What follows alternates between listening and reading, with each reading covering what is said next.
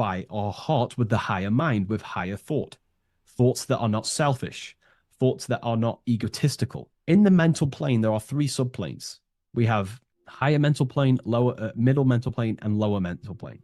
Higher mental plane is higher thought. This is what people call the higher mind. A lot of people say the higher mind, but they don't know truly what it is. You know, a lot of spiritual people will just throw these words around. The higher mind is simply the mind that exists within the higher mental plane where higher thoughts take place. Thoughts that are guided with love, that are guided with selfishness, without being selfless, you know, thinking with, you know, without being egotistical. If you, for example, if you think, how can I make money? How can I gain? How can I do all this stuff? And you're thinking how to make money for yourself, for personal gain. That's a selfish thought, and that will manifest in the lower mental plane. If you want to become more of a powerful mind and gain your personal power, you want to think in a different way to penetrate the higher mental plane, because the lower mental plane, most minds in the collective consciousness operate in the lower mental plane because that most people think unconsciously. Therefore, their minds are not trained to think in the higher mental plane. So most people dwell in the lower mental plane. This is where all the lower thoughts are. There's not very good ideas because the collective consciousness is there. Once you start to raise your mind, you then start to learn to think differently. Instead of thinking, how can I make money? How can I gain? How can I, get this? Think differently. Think on a collective scale to penetrate the higher mental plane. Think, how can I benefit the world? How can I do something that's going to benefit people? Because money will come as a side effect of that. That's just one example. So when you shift your mindset to use the higher mental plane and train your mind, you're gaining willpower. You're also penetrating the higher mental plane where better thoughts are. You receive better thoughts, better guidance through thought forms. That's a whole other lecture I can make. Thought forms, which are basically demons and spirit guides, what people call. They're just thought forms. So we truly do live in a mental world, and everything is force and form, symbolized by the light and the material reality. The individual who understands this relationship between force and form begins to work consciously with the descent of energy through the different planes of consciousness: mental, astral, etheric, physical. When you hold a clear mental image, you create the form. You fill that image with emotion and desire, you generate the force. When you act upon that energy, you complete the circuit of creation. The process is simple yet exact. Force always seeks form, and form always requires force to live. If the mind is undisciplined and the forms it creates are vague, force dissipates into confusion. Energy without direction creates turmoil in the astral body, manifesting as restlessness, anxiety, or inconsistency. If the emotions are intense but the form is weak, the force becomes misdirected, often leading to chaos in one's actions. Conversely, if the mind creates a strong form but the emotions are dull or lifeless, the form remains unanimated, a structure without vitality. True creation requires the balance and union of a defined mental pattern and vibrant astral current. So it's about aligning your mental and emotional states, symbolized by these two pillars here. Well, they are the extremes. So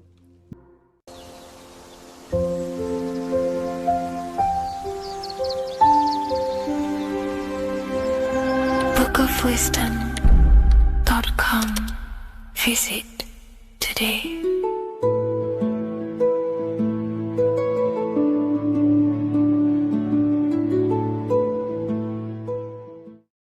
What if I told you the devil is closer than you think, and it's not actually a real person, force, or spiritual entity outside of you, but a being and an aspect of your own mind and psyche? In this video, you will learn exactly what the devil is and the true esoteric meaning of the devil. The first thing we need to understand is that the universe is a mental universe. Look around you. Every action, every building, everything you see around you was begun first as thought in the mind, then manifested. We use the mind to build and shape our reality. The universe, the world, only exists inside of our mind. Therefore, God and the devil exist inside of our own psyche. So first of all, the devil is not a literal being, but a symbol of the lower self. It represents the unmastered, ego-driven part of the human mind, a symbol of destructive thoughts, emotions, behaviors, lives in realms of chaos, fear, hatred, lust, and ignorance. This is why we see the devil as red, because red is the lowest vibrational color on the color spectrum. It also corresponds with the root chakra, which is also all to do with survival instincts. Red represents chaotic and intense emotions like hatred and anger. When we are angry, our face turns red. The devil represents our animalistic fundamental needs, our instinctual needs, our survival state of consciousness. We have a survival state of consciousness and a godly state of consciousness. Our godly state of consciousness is creating, not just experiencing in the animal state, but consciously creating reality. This is why we see the devil with a goat head, an animalistic head, and the head is where the brain is. The animal head represents living off instinct, the part of our mind that lives on urges, impulses, and instincts. Eating, sex, power, ego-driven actions, and ego-driven thoughts. Animals are only aware of themselves. Animals live on instinct. They have no ability to consciously create like humans. This is our lower desires for the material world. That's not to say the material world is evil. However, when our consciousness is only seeking material things, this leads us down a path of self-destruction, because nothing material can ever satisfy our soul. Everything material is temporary. Therefore, the devil represents the part of us that seeks only material desires, only material fulfillment, the ways of thinking where we only think about ourselves and ego-driven thoughts. It also represents the unchecked, unconscious self, where we have no mastery over our thoughts, over our emotional impulses, and no mastery over our actions. We're living in instinct and impulsive states, which causes chaos, selflessness, destruction, and keeps us bound to our lower material 3D state of consciousness. It's important to recognize that the word devil was never present in the earliest Gospels. Instead, what was mentioned was a spirit of evil. This distinction is crucial because it underscores that the idea of the devil, as popularly conceived, does not actually exist as an independent entity. Rather, it is a personification of the lower aspects of the human mind, a facet of our own consciousness. The term spirit of evil was not meant to denote a specific deity or being, but rather any force of negativity, whether it manifests as a destructive thought, emotion, or action. A spirit is a force, an energy, and we have three forces that create our reality: thoughts, emotions, and actions. We have full control over these three aspects, which transform and mold reality. A destructive thought, a destructive emotion, a destructive action is a spirit of evil, and it originates from the darker aspects of the human psyche. So now, because we're on the topic of the devil, we have to look at the pentagram, which is obviously connected to the devil heavily. The upright pentagram represents spirit, air, water, earth, fire. Upright, which represents spirit, the most important element on top of the earthly elements, showing spiritual principles over material principles. As spiritual beings as we are, we have to put our spirit first, our higher self first, and material things second. Why? Because material things never satisfy us long term. Seeking material fulfillment will leave us feeling unfulfilled in the long run and very unhappy, and we can lose ourselves in illusions. We have to put our spiritual principles first. Seeking wisdom, knowledge, connection to the divine, and connection to our higher self is what gives us true fulfillment in our hearts and souls. But when we see this pentagram inverted, we now have spirit on the very bottom, which now represents earthly principles on top of the spiritual principles. We're putting our earthly elements on top of our spiritual element, which this inverted pentagram represents no longer caring about spirit, no longer caring about our invisible internal world, and only caring about this external body, food, sex, material things, cars, money, and all the things outside of us, the world outside of our mind. This is what true Satanism is. Satanism is not worshipping an external deity, but it is worshipping the self, only fulfilling the ego's desires. This is what true Satanism is, and we have all been conditioned to live in this state. Satanists want us to believe that there is an external deity called Satan or the devil, and the reason they do this is because they trick us, making Others believe that we are not Satanists, while they are actually conditioning us to be self-seeking, ego-driven people, where we only care about sex, food, material things, and money, which is actually conditioning us to be Satanists. 80% of the population today are unknowingly involving themselves in Satanism, which is ego-driven thoughts, actions, and emotions, dwelling and living in this state, where we only care about ourselves. When we are spiritual, we realize we are all one. We are all one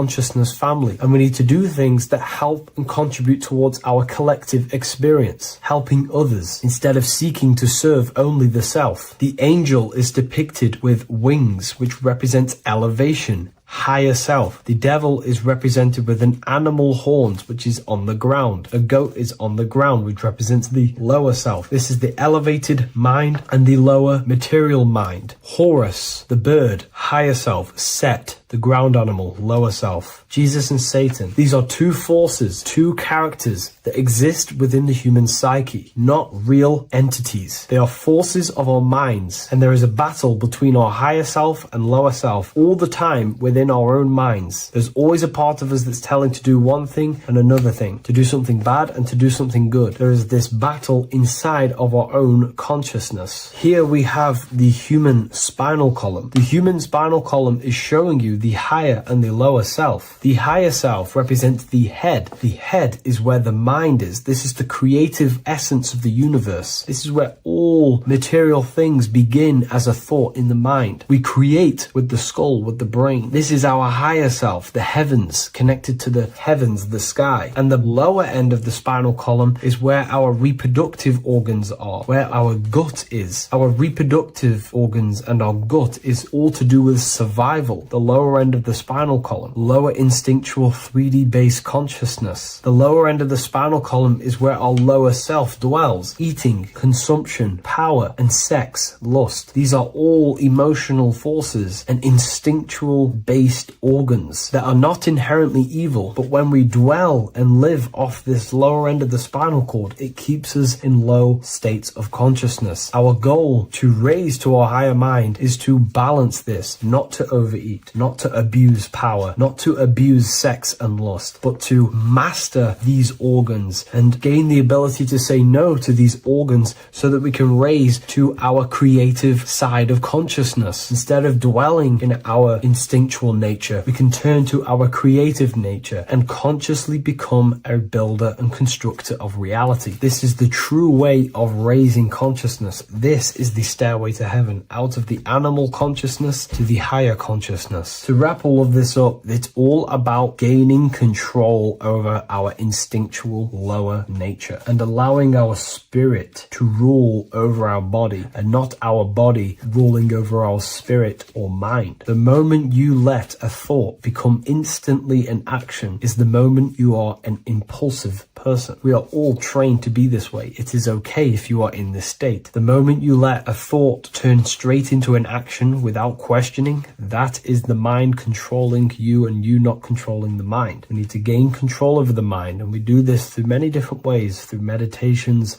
affirmations, and discipline. We slowly gain control over our minds. And once we gain control over our minds, we gain control over our thoughts, and we gain control over the attention that we give certain thoughts. We can then start to uplift our mind, our thoughts, out of our instinctual state to the higher mind. If you wish to learn more about consciousness, I'll leave a link in the description for the Book of Wisdom, Volume 2. Welcome to Revival of Wisdom. Welcome people, we're back with another video.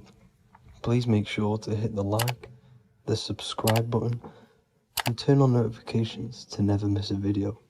The Vatican is a giant key from a bird's eye view, and it also contains an 8-pointed star. The Anunnaki Sumerian gods also depicted this 8-pointed star. The sky god Anu from the Anunnaki also uses the 8-pointed star for his symbol. And even Freemasons depict an 8-pointed luminary with a ladder and a key. This is symbolizing the key to ascension up to the 8-pointed star, which is Polaris. Polaris is always depicted as an 8-pointed star. Polaris is the standstill star at the very center of our realm, which is perfectly aligned with the North Pole. The Earth is a giant torus field, and at the center is where the most electromagnetic energy is stored. This is why all compasses point to the north. Hence why a compass is an 8-pointed star, because it points you to Polaris, which is the North Pole, the center of this realm. The 8 points of the 8-pointed star symbolize the 8 points in space and time. So yes, Polaris is the portal which you ascend through if you outgrow this consciousness by aligning your chakras. Our earthly realm is a macrocosmic reflection of us, and we as humans are the micro reflection, with the earth containing its 7 chakras as well as us. The North Pole is the 7th chakra, which is the crown chakra. So the key to ascension is held by the Vatican, hence why it's a giant key, because they mislead the masses through their religions, which teaches the masses to look outside of themselves. As stated in the 20,000-year-old emerald tablets, written by the Egyptian god Thoth. On Earth, man is in bondage, bound by space and time to the Earth plane. Encircling each planet, a wave of vibration binds him to his plane of unfoldment. Yet within man is the key to releasement. Within man may freedom be found. So the 7 planets are associated with each 7 chakras. The lowest chakra being the root chakra, which is associated with Saturn. This is why the elites love Saturn and reflect it in all of their symbols. Because the chakras are an ascension of spiritual principles, starting from the material and ascending up to the spiritual, the crown chakra. However, evil love bondage, and they are trapping souls in the physical realm by stopping and provoking the ascension process. They do this by abusing the energy of Saturn, and Saturn is associated with the lowest chakra. The lower 3 chakras are associated with survival mode, which keeps the consciousness in a constant state of fear and only aware of its surroundings. Once you start to ascend up your chakras, you become more consciously aware of spiritual deeds. And this is the process of returning back to your true spiritual form. Going back to Polaris and its connection to ascension, Kanye West symbolizes this on his music video 24.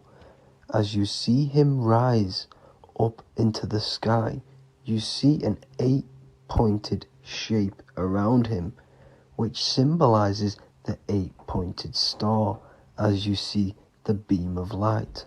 And even NASA symbolize this in their Space Delta logos, a bear holding a key with an arrow up to Polaris, the 8-pointed star. Here's another NASA logo of an arrow from the Earth to Polaris. The series Lock and Key on Netflix is all about portals and doorways, and they have the Kundalini energy as one of their keys. Kundalini energy is the energy which rises up the spine, the 33 vertebrae, and activates the third eye. The third eye is the spiritual gland which connects humans to other spiritual realms. We are not the body. Our spirit, our soul inhabits the body. We exist physically, spiritually, and mentally. Therefore, we are multidimensional.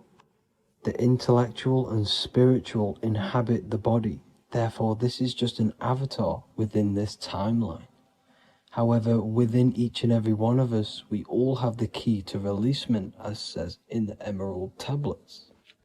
This releasement is ascension up until higher states of consciousness. As stated in the Emerald Tablets, man is in process of changing to forms that are not of this world.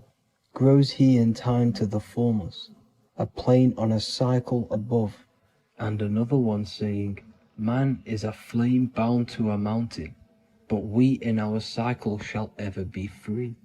Know ye, O man, that when ye have progressed into the cycle that lengthen above, life itself will pass to the darkness, and only the essence of the soul shall remain. That's it for this video. I hope you all enjoyed. Please feel free to leave a like, subscribe, and comment any subjects you want me to talk about. God bless you all.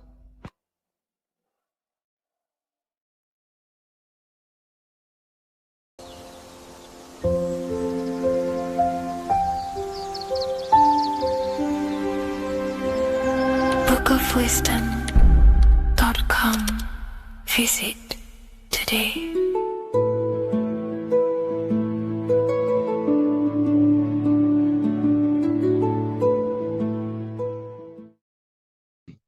This one secret that is hidden and guarded within secret societies grants you profound power, which can fully transform your life and perspective on reality. Today, I'm going to reveal this one secret, which you probably already know, but never realized how deep it truly is. This has the power to change your life. It is the key to your potential.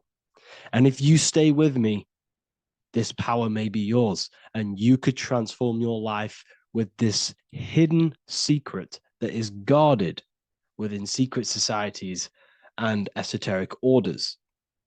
And this secret is not really a secret, but something people overlook, that the universe is mental. Everything we experience and interact with and perceive originates within the mind. The universe is a boundless field of consciousness, a mental construct molded and shaped by thought. We do not just live in a physical world, as they want you to believe. There are hidden forces that mold the material world. They want you to believe that you are only a physical being inside of a physical universe. But this is completely wrong. You are the architecture of the universe. Your consciousness is the very fabric of reality, and you create your own universe. The universe is an infinite field of consciousness, a vast and limitless mental construct, intricately woven and shaped by the power of thought. It is a dynamic and ever-evolving field where the interplay of awareness and attention gives form to existence. Within the boundless realm, every idea, perception, and belief contributes to the creation and transformation of reality itself. Each thought holds the power to transform reality. Your consciousness is the very fabric of reality. And this is shown in the symbol of the flower of life. The flower of life is a symbol. It symbolizes the interconnectedness of all existence, illustrating how every thought is not merely a fleeting moment, but a ripple that reverberates across every layer of reality. Each action, like the intricate overlapping circles of this pattern in the symbol, extends its influence far beyond its origin, weaving a web of interdependence where every choice impacts the whole. It serves as a profound reminder that everything is connected, bound by an unseen field of consciousness. This symbol represents how one action, one thought is a ripple in the whole vastness of the ether of consciousness. To master your mind is to master the universe, because your mind is a miniature universe. The mind is the very fabric of reality. So if we gain the hook, if we gain the power and the mastery over our minds, we have now gained the power to create reality to your will and intent. You see, most people live in a cycle, and this cycle is the outer world manipulating how they feel on the inner world. People's external circumstances are creating their thoughts and emotion in the inner world of consciousness, which is producing a constant cycle of negative manifestation. For example, let's say something negative happens to me in my external world, then I start to think negative and feel negative. What that is actually doing is manifesting and projecting more negativity, because our thoughts hold the power to control and weave our own life. Your life is a direct correlation of every thought you thought in the past. What we need to do is stop and not let the mind control you in your reality. You need to control the mind so you can control reality. So what does this actually mean? Reality is an externalization of consciousness. Consciousness and matter are one. They're not separate. They are inseparable and interconnected. Everything we see, experience, and observe is a manifestation of thought, beliefs, and consciousness, shaping the world around us. Now, this ties in with the secret fifth element that they have hid from you. They've hid from you this sacred and very important symbol and pillar to reality. And this pillar, this sacred thing they've missed, is called the ether. And they've held this from you for a reason, a specific reason. This is the true fifth element. Why do they hide the ether? Because the ether has the power to shape and manifest whatever we imprint upon it. Every thought is a vibration interacting with the ether and actively shaping our reality. The ether, you could see it as the codes to physical reality. It's like an energetic blueprint which surrounds all physical objects. It is the life force that gives life to all things. All energy comes out of the ether and returns back to the ether. Energy, it's 0 point energy, and it is an infinite source of energy. So this is why they hide the ether, because whatever our mind can imprint onto the ether, we can create into a reality. And we imprint the ether through thought and imagination. The mind holds the power. The mind is the very source of reality. The material realm is not separate from the mental realm. Rather, it is intricately shaped and influenced by it through the ether. This subtle, all-pervasive medium bridges thought and matter, allowing consciousness to mold and manifest the physical reality. To transform our lives, we must first transform our minds. True change begins within, as our thoughts, beliefs, and perceptions shape the reality we experience.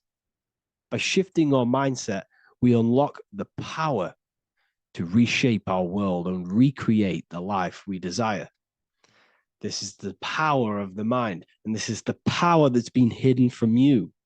We're not taught these things in schools for a reason, because they don't want us all to be conscious creators. Instead, they feed you your beliefs. They feed you your thoughts through the music, through the entertainment, through the movies, through the news. They're controlling your thoughts with this information. They're installing beliefs and information into your mind. So you are producing their reality. But this is what we need to stop. We need to take control. We need to stop consuming their music, their movies, their information, their news, because all of this is contributing towards your reality. They have the collective consciousness at the tip of their fingers. They do not create the world. We create the world by believing their beliefs and their thoughts and installing their information into our minds. You see, it's mind over matter, and most people live in matter over their mind. Most people let matter, the external circumstances, dictate their mind when it should be the other way around. It should be mind over matter. This is the mental plane. This is the astral. This is the etheric. This is the physical. The mind holds power over the emotions, over the imagination, over the physical, and over our spirit. It holds power over everything. It's mind over matter. It's the mental body that we must transmute and change. Most of us live in a chaotic state of mind, and this is what we must change. Turn chaos into order. So we need to be mind over matter. We need to install this belief into our subconscious. I, Harry B. Joseph, have created the ultimate esoteric school on the earth. As a member, you'll gain access to live mentoring calls twice a week, along with new lectures, books, and exclusive content released every week. Additionally, you'll have a full access to all my life-changing programs. If you're ready to transform your life and start your journey today with me, join Ethereal University. These are the campuses. We have the real lecture sections filled with lectures that you can watch. Manifestation Mastery, which teach you exactly how to reprogram your subconscious mind so you can live that reality. Sexual Alchemy, the path to empowerment of how you can transmute your sexual energy. The Real Library, where you gain access to powerful esoteric books, PDFs. Symbols of Secrets, an amazing course. The course that allows you to see beyond the veil that has been pulled over your eyes, the language of symbolism that secretly rules the world. I teach you how to read symbolism. Esoteric Exchange, live calls. You get to rewatch all of the old live calls. Mindwave Hub, this is a place of binaural beats where you can listen to infinite amounts of binaural beats. So you can meditate to them. Meditation section, numerology, health section, and electromagnetism. This is a life-changing place. And if you are serious, we only accept serious about changing your life and studying the occult and esoteric, this is the place for you. I've been there. I've been on YouTube looking around for valuable information, trying to find good accounts, good channels. It's very hard. I had to go through years of trying to find good information on YouTube. But what I've done is instead of you searching around everywhere for bits of information and connecting the dots, I've put it all into one big place. You get your binaural beats, you get all the programs you need to walk the path of enlightenment to transform your life. I will connect with you on the inside, and I hope this lesson, this lecture, you gained some information, you gained some power from it. Please like and comment, or don't. It's up to you. If you have any reviews, if you have any ideas of lectures that if you don't understand certain things, make sure to leave a comment and I can make a lecture about it. I can make a video about it for sure. I don't mind taking recommendations for videos. So I thank you all, people. Have an amazing day.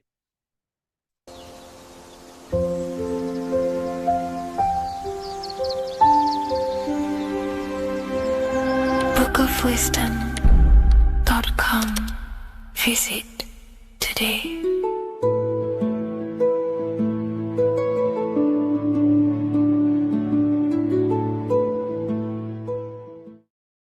How are we doing, people? It's Revival of Wisdom. We're back today talking about sun worship. Okay? And please enjoy. Sit back and enjoy the video. First thing we need to understand is that the sun is the risen savior. It's the light of the world. Without the sun, we have nothing. Now, the sun is the Son of God. We didn't make the sun. No one owns the sun. But who created the sun? Obviously, the Creator created the sun. Therefore, it is the Son of God. And that is what Jesus is symbolizing in the Bible. The Bible is a metaphorical story. That's why it's called the greatest story ever told, because it is a story about the sun, the zodiac. It's about you. the systems in the body. It's about everything that is sacred in this creation. Now you can see the suns behind Jesus' head in all of the ancient portraits, even the ones that are more modern. You still see a sun on the back of his head because he is the sun. He's the light of the world, our risen savior. And this is what Christians are lost because they don't realize it's a symbolic story and they think Jesus was a historical person. He's not a historical person. Okay, this is what we need to get out of our mind. This wasn't a historical person. It's the Son, our risen Savior. The Son is the soul. It's the soul of this creation.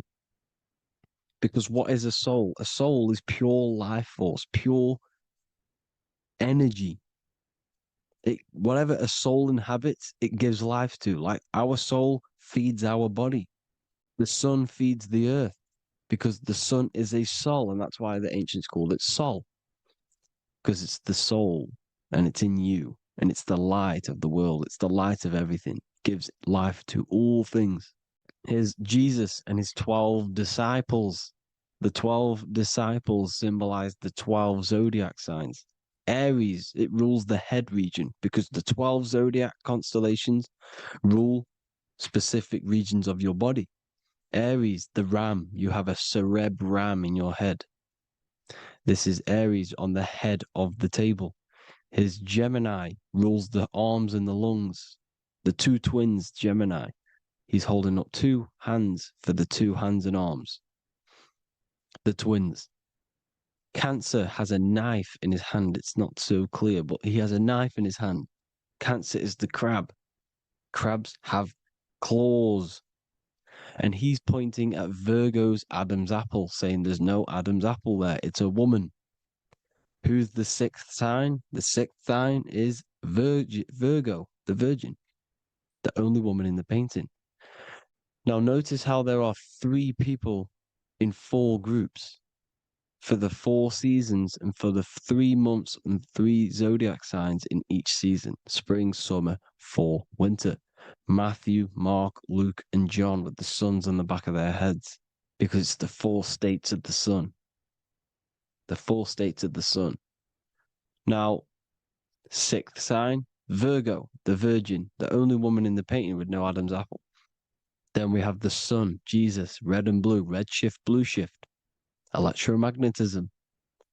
The ancients knew this. He's got one hand open, one hand down, because the sun gives and retrieves. The sun rises and it falls. It gives, then pulls away. That's what the sun does, and that's what he's doing. His arms are out, symbolizing the rays of the sun, casting down onto the earth, giving and then receiving. Libra, his 2 hands are equal. He's holding his arms out equally because Libra is the 2 balanced scales. Libra is when the sun is balanced between the summer and the winter. It's being judged. The sun isn't balanced. That's what Libra is, the 2 scales. Capricorn is the goat. Goats have 2 horns, and you can see the 2 horns on his head here. See? So this is astrology. This is what Leonardo da Vinci is depicting here. It's astrology. He knew the story of the Bible is all astrology. It's all based on astrology. The Son of God, the real Son. Now here are some Bible verses. I am the light of the world. Obviously, that's the sun. What other light is there that lights up the world? The moon can't do it. It's the sun, the one and only Son, our risen Savior. Because if the sun didn't rise, we'd all be dead. So it's our risen Savior. And it dies for our sins every night and then gets reborn every day. Now, Jesus calms the storm. Mark 4:35-41. The disciples are all on a boat and there's a heavy storm. But Jesus is asleep. The disciple says, Jesus is asleep. We need to awake him. They wake up Jesus, and Jesus got up and rebuked the wind and said to the waves, quiet, be still. Then the wind died down and it was completely calm. Well, when Jesus was asleep, this is the sun not being risen. It's not risen yet. because in the night times, that's when the storms happen on the sea, in the ocean. And when they awake Jesus, Jesus rises because he's the sun. He rises and everything calms, because when the sun comes, the storms go. You see? So it's the sun. It's all about the sun. Here's another, Luke 22:10. A disciple asked Jesus, when will we know it's the end times? And Jesus says, as you enter the city, a man carrying a jar of water will meet you. Follow him to the house that he enters. Well, this is clearly talking about astrology, the topic that Christians think is satanic, when they don't realize the whole thing's based on astrology. Because the end times is the end of Pisces, which is the two fish, which is the age we've just gone out of. And you can see all these ancient churches here with two fishes, because they knew it was the age of Pisces. There's an ancient photo, ancient artwork with the two fish, Pisces. And the end times, as it talks about in the Bible, when Christians think the world's going to end or something. But no, it's just the end of Pisces. As you enter the city, a man carrying a jar will meet you. Follow him to the house. The house is the zodiac sign that he enters. And the zodiac sign is Aquarius, because that's what it is, a man carrying the water. We know this is astrology because a woman, that is a woman's job in the ancient times. In the ancient times, the woman used to get the water. You would never see a man collecting water back then. That was the woman's job, whilst the man builds the houses, for example. You see, so we know it's talking about astrology because astrology is the man holding the bucket of water. It's the end of Pisces. Now we are in Aquarius. And of course, Luke 24:36, the risen Savior, the Son. Now, the Son is also born on the 25th of December, a virgin, just like Horus, Mithra, Buddha, Krishna, Hermes, and thousands of other gods, all born on the 25th of December. Well, it's because the sun moves 1 degree northward on the 25th of December. And on the 22nd to the 24th, it stays in the same degree because it's moving south.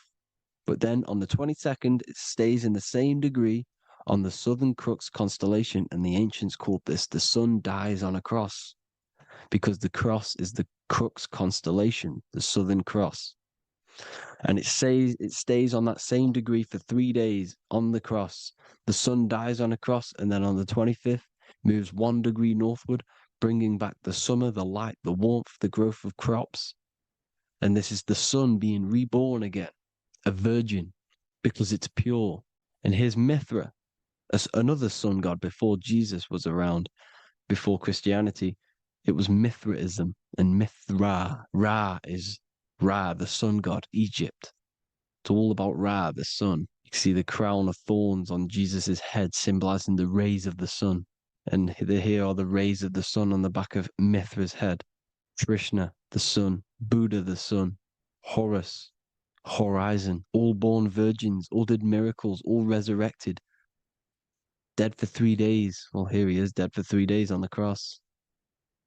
And resurrected, because it's the most ancient religion ever been on the face of the earth, the worship of the sun.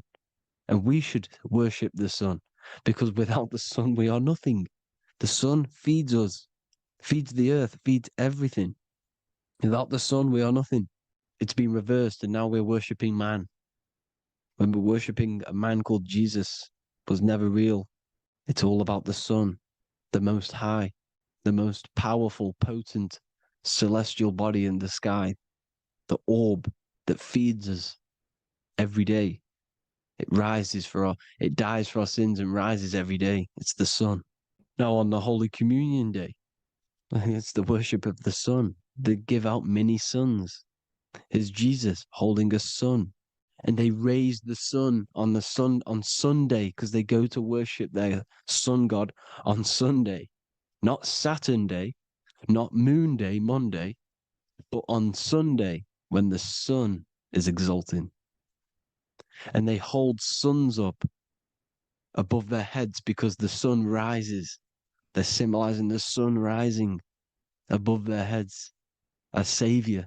It's the sun. It's the Holy Communion Day.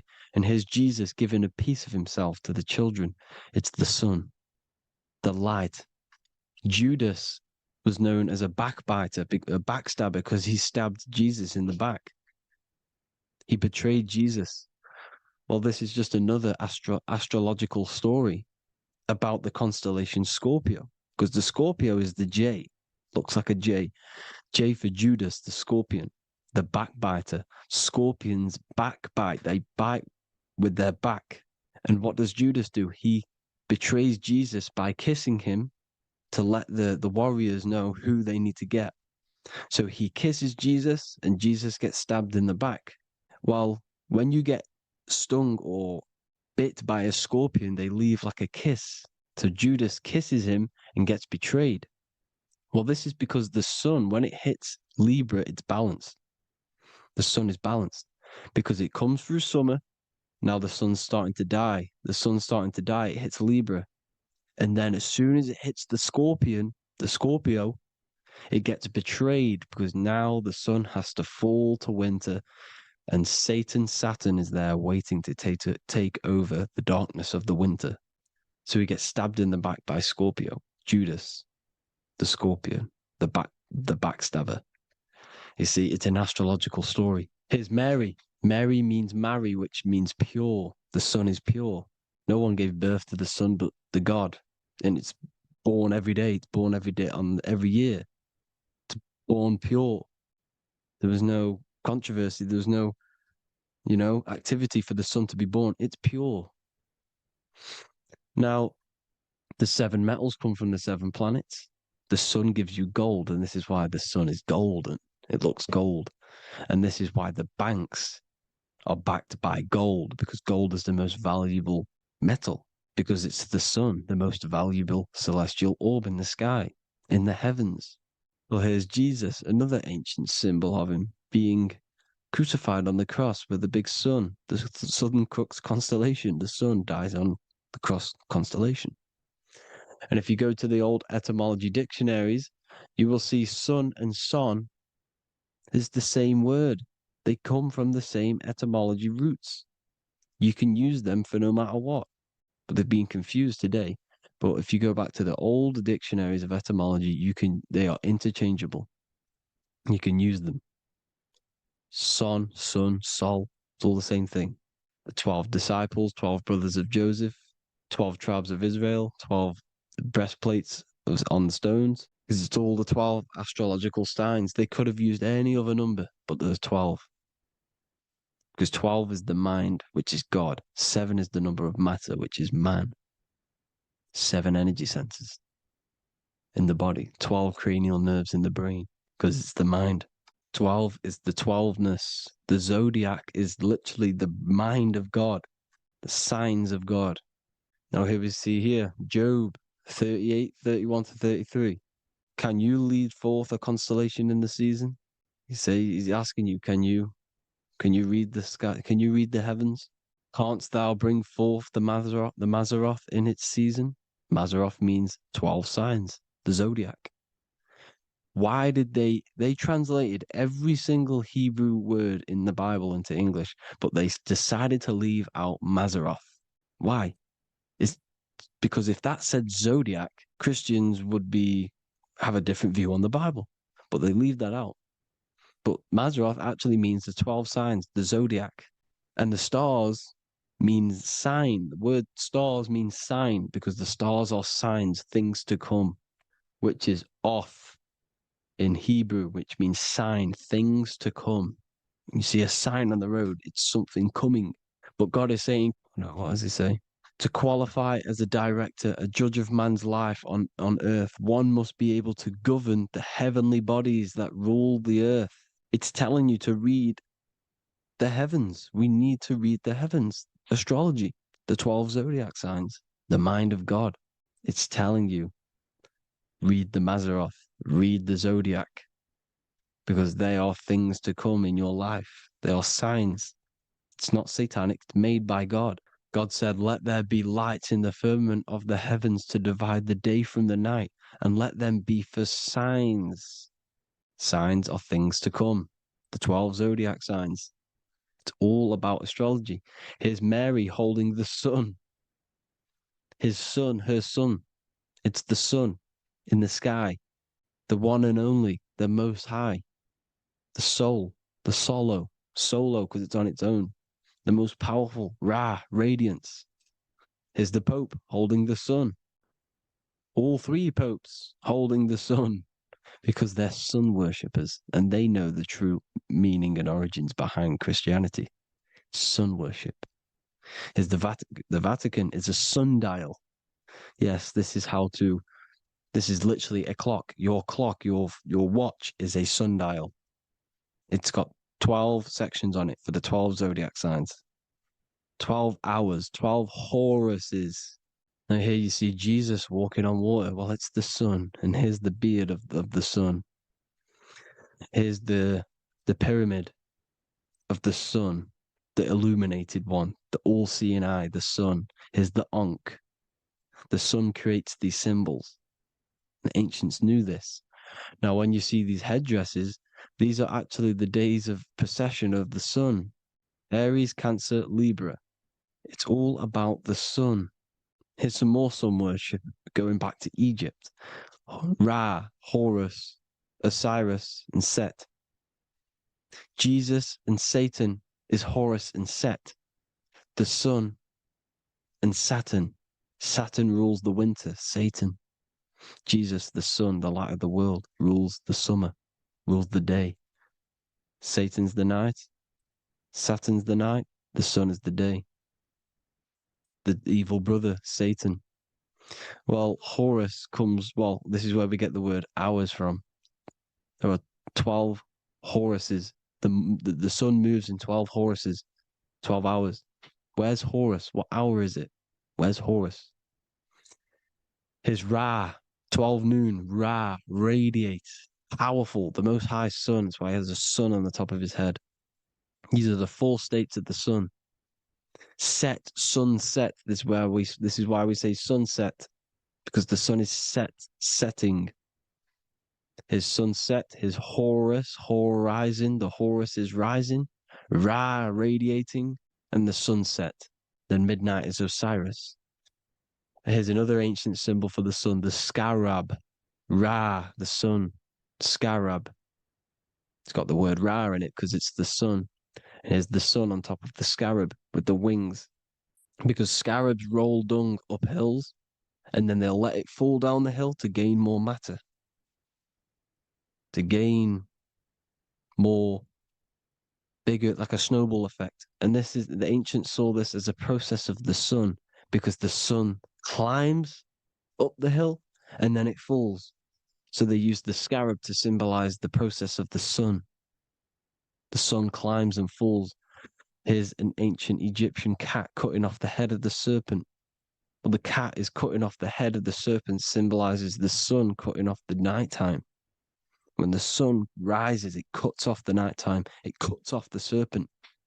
The serpents represent darkness or evil. Well, there's some more symbology of the sun and the heavens, the arch, the royal arch, the firmament, the sun inside the firmament. These are all ancient churches, and they all depict the firmament with the sun inside.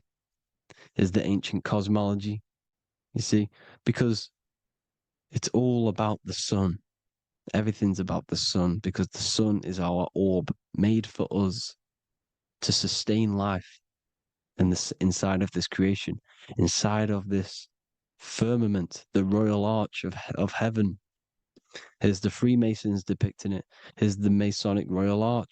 You can even see the zodiac signs. Here's Cancer, the checkered board.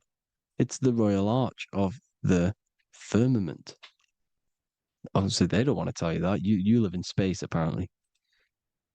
Some more sun worship. Here's the beard of the sun on the water.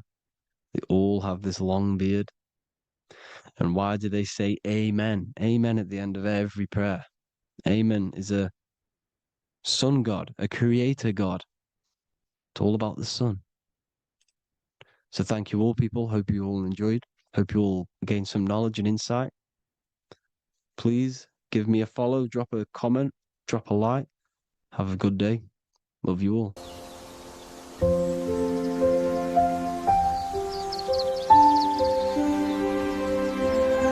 bookofwisdom.com. Visit today.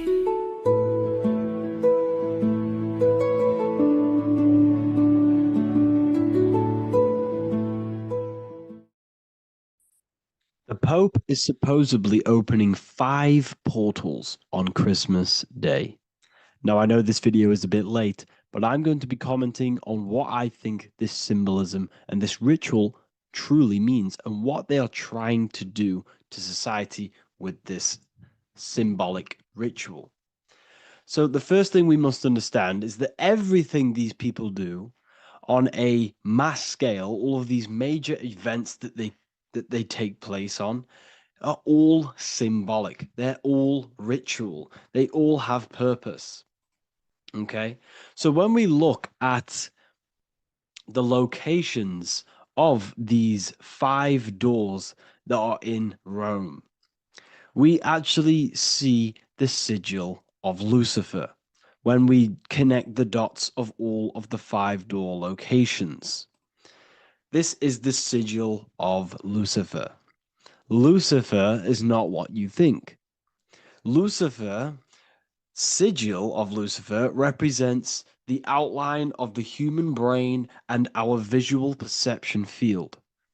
Now, the human perception field is how our brain interacts with the external reality. Our external reality is not physical. The only thing that exists outside of you is pure energy, formless, vibrational energy and light. Your brain is an energy decelerator. Your brain decelerates this light, this energy, into a material reality or perception that you can interact with. You don't look into the external world. The energy, the light enters the eye retinas, goes through the optic nerve, and travels to the back of the brain called the visual cortex. And the visual cortex is what shapes your visual screen.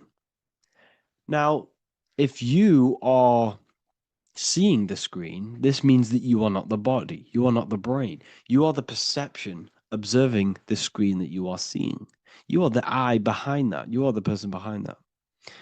So, what this is actually symbolizing is perception. This is a symbol of perception, of perceiving the material plane, of how spirit interacts with matter. Now, what's Lucifer? Now, the word Lucifer means the light bearer. He's known as the light bearer. The word Lucifer originates in Latin. Luci means light, and fer means to bring.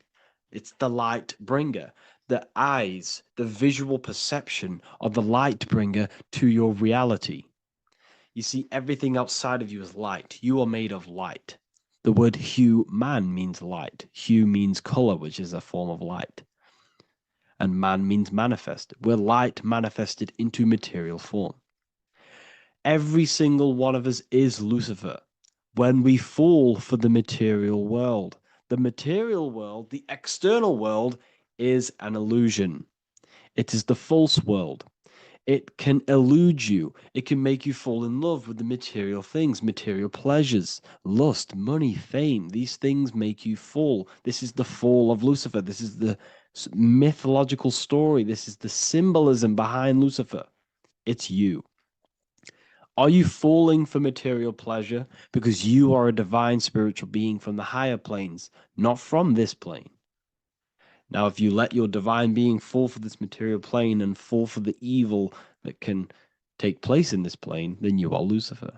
It represents the false light, the false reality. This symbol, the sigil of Lucifer, it symbolizes the interplay between light, consciousness, and the perceptual experience of the physical reality. The external world is truly internal. What we visually perceive is essentially light waves carrying information, which then gets processed by our brain, the central computer of our nervous system. Okay? So, How many doors are open? 5 doors. So 5 is the number of perception as well. 5 fingers on each hand, 5 points on the human body, 5 toes on each foot. We have 5 senses. 1, 2, 3, and 4, they're spiritual numbers. 6, 7, 8, and 9, they're material numbers. 5's the gateway. 5 is the middle bridge of how our spiritual self interacts with the physical self, how spirit interacts with matter. So this ritual is symbolic of perception. This is maybe bringing in a new perception. A new event will happen after this, a new perception of the world. Or personally, I think this ritual was to obviously shape the collective consciousness, because your reality is an externalization of your inner consciousness. It's simply just a mirror. Your material life, your material world outside of you is simply a mirror reflecting with mathematical and geometric precision of your internal consciousness. Your consciousness is creating and causing the effect called reality, physical reality. Your life is a result of every thought you thought in the past. Therefore, with that being said, everyone who perceives this ritual of, oh, the Pope's opening 5 spiritual portals, who's letting in demonic energy into the world, they're going to let demonic energies and demonic spirits all in the world. Well, what if I told you the only portal they're opening is a portal in your own mind for negativity? By you believing in negative forces coming into the world and going to possess everyone, that's opening up your own mind. The collective spiritual community has been brainwashed in thinking there's going to be demonic energy. Therefore, what will happen? There will be demonic energy. Not because the Pope opened up a portal to the demonic energy, it's because everyone opened up their own minds to the demonic energy. Therefore, we as a collective consciousness shape the external world on a macrocosm scale. For example, the microcosm is your personal life. Your personal life. You have created it through consciousness. Your belief system is just externalized in your world. But on a collective scale, we all believe in money, for example. And because we all believe in money and we believe that this piece of paper holds value in our minds, okay, in the mental plane, this has an effect on the physical plane by shaping the physical plane by being ruled by this belief as on a macrocosm scale. Yes, I know that money doesn't exist. It's just a belief in my mind. But that doesn't have an effect because the collective consciousness believes that money has effect, has power. When it doesn't, it's just a piece of paper with a belief behind it. If the collective consciousness stopped stopped believing in money, then the collective consciousness would have broke the spell and we would have no longer had a material plane ruled by money. You see, our beliefs is ruling and shaping our physical plane. This physical world outside of you is truly just an effect of the mind, an effect of our consciousness, our inner world. So I believe this ritual was done to change our perception, to make us think the Pope is bringing this spiritual energy and negative forces into the world. And it's just simply us creating the negativity in the world by believing in this, by thinking this. Remember, they have the power to send messages into millions of people's minds through media. And then messages are then believed, and that belief is shaping our world. What have I told you? That the New World Order is not manifested by the elite, it's manifested by you and us. We're all manifesting the New World Order. They can't manifest it. We can, because we are the ones believing it. We believe it. It is reality. It shapes our own prison. We're all shaping our own prison by believing in the prison, by believing in money. So this ritual was all to do with perception, creating a new perception, creating fear in our minds to, of course, distract us from what's really going on. This is all a ritual to implant messages in your own mind. So I hope you all understand this video, and I hope you all gain some insight, and I'll see you inside the university.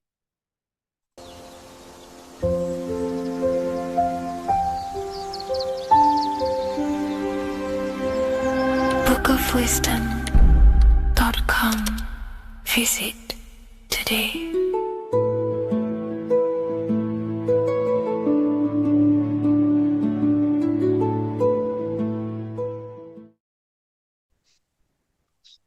Matthew 21:1, Jesus went into the temple of God. Corinthians 3:16, do you not know that you are the temple of God? Now, what is this telling you? That God is within you. Hence why in Luke 21:12 it tells you the kingdom of God is within you.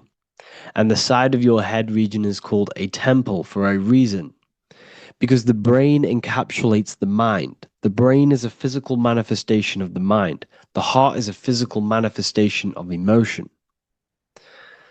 So we have these different layers of our consciousness. We have an intellectual, communicative aspect of our consciousness, which we would call the mind. We have an emotional aspect of our consciousness, which is the heart. And to communicate with the divine, it's all to do with the mind. Hence why the ancients always symbolize the mind being God. This is why Michelangelo always placed God inside of the brain on top of Sistine Chapel in the middle of the Vatican. He understood that God is in the brain. God is within you, not outside of you. The church tells you that God is in the sky because they are creating a externalization of the truth to create a business and a distraction so that you don't find the divinity within you, so that you don't find your power. Now you have Adam, the physical man, the physical body, the ego, the lower self. And he is resting. He's not trying to reach to God, but God is reaching because the higher consciousness within you is always trying to communicate with you. It's always trying to wake you up to your divinity. But the lower mind, the lower self, Adam, the physical self, is always in ignorance of truth, always in ignorance, and stays in a materialistic way of thinking, which is the lower animal self. And this is what we call a sleep or an NPC. This is the lower mind of man. But all you have to do is to move your finger to touch God. You have to look within yourself, within the brain, meditate, and you can find God. This is why in the Bible we see many references to the human body and anatomy to truly connect with God. Kings 6:8, the door to the middle chamber was in the right side of the house, which is the right hemisphere of the brain. The middle chamber is the pineal gland, where the seat of your consciousness is, where the seat of your higher consciousness is, the mind. And they went up the winding stairs, which is your spinal column, into the middle chamber, and out of the middle chamber into the third. So they went up the winding stairs. This represents raising your consciousness up the winding stairs. Your spinal column acts as a stairway of consciousness. Depending on what sort of consciousness you are operating in, depends on what part of the spinal column you are using. Because the spinal column ascends and descends consciousness. What do I mean? If you are in a reproductive way of thinking and you're always thinking about sex, you're jerking off all the time and you're always eating, all of your brain's power and your mind's power is being descended into the lower aspects of the spinal column, which represents hell, the physical state of man, Adam, the ignorant state. We're basically living off low-level pleasures like an animal. And the stairway to heaven is your spinal column. They went up the winding stairs into the middle chamber, which is your mind, your pineal gland, and out of the middle into the third stage of consciousness, physical, etheric, astral. When you meditate and you start to raise your consciousness during meditation, you enter the astral plane when you turn off thought. But this is the middle chamber inside of the brain. Here we see another painting inside of Sistine's chapel of God inside of the brain. This is the brainstem. This is the brain. This is the frontal lobe. This is the back lobe. This is the back lobe. This is the cerebellum. Here's the reptilian brainstem. Here's the claustrum. This is what we are seeing here. Anatomy. Here is another one in Sistine's chapel in the middle of the Vatican. This is depicting the brainstem. God's neck looks exactly like the brainstem. Here we see a real brain compared to God's neck, because the neck is just below the brainstem. And this is what they are symbolizing, because they knew that God is within you. God is a part of the human body. God is inside of the body, because the body is a vessel for consciousness, for universal consciousness. Inside of you, inside of me, is the same spark of consciousness. And this same consciousness is spread out into every living essence, because everything comes from the one source, the one God, the one consciousness. Matthew 6:22-23. The light of the body is the eye. If therefore thine eye be single, thy whole body shall be full of light. Practicing the single eye. What is this? This is meditation. This is entering within yourself. So the Bible's telling you to practice the single eye. But if thine eye be evil, thy whole body shall be full of darkness. What does this mean? If your consciousness is in an evil way of thinking, if your mind is filled with an evil, negative mind space, then your body shall be filled with darkness, with evil, with negativity. Because negative thoughts destruct the body. Positive thoughts heal and regenerate the body. So he tells you to be, the light of the body is the eye, your consciousness, the inner eye of consciousness, the eye that lets you see. And what do I mean? You look with your two physical eyes, but you see with the inner eye. What you see is perception. You look with the two eyes, and what you see is perception. You are seeing, you are understanding, and that's what consciousness, the mind, gives you. Consciousness, or the mind, is the force that allows you to be a human being, that allows you to understand things and interact with things and make decisions.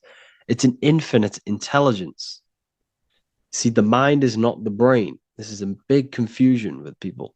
Hence why the eye on top of the pyramid is separate from the bottom half of the pyramid, because the consciousness is separate from the body, the eye, the all-seeing eye. It represents the observer, the eye that sees into this body, into this world, into this. You are the perceiver. You are the invisible spirit within the body. Theologians 4:17. After that, we are still alive, and our left will be caught up together with them in the clouds to meet the Lord in the air. You don't meet the Lord in the physical air. Okay? This symbolism of the ancient Christian artwork is showing you this is symbolic. These things never happened. There's no man in the sky. Moses didn't go on a mountain to meet with God. The air represents the mind. This is why you say you're an airhead when someone's very stupid.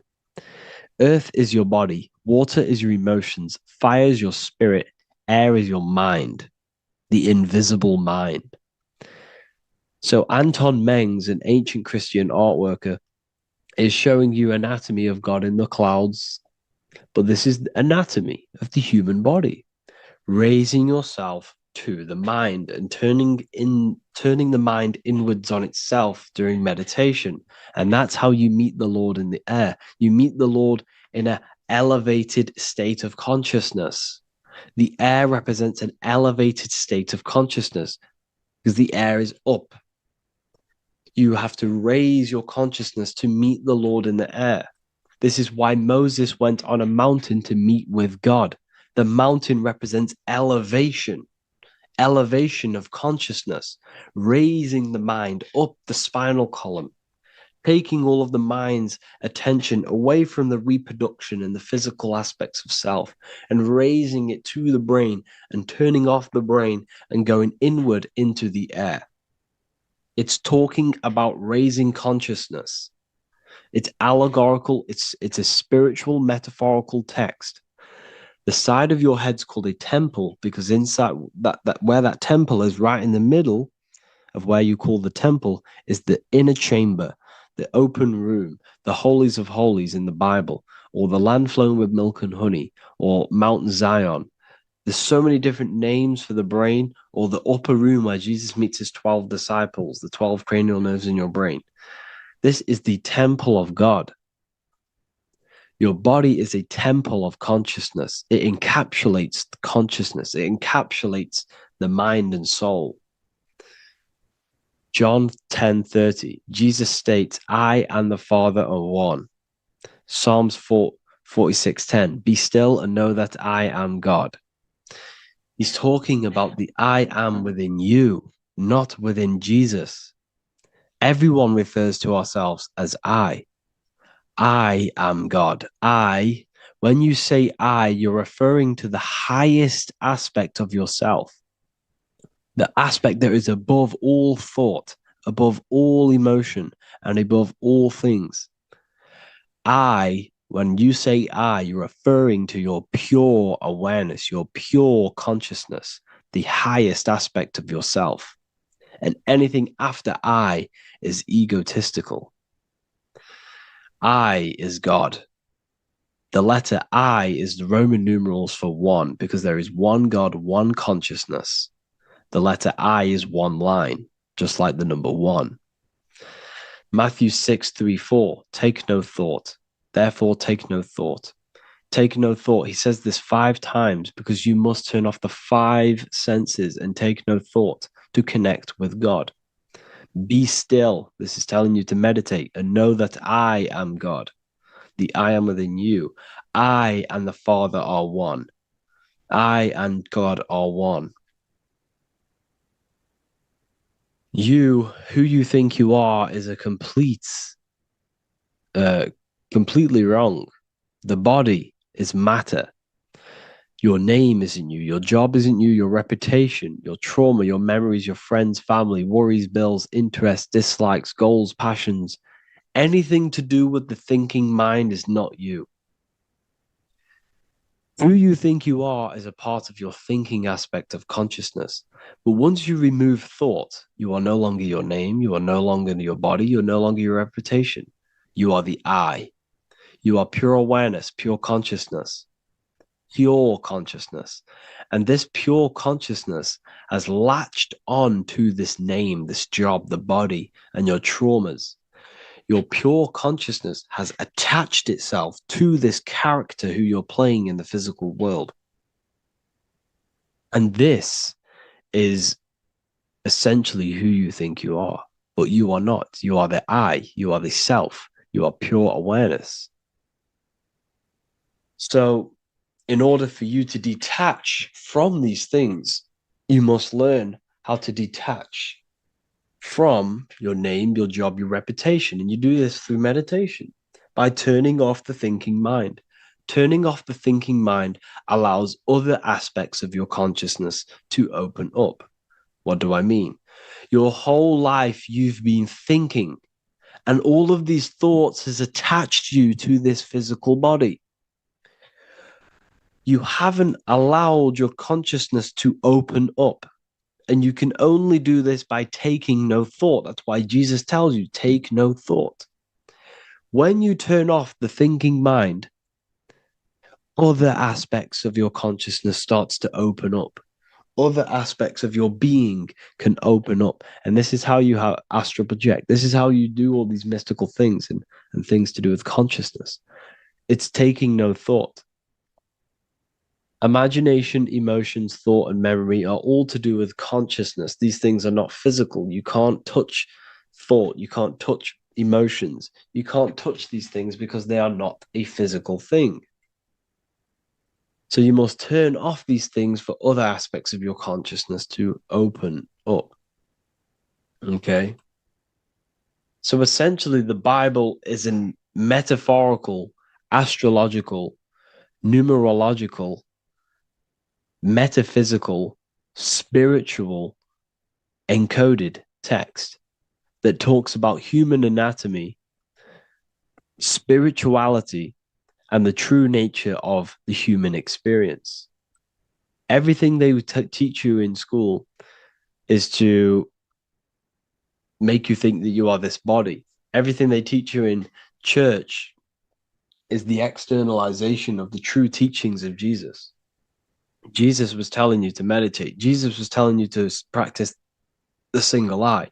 Jesus was telling you to look within yourself and find God. He wasn't telling you to pray to him. Mark 16:19, he was taken up to heaven and sat at the right hand of God, the right hemisphere of your brain. John 21:6, cast the net onto the right hand side of the boat and ye shall find fish. Fish is understanding. The boat is your body, your brain. Cast your awareness into the right side of your brain and you will find understanding, because the right side of your brain is all to do with the creative aspect and the intuition and the spiritual sides of your consciousness. This is why God is here. This is why Michelangelo depicted God in the right hemisphere of your brain, because this is all human anatomy. And I speak about all of this in the brand new Book of Wisdom, Volume 2, which is now available. The start of the revolution has begun. This book is truly going to change the way people see the world. It's got so many more topics than the last one. It's truly a revolution. It's written in so much detail. It's very practical. I cannot wait to share this one with you. I just want to say thank you for the opportunity for me to create this book, because without you, I couldn't have created this. And I just love sharing my work with you. And I thank every single one of you for the support, the watch, like the views and the likes, everything, especially the people who have joined the university and stuff like that. And for people who have joined the university, you do get a free Book of Wisdom paperback if you just go to the general chat and follow the description, follow what the instructions that I gave you in the chat, and you'll be able to order a free Book of Wisdom if you are inside of the university.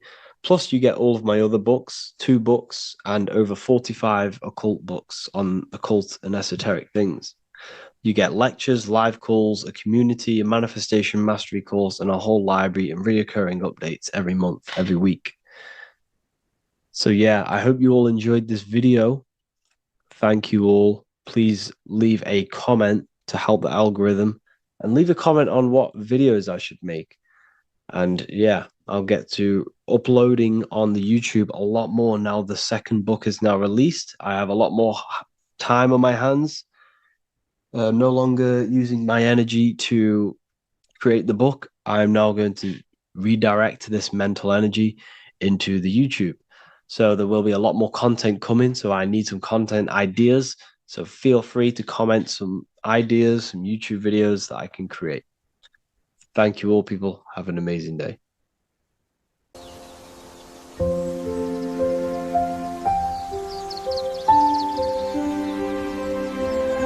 bookofwisdom.com. Visit today.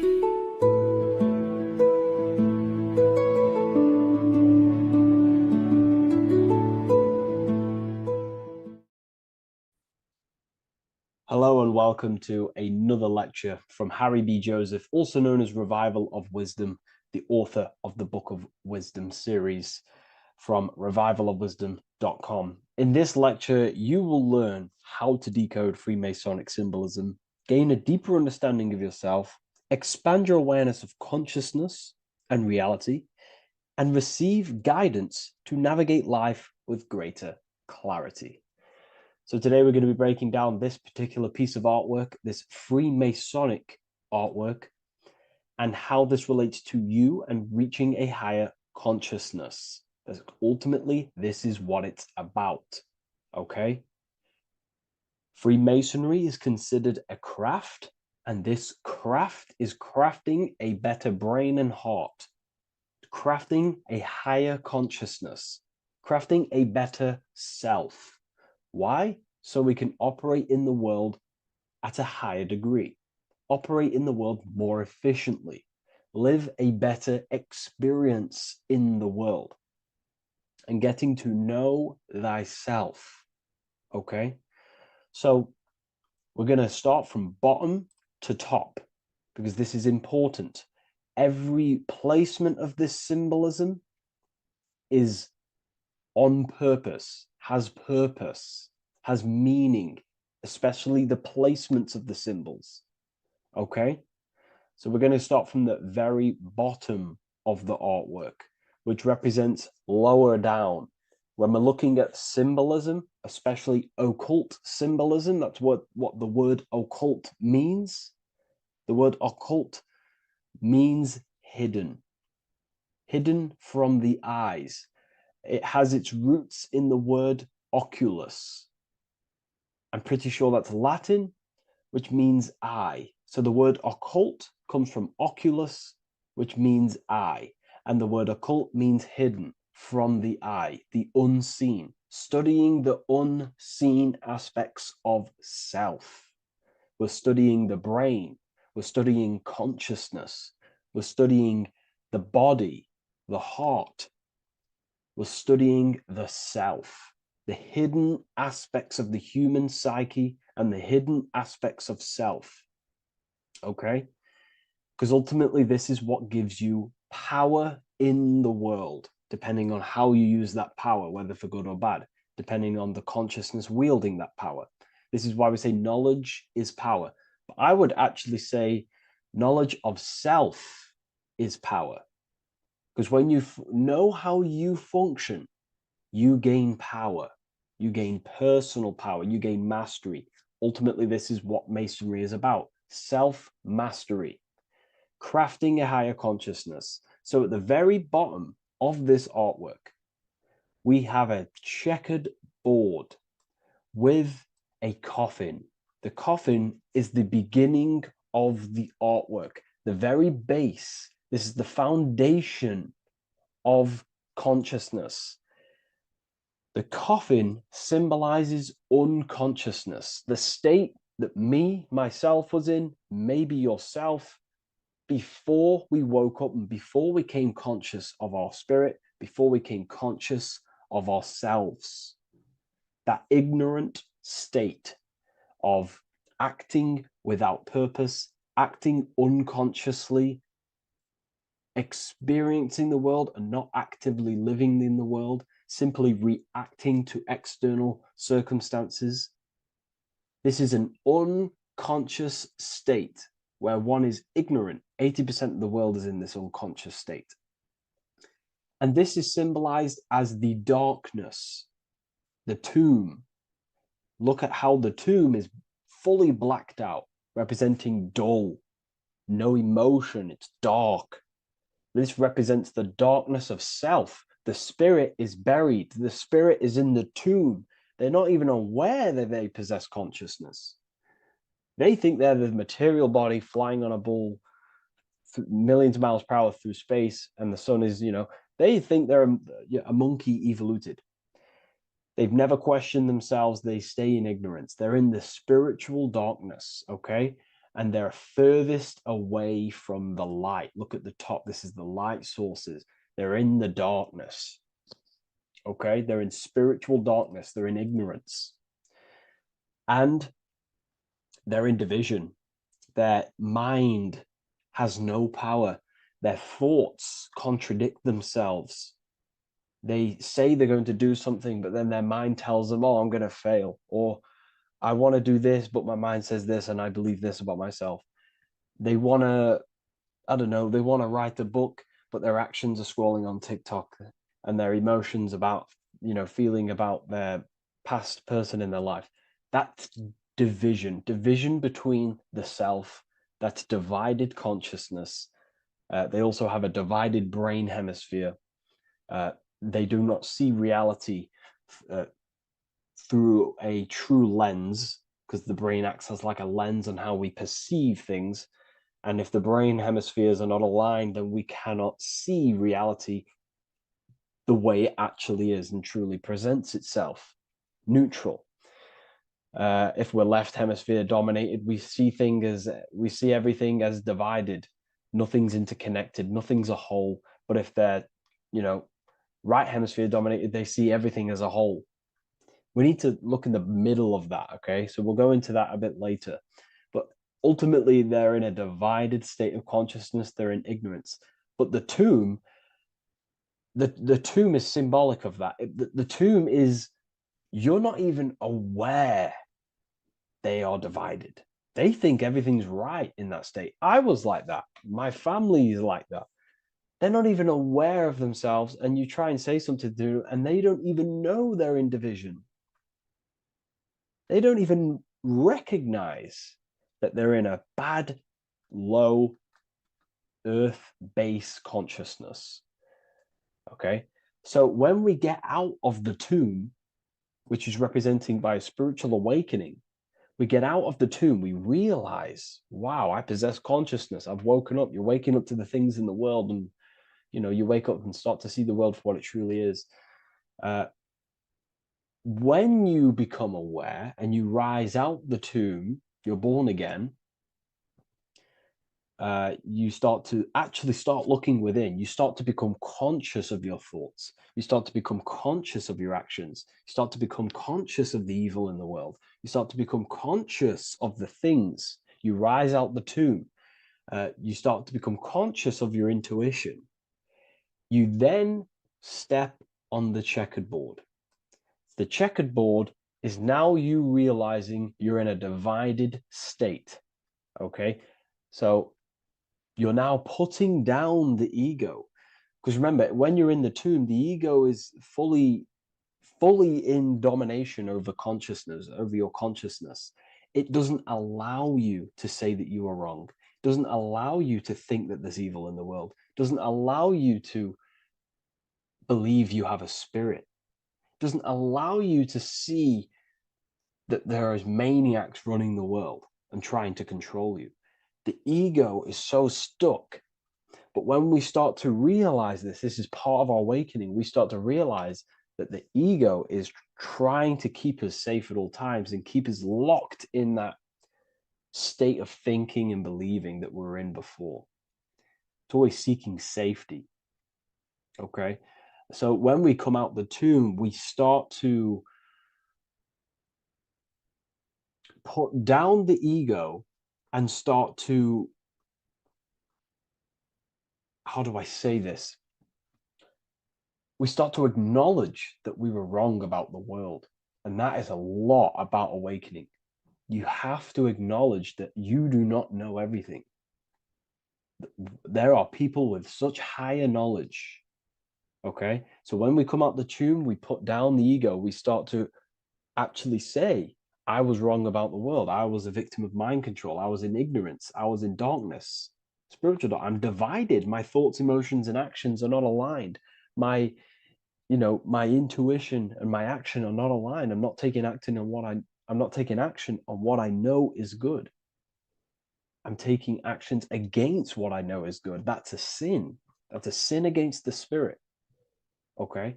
So when you acknowledge this, you acknowledge you're in division, you then take the first 3 steps, which is the Freemasonic Blue Lodge degrees. These 3 steps. Okay? Ultimately, this checkerboard represents illusions as well. You're in an illusion. Okay, this is why we see it heavily used in the music industry. It represents base consciousness, base level awareness, 5 sense thinking. It represents you versus me thinking, walking down the street and thinking everyone's trying to hurt you, and it's always you versus me, judging people in your own mind. That's low thinking, lower thought. And not to notice squares. Squares are an unnatural state. They're an unnatural shape. We do not see squares or 90-degree angles in nature. It's the lower mind. So it represents base consciousness, base level awareness, only aware of the physical body, only aware of the five senses, never looked within. That is the base. And this is the foundation we have to rise up to the light from, up to higher consciousness. So this gives us a strong foundation when we realize this about ourselves, that we were in division. Our thoughts, emotions, actions were not aligned. Our brain hemisphere was not aligned. I'm not thinking with love of the heart. Okay? So that is the state we're in. Now, hopefully that's cleared things up about the chessboard. Before we move on, please leave a like, maybe a comment if you wish for me to discuss anything in the further lectures. Please smash the like button, and it would really help me out. And share this with a friend who is interested in the occult. Okay, so the steps are the first steps of the Freemasonic degree, the 3 Blue Lodge degrees. Now, this can be represented as the number 3, a very powerful number, a very symbolic number. Number 3 is the 3 expressions of consciousness. How do we express consciousness? How does consciousness express itself? Well, there are 3 ways. We think, consciousness thinks, consciousness feels, and consciousness acts. They are the 3 expressions that we express our awareness and consciousness. So we're looking at thought, emotion, action. We're also looking at the 3 brains: the reptilian brainstem, the mammal limbic brain, and the neocortex.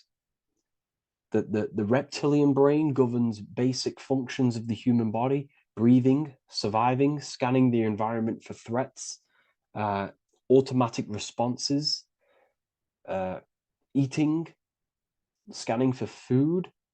Base consciousness, that's the reptilian brain. That's what most people operate their lives in, including myself before I woke up. I'm not trying to sound big-headed, but this is the truth. Ignore my tone of voice, ignore my voice, focus on the words I'm saying.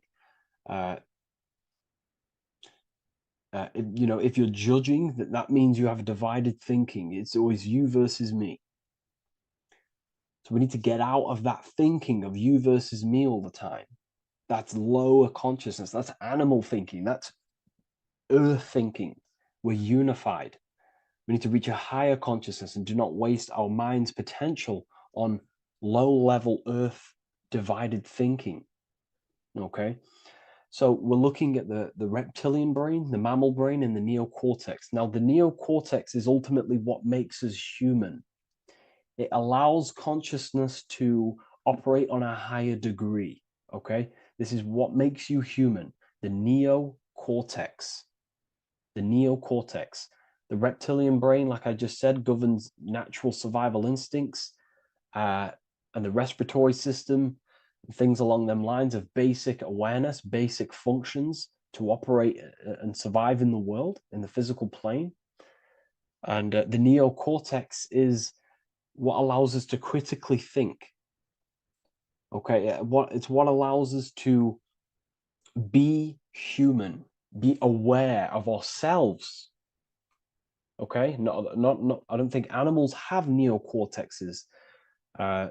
Don't quote on me on that, but this is the part of the brain that makes us human, and it allows us to think deeply, to create masterpieces like we can. Humans have massive potential in creation. Look at the world we live in. This is because of the neocortex. It allows us to critically think and self-reflect. Now, when we start to operate from higher thought, we start to think with higher thoughts, the higher parts of the mental dimension, we ultimately start using this brain more. We start functioning from the higher brain. Now, this is why Neo from the Matrix is called Neo, because he uses he was in the reptilian brain. If you watch the film The Matrix, if you notice, he gets plugged out of the Matrix and he's plugged in on the back of his neck into the brainstem. And when he's plugged out, his name's Neo, which is neocortex, using the higher brain. It's what awakens the self. It allows consciousness to function on a higher degree compared to animals. Okay. So we're looking at thought, emotion, action. We're becoming conscious of thought, emotion, action. Becoming conscious. What am I thinking? What am I feeling? And what am I acting in the world? And what can I do to master these? To operate more efficiently in the world? How can I use these towards higher consciousness and use these actions, these thoughts, emotions, actions to reach a higher state of awareness of self? So when you go through the first 3 degrees, you enter the doorway. Now, this is symbolic of a doorway. Now, looking at this with a right hemisphere dominated view, you would see a doorway, right? The right hemisphere sees this as a holistic doorway, right? You see a door, you're gonna, you enter the stairs, you go through the door, right? But at the left hemisphere is now going to dissect and analyze each individual little part of this, right? So the right hemisphere sees the trees, the left hemisphere sees the woods. So to dissect this down on a right hemisphere, sorry, going back to the right hemisphere, we're entering the door. The door is symbolic of entering the unknown. You're entering a higher consciousness. You're entering the door. You're going beyond. See, this is the earth here in the background. This is the darkness. The darkness represents the abyss, the unknown. You're entering in the self. Okay? This door represents entering in the self, questioning internally. Most of us think externally. We have to, obviously, to operate in the world, but we never give time to think and question and reflect internally. What do I mean? Closing the eyes and questioning the self. Who am I? Where am I from? What's the voice in my head? If the voice in my head stopped using the language that I speak, what is it then? It's about going within, into the darkness, what you cannot see, and finding the light. Okay? It's about entering within the self. This is a doorway to higher knowledge, higher consciousness, higher self, and really digging deep for what you truly are beyond your human form. Okay? So we have, most importantly, I'm not going to go over every single one of these symbols here. I'm going to go over this on a basic, well, not a basic level, a very detailed level, but it's not going to go over every single symbol. We have a left pillar and a right pillar. The left pillar has the sun next to it. The sun is more electrical energy. It's very dominant. It's a very powerful masculine force. This represents the masculine quality of consciousness. The masculine qualities. We have many masculine qualities, such as actions, physical actions with the body. We have thinking. Thinking is a very masculine force. We have the left brain, analyzing brain, the brain that's very logical, that's trying to figure things out. That's the masculine pillar. Okay. So this is the masculine qualities of consciousness. It also represents what we can see, the sun. The sun allows us to see, to visually see in the world. So the sun represents the external world, the world outside the self. When we close our eyes, we have a self, an internal dialogue, an inner voice. We have an inner world, outer world. This represents the world we take physical action in, the material external world outside you. Okay?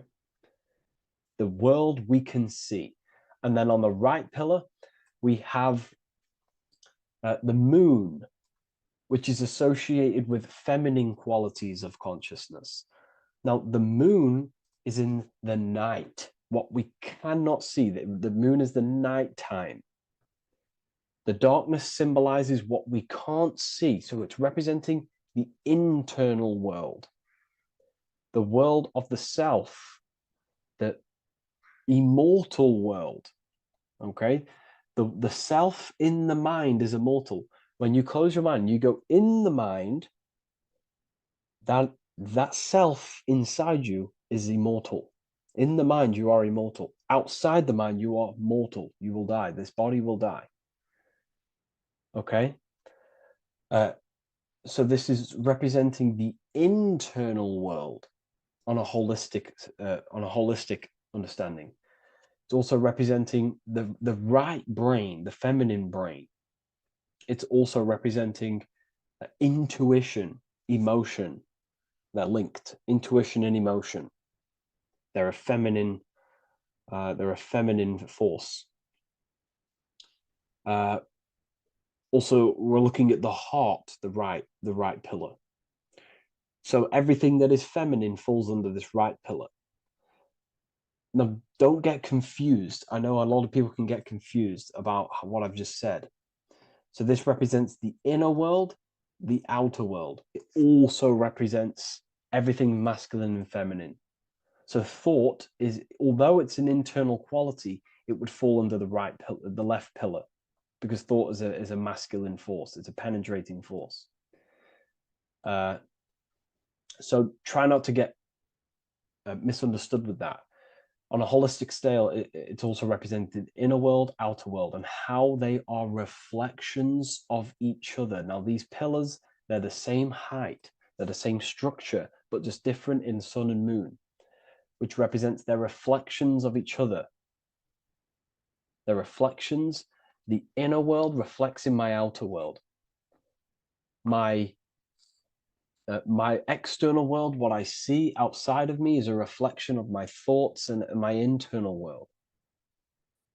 So the inner reflects the outer. The inner reflects the outer. As within, so without. So we're also looking at the right and left brain. I've already gone over that. So what we need to do is build the bridge between the two to reach higher awareness of self. Because ultimately, remember, we're still divided. We came from the checkerboard, we entered up here, we've just entered within the self, started questioning the self.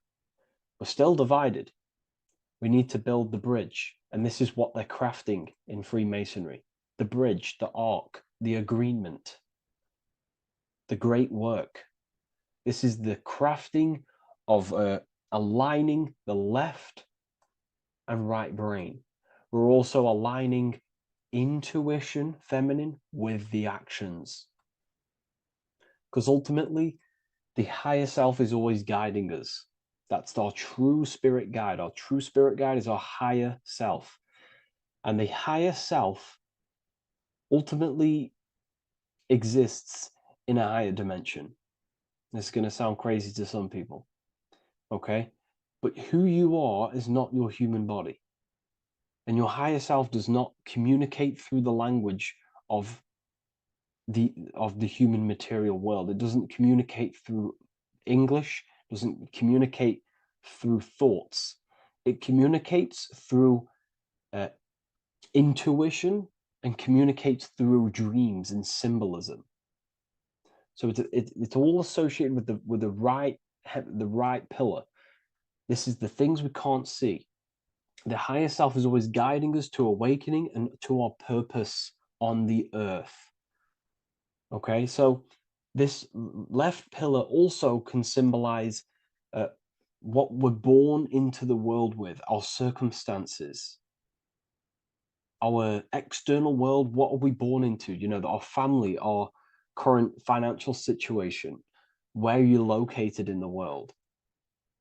So it's also symbolizing this. It's also symbolizing the qualities you bring here, the natural abilities you have when you're born, and what we need to do with our environment to ultimately reach a higher consciousness and reach our and transmute our environment we're born into to realize who we were and why we came here.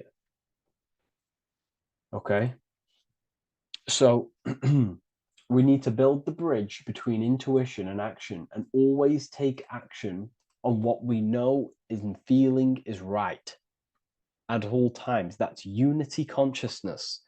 And when we do this, we gain the light.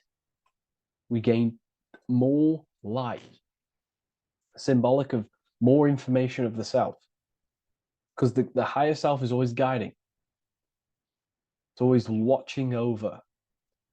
And it's always trying to give us knowledge of awakening, of why we came here. And when we take action on what we know and feel is right at all times, it's like a domino effect and a stepping stone that pushes you closer and closer towards your life purpose. Okay? We're also aligning the right and left brain to perceive the world in truth, to see the world in its true form, to see the world in what it actually is, instead of any distorted left or right hemisphere dominated beliefs or thoughts. We ultimately do that by acknowledging that, yes, you have a self, you have, the left brain is more ego, this like divided thinking, everything's separate, and the right hemisphere is more holistic. So we need to see the world in the middle of this, in the middle, acknowledging the self and acknowledging the collective consciousness and how my thoughts, emotions, actions contributing towards myself and the collective. We always need to keep the collective in mind. Why? Because we are experiencing this world together. It's not just you. And your actions also have a ripple effect on the collective. We're experiencing the world as a whole as well. Yes, there's yourself and there's the collective. We need to think, feel, and act towards the collective and the self. So aligning our brain hemispheres allows us to do this. It allows us to think holistically and individually and see reality in this. And when we do align the left and right brain, what do? We gain higher insight, the eye. We build the bridge between the left and right pillars. We gain the eye. The eye is what? Insight. The eye requires light to perceive and see the material world. So this is symbolic. This is the inner eye, the inner self, consciousness. And when consciousness has light, which is symbolic of truth, knowledge, light is a massive symbol in Freemasonry. And light represents knowledge of self, information. And when we gain information and knowledge of self, when we align our left and right hemispheres, our actions take action on our intuition, we gain higher light, higher knowledge of self, ultimately. And this is why we also have the square and the compass. Okay? We have a square and compass here.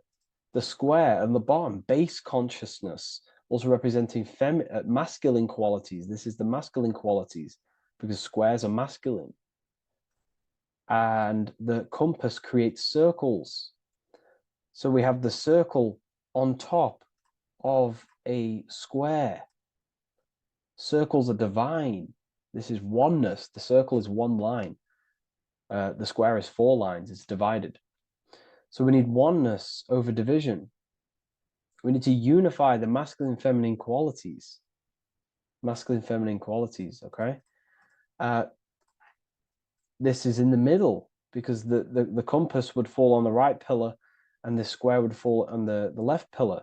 And it's unifying. It's representing unification of these 2 pillars of masculine and feminine qualities of self to ultimately rise towards this light, out of the darkness and into the light. Okay? Let's go back. The G. This is very important. This is one of the most important teachings I could possibly give you about the G. The G is the generative principle, is what generates things. And the force within you that generates things is care and the heart energy. The heart ultimately expresses our actions. We think, if we care, we act. Everything in your external world is in front of you because your heart cares. You care about the video and gaining knowledge. You're now here watching this video. That's the care energy expressing actions. So in order for us to truly get out of this divided consciousness, we have to go through the G. We have to go from base consciousness, the square, divided, through, we go through the G, because we have to care. And if we care, we'll reach the higher mind and gain higher self-knowledge and master the self. You cannot do this if you do not care. And if you do care, you will take action towards it. If you're watching this and you don't actually truly deeply care, you won't take the action, you'll just gain the knowledge, which is ultimately useless. You have to take action on this knowledge. And if you do not, there's no point watching the video. It's difficult. It's difficult. It's not easy. And things, throw us off our path sometimes. I understand.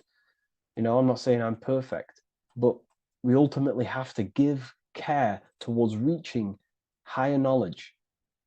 Seek and you shall find. If you have the care about reaching higher knowledge of self, you will seek it and you will take actions towards it. Okay. We see this everywhere, and I mean everywhere. The Temple of Solomon has the two pillars, Jachin and Boaz pillars, feminine and masculine qualities. Sol, O, Mon. Sol is sun, Mon is moon. It's building the temple, which is, the temple is the inner self, ultimately. It's symbolic. The temple's not a real place. The temple of self, building the Temple of Solomon and reconstructing the Temple of Solomon, is about reconstructing the self through masculine and feminine qualities. We see it everywhere. And this is very symbolic, like very symbolic. We have the two pillars, we have building the bridge, and we have a stairway that goes to what you can't see, because it's going to the unknown. You have to have faith. Okay? What I'm about to say is very important. You don't know what higher consciousness is, okay, until you get a little bit higher. This is hard to explain, but I didn't know what everyone talks about, what higher consciousness is. I can't give you my higher consciousness. It doesn't work like that. You have to enter in and go within and have faith, going into the unknown, because you're ultimately going into something you do not understand. Higher consciousness, I cannot give it you. You have to enter the door and take action and think, feel, and act towards it, and you will go to the place, and then you will understand what higher consciousness is. Ultimately, what higher consciousness is higher knowledge and understanding of self, what you actually are. Okay, that is what's being symbolized here. It's again in the Masonic art. We have the darkness. We have to have faith to leap into the darkness, into the unknown. We see this everywhere. Like, you'll see, when I say this everywhere, and I mean everywhere, you'll see this. Every doorway has this symbolism in the ancient world, because ultimately this is what it's about, people. The door represents going within, into a new light, a new room, a new level of understanding of self. Okay. Here we have Astro World. Now, this is obviously a darker aspect of this, but again, we have the two pillars. See you on the other side. That's the doorway. The other side. And I'm not going to break down, this ritual, but you can guess what I'm on about here. That's for the university, of course. I can't break that down on YouTube. It's way too deep. But there's knowledge out there that is so deep you couldn't even comprehend it with the current mind, even for myself. And this is the power of symbolism. The more you learn about yourself, the more these symbols reveal to you. It is a journey of self.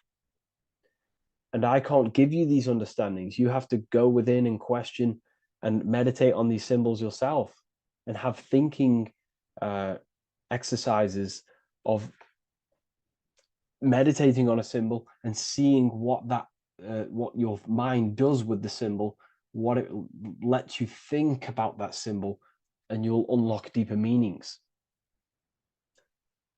I'm going to go over one more symbol before we end this. This is the hourglass, which represents time, a very overlooked thing in today's world. We do not have unlimited time in this body.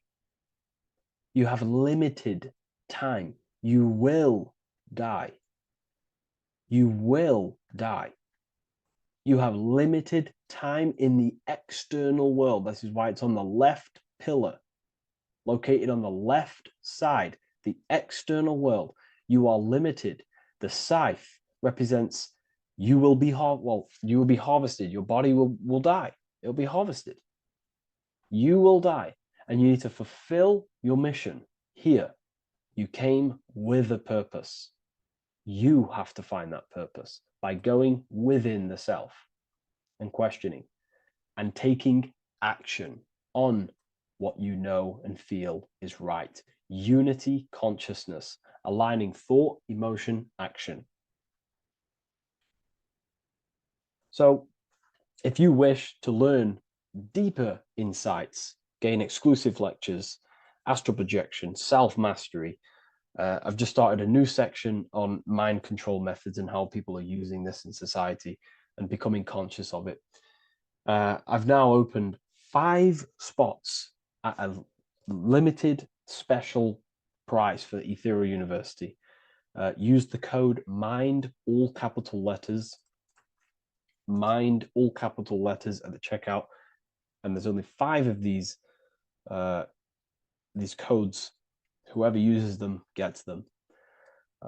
It's ultimately going to give you 20% off the university for as long as you're subscribed to the university. We go so much deeper in the university. Remember, social media is just the tip of the iceberg. Tip of the iceberg information. There are certain things I can't talk about, but I'll see you inside, and I hope you enjoyed this video. Please leave a like, comment, and a subscribe.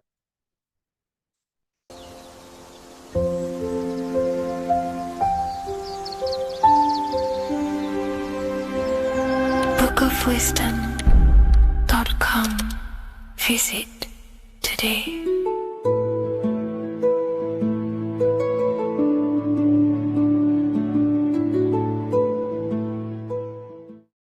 Welcome to Revival of Wisdom. Welcome people, we're back with another video. In this video we're talking about how Jesus Christ and Christianity is all sun worship. The Holy Bible of Christianity is not meant to be taken literal for history. It is a story and has lots of metaphors. Starting with the symbol of the cross of Jesus. This cross originates from this ancient cross of the sun. This symbol has been used for thousands of years, way before Jesus was a thing, in Europe, America, Asia, and all around the world. In fact, this symbol is still being used by Christians today, not knowing it represents the sun. This is a 4,500-year-old artifact, a golden plate with an equal-armed cross found in England. The gold to symbolize the sun, and the equal-armed cross for the 4 equal seasons of the year. So this is why in the Bible you have Matthew, Mark, Luke, and John. symbolizing the yearly cycle of the sun and the 4 equal seasons. Also in the Bible, Jesus is referred to as the light of the world. So yes, Jesus represents the sun. He is a metaphor for the sun. Hence why in all of these pictures and images and paintings of Jesus, there's always a sun behind his head, and some even with the sun cross behind his head. Jesus also has 12 disciples, which represent the 12 zodiac signs and the 12 months of the year. This is the Last Supper by Leonardo da Vinci. As you can see, the sun, being Jesus, is in the center, because the sun is in the center of the zodiac signs. There are 4 groups which symbolize the 4 equal seasons. Each group contains 3 people symbolizing the 3 months and the 3 zodiac signs in that season. There is only 1 female in the painting, which is Virgin Mary, who symbolizes Virgo, the astrological sign. So yes, Jesus symbolizes the sun with his 12 zodiac signs and 4 gospels for the 4 seasons of the year. However, there is another phenomenon. The 25th of December is known as the birth of Jesus Christ, which is known as Christmas today. Jesus symbolizing the sun and is born on December 25th.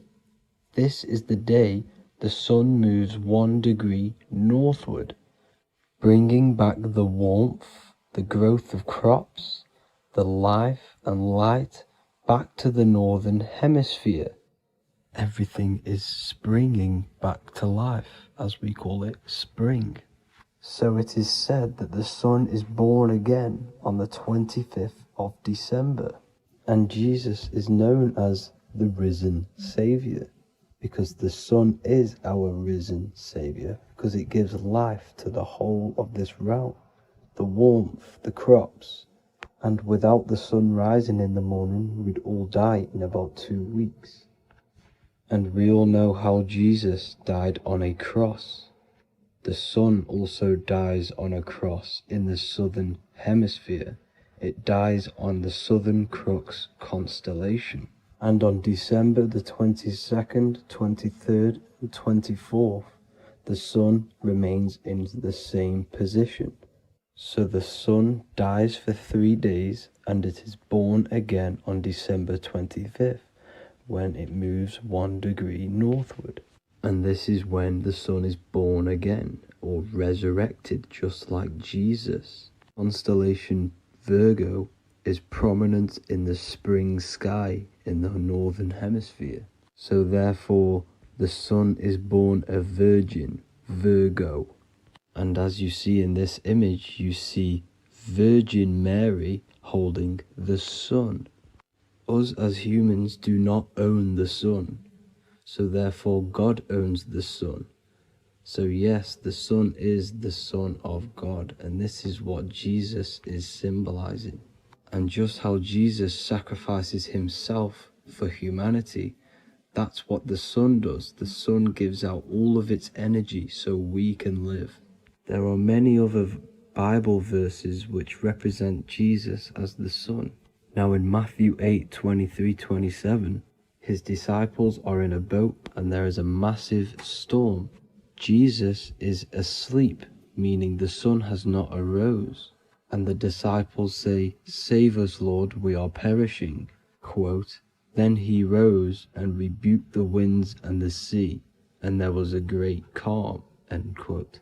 Now this is a metaphor for the sun rising and calming the storm, because in the ocean, when the sun is down, that's when there are great storms. The worship of celestial bodies go back thousands of years, and it's called astrotheology, and it can pretty much be traced back to all ancient civilizations. Now going back to the ancient Egyptians, the god Horus, the god of war, and he symbolized the sun in the morning. Ancients used to say that he walked over the sky in 12 steps. Yes, this could symbolize the 12 zodiac signs. It also symbolizes the 12 hours of daylight. So we have 12 hours of Horus, but now they've rearranged the word to hours. Horus and hours. And when the sun rises, Horus rises, we say horizon, which is Horus is rising. That's the etymology of horizon.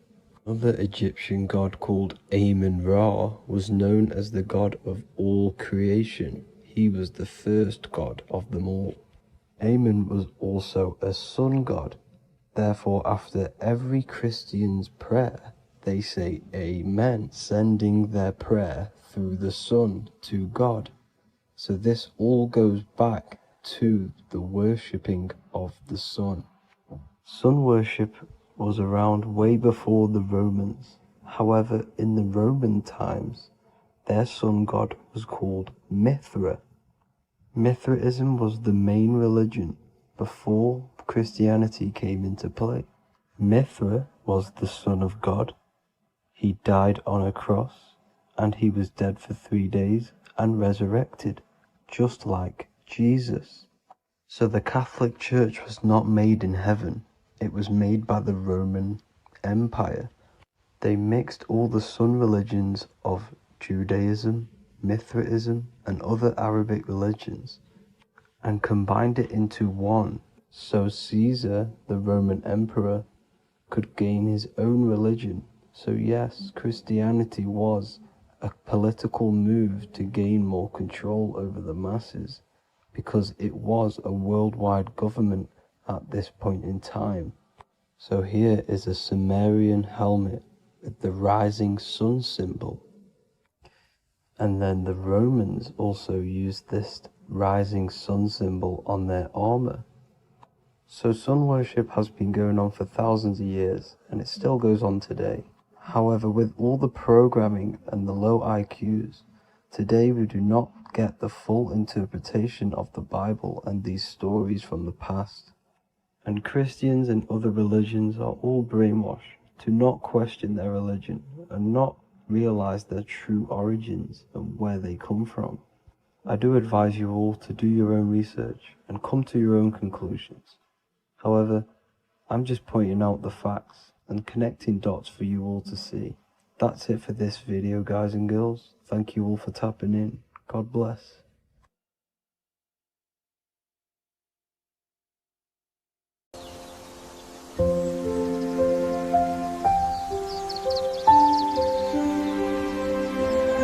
bookofwisdom.com.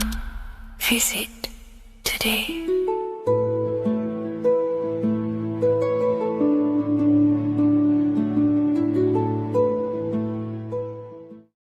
What is good, people? It's Revival of Wisdom. Today we're going to be talking about Saturn.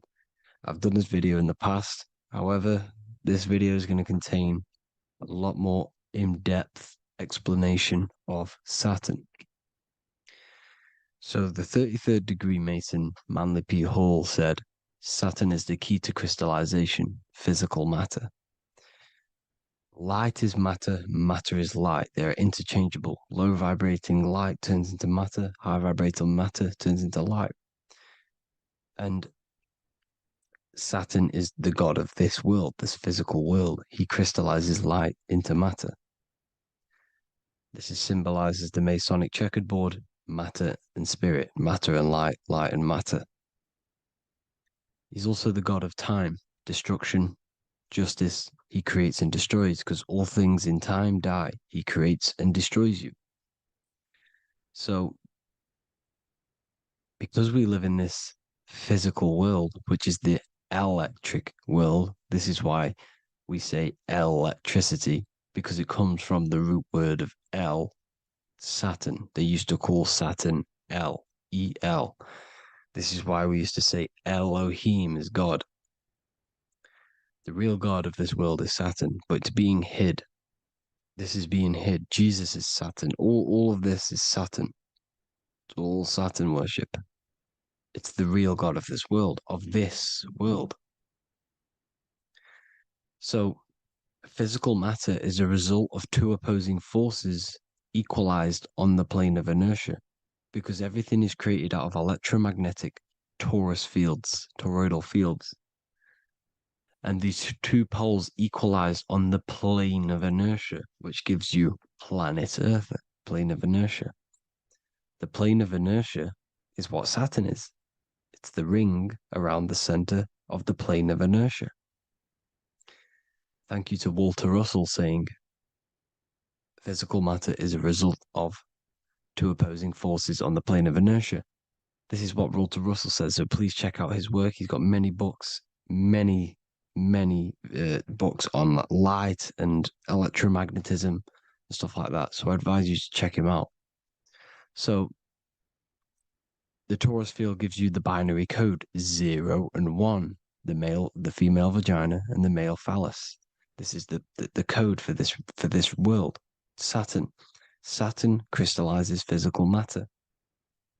Now Saturn is the most outermost layer of the 7 layers of heaven, where it says in the Quran, it says, Allah, it is He who created the 7 layers of heaven. Saturn is the outermost layer. He's the top. He's the most high. So when we say the most high, we're referring to Saturn. He's the most high before the firmament, before the stars. So Saturn is the god of this world. He's the Lord of the Rings. He wears the crown. The crown is the rings. Crown, Chronos. So the planets are luminaries. They are lights. They are beings. They are energy, conscious energy. And we're in the heart of the solar system. Saturn is the outermost layer. He is the one of this world. He's the god of this world. Now, on the North Pole of Saturn, you have the hexagon. Add up all the sides. It creates the 6-pointed star. Or it can be created as a cube. The cube is very important. The 6-pointed star is very important. 6 points, 6 triangles, 6 side, 6, 6, 6. Black cube adds up to 6 in gematria. Now, what did I say in the beginning? Saturn crystallizes the physical world. He creates physical things out of light. You are a light being. This is why we say human. Hue means the light spectrum. Hue, man, we are light manifested into physical forms, human. And we are incarnated through Saturn. Satan, same thing. The number of the beast is 666, and the 666 comes from the 6 points, 6 triangles, 6 sides of Saturn, 666. We are all known as carbon-based life forms.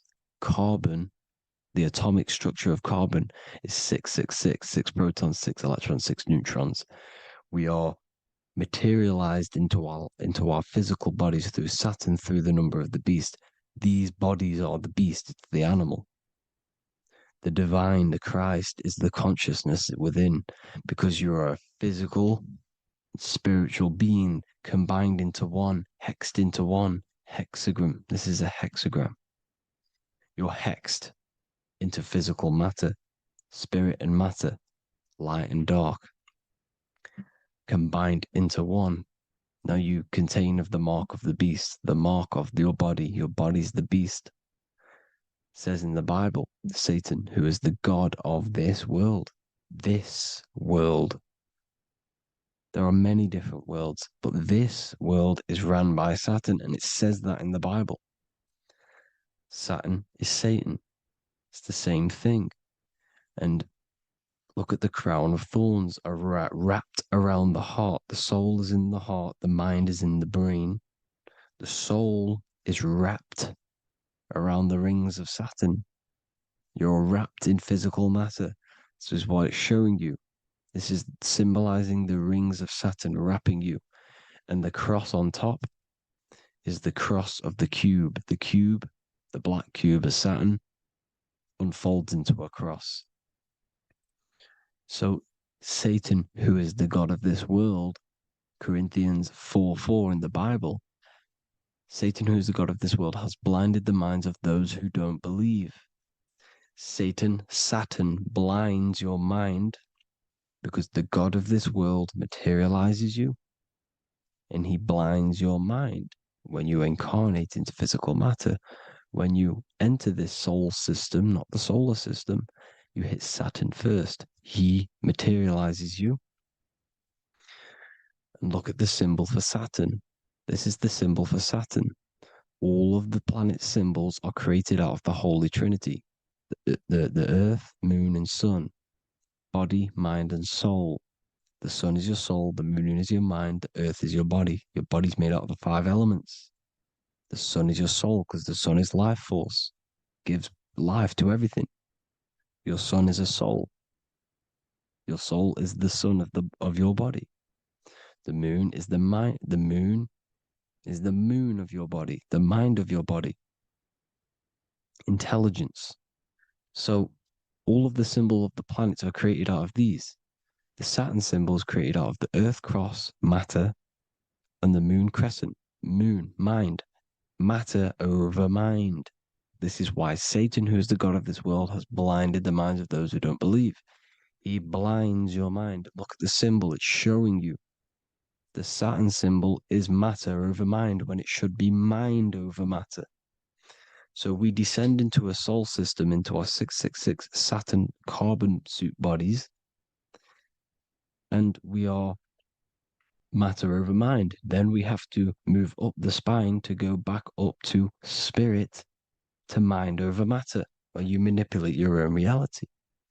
Now look at this. It creates the number 5. 5 is the number of change. You're moving from this side of the number sequence over to the right side. You're moving from the spiritual into the physical world. You're incarnating into the 5 elements, the 5 senses. So the cube, the black cube of Saturn, is another major symbol. Very important symbol. Here you see the cube, and the color black is associated with Saturn because Saturn is associated with death. He creates and destroys, light and dark. Death is associated with black, spirit, because you can't see spirit, which is blackness. So the black cube is black because Saturn rules the nighttime, which is dark, blackness, and he rules the winter, which is death, blackness. So Saturn is the black cube. Cubes have 6 sides: up, down, right, left, back, and forward. Cubes are 6-sided. Everything is 6-sided inside of this creation because you're incarnating, you're materializing, crystallizing into the cube, the world of the cube. Everything's a cube. Everything's got 6 sides. Here's Leonardo da Vinci showing you that you're in the cube. Leonardo da Vinci did this famous painting. You're in the cube, you're hexed into physical matter, or you're incarnated into the 3rd dimension, the 3-dimensional world, which is a cube, 3D. And black cube adds up to 6 sides of the black cube. The Kabbalah means cube god in Arabic. And look at what they do. They worship the cube, the black cube, and they stand in rings like the rings of Saturn. Australia, Denmark, Manhattan, Santana all have these black cubes. You go to New York, you will see the black cube there as well. These black cubes are everywhere because it is the real God of this world, So look at the cross. The cross unfolds into the cube. Xbox, Nintendo GameCube, Sega Saturn, anything to do with a simulated gaming reality, they put Saturn in it because we're in the simulation of Saturn. This is a simulation. And this is why they reflect this through the Xbox, GameCube, Sega Saturn, anything to do with gaming, simulations, is all Saturn. Because we're in the cube of Saturn, the black cube. We're in the GameCube, the Xbox, the Sega Saturn. As above, so below. So they reflect it through the simulations that they create inside of this simulation. Cubes have 8 points for the 8 points of time and space. 8 is the number of time. Everything's cycling, infinity. So look at the cube. The cube is symbolized as in Judaism. The Judees have the black cube. They wrap themselves in a black band and they cover their eyes into blackness. The black cube for the black cube of Saturn. They use the star of Saturn and they worship their god on Saturn Day because it's all Saturn worship. And look how the Saturn god is wrapped around with these thorns or leaves, just like Jesus is wrapped around his heart. And Jesus on the cross is us on the cross. We are in the cross. We are in the cube. The cross is the cube. And the cross is even in the Saturn symbol. This is another symbol for Saturn. There's two symbols. You got this one, the one I've just broke down. And there's this one. This is the cross of Saturn, the cube god, the simulation, the game cube. Now, Chronos is another word for Saturn. Chronos means time. When you clock into work, you go to the Chronos machine. Well, I did anyway. And I tap my card on the Chronos because Chronos is time. Anything to do with time is Saturn. He creates and destroys. Look at the artwork of Saturn with the sand, the time. Look at this, how he's cutting off the baby's wings. He's crystallizing the spirit into matter. He's cutting off your wings. Satan, in the Bible, he falls from heaven into earth and he loses his wings. He becomes a serpent. You see, it's all symbolic for us. We are the fallen angels, fallen angles of light. We're fallen angles of light. We are light beings. Now we're fallen into physical matter. Saturn's chopped off our wings. He's chopped off our spirit wings because when you astral project, you can fly. You will fly around. He's got the Reaper staff here, always depicted with the Reaper staff. Now look at the clock. Saturn Day is the 6th day, the number of the beast 666. Look at the clock. 6 take away 12. 12 take away 6 equals 6. 7 take away 1 equals 6. 8 take away 2 equals 6. 60 seconds in a minute, 60 minutes in an hour, 24 hours in a day, 2 plus 4 equals 6. That's 666. Everything's 666 because it's time. Saturn. All goes to Saturn. He's the god of time. We're in time now. We're in time. We're in the time, which is God, the god of this world, the god of time. Now look at this. The Reaper is also depicted as the Reaper with the staff, the black cloak, black symbolizing death, spirit. Judges wear black because Saturn is the law. He's the god of this world. He's the law. This is why they wear black cloaks. When you graduate from university, you wear a black cloak and a black cube on your head. You've been hexed. Funerals, you wear black because it's all to do with Saturn, Father Time, Father Crystallization. Now, Saturn, here's another one of him cutting off the wings of a child because he cuts off the wings. He creates and destroys your body. We're in the electrical world. Everything that is electrical vibrates. All vibrations have to come back to a standstill point, which is death. This is why your body dies. Your atoms stop vibrating. Corona. Look at the crown. The crown is the corona. Corona means crown. And look at this is an alcohol brand for beer. You can see the staff of Saturn in the symbol with the moon crescent. Corona, which is the crown, Saturn, the crown on Saturn, the rings. And then you've got the staff. It's all Saturn worship.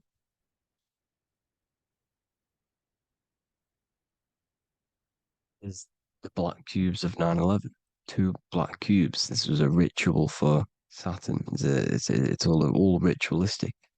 And look at the Star of David, the Star of Saturn. It's not the Star of David. Creates IXXI, the sigil of Saturn. IXXI means 9/11 in Roman numerals. 9/11. It's all a ritual for Saturn, and they have the 2 black cubes of Saturn. Now look, XX, there's more symbolism of Saturn now. We're going deeper. XX is more symbolism for Saturn. The sigil of Saturn is XX, as above, so below. Same with the Star of David. You split it in the middle, as above, so below, as above, so below. XX, this is a Knights Templar cross of Lorraine. XX, Knights Templar, high order of Masonry. They all worship Saturn. Well, Saturn's the real god of this world. X Eon with the XX, XXL magazines, which is all to do with famous rappers and stuff like that. When you die, you put XX on the eyes because it's Saturn. He's the Reaper. Is Jesus with the XX crown with the thorns around his heart, around his soul, with the cube on the top, the cross cube. Lil Uzi Vert with the XX cross of Lorraine. Jay-Z with his alcohol brand, XX cross of Lorraine. The X Factor with the rings of Saturn. All Saturn worship. The seal of Melchizedek is also Saturn.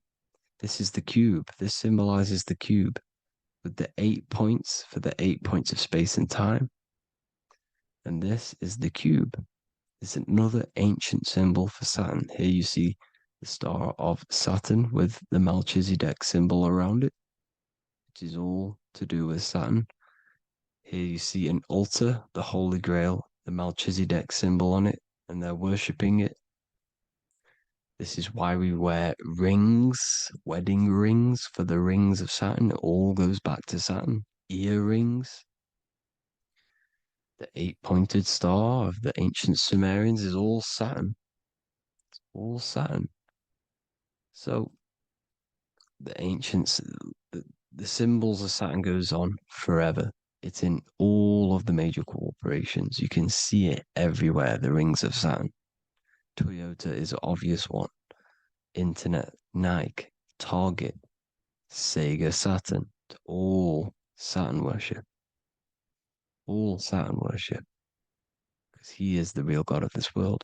Here's Kanye West's album with a Saturn here. Here's Michael Jackson's album saying escape. There's the X again. The X, escape. You have to escape this reality. Maybe that's what he's pointing at. Here you see it on the dollar bill. The star of Saturn. Here you see it again on the dollar bill. So that is it for today's people. I hope you all gain some insight on Saturn. Please like, comment, and share if you can. Subscribe if you like the channel. Please have an amazing day.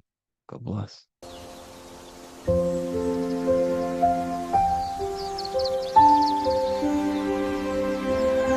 bookofwisdom.com.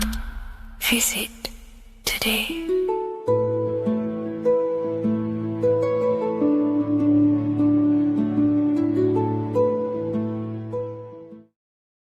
So in this video, we're going to be breaking down the symbolism of the skull and bones. The skull and bones is found in the Masonic tradition. It's also found in a satanic secret society, such as the Skull and Bones Secret Society at the University of Yale, filled with secrecy there. Anyways, to dive deep into the symbolism, we have to think between the lines and read between the lines of what this symbol means. So this symbol is obviously a symbol that represents something in yourself. It is a way of living. It is a way of think, feeling, and acting. It is a state of consciousness. Each symbol represents a state of consciousness. Each symbol reveals something about yourself, the way you process things, the way your consciousness functions. This is what symbolism is for. It is in the unconscious state, in base consciousness, symbolizing the first degree of masonry, base consciousness, the checkerboard floor, you'll see a coffin, have no connection with their moral compass of the heart. They have no intuition. They only think and act. They go against their heart. They take actions against their, their guidance. Someone who lives unconsciously creates their reality unconsciously, thinks, feels, and acts unconsciously. And then in the satanic tradition, well, going back to the Masonic tradition, that base consciousness that I've just explained is the state that we must arise from, because that is the coffin. You'll see this symbol on a coffin because the coffin represents the death of the spirit, the death of the feminine side of consciousness, and the death of conscious, being actually aware. And that's the state we must rise from, out of the coffin into higher consciousness. And that's why Masons, not just Masonry, you have this whole story of death and resurrection is in everything. It's in the Bible. Jesus dies and he is resurrected. In Masonry, when you're initiated, they symbolically kill you and then you are resurrected. Every secret society symbolically kills you and then resurrects you. Why? Because in order to awaken to what you truly are, you have to kill who you thought you were in your mind. In order to awaken to what you are, you have to kill what you thought you were. So it's a death and resurrection, okay?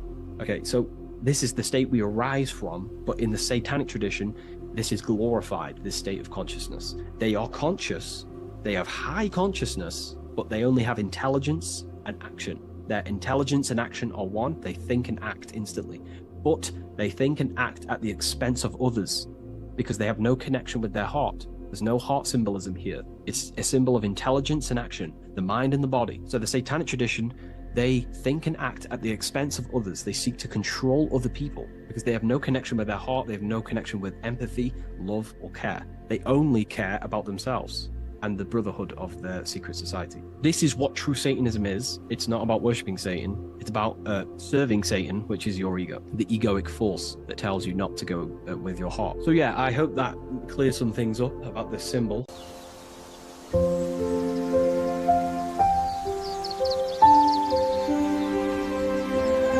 bookofwisdom.com. Visit today.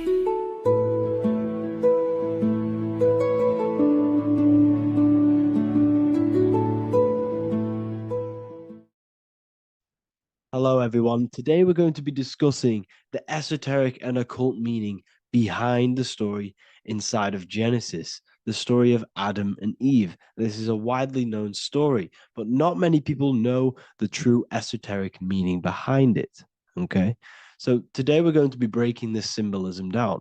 Before we get into this, please leave a like and a subscribe on the channel. I would greatly appreciate it. And please comment below any lectures or anything you wish to know, and I could maybe make it in the future. The first thing we must understand about the Bible is that it is an esoteric and occult book. It is written in allegory. It is written in such a way that we understand the book compared to our level of perception. Now, what do I mean? If a child read the Bible, they would gain a standard meaning and story behind it. They would gain a normal interpretation of the book, of being good, praise God, and be a good person. However, me, who have studied the occult and esoteric and symbolism for a very long time, when I read the Bible, I see a deeper meaning. I can read between the lines of the allegories, which means the Bible is written in such a genius way that it speaks to your level of intelligence. Depending on how advanced you are mentally and with knowledge will depend on how you decipher this book and how the parables inside the book can speak to you in your personal life. Okay, so the Bible is the greatest psychological book ever written in history. This is why it's known as the greatest story ever told. It's a story. What we must understand with the Bible is that the Bible creates on the surface a logical way of thinking, which is what we call religion. We read the Bible and if we think logically and we take that book literally, then we gain a religion. But if we look beyond the surface, this is what we call esoteric, metaphorical, symbolic. You can read between the lines using our right hemisphere of the brain in deciphering this book and what it truly means to us and the evolution of our mind, body, and soul. What this book actually reveals between the lines is instructions and stories which teach you how to level up your consciousness, how you can sync the mind, body, and spirit and the soul all together so you can live like a god. This is what the esoteric is. It's the purification of consciousness. Now, when it comes to Adam and Eve, okay, what we must understand is that this is the beginning of creation. This represents the beginning of your life in an esoteric way. This is symbolic for the beginning of your incarnation into this physical world. Okay. And we have Adam, masculine, Eve representing feminine. These are the two masculine and feminine energies which create the whole material universe. Okay. And as we are born with a pure consciousness. We are born with pure consciousness. Well, now, what do I mean? As a baby, we have no knowledge.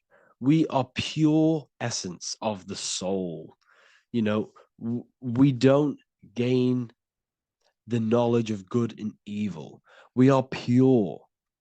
Yes, we're not happy all the time as a baby, and we're not sad all the time, but we have no ego. This is what I mean. Our consciousness is not split. As a baby, you are whole. You have a whole consciousness. You are yourself. You have no false identifications, no limiting belief systems, nothing. You are pure awareness and the pure soul and the pure mind. Now, this is what Genesis is representing.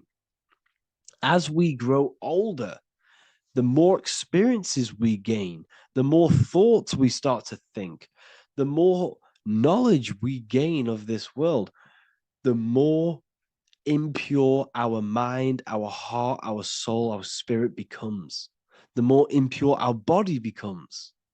As we grow older, we're infected with negative beliefs, negative thoughts, and society norms. This is a big one.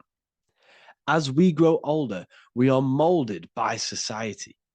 We shut off areas of ourself and we push them away so that we fit in with society. We all know this. We all did this in school. We pushed away parts of ourselves to act cool or to fit in, whatever it may be. Whatever type of person you were in school, we all went through this because society and culture is programmed. So as we grow older, our consciousness splits. We gain a persona, an ego, and we gain a shadow self, the subconscious, and we gain an ego. Now, the ego is what you show to people. It's that character that you show, that you put on to your culture, to your family, to your friends. This is a false identification. And we also gain a shadow self. The shadow self is gained through experience. This is the subconscious. Our ego is created through experience. And so is the subconscious and the shadow self. Okay.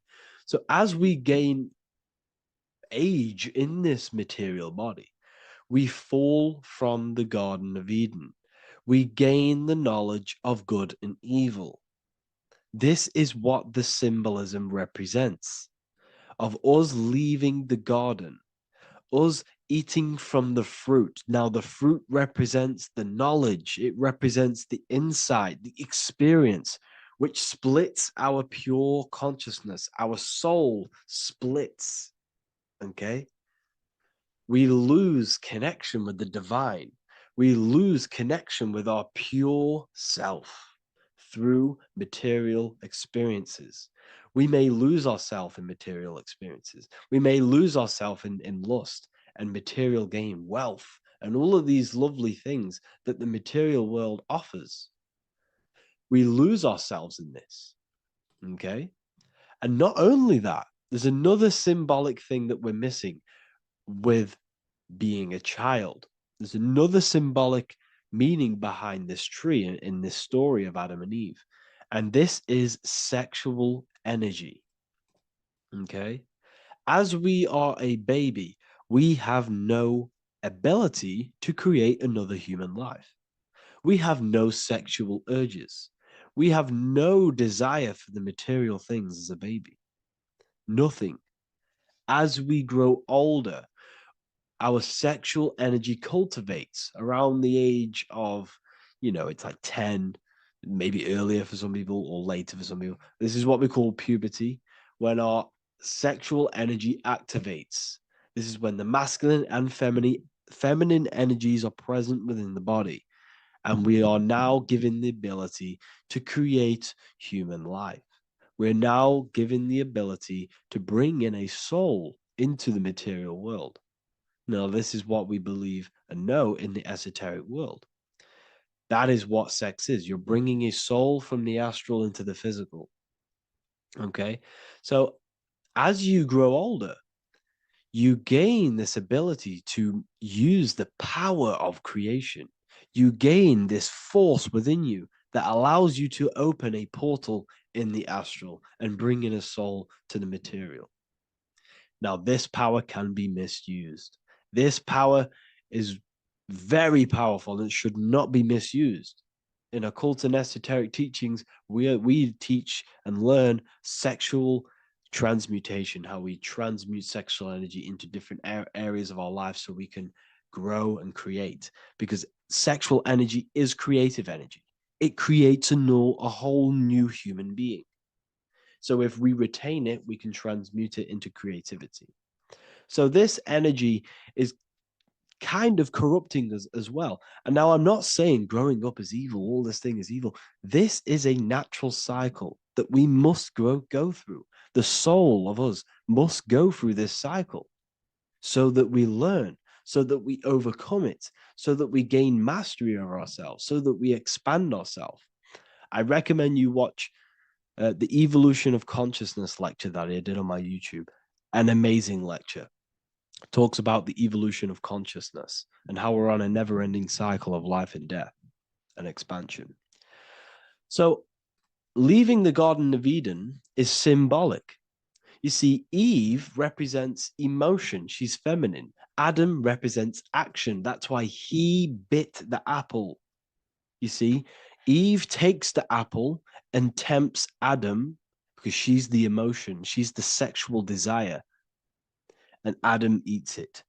He releases. He misuses the power of his creation. He misuses his consciousness because of material illusions and material desires. This is natural, okay? As we grow older in this life, our soul has to experience sin. We have to experience negativity. We have to experience evil, okay? And we have to misuse this power within us to learn about it so we can overcome it and gain control over it. Now, this is why the Bible says in Genesis 3:6, "For God doth know that in the day ye eat thereof, then your eyes shall be opened. Ye shall be as gods, knowing good and evil." This is very, very, very symbolic. We come into this world to experience a dualistic way of reality. We come into this world to challenge ourselves so the soul can grow, because the soul comes from pure love from God. But we come into this world so the soul may know what it's like to be evil. You see, we are like a seed. Our soul's like a seed. And when that seed grows, okay, and it's planted, them roots must grow to hell in order for the top of the tree and the roots to grow to heaven. In order for the soul to reach the highest states, it must descend down into the lowest states. Good and evil. This is the story of good and evil. Okay. And this is the story, a psychological story of how the human mind has functioned in this life. This is what this story is representing of how our soul and mind is functioning, how our consciousness is splitting and growing up and evoluting. Okay.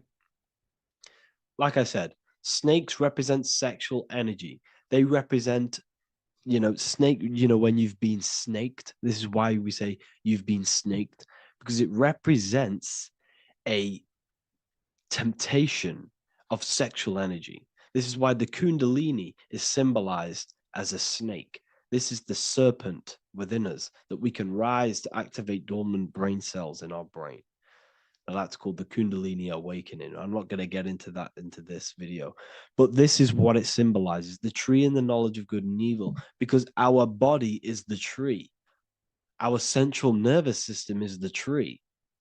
The snake is our sexual urges and this false temptation that tempts us to interact with sin, the material world, okay, and go against our higher divine self. This is what it represents. Now, it's very, very symbolic. Not everyone is going to agree with this, but this is my interpretation of Genesis based on my research of occultism, symbolism, metaphors, and me studying the Bible. This is my interpretation, and I hope it resonates with you. It might not resonate with you, but this is what makes sense to me, and this is what has made sense to many other occult researchers who are in this space as well. Okay. So please leave a like, leave a comment, leave a subscribe.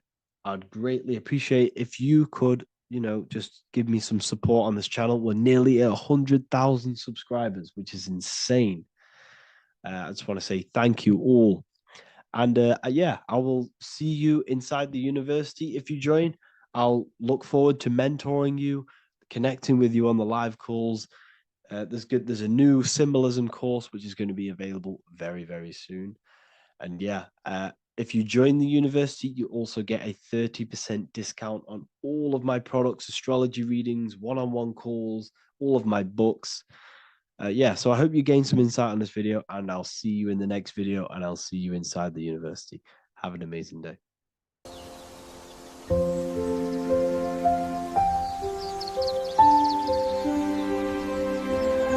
bookofwisdom.com. Visit today.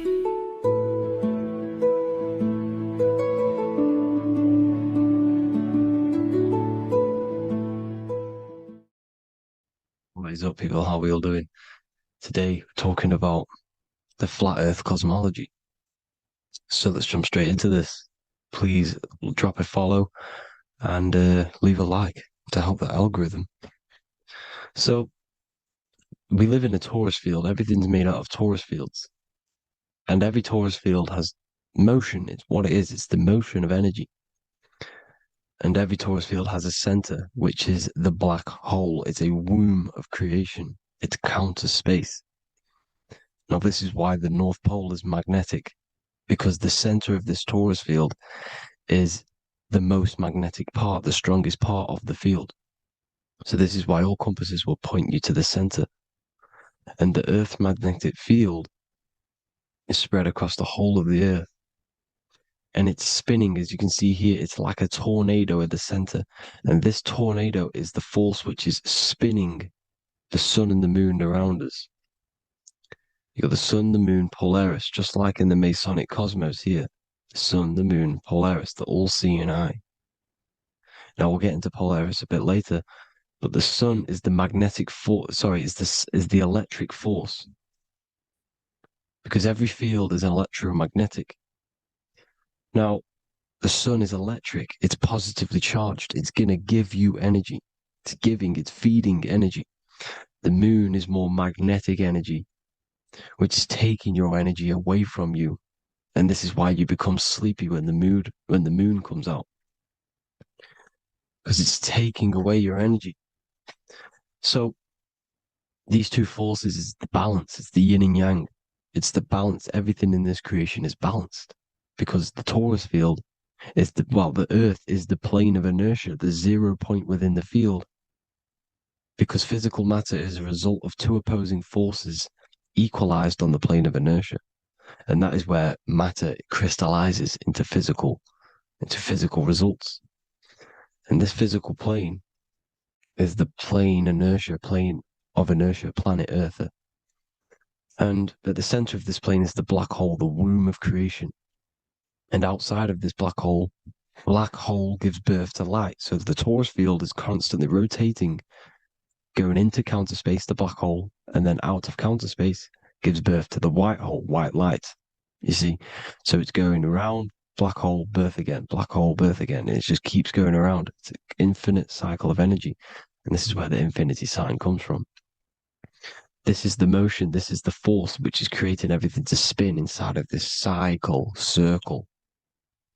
Okay? And it's making the stars spin. It's making the sun and moon spin around us, around this center point. Now here you see Horus and Set putting their feet inside of this dome. This is the royal arch, the arch of the dome above us, which is like you see in the Masonic cosmos, the royal arch of Freemasonry. This is the dome above us, the firmament that the Bible talks about. You see, they're putting their feet in because Set symbolizes the moon and Horus is the sun. Horizon, Horus. Horus is rising, the sun. So they're both putting their feet around the center magnetic pole, which is the pole, North Pole. And above the North Pole, you have Polaris, the pole of electromagnetic energy. You see? And this is how we get the sun and the seasons. Because the sun, for us, when it becomes summer, it's on the Tropic of Cancer. Then it spirals outwards, going out and out and out, then goes to the Tropic of Capricorn. That's winter for us. Then it comes back in and creates summer again.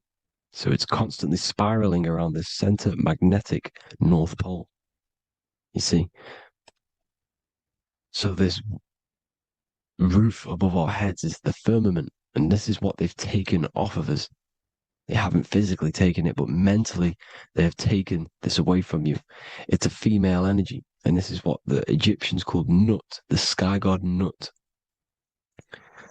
And this is the womb. We are inside God's creation, God's womb. And the woman's womb, when she has a baby, is a microcosm of this, because everything inside of this creation is macro.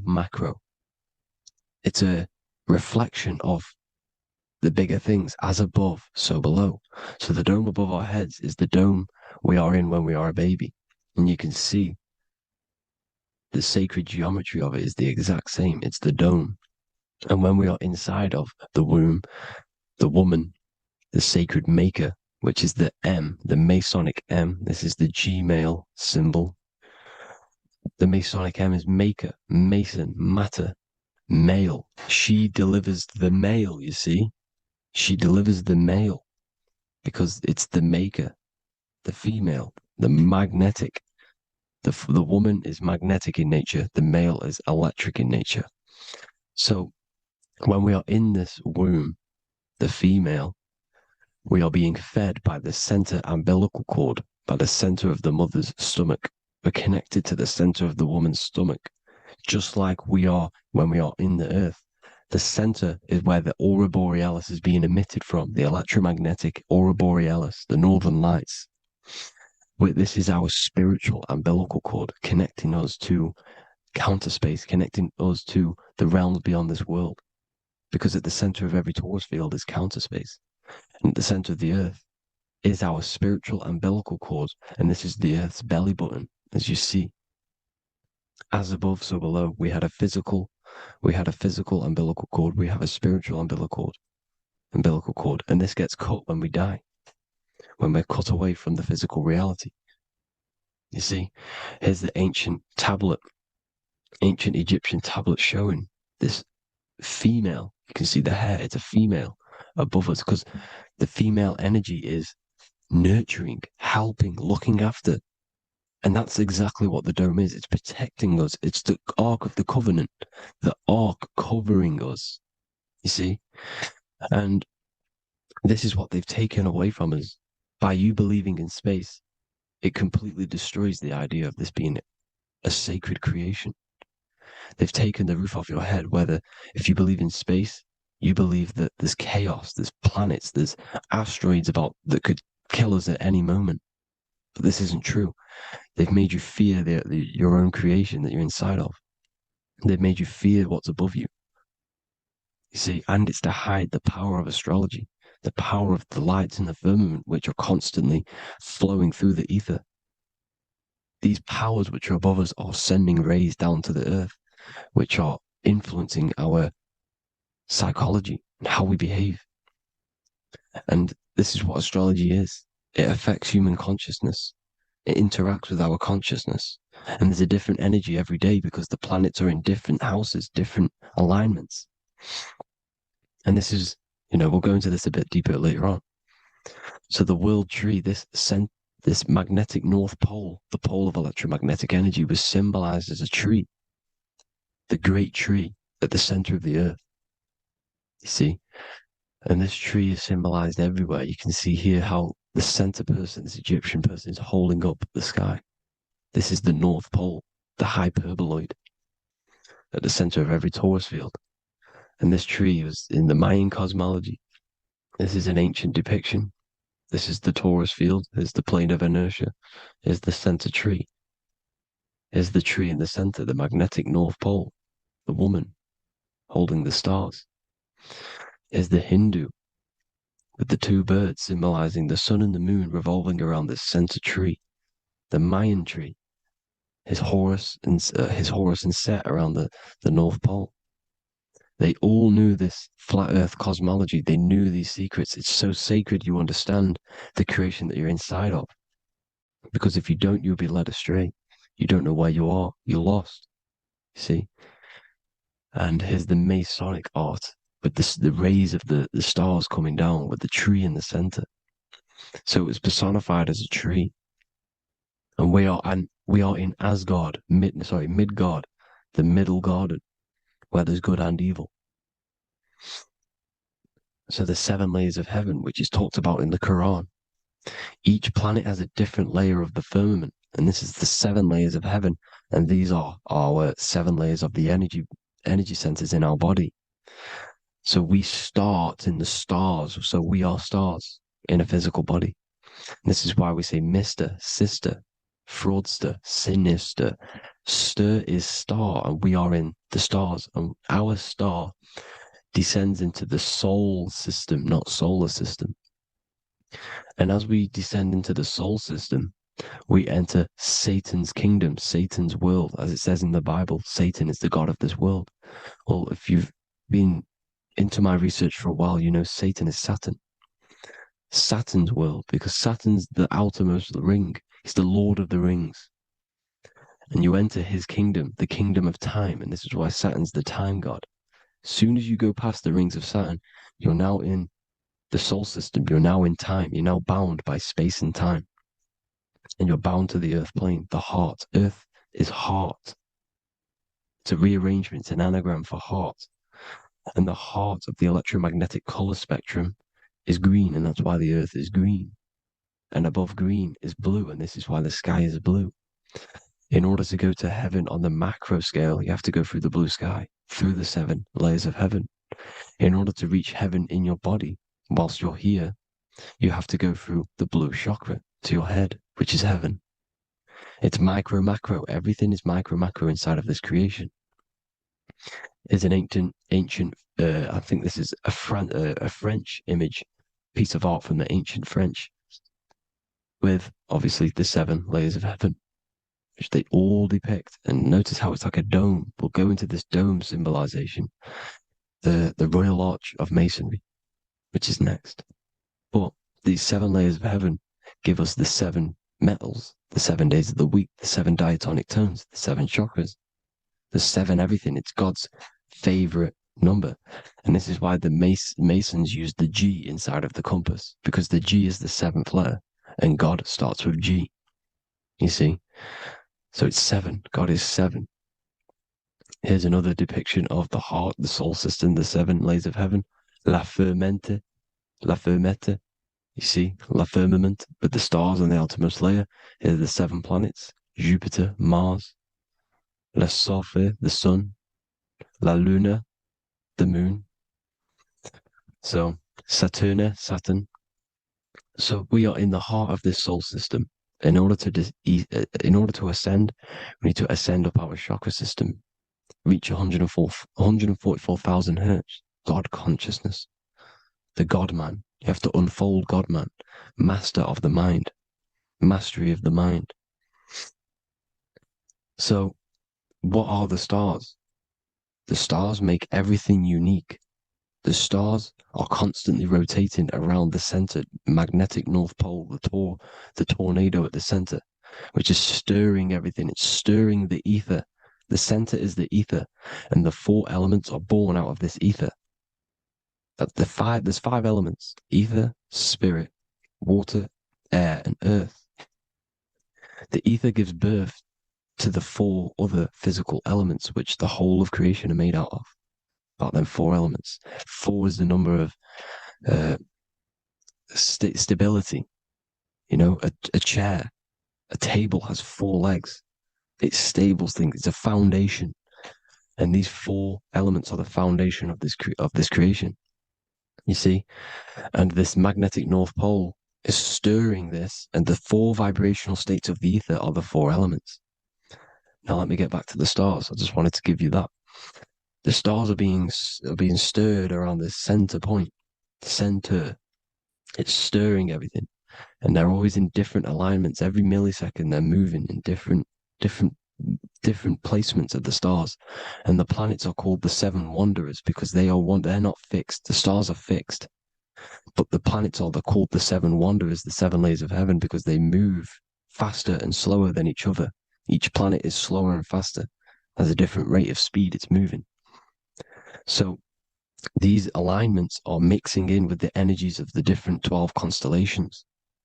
And this is why you have a unique characteristic. You have a unique look, a unique energy, a unique personality. This is because when you were born and you took your first breath, that energy which was in the ether, because the ether is all around you, and energy travels through the ether. The energy that the stars were casting down and the energy that the planets was mixing in with the 12 constellations was in the ether. So when you came out of the womb and your first breath, because breath is spirit, okay? So that first breath you took, that is the energy that is imprinted within your DNA, your soul. And you reflect that energy, you emit that energy. That's the energy that is with you forever until you die. Till this physical body dies off. And that's what the stars are. The stars are giving a unique energy, characteristic, personality to every living thing. Every dog, every cat, every animal has a unique personality because it was born at a different time and place in the sky. Okay? The stars are your destiny. Now, the stars are constantly changing as well. If you look at stars through a telescope, they're constantly changing and forming different forms. You can see here, it looks like water. It looks like light through water because it's the ether above us, a sea of ether. And this light is being emitted through it, and it's just constantly changing, giving different energies, each star. So this is why this is what the zodiac is. It's the expression of energy. It's the expression of the stars. And each constellation has many different personality, different energies, different traits. Each planet has different traits, depending where your planets are, depending what energies you hold. No two person have the same energy. There's no one. It could be similar, but no one's the exact same. It's because of the stars. The stars are never in the exact same split place. The planets are always in different houses. So here's some Royal Arch symbolism. Here's the Royal Arch of Masonry, as it says here. The sun and the moon, the constellations. Here's Cancer, the 7 planets, the 7 stars. Here's the Royal Arch. This is the firmament. Here's the duality. Black and white, duality, good and evil. rest and motion, dielectricity, magnetism. See? So this is what the Royal Arch is. It's symbolizing the cosmic dome above us. The womb we're in. We're inside God's womb. And here's George Washington, the Freemason, inside of the Royal Arch. You see? With the G, the Masonic G, God, 7. Here you see another depiction of George Washington with the stars in the dome above his head, his Polaris, the sky vault, Polaris. We'll get into that later. Go inside of all of your ancient churches, you will see the dome. Go to the Vatican, you'll see the dome. All of your ancient churches have this dome because it's the dome above your head. The ancients knew this. This was known. We did not live in space. It was known back then. They all knew. This is Crown Court, which is one of the most important courts in the UK. You can see it's clearly so much Masonic symbolism. You've got the 4 pillars of Masonry. The Royal Arch is like an arrow pointing upwards to Polaris. His Disney World is under a dome. In his Polaris, the sky vault. You see? And also 666 in the symbol. There's more 7 layers of heaven. Here's an ancient depiction. The firmament. Here's the astral plane outside of the firmament. The Royal Arch. You see? It's everywhere. Here's Polaris, the 8-pointed star. Polaris is in between the sun and the moon. It's at the center of the Taurus field. And Polaris corresponds with the pineal gland as well because it's the all-seeing eye. See? So, is Polaris, the 8-pointed star, which is at the very top. It's the very center. It's on top of the North Pole. And it's an 8-pointed star that's always symbolized as an 8-pointed star. Here you see the Vatican. The Vatican is a giant key with an 8-pointed star. See, it's a key. Here's the dome. Here's the Space Delta, the USA Space Delta logos. Here you see the Egyptian god looking from the center of the North Pole, looking upward to an 8-pointed star, Polaris. An arrow pointing up to Polaris. Here's another, the bear holding a key with an arrow up to Polaris, 7. Holds the key to Polaris. Here's an eagle holding a key above the North Pole to Polaris. Polaris, and here's another one. There's another bird, like a dragon, holding a key to Polaris.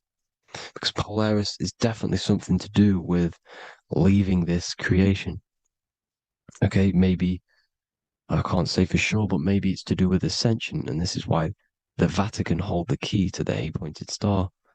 And this is why the space, well, we all know space is a lie, but they're showing Polaris and its sacred symbology. Maybe it's to do with something leaving this creation, going to another.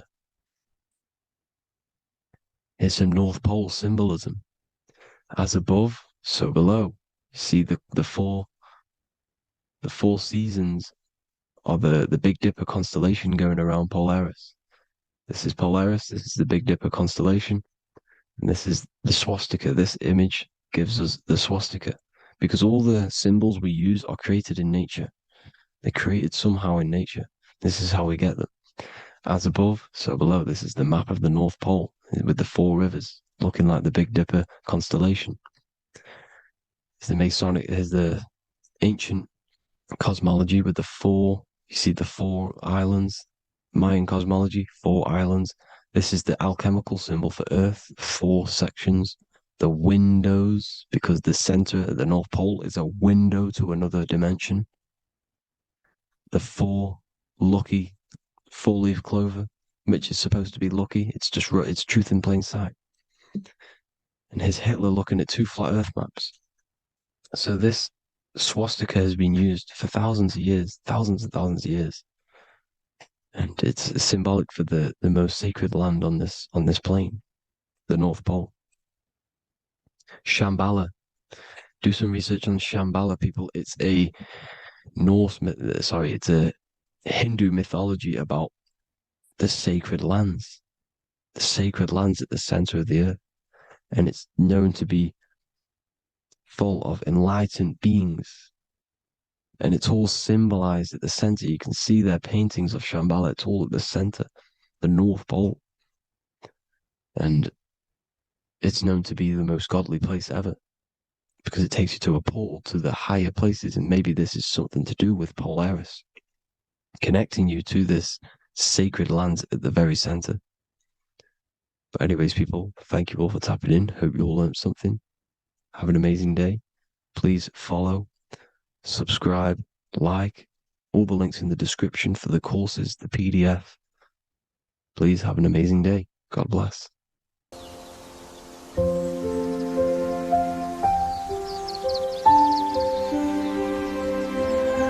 bookofwisdom.com. Visit today.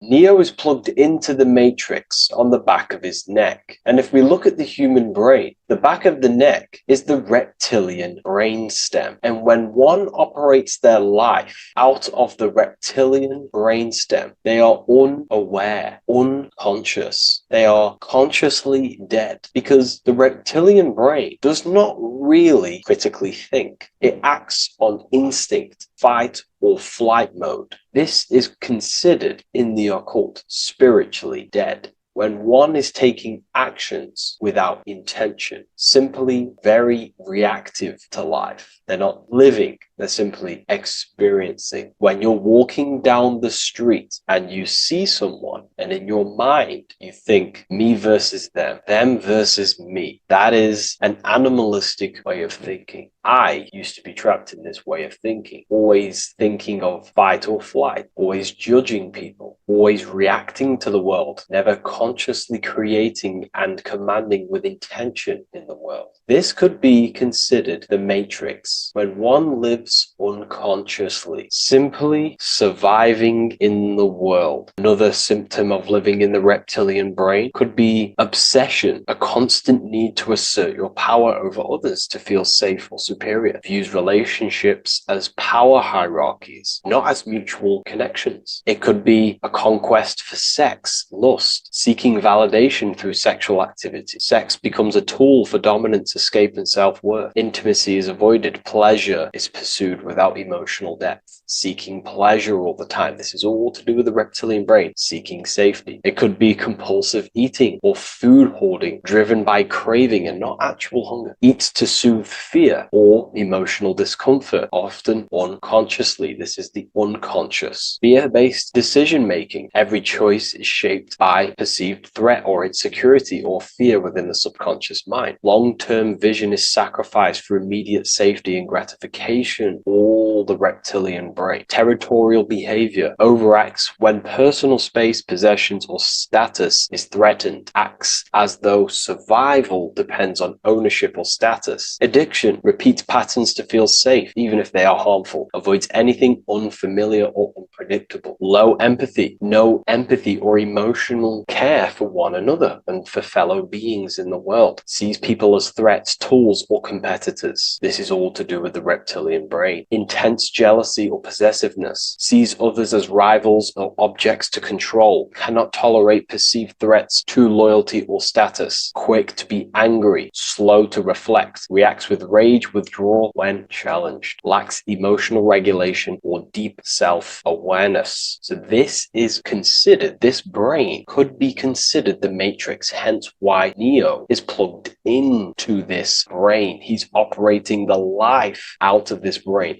unconscious, simply navigating life like an animal. I was in this state, and you can only really realize this when you come out of this brain and you start to function from the higher regions of the brain, which we will discuss very soon. And my life was chaos because there was chaos operating internally. I was never thinking about the future. I was always operating life life out of fear, out of lack, never had care for another person. When you operate life out of this brain, the matrix, things outside you, can easily control you. This is why they keep us in a constant state of fear. So we operate life out of this. So we never gain full control over our reality, over our actions, over our thoughts. So Neo is called Neo, and he works at a place called meta cortex, very symbolic of the neocortex, the higher region of the brain. Now, this brain makes you human. It ultimately allows you to hold control over the animal urges, okay? The neocortex is the brain that allows you to have self-mastery, that allows you to control your urges, your instinctual survival urges. So humans can overcome their reptilian animalistic state and start to operate their life in a conscious mastery state. And Neo is plugged out of the reptilian brain, and he starts to use his neocortex, the human brain. This allows one to learn to have self-control, allows one to create, allows one to think about others. It allows one to critically think deeply. It allows one to be self-aware. Who am I? Where did I come from? And where am I going? This is ultimately the brain that has shaped the world. We look at humans. We built technology. We built all of these amazing things. They all come from the neocortex. This is the higher region of the brain that allows consciousness to function on a higher degree. It allows you to truly become a creator and have self-control instead of living in a reactive animal state. You see, animals are only aware of their five senses. They're only aware of surviving. If you notice, look at animals, they're always looking around. Even in their home, they're always looking around, sniffing around. That's because they operate in an animalistic brain. Humans have the neocortex. This is a higher region of the brain, which if you wish to master yourself, this is the brain that you will be using. This allows you to operate life on a higher degree. We see this reptilian brain symbolized everywhere. See it as reptiles. Reptiles are symbols of this brain. We see the Egyptian god Osiris with the green skin representing a reptile, a crocodile. Sometimes we see Osiris depicted in Egyptian artwork with crocodiles or reptiles, if you do a little bit of research on that. And also, if we look at the overall symbolism of Osiris and his story, we notice that he is the god of the dead or the underworld. This is not literal, but the dead or the god of the death, the god of the death of self, the dead of consciousness, because you are a divine being with limitless potential to create. And ultimately, to create, we have to master our reptilian brain. But when we function from this reptilian brain, we are dead to our higher powers of creation, of imagination, of actually gaining control and operating life from the higher mind, operating life as the divine being as you are. But if you operate life in Osiris, he is the god of dead. You are spiritually and consciously dead. You act unconsciously. You are dead, not physically, but mentally and spiritually. So what we're looking at here in the Egyptian artwork is the reptilian brainstem. We have the left hemisphere and the right hemisphere of the brain. Notice a curve. The feminine body is very curvy. This represents feminine. The masculine body is very liney. So if we study geometry, we know that lines are masculine, hence why the word masculine, line, and the feminine body is, in geometry, feminine is represented as curves. So this is the left masculine brain on the left side, and this is the right feminine brain on the right side, with Osiris, the reptilian brainstem, in the middle. So we're going to go deeper into some Mesopotamian artwork now. Now let's have a look at this. We're looking at the reptile on the very bottom. We see the left brain and the right brain, the Eye of Ra and the Eye of Horus on the left and right. In Freemasonry, we still see the symbolism of the two pillars. Yakin and Boaz in Freemasonry, with the two pillars symbolizing masculine, feminine forces of consciousness, also representing the masculine left brain and the feminine right brain, with the reptile down here. But if we have a little look here, right, we have a little look at these reptiles. This person is standing on top top of the reptiles. When you are on top of something, you have power over the below. You are standing atop of something. You have mastery over it. You have control over it, symbolizing gaining control over the reptilian brain, the reactive actions, the sexual urges, the addictions, the territorial behavior, the fear-based decisions, constant internal tension, never being able to focus. It's symbolizing gaining control over these internal qualities that happen within us in our mind, because the universe is mental. And if we do not gain control over this brain, it will dominate our mind, which will ultimately dominate our actions and destroy our life and live in an unconscious state. So this is basically instructions in this ancient Mesopotamian artwork of becoming self-mastery, to operate on a God consciousness level. So we have a person symbolizing your awareness, the internal you, having mastery over the reptilian urges, the reptilian brain, the reptile thinking. We have a person, a face in between, and it's standing in between these pillars, symbolizing balance of the brain hemispheres. Because the face, we see the eyes in the middle, we see the person is you, your consciousness, standing in the middle pillar. It's representing seeing reality as neutral. Everything in the world is neutral. It's the mind's perception that gives it a positive or negative charge. When we adapt this mindset, this view of reality, this knowingness of reality, we see the world for what it truly is. And if you see things as neutral, it allows one to transform the situations in your life accordingly, instead of simply choosing a side.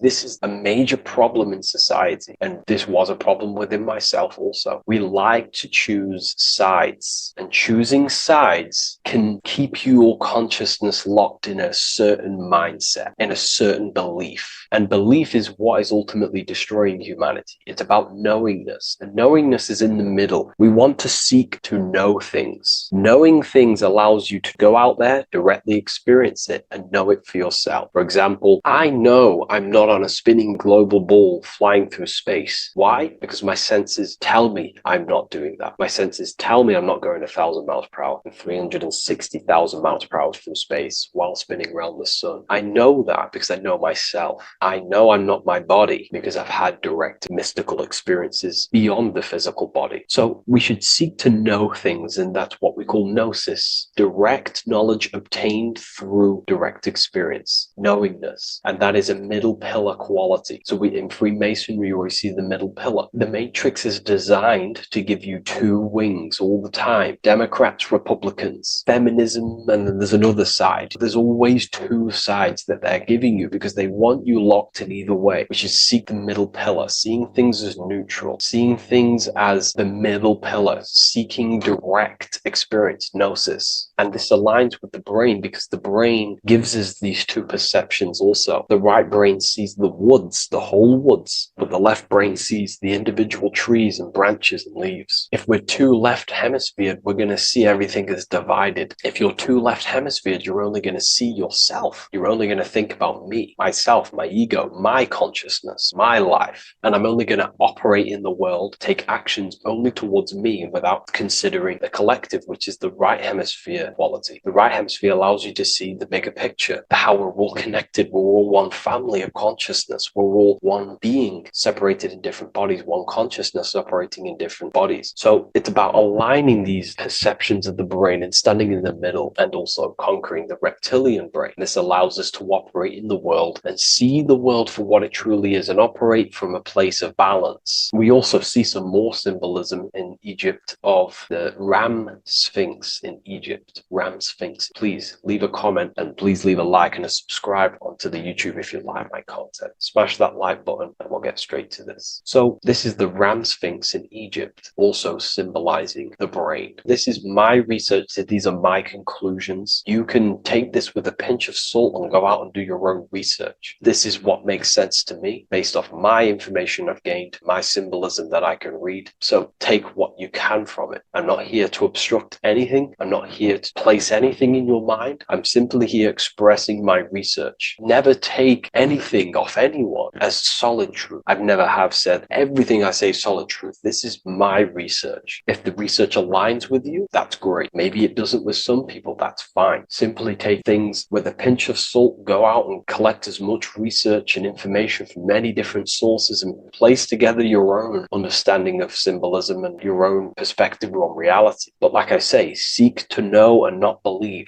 So this is the Ram Sphinx in Egypt. This is a more powerful symbolism of the brain. We have Osiris here, the god of the dead, which is the reptilian brain, and an Aries symbol here symbolizing the hippocampus in the brain. So this is the reptilian brain stem, heavily aligned with the reptilian brain stem here. We can see the connections if we look closely. So this represents the dead of consciousness. This is the dead of self, living in impulsive animalistic state, the symptoms that I listed earlier. I'm not going to go over the symptoms again. And Aries symbolizes the hippocampus in the middle of the brain. It's the hippocampus. And Aries is a symbol of a state of being. Why? You see, ancients and the ancient Egyptians, according to my research, Freemasons still use this symbolism today. So what they do is they use the path of the sun to symbolize a state of consciousness or a journey in consciousness. So what do I mean? So Aries here is the transition from the winter arc. So this is the winter arc from Libra, Scorpio, Sagittarius, Capricorn, Aquarius, Pisces. This is when the sun is dead. This is when the electromagnetic waves of the sun are not very present. This is the winter. This is when there's more darkness in the world. However, from Aries, Taurus, Gemini, Cancer, Leo, Virgo, and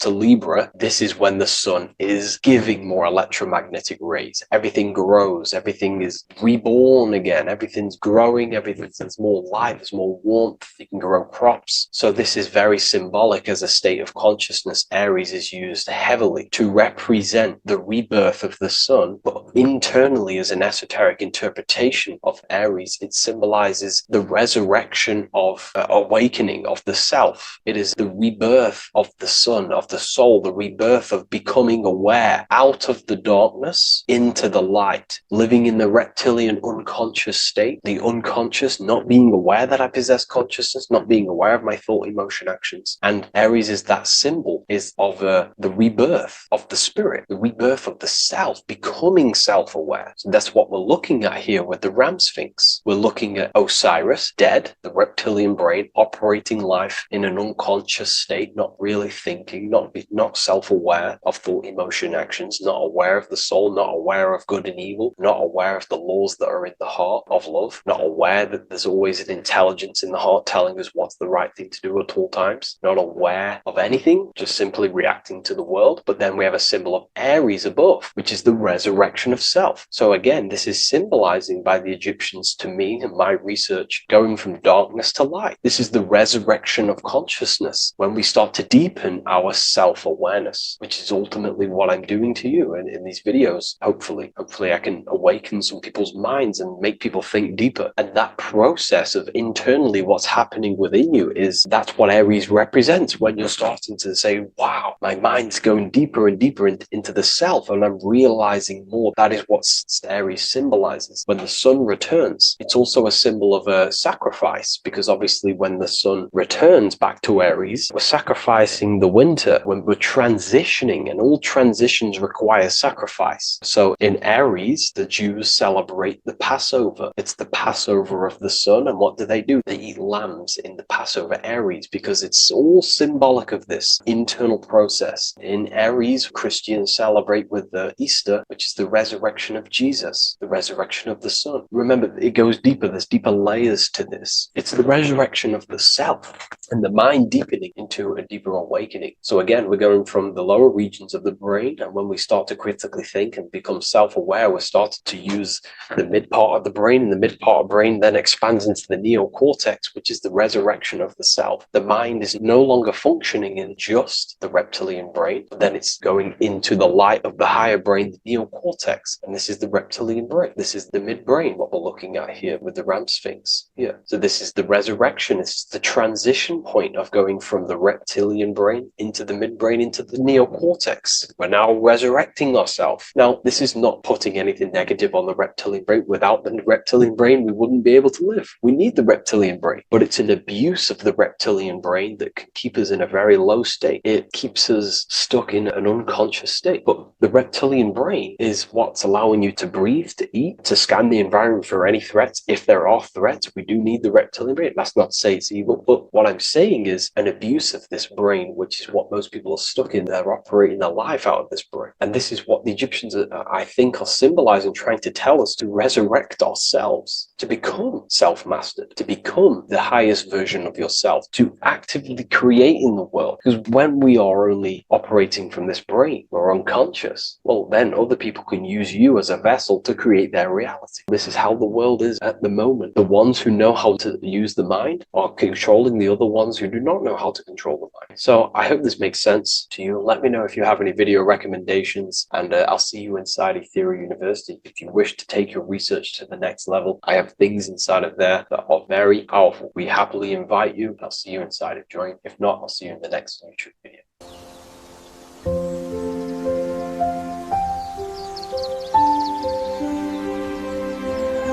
bookofwisdom.com. Visit today.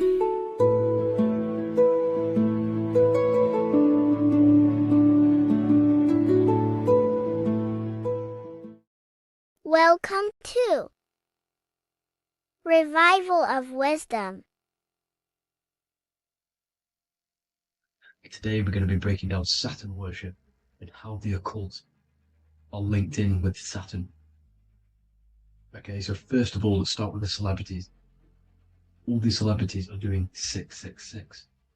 Okay, covering the one eye, which also symbolizes the all-seeing eye, which is another occult symbol. But we're focusing on the 666, the 6 with the 3 fingers. Also, we have CERN with the 666 within their logo. Also Disney, okay, as you can see here, 666 within their logo. Pepsi, Coca-Cola, and even Cadbury's. Monster Energy with the 666 in Hebrew numerals. Unleash the beast. So what is 666 to do with Saturn? Because on Saturn, there is on the north pole of Saturn, there is a 6-sided hexagon, okay? So Saturday is named after Saturn Day, the 6th planet. It is also the 6th day of the week, and has a 6-sided polygon on its north pole, 666. Not only that, when you create a star out of the hexagon, you will create a 6-pointed star, okay? With 6 triangles within the star, and a 6-sided hexagon, which all adds up to 666. Okay, so this is why all these symbols contain 666. So why do they worship 666? Saturn. Because Saturn is the god of time and death, okay, and order and lessons. Okay, Saturn is a very cold and dry being. That is the 6th planet from the sun. Okay, Saturn represents the winter, which symbolizes death. Okay, because all nature dies within winter because the sun's not there. So it represents darkness and death. It rules the zodiac sign of Capricorn. Okay, so in the celestial cycle, Saturn is always opposite the sun. So it's the opposite of the sun. So they're worshipping this energy which is death-like. Okay, this god which is death and does not bring life. Okay, and also is the god of time. Okay, also in the Roman and in Greek it's called Chronos. Okay, which is just a translation for time. It's also known as the Father Time, aka the Grim Reaper. Okay, the Grim Reaper. Keep that in mind. We'll come back to this. Here are some more logos with Saturn. Okay, NAG, Internet, Wi-Fi. Okay, all these occult logos all worship Saturn. They are a satanic a cult, they worship this death god, this evil god. Okay? This is where the cube now comes in. Okay? Because what colour is associated with Saturn? It's black, because it's the absence of light, it's opposite the sun. So black is the colour associated with Saturn.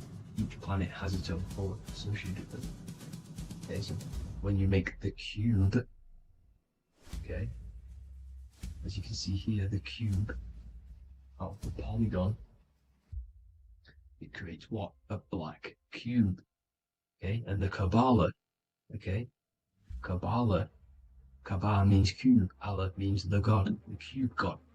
These religions are secretly worshipping this cube God, the god of death, Saturn, Satan. It's the same entity behind it all. Okay? So, also, we have these black cubes in Australia, Denmark, all around the world, these black cubes. Because this occult is worldwide. It's Saturn, Satan taking over this realm. Okay? Also, with this black cube, they walk around it like the rings of Saturn. It's around the black cube of Saturn with the rings, they walk around in circles. What are circles? Cycles. What is a cycle? Time. The time god. This is why it has a ring around it, because it represents time, cycles. Okay? And this is another depiction of Saturn, always depicted with this Reaper staff. Okay, keep in mind this staff, just like we associated with aka the Grim Reaper.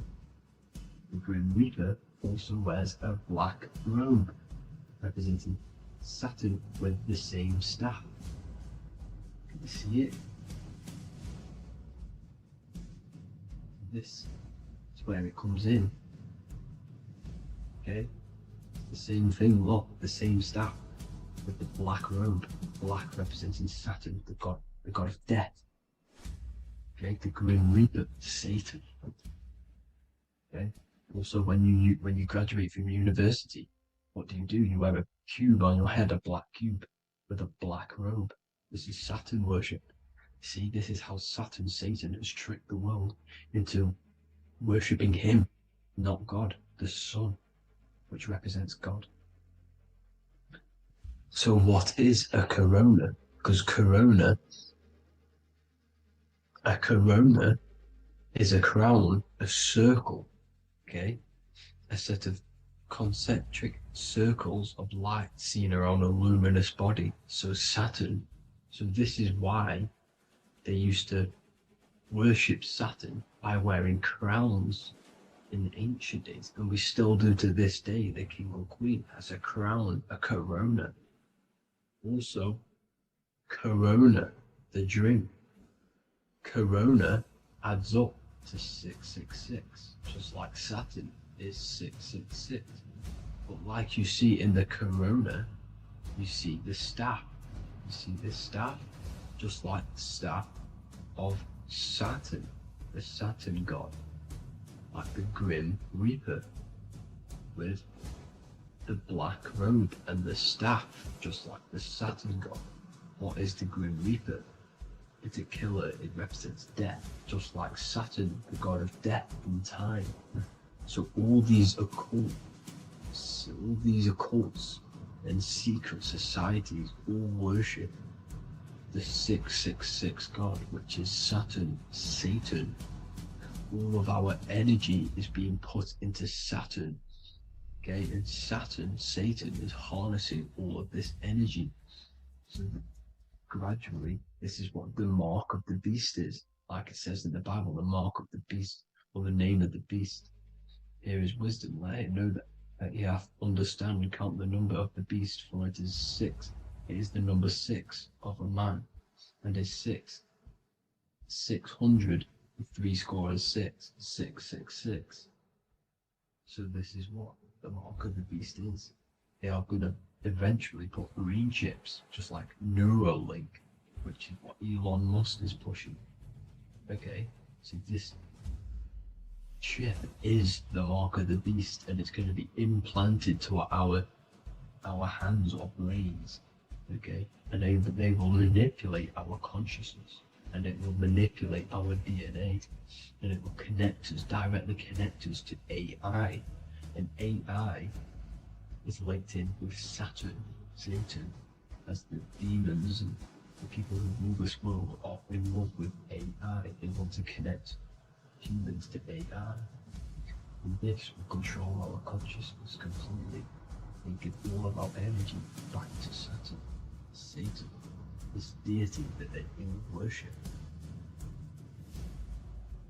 Just like when you get married, you wear a wedding ring, the rings of Saturn, over the finger, which represents the sun. So you're basically seeing Saturn over the sun. The sun is the Son of God. It represents the sun, represents God. So you're putting Saturn over the sun. So thank you guys all for tuning in. I'm going to leave you guys here. Please leave a like, comment some topics that you want me to talk about. And please, please subscribe for more amazing content. God bless.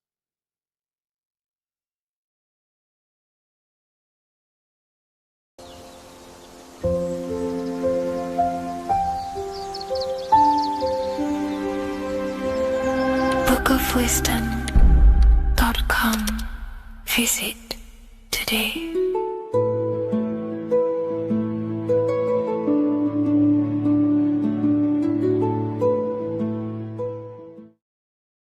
What is good, people? We're back with another video, and today we're talking about the chakras. Let's jump straight into this because I know there's been a lot of requests for this video. So let's jump straight into this. So you have 7 chakras, right? 7 chakras, and these chakras are feeding off your electromagnetic field, known as your aura. This is both positive and a negative pole, male and female, right? This electromagnetic field is made out of electric and magnetism, and together they come as electromagnetic. Now, your chakras, the word chakra just means wheel, spinning wheel, because that's what they are. They're spinning wheels of energy. They do not exist on this physical plane. They exist on the etheric plane. Okay. Now, these energy centers are known to regulate your emotions, and each energy center controls the organs and cells in that particular area of the body. So, for example, your sacral chakra will control the cells and organs of your sexual reproduction area. Okay, the navel chakra or solar plexus will control the digestion in your body. Same with the heart, same with the throat, right? So they are like mini brains for each center of your body. They run along up the spine, but notice the crown chakra exists outside the body. It's just above the head. Now, this process of the chakras is obviously the 7 colors of the rainbow, starting from red, which is the lowest vibrational color, all the way to violet, which is the highest vibrational color. This, like I said, these energy centers are feeding off your electromagnetic field. So if these chakras are unbalanced, they are taking too much energy from your electromagnetic field, making it weaker. Now, this is the North Pole. As you all know, the Earth is flat, and we live inside of a giant torus field, and the North Pole is the Earth's heart chakra. And this is why the aurora borealis, or the northern lights, whatever you want to call them, that's why they are green, and they are being emitted from this center point of the Earth, because it's symbolizing the heart chakra, which is green, right? Now, you do work your way up to these. However, this is a torus field. You are a torus field. You have different layers of this torus field, right? And you need to balance all of these chakras, but you can't move up these chakras until you open the one below it. So it's like It's like a stairway. You can't go to your solar plexus without going through your sacral. You see? So you have to work up these. However, you have to work up these and then live from the heart, because the heart is the center of the torus field. It's the balance between male and female poles, positive and negative poles. So you have to balance all of these chakras and then bring them all into one, which is the heart chakra.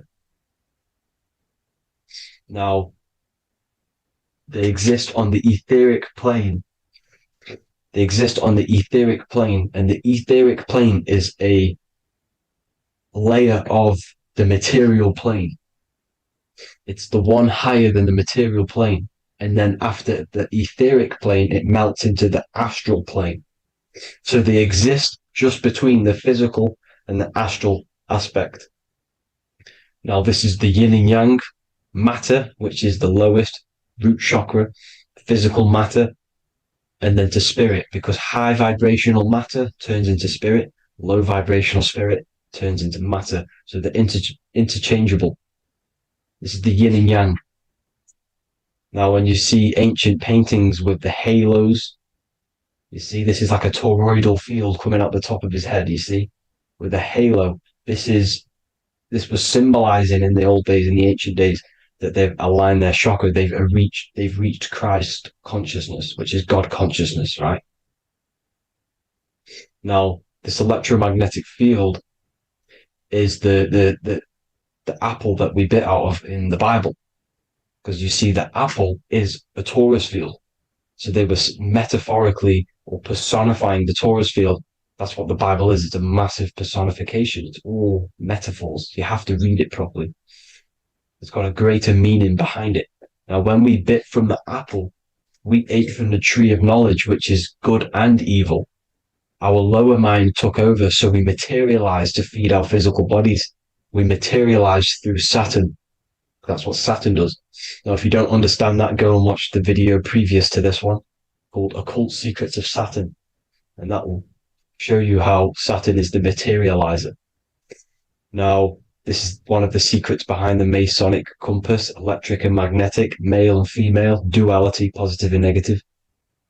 Now, like I said, they teach you about the torus field, about a magnet in school, but they don't teach you about your electromagnetic field.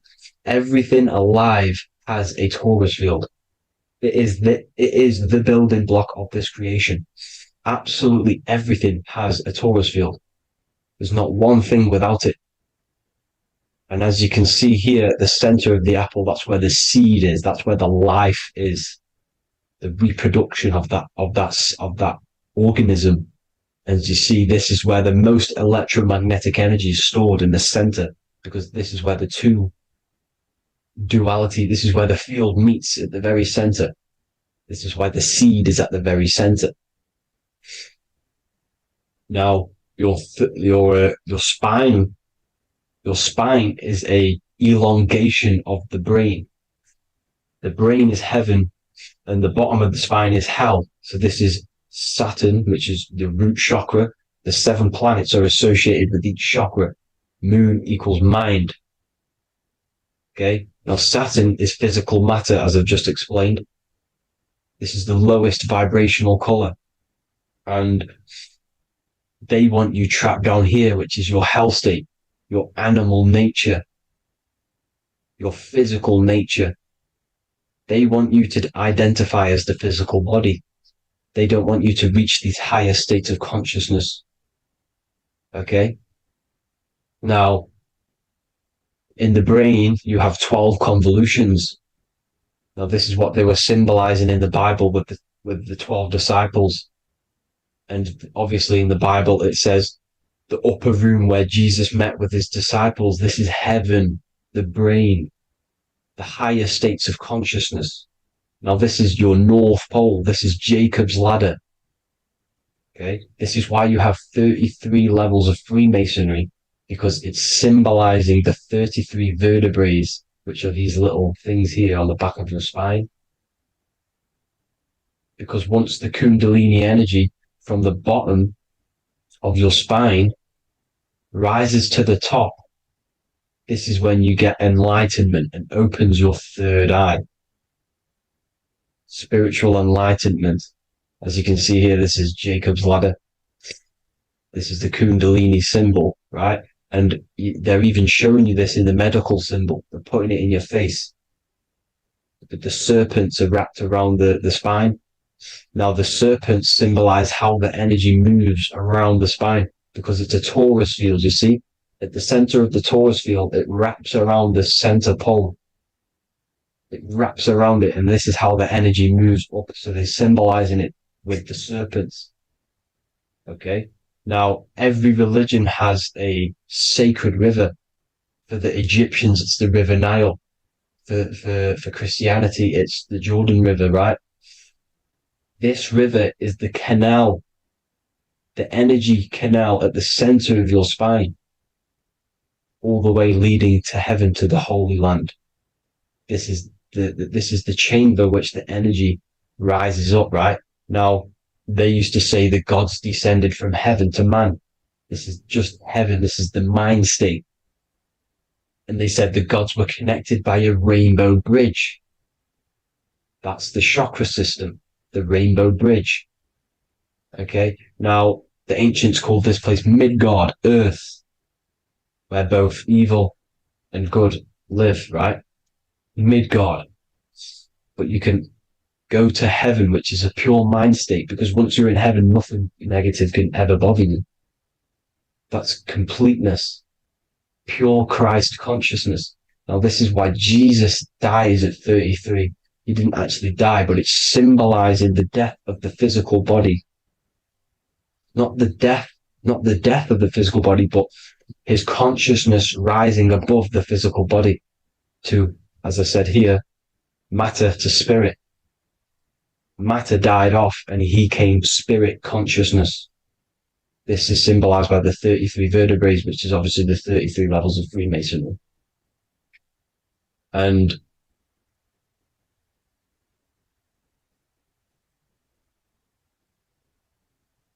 now the pineal gland, which is at the very top of this Jacob's ladder or the River Jordan, the canal, your 33 vertebrae on your spine.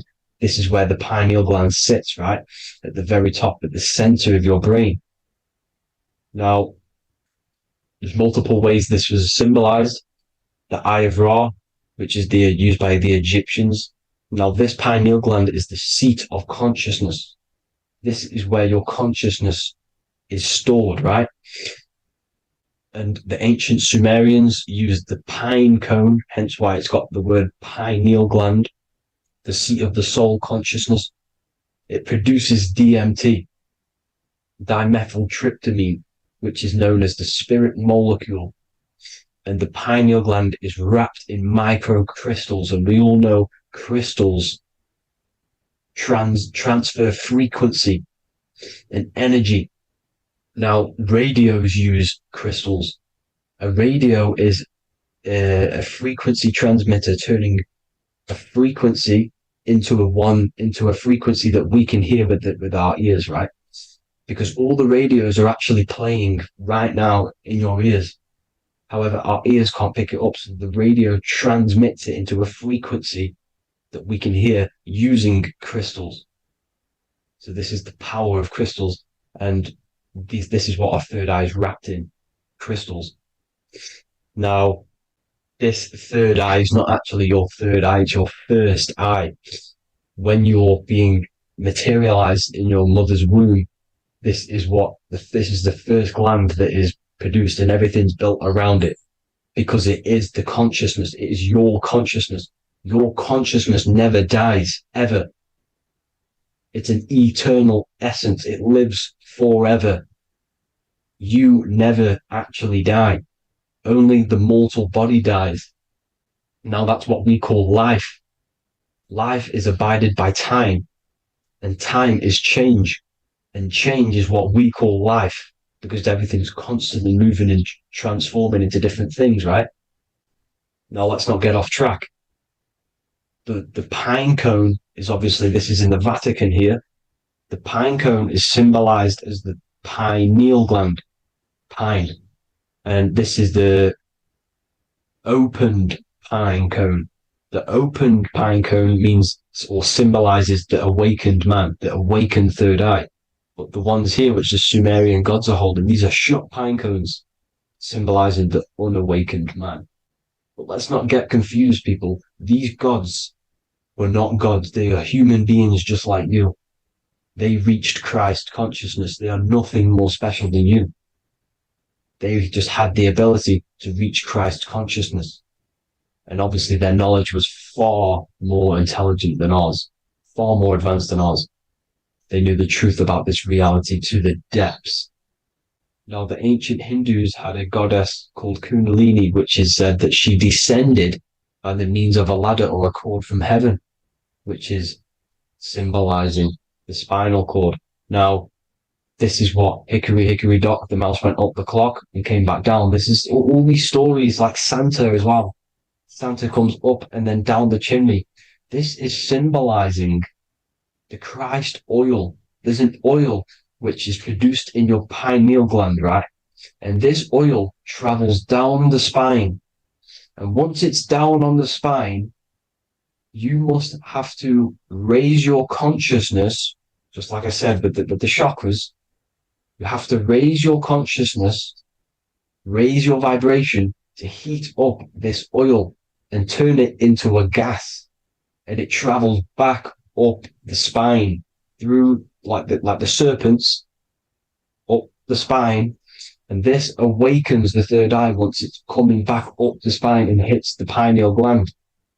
This is the secret behind Santa and Hickory Hickory Dock, because Santa comes down and feeds the presents and goes back up the chimney, and he lives in the North Pole, the positive pole. This is the North Pole, people, and the presence is your sacred oil. This oil, your physical body is the furnace. It's the spiritual furnace, which you have to heat up this oil by raising your frequency and turning it into a gas to rise up this chamber, the River Jordan, to your third eye, right? Now, this is an alchemical process. Your body is the alchemical furnace. It says in the Bible, if therefore thine eye be single, thy whole body shall be filled with light. I shouldn't have cut that out, but that's what it says. The light of the body is thine eye. If therefore thine eye be single, thy eye shall be filled, their body shall be filled with light. This is symbolizing the pineal gland, enlightening the body, the spiritual body, filled with light. Now, as I said, they want you kept down here, which is the root chakra, which is your animal nature, which is obviously mind, matter over mind. This is the symbol of Saturn, right? As you say, we're built of body, mind, and spirit, the Holy Trinity. That is the sun, moon, and earth. The sun's your soul, solar. Moon is your mind. Earth, which is the cross, which is your physical body, the 5 elements, right? So body, mind, and spirit. So the Saturn symbol is actually made out of the cross on top, which is the earth, and the moon on the bottom, which is symbolizing matter over mind, because earth is physical matter. You don't want to be matter over mind. You need to be mind over matter. See, they want you identifying as your physical body. They don't want you to realize you're an eternal consciousness. You're an eternal essence of consciousness which never dies. They want you trapped in your animal nature. And this is why the Baphomet has a goat head, because it's symbolizing your animal nature, which is evil. Not evil, but you're more likely to do evil things, right? Which brings bad karma. That's your animal side. This is why the Baphomet has an animal goat head. As you can see here, he's got the Kundalini energy here. So when you see the inverted cross, the cross is your body, as you can see here. The inverted cross means your chakras downwards, down here. Your head's down here. Your mind is down here. But your mind needs to be up here, which is the upwards cross, which is Christ consciousness. And as we all know, 7 colors of the rainbow, 7 planets, 7 chakras. Red light is low frequency and long range. This is why Saturn is the slowest moving celestial body, and it's the lowest chakra because it's low frequency, long range. The moon being the crown chakra, which is high frequency. This is why the moon moves around the quickest. The moon is your crown chakra, which moon in mind. See, so there are multiple ways of your chakras becoming blocked. Now, each chakra has a specific intelligence. It has a specific thing that it's doing for the body, right? Now, this can be overused. It can be abused. For example, masturbation. That keeps you down here in your sacral chakra because you're abusing the energy center. You're abusing your sexual energy, which is then becoming unbalanced. So this is how energy, this is why these centers are pulling more energy out your electromagnetic field, because these centers are wheels. The chakras just mean spinning wheel of energy. So when you're abusing these certain centers, you're pulling energy out of your electromagnetic field, which is making your field weaker, which is making your frequency lower, which makes you prone to diseases, prone to lower negative energy, right? So you need to align these chakras. You need to unbalance them. And as you can see here, you can screenshot these to see how they're blocked. I'm not going to go over each one because it'll take me forever, but have a little read yourself. This is why they're blocked. Now, the ancients used to say Aum when they meditated. Now, these are the 7 vowels. There's not 5 vowels, there's actually 7. Now, when they say Aum, they're aligning all their chakras by saying this when meditated. This is where the Aum originated from. Now, emotion is energy in motion. So if you're feeling a certain way, that's the energy you've put in motion. It's a reflection. We live in a mirror reality. Everything's mirrored. Everything's mirrored.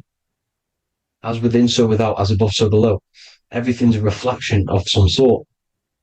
So whatever you're feeling, you're doing something wrong. It's telling you you're doing something wrong from the root cause. Because your energies are the effect. You're feeling the effect of something you've caused. The law of cause and effect. Nothing escapes it. Now, the Jehovah's Witness believe that exactly 144,000 faithful Christians go to heaven or be resurrected, right? This is not true. This is symbolic. 144,000 go to heaven. Now, the petals on the chakras, this is the root chakra, this is the crown chakra. Now, if you add up the first 5 chakras, the petals, add up the petals on the first 5 chakras, you get 48. And then you get to the third eye, which has 2 petals. 48 times 2 equals 96. 96 plus 48, which you got from here, equals 144. The last chakra has 1,000 petals. Times 144 times 1,000, you get 144,000. This is a frequency. This frequency is the frequency of the ascension up your chakras. This frequency is a high frequency, which turns that oil into gas, which rises up the spine, activating your third eye. Right? So this is all the religions are all symbolic for this sacred secret of Christ consciousness. As it says in the Bible, the kingdom of God is within. It's not out there, people. You must look within yourself. You are God. You are a spark of his consciousness, infinite consciousness, right? So 144,000 is a frequency, and you must achieve this. Like I said, these people in the past, they're not gods, people. These were just humans. Nothing special. They just reach Christ consciousness. Now, they keep you in these lower vibrational states with the food, right? And as you can see here, all of these fast food restaurants are mainly are red and yellow, which are these lower states, these lower 2 chakras, lower vibrational colors, because they want you trapped down here in matter.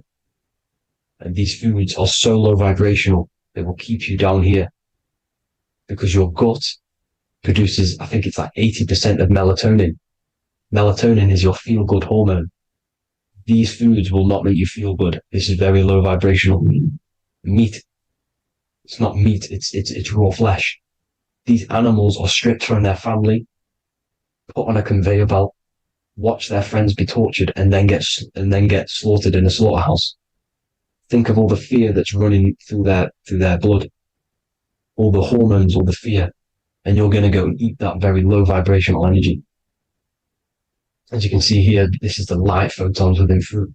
You can see the light, the life force in this fruit.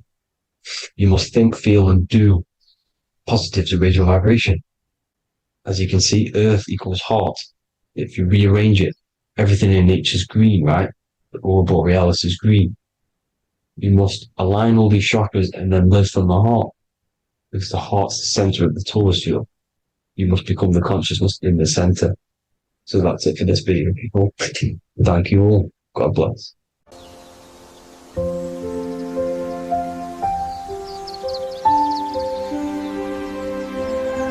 bookofwisdom.com. Visit today.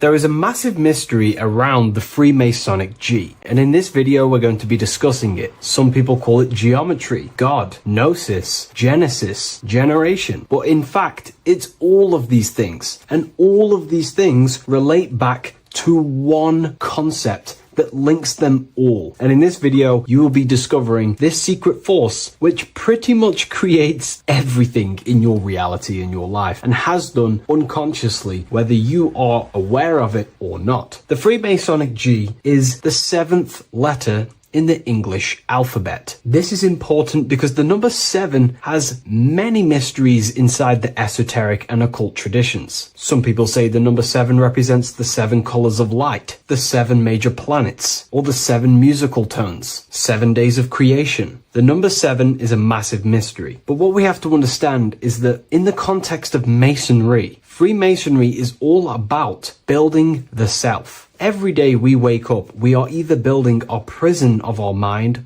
or freedom of our mind. Everything inside of esoteric Freemasonry is about building the self and reconstructing our consciousness, our inner dialogue, the inner voice. We're transforming the mind from low awareness to high awareness. This is why Freemasonry uses the allegory of stonemasonry, stones, chipping away at stones. The stone is in fact you, and we are perfecting the stone, which is your very own mind. Because the universe is a mental construct. Life is happening to us inside our minds. We are all the universal mind expressed and clothed in a different body. Therefore, now we understand that everything is about the internal inside of Masonry. This G relates to something inside of you. Hence why you see the G inside of the square and the compass. It's something internal in you. G is the 7th letter of the English alphabet, and the number 7 symbolizes the 7 cognitions of the mind. In esoteric and initiatory traditions, the 7 psychological cognitions of the mind refer to the 7 distinct modes through which human consciousness perceives, interprets, and transforms reality. Different schools use different names, but across Hermetic, occult, Gnostic, and mystical systems, the same underlying pattern emerges. The mind has 7 functional powers, each representing a layer of awareness and a stage of inner development. Number 1 would be perception. The first cognition is the raw reception of sensory and subtle impressions. It is the gateway where the outer world enters the inner world of our minds. Perception involves learning to see without distortion, to notice the symbolic dimension behind ordinary appearances in an occult interpretation of perception. The second one is interpretation. After perception comes the act of making meaning. The mind organizes impressions into patterns, beliefs, and judgments. Esoterically, this cognition determines whether a person interprets life through the ego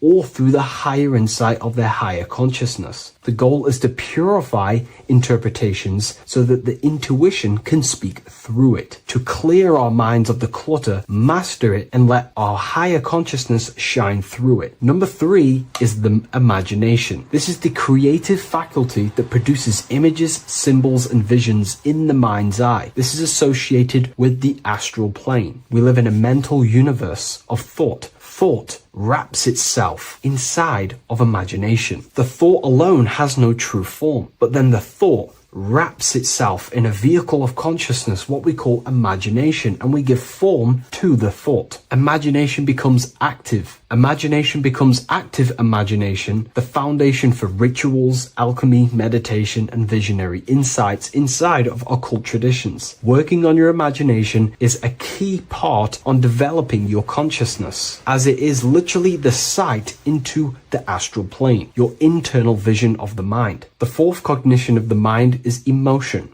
Emotion is energetic response that gives intensity, direction, and magnetism to thoughts. Emotion fuels the magical will. Unrefined emotion binds us to lower impulses. Refined emotions become devotion, compassion, and the inner fire to transform thought into a tangible reality, to become a conscious creator. The 5th cognition is will, the faculty of intention, decision, and directed energy. Will is the power that aligns personality with the higher self. It is the driver of discipline, transformation, and the capacity to act consciously rather than react unconsciously. Most people walk through life as an unconscious zombie, living day to day, running off subconscious programmings, never actually using their conscious mind. We develop our will and try to align our will with the highest will possible so we can align our will with our higher mind, so the higher mind can manifest through us in the material plane. The 6th cognition of the mind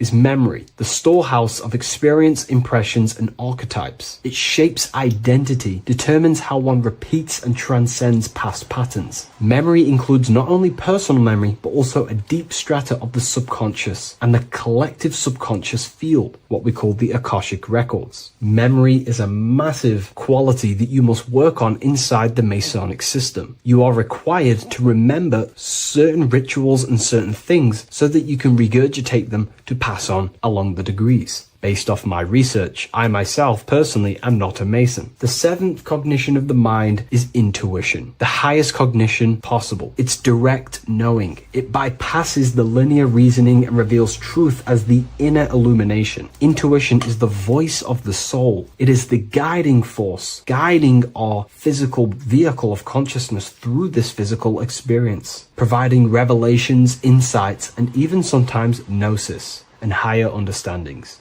They are the 7 principles and cognitions of the mind that we should work on. Sometimes they're symbolized as 7 luminary planets, because lumen is light. The planets are light. Light is consciousness. Consciousness is light. Now moving on to the true understanding of the G, the higher understanding of the G, as I mentioned previously. This is what we call the generative principle, the care principle, the human heart principle, the female aspect of consciousness within yourself. All creation is built upon a care. All action is built upon a care. You only act on what you care about. You care about paying the bills and staying inside your house and looking after your family, for example. Therefore, you take the action to generate the reality and generate money to pay the bills. Them actions are driven by the force of care. If you care about a plant, you take the action to water the plant and it grows. If you care about your partner or relationship, you give them attention and care and love, and you grow the relationship. As soon as you stop providing care, watch the relationship crumble and the reality destroys itself. Care is the generative force of reality. This is the generative principle that generates your experience in this world. We are in a continual state of becoming. Each cause gives birth to an effect, and that effect gives birth to a new cause. The G is the generative principle that drives creation in the present moment. Reality is creating, unfolding in the present moment, and the G is the force inside of you that generates your experience. You're watching this YouTube video right now because you have a care in your heart for the information I have provided in the past, and you have a care about watching this video. As soon as you don't care, you take action to do something else with your time that you actually care about. The G is the generative force of the heart. It is the love energy. You only take action on what you love or care about. The whole world is built upon this principle. This is why we say money makes the world go round, because the whole world has a G or a care for money, and it's making everyone wake up in the morning, take actions, and make the world go round. It is the G, the care for that principle or money object to generate that reality. It is the force that drives you, hence why the G is sometimes surrounding with light rays, because it represents a force, emanation, something that is invisible but driving the physical body. The G is the internal force that focuses thought into an action. We can think many thoughts, but the thoughts you don't care about, you don't take action on. But the thought you care about, that you have a G for, intensifies that thought, focuses and directs it into an action to generate that experience and reality. The whole world is built upon this principle. The sun is a perfect example of the generative principle. The sun gives all of its life, light, never asking for anything back, making everything grow and generate on the earth. Everything in your life is built upon this principle, and gaining control over your care gives you control over your actions and your reality and what you generate. Once you see this, it is truly beautiful that the world is actually built upon love. This is why they say love is the force of God. It is. Truly. This is the reason why God begins with a G. It's about Genesis. Genesis means creation. G, generation. Anything that generates and creates is all to do with a care or a love energy. But don't get me wrong, people can love sick and twisted things, and they act upon them sick and twisted things. This is why purification of ourself is important by understanding this principle, as it is a very powerful principle to understand. This is the reason why the word gift begins with a G. You're giving something. I care, I'm going to give you something, a gift. Or guidance. This is what guides you into becoming something, what you love. This is why also gnosis begins with a G. Gnosis is not actually knowledge. Gnosis is knowledge obtained, attained by direct experience or through direct experience. For example, you're not believing you're watching this video right now. You know you're watching this. Know, gnosis, same phonetic sound. It's about knowing. Gnosis is about gaining knowledge of the self. Self-knowledge through direct experience.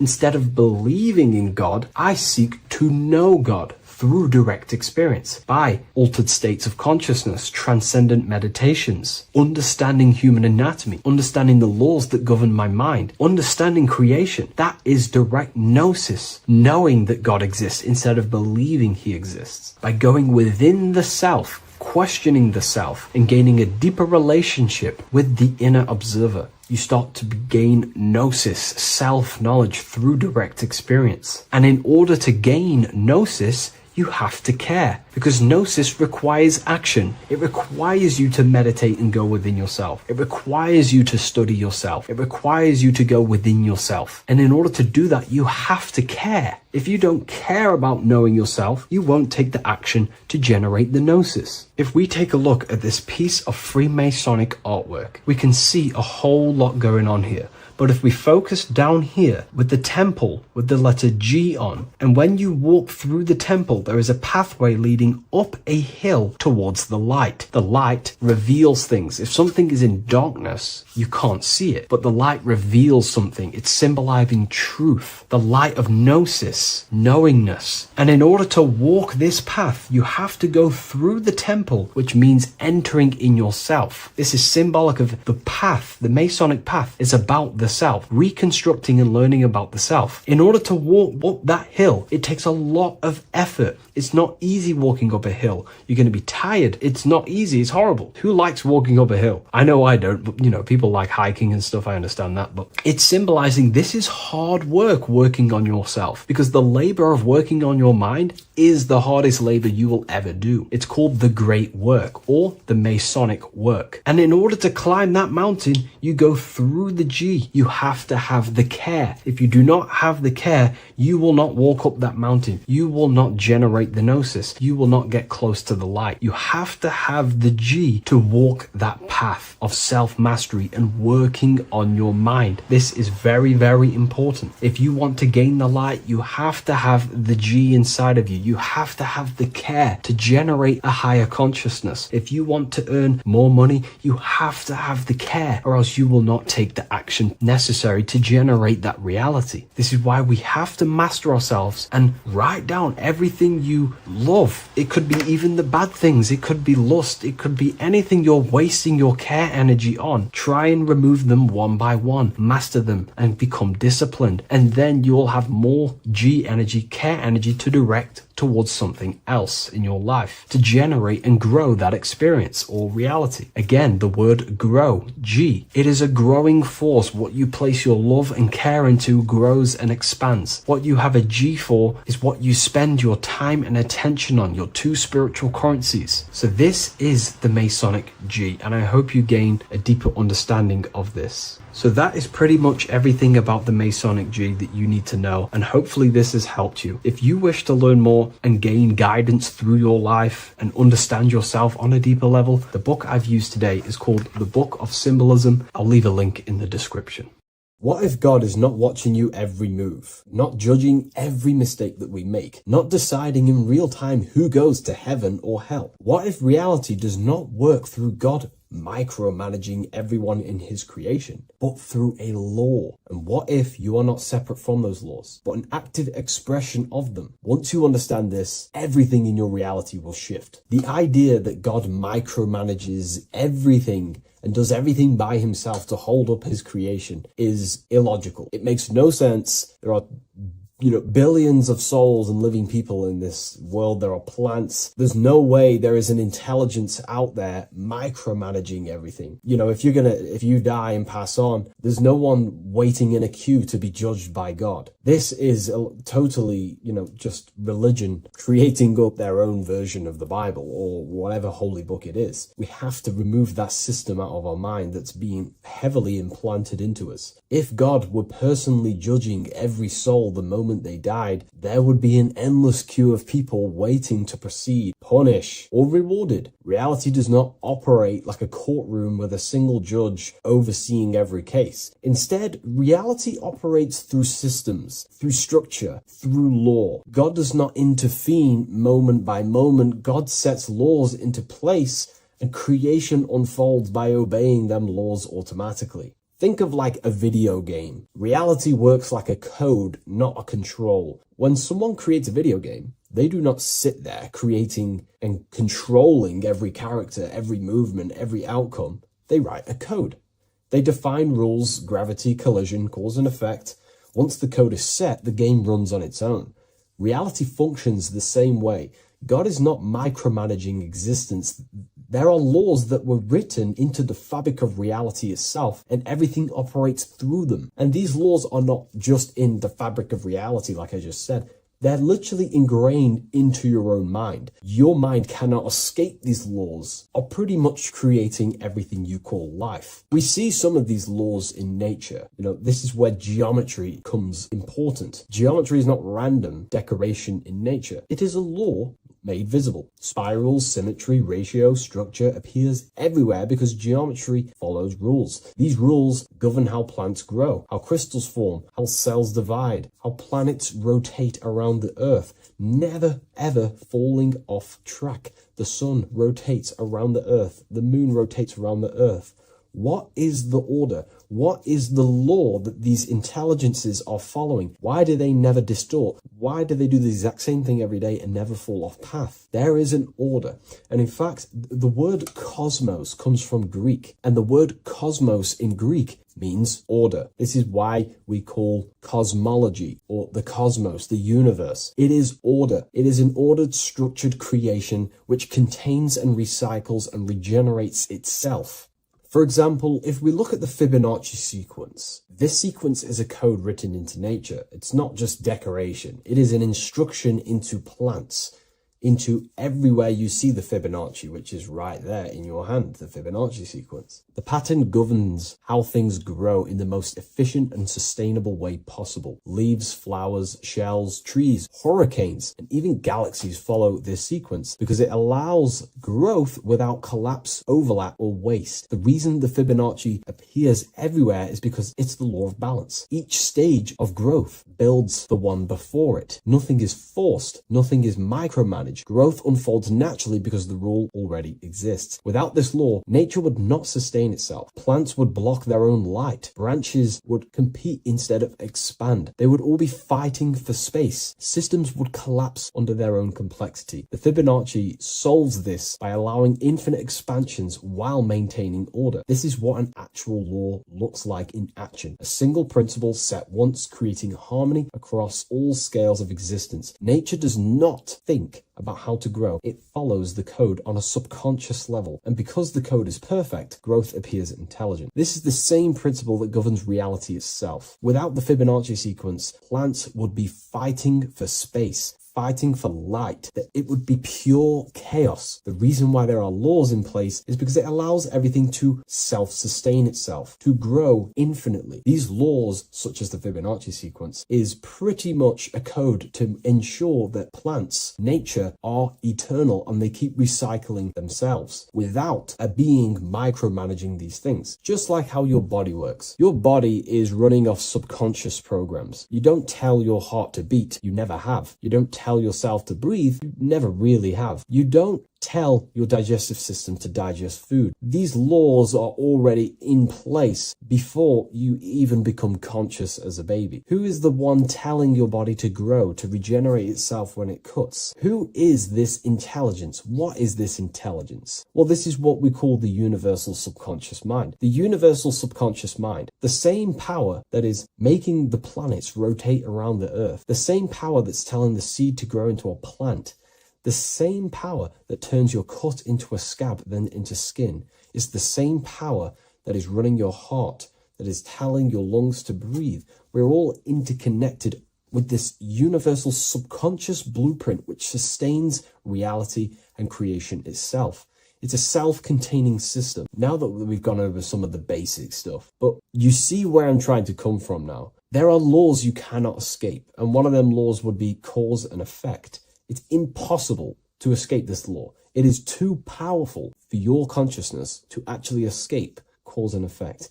Every cause will produce an effect, and every effect will produce a cause. It is an endless, infinite circle or cycle. It creates everything in your reality. The way I like to use cause and effect is before I make a decision, I know I'm trying to push my life towards who I want to be, towards my higher mind, but towards my goal.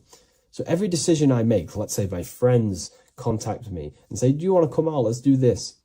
Let's say it's, something that's just going to waste my time and it's not very important. Of course, it's good to have time with friends, but let's say it wasn't important, for example. Before I make any decision in life, I say, well, what is this cause going to affect? Is that effect that this cause I'm about to decide on going to push me towards who I want to be, where I want to go in life, or what I want to achieve? Is it pushing me towards who I want to be? If it's not, I will not take that action. I will not produce that cause. I only take actions that I know are going to make positive effects. Now, of course, there are things we can't control, but we can minimize these things. I only take causes, which is just an action, if I know the effect is going to benefit me. I know sitting here, making videos will help me produce value for the world and for yourself and to help people awaken to these things. I know by this is the cause, this is going to benefit humanity and help people awaken even more, because that's all I want to do. I want to help people, provide value, to change people's lives. Another law that you can't escape is obviously time. You can't escape these laws. They are eternal principles that were set into place by some sort of intelligence. We live inside them. We express them. We are shaped by them. But you are not separate from creation standing outside the system. You are geometry. Geometry is right there in your hand. That's the Fibonacci sequence. You are the law made conscious. You are thought crystallizing into experience. Every object, every person in your reality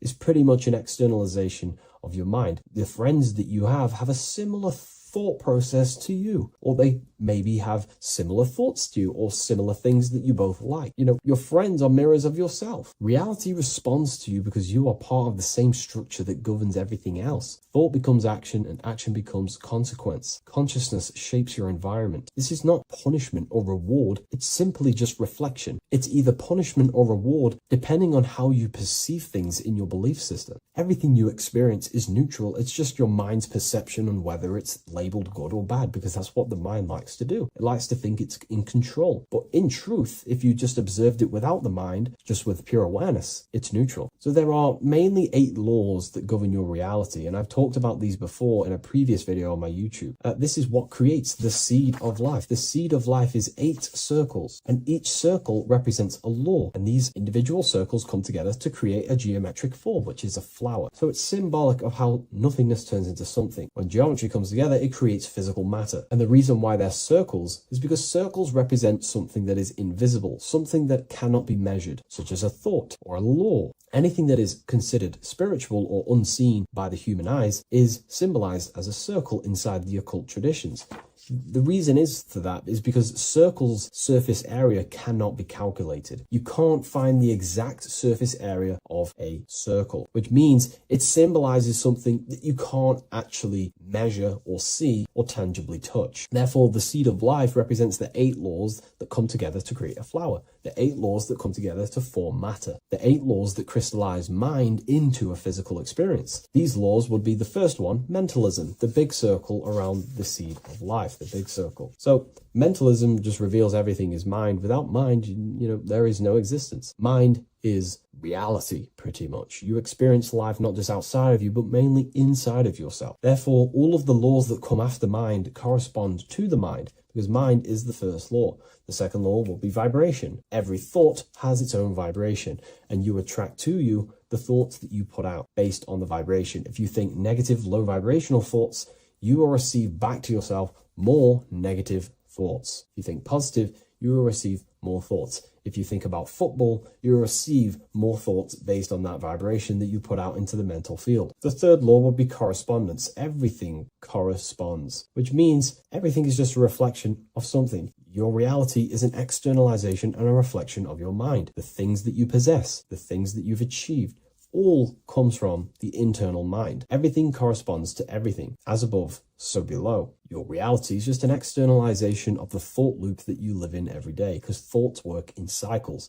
90% of the thoughts we thought yesterday, we will think again today. It's the thought loop that manifests our reality. To change our reality, we have to change our thought loop. And once we change the internal, this will be mirrored in the external, which is the law of correspondence. Fourth law would be gender. Everything is masculine and feminine, conscious and subconscious. These two work together to create your reality. You have masculine and feminine forces of consciousness. Masculine forces of consciousness would be physical actions, willpower, thinking. Feminine forces of consciousness would be intuition and imagination and emotion. These are all aspects of the mind, the first law. The next law would be cause and effect. Very simple. We went over that earlier. Every cause produces an effect, and every effect will produce a new cause. It's an endless cycle. The next law would be rhythm. Rhythm is everything is in cycles, like I just said, day and night, winter, summer. The universe works in cycles. And just like I said, the law of correspondence, as above, so below, as within, so without, because the physical world has cycles, so does your mind have cycles. Thought loops. We think 90% of the thoughts that we thought yesterday. The subconscious mind responds to rhythm. The more you say something, the more you believe it, the more it becomes a program and more suggestible to your conscious mind. And the last law is care. It's impossible to escape care. You cannot not care. It is important. It is impossible to escape. If you hurt someone, you know know deep down that that was wrong. And care also corresponds to creation. You only act on what you care about. You care about paying the bills, right? So we take the physical actions to go generate money to pay the bills for our house or whatnot. Or if you love someone, you care for them. You take the actions to message them, to contact them, to see them. Human action is driven by love or care. This is how all reality is created. So once we understand these things, it's life-changing once you work with the law. That's what I mean. Most people are unconscious of the law. The laws are there, but they're just not aware of them. Now that you're aware of these laws, you can consciously work with these laws so they're not working against you so you can actually make these things and work them in your favor. So let's go into heaven and hell, because there's a massive debate. Now that you understand that you are the laws, you are crystallizing reality, not just in the physical, but in the spiritual dimension, in the astral plane. It's the exact same laws. The law of correspondence reveals as above, so below. Your reality is a reflection of your mind. Everything is a reflection of you. That doesn't mean that other people don't exist. I mean, the way you view other people is through the lens of your mind. You perceive what you have in your mind, your beliefs, your traumas, your memories. This is where heaven and hell are misunderstood. No one is sent anywhere by force. There is no external authority dragging souls into destinations. Consciousness determines the environment that you are in. Environment, it's mental. As above, so below. When the body dies, consciousness withdraws from the physical technology of the body. The simulation of the physical world is no longer being ran by your brain. I mean, your consciousness will go into the astral plane, which is the realm that just sits above the physical plane, which is the realm of imagination and desire. The environment that you go to in the astral plane directly corresponds to your state of thought and your emotion and your desires. If you desire hurting people your whole life, then you're going to go to an astral realm, as above so below. You're going to be in an environment where that goes on, but in a non-physical sense. Wherever then thoughts, whatever the strongest thoughts you thought throughout your life, that is the environment that you go to. If you were so caring and loving to your family, all you wanted to do is provide for your family or whoever, and you pass on, you will go to a place where people care. Souls are manifesting them thoughts and them energies. It's vibration. Whatever vibration you're vibrating at, you will reflect and correspond in your reality when you die. Therefore, you create your own suffering by desiring such low vibrational things, or you create your own heaven if you are truly operating from a place of love in your heart. You see, your mind can lie, but your heart cannot. Your heart reveals your true desires, your deepest wants and needs, and it reveals your true self, and that will be projected and responded in the astral plane, because astral matter is very respondable to consciousness. The physical plane is not real. It takes a longer time for things to be manifested in the physical plane. But in the astral plane, whatever you think, whatever you desire, it instantly corresponds to your reality there. So God does not micromanage everything. The law does not judge, it simply reflects. The universe is made of laws. The Emerald Tablets of Thoth even mentions this. He says, the search for the laws that governs man's life are an eternal mystery. Man is always forever searching for the laws that govern his existence. This understanding now changes everything in your reality. It removes fear-based control, it removes blind obedience, and it returns responsibility to where it belongs, to you, your consciousness, yourself. You are not being watched, you are not being mirrored. Reality is not punishing you, it is responding to you. Once you understand that God works through law, not micromanagement, you stop waiting to be saved, judged, or condemned. You realize something far more powerful. You are not separate from creation. You are participating in it. You are the universe experiencing itself. What a fabulous video, and I really enjoyed this today. Please leave a like, comment, and share on the video, and I'll see you all in the next one. And if you wish to get this book, there is a link in the description. Have an amazing day, everyone. Take care. Greetings, everyone. It's Revival of Wisdom. I facilitate human enlightenment through occult and esoteric teachings. I hope this video expands your mind into a new field of thought. In this video, we're going to be discovering the true esoteric meaning of the 7 planetary energies. So let's jump straight into this. In order to fully understand this, you must understand the esoteric teaching of as above, so below, and as within, so without. Our inner world is mirrored into our external material reality. We have a physical voice, which you are hearing right now, and I also have an inner voice, which no one else can hear. The inner world is invisible, and the external world is visible. In other words, the inner world is the spiritual world, and the outer world is the material world. The inner world of ourselves reflects and projects our outer world, which means everything in our external reality is somewhat reflection of our internal self. You are made in the image and likeness of God. You yourself are the universe experiencing itself in a three-dimensional physical form. The Newtonian science has programmed you to believe that you are a physical being inside of a physical universe. They did this to limit your mind to only believing there is a physical universe and that you are separate from the universe or God. But you yourself are the divine essence of the universe, experiencing itself in a physical plane, which means everything you see is inside of you, including the stars, the planets, and the elements. As above, so below. As within, so without. An example of this is the four physical elements: fire, earth, water, and air. In the external world, these are physical elements. In our internal world, they represent the four bodies of consciousness. We have four different bodies. We have a material body, we have a spiritual body, an emotional body, and a mental body. The mind is not made out of the same substance as the body. The emotions is not made out of the same substance of the mind and the body. These bodies exist in four different dimensions, four layers of consciousness. With that being said, the four physical elements are inside of us. The earth is our material physical body. Fire represents our spiritual astral light body. Water represents our transformative and emotional body. Air represents the mental body, the communicative and thinking body. This is the teaching as above, so below. If that resonates with you and you can comprehend it, please leave a like and a subscribe to this channel to see more content. And feel free to leave a comment on any video suggestions. Okay, so now we've gone over the four physical elements and how they correspond with your inner world of consciousness. This is going to make it easier for you to understand what the planets actually are. The planets are a bit more in-depth and more detailed aspects of our consciousness. The four physical elements are generic, but the 7 planets go deeper. They are deeper aspects of ourselves. On a macrocosmic scale, the 7 planets rule the material realm.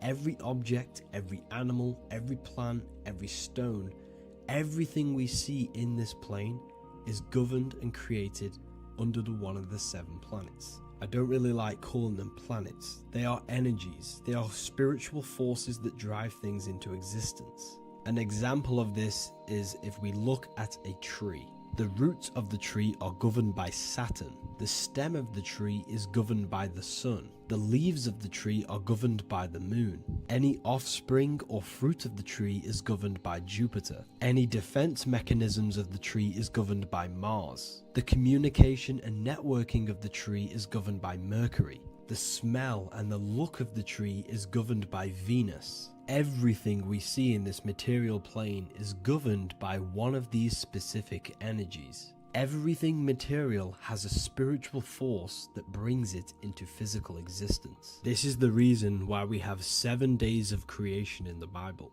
The 7 days of the week, all governed by the planetary energies. Monday is moon day for the moon. Mars governs Tuesday. Mercury is Wednesday. Jupiter is Thursday. Venus is Friday. Saturn is Saturn day. And Sunday is for the sun. This is the reason why there are so many 7s in this physical plane. 7 days of the week, the 7 colors, the 7 chakras, the 7 diatonic musical notes, the 7 lamps on the Jewish candlestick, the G inside of the Masonic square and compass. G is the 7th letter.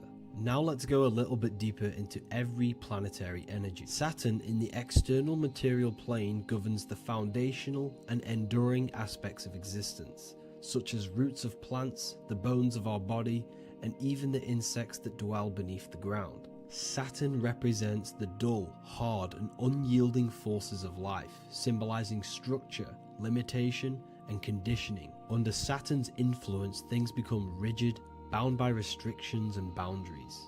This is the reason why Saturn is known as Father Time. because Saturn rules anything that is a restriction and a limitation, which is time. The whole of this material plane is governed by time.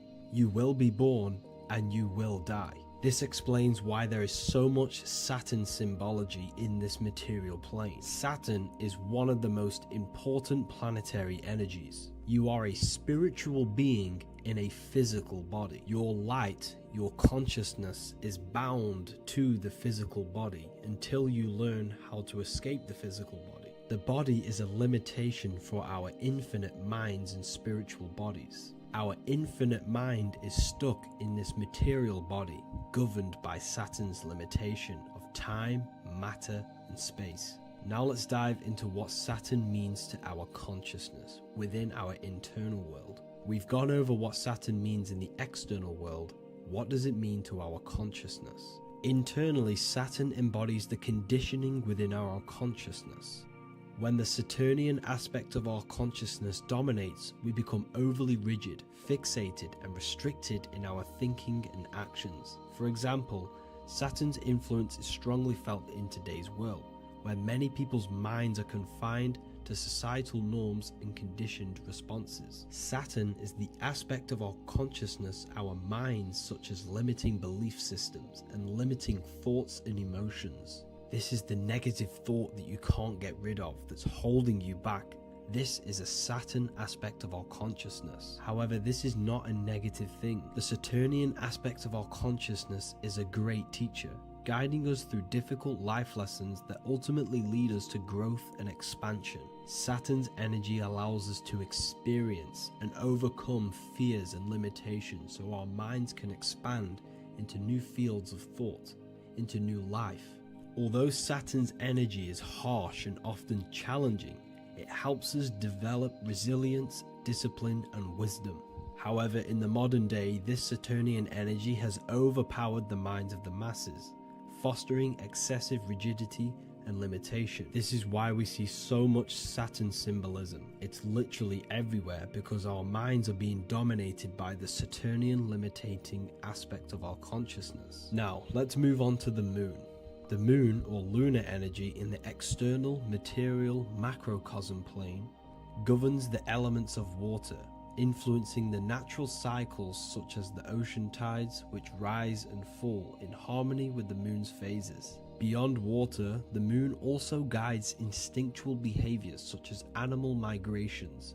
Birds, insects, and other creatures rely on the moon's subtle energies to navigate their journeys. For example, dung beetles use polarization patterns in the moonlight to orient themselves and travel safely home. The moon creates the months. M-O-N is moon. There are 28-day cycles, and this 28-day cycle of the moon is reflected in the woman's body, known as the menstrual cycle. The moon is a feminine energy, governing the feminine elements such as water and the feminine cycles of the body. The moon is the womb. This is why eggs have the same color as the moon, because eggs are ruled by the moon's energy. Now that's the external world. The internal world, the moon symbolizes the emotion aspect of our consciousness. It represents the subconscious mind, the seat of intuition and psychic abilities. Just like in the external world, things are born out of the moon, such as eggs and the womb. The subconscious mind acts as a womb for our conscious mind. Our deep subconscious emotions and programs are born into light into the conscious mind and controls the conscious mind. The moon represents our hidden psyche, our shadow self. Now let's go on to the sun. The sun represents the life force. In the material external world, the sun is ruling over pretty much all life. The sun gives life to all things. Without the sun, animals could not exist, the human body could not work, and plants would not grow. The sun is the life force. It's the soul of the world. Now, in our internal world of consciousness, the sun represents our passion, our drive, our conscious mind. The aspect of our internal world that wants to drive things and give life to physical manifestation.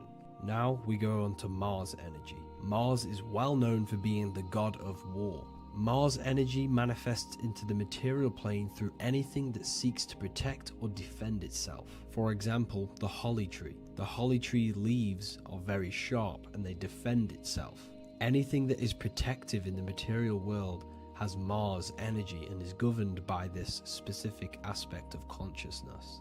For example, any predators or animals such as hedgehogs with spines on their backs for protection. Mars represents all things that is driven by conflict, aggression and defense. Now internally, inside of our inner world, Mars symbolizes the aspect of our consciousness that is focused on self-preservation and protection. Mars governs our ego, the instinctual urges of anger or maintaining reputation. Mars is not evil.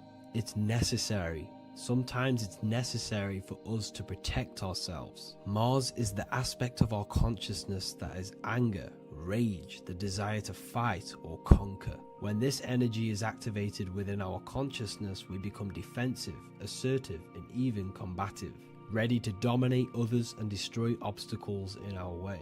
Now let's move on to Venus energy. Venus in the external material world manifests its energy through the aesthetics of creation. This planet governs the beauty and harmony found in nature, including the nurturing environment of a mother's womb where life begins. Venus embodies the essential love, not only in romantic relationships, but also in the bonds between family members and all living beings. Venus represents relationships. We have relationships between plants, animals, they all depend on each other to give life.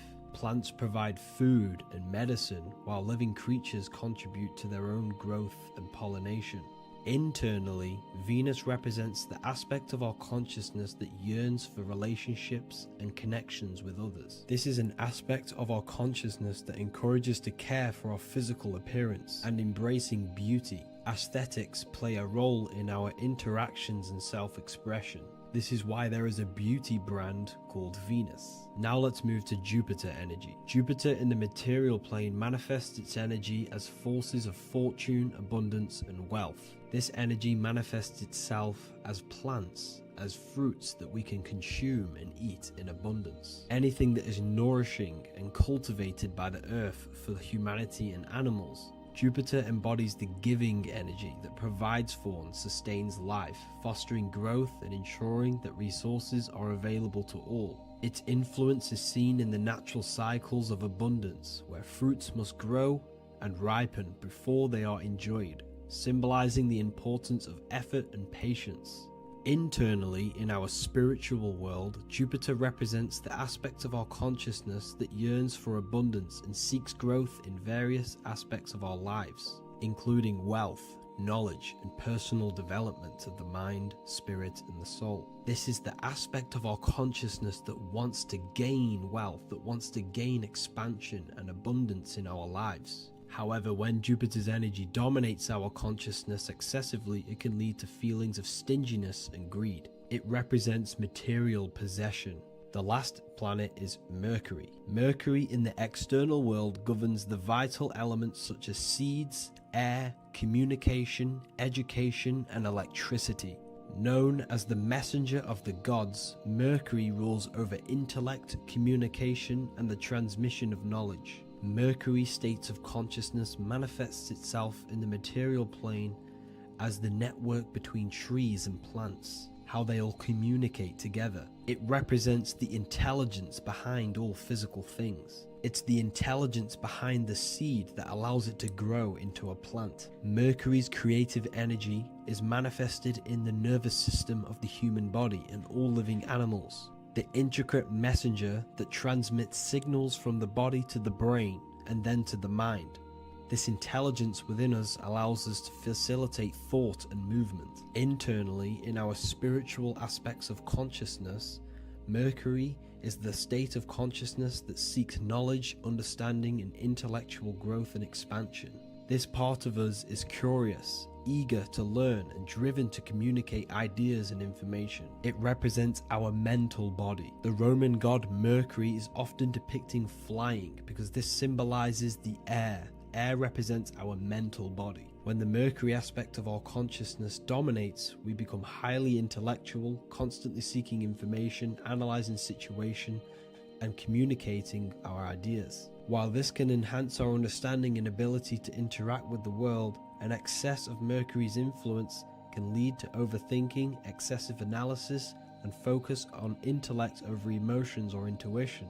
Okay, so they are the 7 planetary energies in the external world and your internal world of consciousness. These energies are manifested in the Roman mythology as human beings. They are depicted as human beings, but this is nothing but symbolism. These gods never existed physically. They represent aspects of our consciousness and spiritual forces that govern the material plane. Every material object, every intelligence, every piece of life in this universe is governed and brought into existence by one of these spiritual forces. Now, I hope this video has expanded your mind into a new realm of thought. Make sure to leave a like, a comment, and subscribe to the channel for more occult and esoteric information. You can read more about this topic and many more occult and esoteric teachings inside of my books, the Book of Wisdom Volume 1 and the Book of Wisdom Volume 2. I honestly advise that not everyone reads these books. These are books which will completely transform your view on reality. You will feel a lot better reading these books because you will find a connection with yourself and the universe. Understanding truth and knowing thyself gives you a sense of well-being. Like I said, this is not just a book. This is a beginning of your journey of expansion and growth. Reading them can be life-changing. Inside my university, I host live calls where you can ask me questions, and you can watch all the pre-recorded live calls. You also gain the ability to manifest your own reality through the Manifestation Mastery course. There is also a library with all of the PDFs that I've read in the past of occultism, symbolism, and esotericism that you can gain access to. There is a whole lecture section where you can watch all of my occult lectures. This is a place of transformation. The price of the university will be going up very soon. If you join now, you will gain a free sexual alchemy course which will teach you how to transmute sexual energy into creativity. I'll leave all the links in the description for the university and also my website where you can get my books. I hope you enjoyed this video. Take care.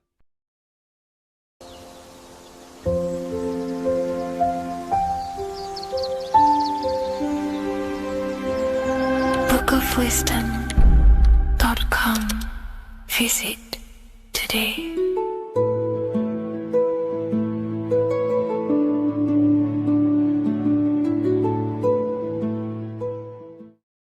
This isn't just spiritual fluff. Your words are vibrational commands that teach your subconscious what to believe and what to create in your reality. Now, I'm not going to sit here and tell you how words are these vibrational things that create reality. In fact, they are. However, the power of words does not hold in the vibration of the word. Yes, it has a little effect on plants. Yes, every word is a vibration that speaks to every cell in your body. However, this is not the main power of words. The main power of words is restructuring your consciousness and invoking energy inside of your own consciousness. I'm going to go over these two in detail for you. Your life is an externalization of your consciousness. Your belief system, your internal world, are building blocks to create your external world. What you believe in is how you see reality. It is the filter that you see to see reality. If you want to change reality, you have to change your consciousness first. There's no point trying to create a change, a manipulation in the external world, because it won't last very long. You have to restructure your inner temple, your inside world of thought and emotion. For example, your external reality is an externalization of every thought you thought in the past. Your life circumstances are just a result of every thought you thought in the past. You become what you think about. So if we can control what we think about, we will control who we become. Words are a powerful way to restructure your subconscious mind, which will then restructure what you think about. For example, if I said the word chicken all day long, I'm going to be thinking about chicken all day long. The words we repeat enter our subconscious mind, and our subconscious mind molds our conscious mind of what we are consciously giving attention to and thinking about. And that becomes our emotion. Our emotion becomes the energy, the charge behind our action. And all of this creates who you are and your reality. If you want to create a change in your external world, you need to repeat the end result as in an affirmation. I am abundant. I am disciplined. For example, if you're trying to stop a certain addiction, don't say, I am going to stop smoking. Say, I am disciplined. By saying discipline, the subconscious mind accepts the word discipline and not the word smoking.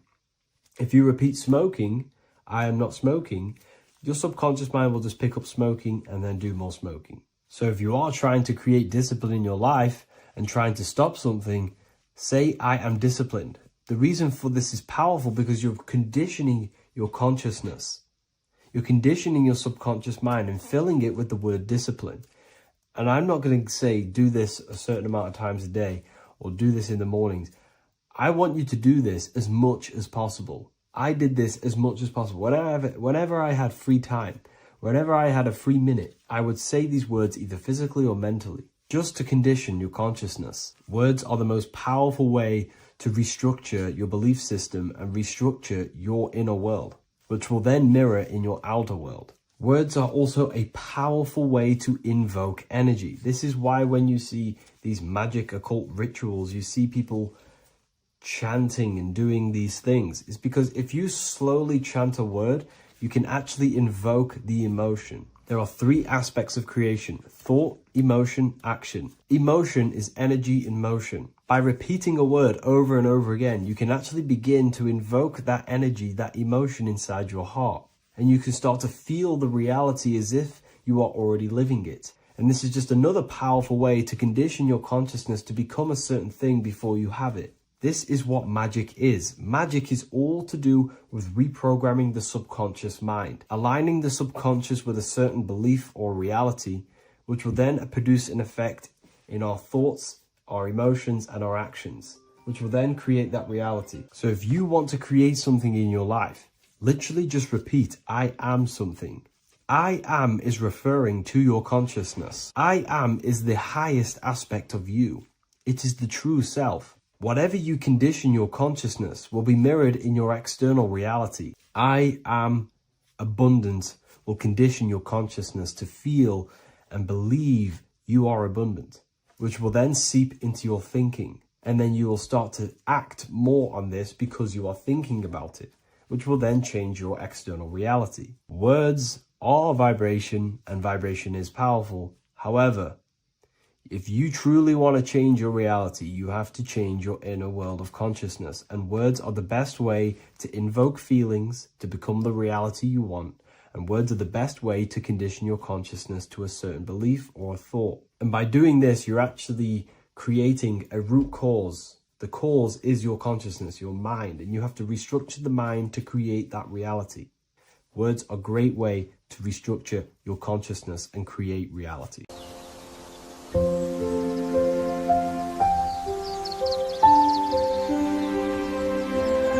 bookofwisdom.com. Visit today.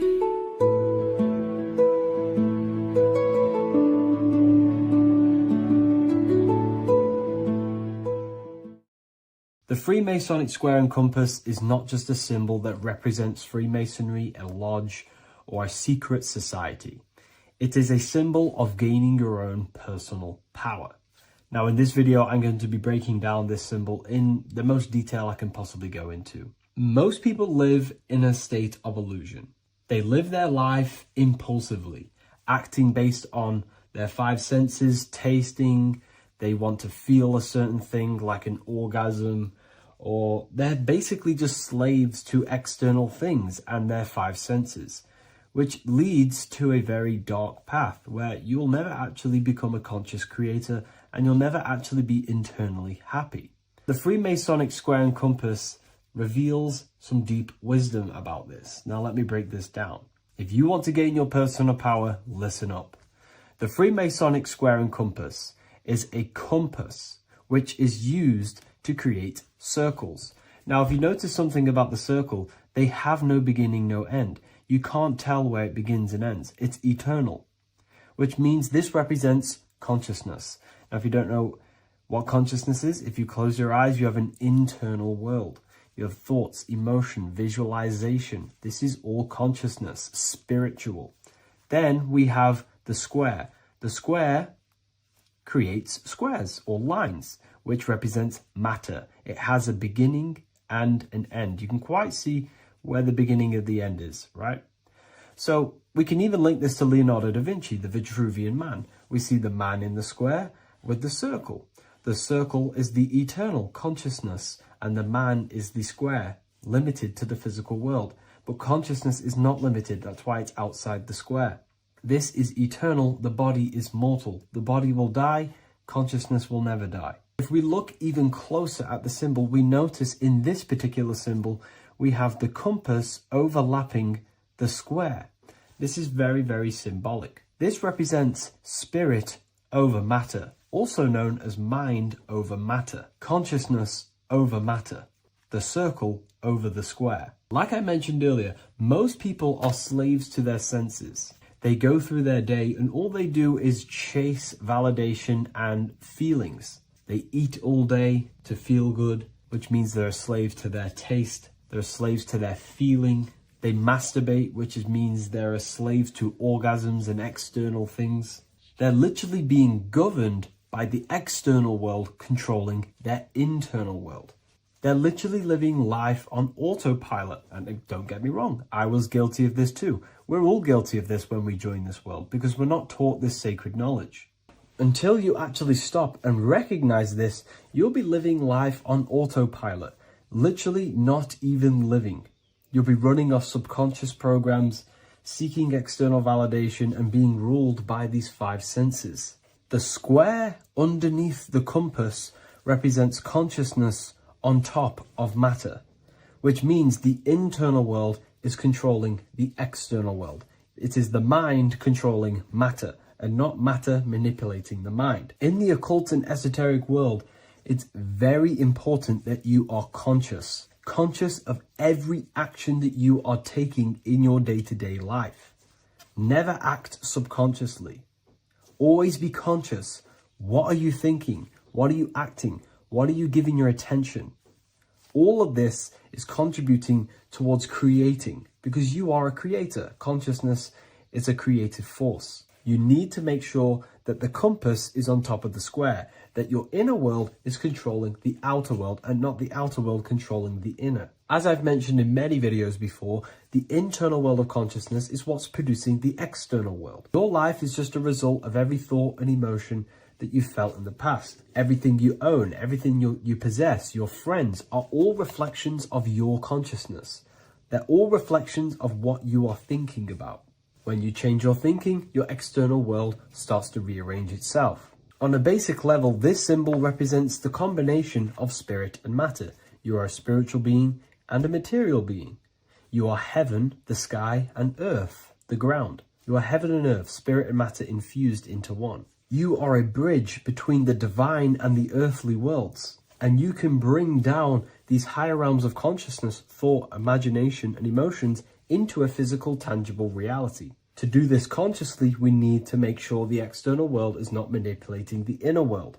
Because if your internal world is being controlled by external circumstances, for example, you have a circumstance happen in your reality, an emotion triggers inside of you, and that emotion is a command to create more of that. And the thoughts that you think are creating more of that negativity. So it's a constant cycle of negative manifestation if you let the external world control your internal world of consciousness. So we need to make sure the compass is on top of the square, that the internal world are commands and not reactions to create your external reality. And not only just to create, but to actually enjoy life. If we let the external world bother our internal world, this means that we have some sort of mental or emotional attachment to the external world.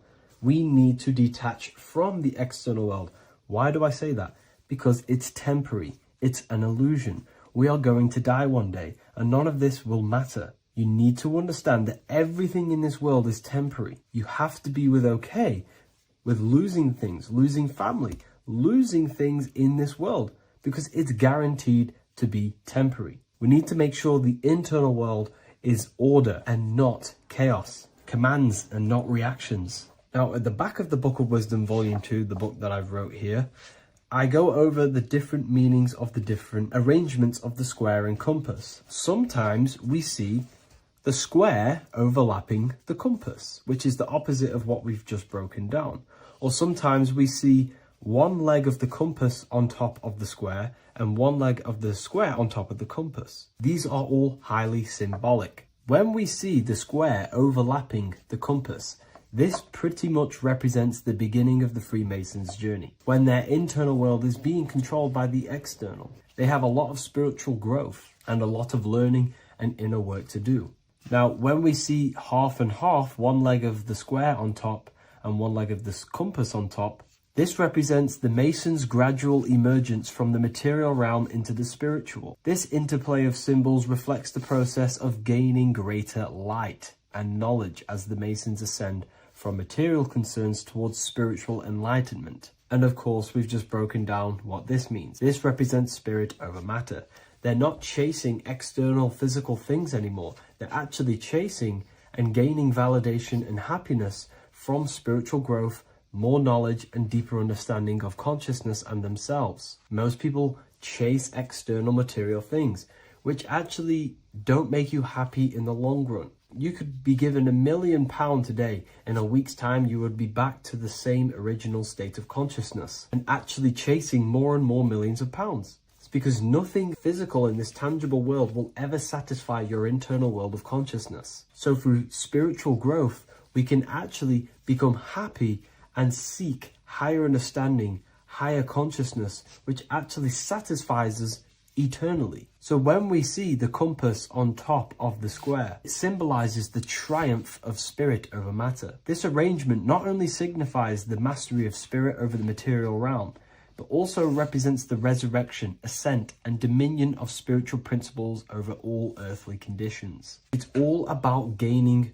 personal power and spiritual growth. It's all about spiritual evolution, going from matter to spirit.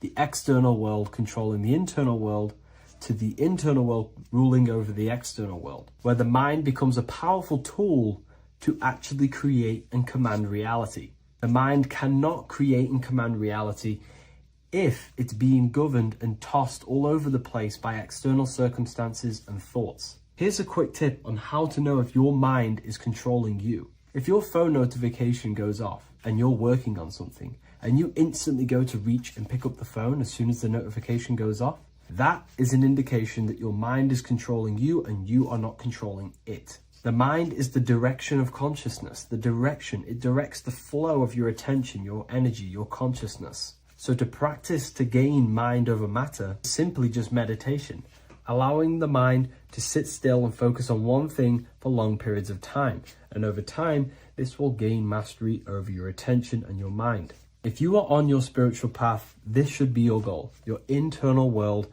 becoming the master.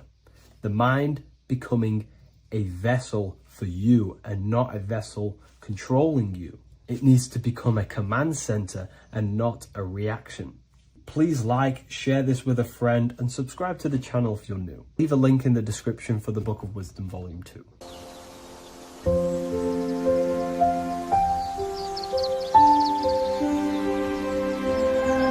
bookofwisdom.com. Visit today.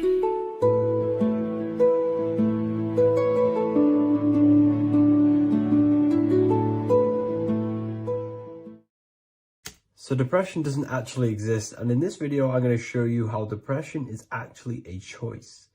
And I'm going to give you some solutions on how to deal with it. And this is probably going to change your life forever just by doing this alone. Okay, so the first thing you need to understand about depression is that it exists in your conscious mind. It exists in your thinking mind. So what is inside your thinking mind?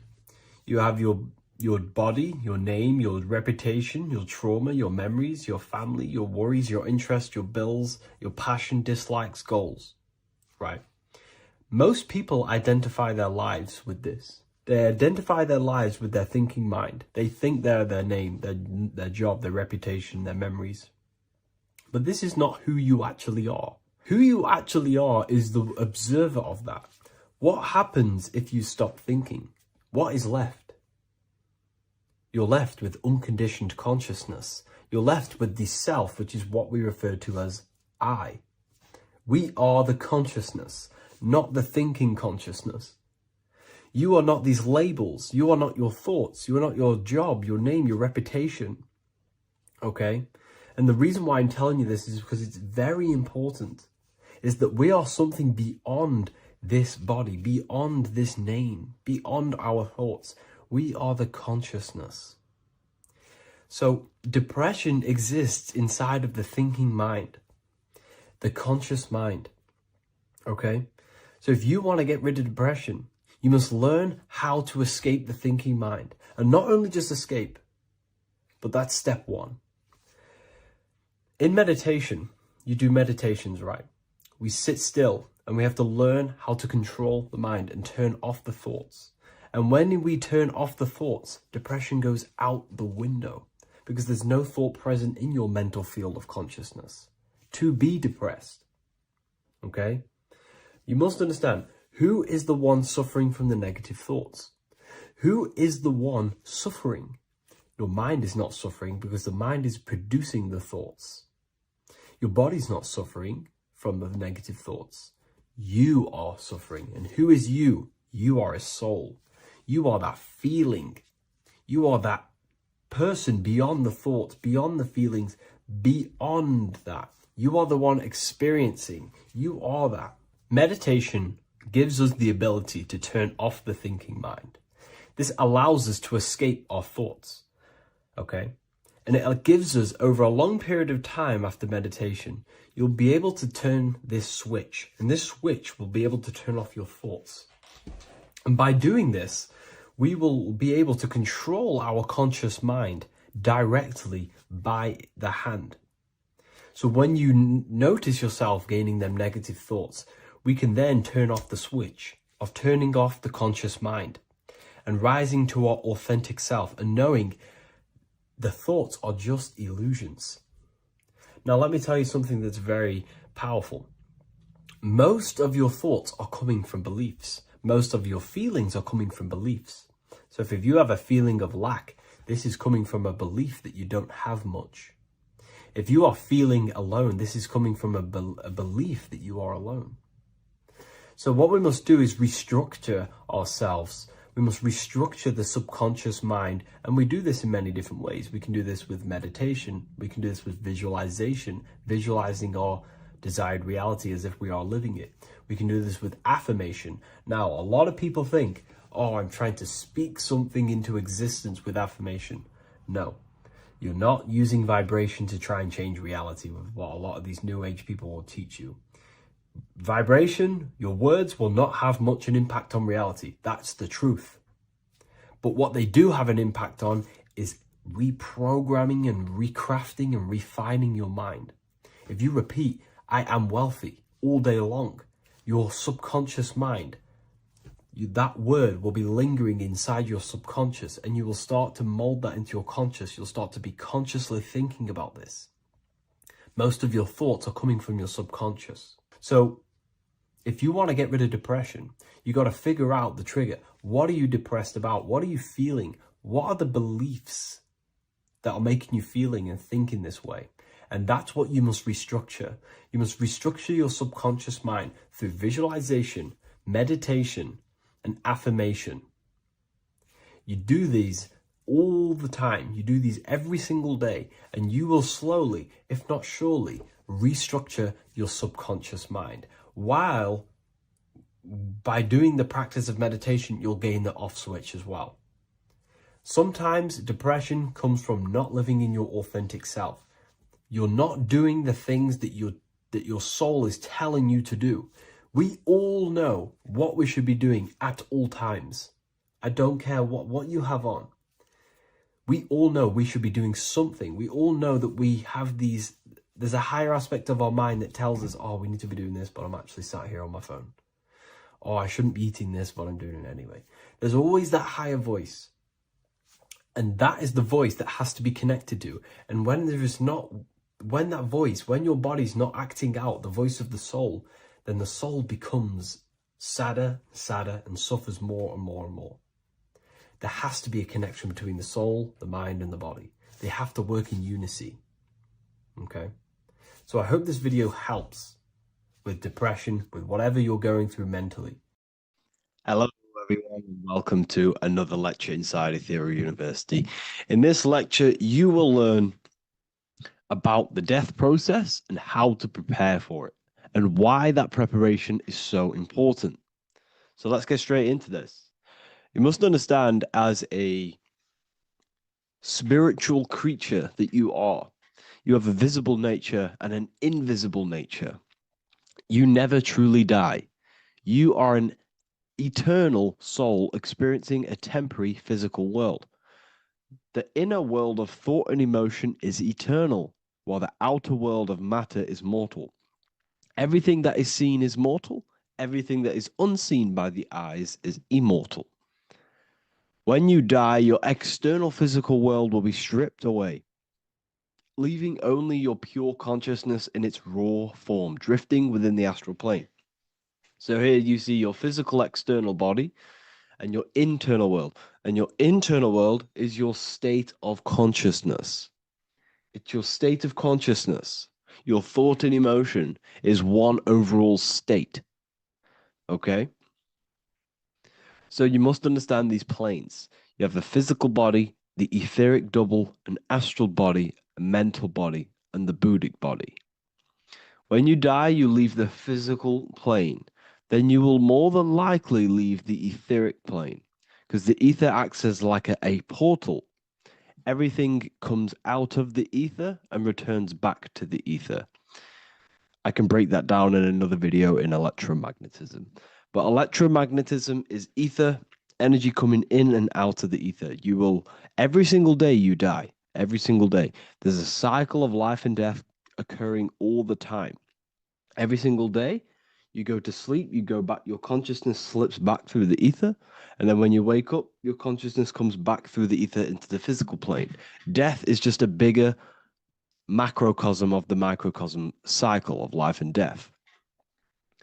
So you will return back to the astral, which is the realm of imagination, infinite possibilities. And this is where thought forms start to manifest. Okay, so depending on how advanced you actually are mentally and emotionally, will depend how long you stay in the astral. Now, what we must understand is that there is many different components to the astral. We have the higher astral, the middle astral, and the lower astral. These are all vibrational states. So if your mind and soul is operating in lust, lust, desire, hate, food, physical addiction, smoking addictions, then these are quite heavy. These are quite heavy attachments to your consciousness, and they're quite low level desire, which means they have a low vibration. You will manifest in the lower astral when you're stripped from your physical body. The lower astral is not inherently evil. However, there's just low vibrating things going on there. Low vibration does not mean evil. Okay? So, just like bad doesn't mean evil. Okay? In the lower astral, you are going to see lower astral beings. You're going to see spirits, souls with low level desire. Okay? People who are attached to the physical plane, people that lust, people that do these things. Technically, this is hell, but you can escape it by escaping yourself. Now we're going to break all this down. I'll break all this down properly once you understand the full context. So depending on your level of desire, you will manifest in a corresponding layer of the astral plane. If your mind is still attached to the low physical desires, you will find yourself in the lower astral realms. But if you have few desires and have detached from the worldly attachments while you are encased in a body, then you will rise into a higher or middle astral plane, mainly the middle. Okay. The higher astral plane is very formless. So as I broke down here, this is, well, the physical plane is the lowest dimension. This is the most form, the most matter. It's quite heavy. The higher you go, the lighter it becomes, the more fluid, the more formless it becomes. So you see here it says denser down and lucidic up. So this is more lucidic in these higher realms. This is more dense in the lower realms. So this is why the ancient Egyptians were always talking about, I'll show you this. This is showing you death. So first of all, we have Anubis, which represents death. Here you have the heart, which represents the soul. And here you have a feather. And this is a scale. You see how this is a balanced scale? So what this is symbolizing, this represents death. This represents your heart, and this is a feather. So when you die, your heart must be as light as a feather, which means your emotions, your soul, should have no attachments to the world. It should be light. It should be detached. This is why the word light and light are the same. Light is in heavy and light is in very bright. Because when you're less attached to the things, your soul shines. You're authentic. You're light. You're very bright soul. And you have no attachments. Your light is in not heavy. So you must detach from the worldly desires. We have to detach from the smoking, the food. This is why we should fast. Smoking, this is why we should detox. We should also meditate. We should also be able to sit with ourselves for long periods of times. Okay, I'm going to break all this down properly. But that's why the Egyptians show you the symbolism here. Okay. So you're stripped of your material body. So that state of consciousness you're in right now, your inside world, if you shut your eyes, that state you're in, that is what you're going to experience when you die. Okay. And you're going to be manifested into the astral. In the physical plane, you can mask or hide almost anything. But in the spiritual realm, you cannot. The astral body, your thoughts and emotions directly shape your spiritual body, your astral body, revealing your true inner state. So your desires that you can hide in the physical plane, your emotions, your thoughts, you can't hide any of that in the spiritual plane, in the astral plane. That will directly shape who you are, your color of your astral body, and your astral body as a whole. So here we have Kim Kardashian. If you could see this lady's astral body, you would run so far that you would be horrified for the rest of your life. If you could see their spirit, their astral form, it would be horrific because their mind is so attached to, physical things, so attached to desire, money, fame, worship, power. These people do not want to die. These billionaires and millionaires will never want to die.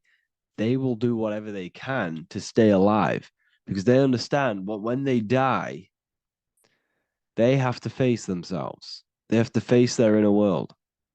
And their astral body, their true authentic self on the inside is horrible and horrific and so low vibration.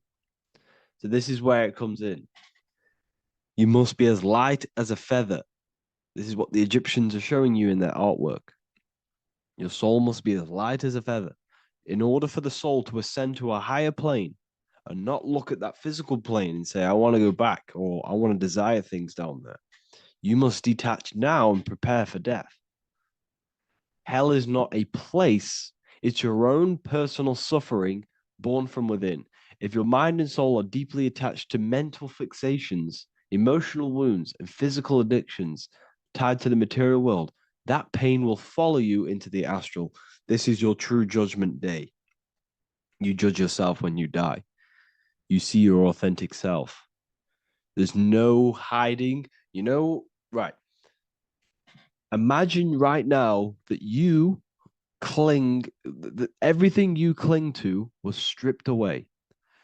No matrix, no electricity, no food, no TikTok, no phone, no possessions, no distractions, no one else. Could you sit alone with yourself for just 1 hour? Could you sit alone with your thought and emotion? That moment of truth is what you must begin to prepare for. Could you sit alone with yourself? Can you sit alone for long periods of time and just think? And if you cannot, then you're running from your internal world. You're running from your thoughts. You're distracting yourself from your thoughts. This is what we must address. Now, don't feel bad if this is you. We've all have problems. We all have internal problems. But this is what we have to face directly in order to prepare for life after death. We must meditate for long periods of time. Not even meditation. We should be able to sit with ourselves with no distractions and just think. This is what the people of the past used to do when we had no technology. People would sit and think for hours. This is what we need. Because if you cannot sit with yourself, imagine sitting with yourself with no physical body. That's the level that's going to happen. And we need to prepare for that. The soul and mind must become as light, as weightless, as radiant as a feather to ascend to a higher plane and move beyond the physical life. To rise, they must release heaviness, attachments, burdens, fears, and desires. The lighter and brighter your inner being becomes, the more freely it can rise into a higher state of existence. Ascension is not about going somewhere, it's about becoming something pure, clear, and luminous. Okay, this is very important. Very, very important. We must detach from the worldly things. So, enough of that. How do we do it? How do we attach? How do we prepare? Number one, you must detach from the material things. Start loosening your grip on things, possessions, titles, even identities. They are temporary. Appreciate them, but don't let them define you. Let nothing outside of you define you. Nothing. Your name is not you. Your job is not you. Your reputation is not you. Your bad past is not you. Your good past is not you. Your business is not you. Everything outside of you is not you. Now, what I'm saying is, I'm not saying go full right hand path and never care about anything physical, never care about your family, don't love your family. I'm not saying that. What I am saying, love these things, love these outside things, but do not become attached and do not let them define you. You must be okay with losing anything that is outside of you. You must be okay with that because you must understand the physical plane it's promised that everything is temporary. Everything is temporary in this plane. So don't ever think it's going to be there forever because it's not. And you must remind yourself, not remind yourself, but I think about this sometimes when I start becoming a bit attached to work and stressed. I just remind myself that I'm going to, this is temporary. I'm going to leave this world one day and I'm not going to care. So you must have the balance. Okay. The balance is key. You can go down that right hand path and just fully cut off from the world like a monk and shave off your hair, disconnect from the physical world. You can do that. That's not wrong. There's different paths in life. You have the left hand path, purely physical. You have the middle path, which is balance between the physical and spiritual. Then you have the right hand path, which is monk mode, where you fully disconnect from the world. They shave their hair off to disconnect from the physicality. They meditate for long periods of time. This is what they're doing. They're preparing for death. Monks prepare for death. They understand this. They understand that you don't die. Your inner world is the true world. The inner world is the only world that exists. Everything outside of you is an extension of you. Number two, cleanse the mind. Watch your thoughts. Are they rooted in fear, anger, regret, or craving? Meditation, mindfulness, and inner reflection help purify the mind. The cleaner your thoughts, the lighter your spirit. So your astral body is formed by your thoughts, it's formed by your emotions. If you sit around thinking about eating all day, you're going to have a very heavy astral body. It's going to manifest in the lower planes. But if your mind is thinking about good things with good intentions, love, knowledge, expansion, you're going to manifest even the middle or the higher. And there are ways to even ascend out of your astral body. Yes, you can ascend out of your astral body and out of the mental body, but that's all very advanced, and I'm not going to teach that yet. I'll make another video on that, but you can ascend from them bodies. The astral plane is not the end. You can keep ascending as a soul until you're left with just the pure essence of the soul. But we're going to, anyways, cleanse the mind, reprogram the limiting belief systems, let go of mental attachments. And the way you do this is by getting a piece of paper and writing down every single attachment that you have. And you're going to realize, dude, there's more than you think. Okay. We have to detach from these. We have to. 4, practice presence. Can you sit in silence with yourself? The more at ease you are with your own inner being, the less you'll feel death.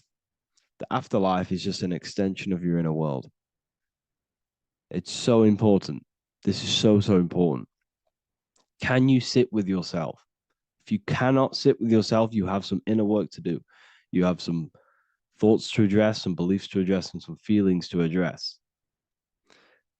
Okay, so practice sitting in the present, meditation, or just literally sit there and try and be okay with yourself. And if you can't be okay with yourself, then there's something you need to address, whether it's a belief system, whether it's an emotional trauma, or something. This is what we must reshape, refine, and let go of.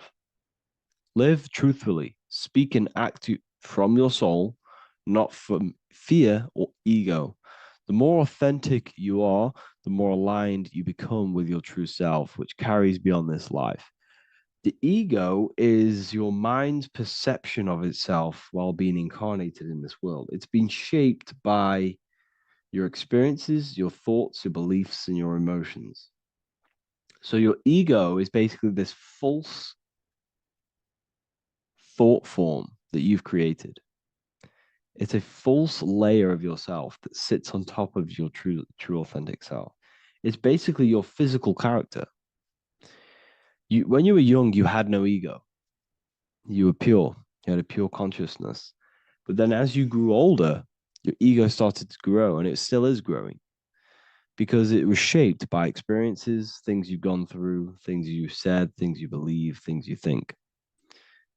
It's created by you, by your mind. And the ego is close to the word echo. The ego is the echo. It's an echo. It's a layer. It's a false identity. It's a false layer that sits on top of your soul. And if you don't get rid of that ego, if you don't know how, well, not get rid of it, but balance it. If you don't know how to rise above that ego and you die, it's that ego that's going to be pulling down when you die. It's that ego that's going to be your suffering. Okay. 7, connect with the divine, whether through prayer, meditation, tune into something greater than yourself. The connection is the soul's compass beyond this world. If you can meditate and rise above them clouds of thought, that's the soul, that's the observer. We must connect with that. Okay, this will definitely help with just allowing yourself to connect with your true self. Meditation is great because you can just fully detach from the world. And the more you meditate, the more you can prepare for death. A powerful way to cultivate detachment is through daily detachment meditation, done either at night or in the morning or the first breath upon waking. Or do this as many times as possible per day. Start by physically grounding yourself in the present moment. Say out loud, I am here right now, nothing else matters. Let that phrase draw your awareness into the now. Just keep saying it until you're present. Then begin to slowly list everything you identify yourself with, one by one. I am not your body. I am not my body. I am not my name. I am not my possessions. I'm not my house. I'm not my children. I'm not my everything. I am not my thoughts. Release each layer gently. Imagine if you want to, if you have a good imagination, imagine placing these things into a big box. Placing your body, placing your name, placing your possessions, placing your house, your car, your thoughts, your beliefs into a box, and then shut that box. If you have a good imagination, do that. That can help. And you'll be left with yourself. And you're not even that. It goes even deeper. Eventually, you'll reach the mind itself. Detach from the language that the mind is even using. Now, that's very difficult. And not many people have ever thought about that, and they've ever even been there. Detach from the language that the mind is using. Think about that for a second. Your mind is not what you actually think. It goes very deeper. Your mind is not that little voice. It's that voice that the language is using. So even the language is a spell on your mind. Okay, it's an attachment. Eventually, you'll reach the mind itself, detached from the language it uses, the voice in your head, the need to define. What remains is something beyond thought and beyond words. I can't even describe what's left, because words, once the language is gone, it's purely metaphysical. All I can say is pure awareness, and it's symbolized. This is why symbols are so amazing, because they can symbolize things that are beyond words. A flame, it's just a flame, and you won't be able to understand that until you've been there. It's just a flame. It's pure cause. Words can't describe it. You'd have to experience it. Connect with this essence daily. This is truly who you are. So this is a great way to detach. We can do these detachments every single day during meditation. This will definitely help over long periods of time. Of course, you're not going to be ready tomorrow for death, but just try and prepare for these things. This is the whole reason people used to meditate. It's the whole reason why people do these spiritual practices, because they understood that this plane is temporary and your soul moves on from this plane. And you'll never truly believe in the soul until you experience it. So I can show you these things, but you must go out and experience it. The soul is real, but you won't understand unless you cast off everything else. Okay. So I hope this video helps. It's a very deep video. I'm going to be making more of these stuff, of more self-mastery. And of course, we've made the self-mastery section now. So I'm going to start filling up this place with lectures. And I think it's a great time to start this, because a lot of people have been asking on how to master yourself, prepare to death. So hope this video helps. See you in the next one.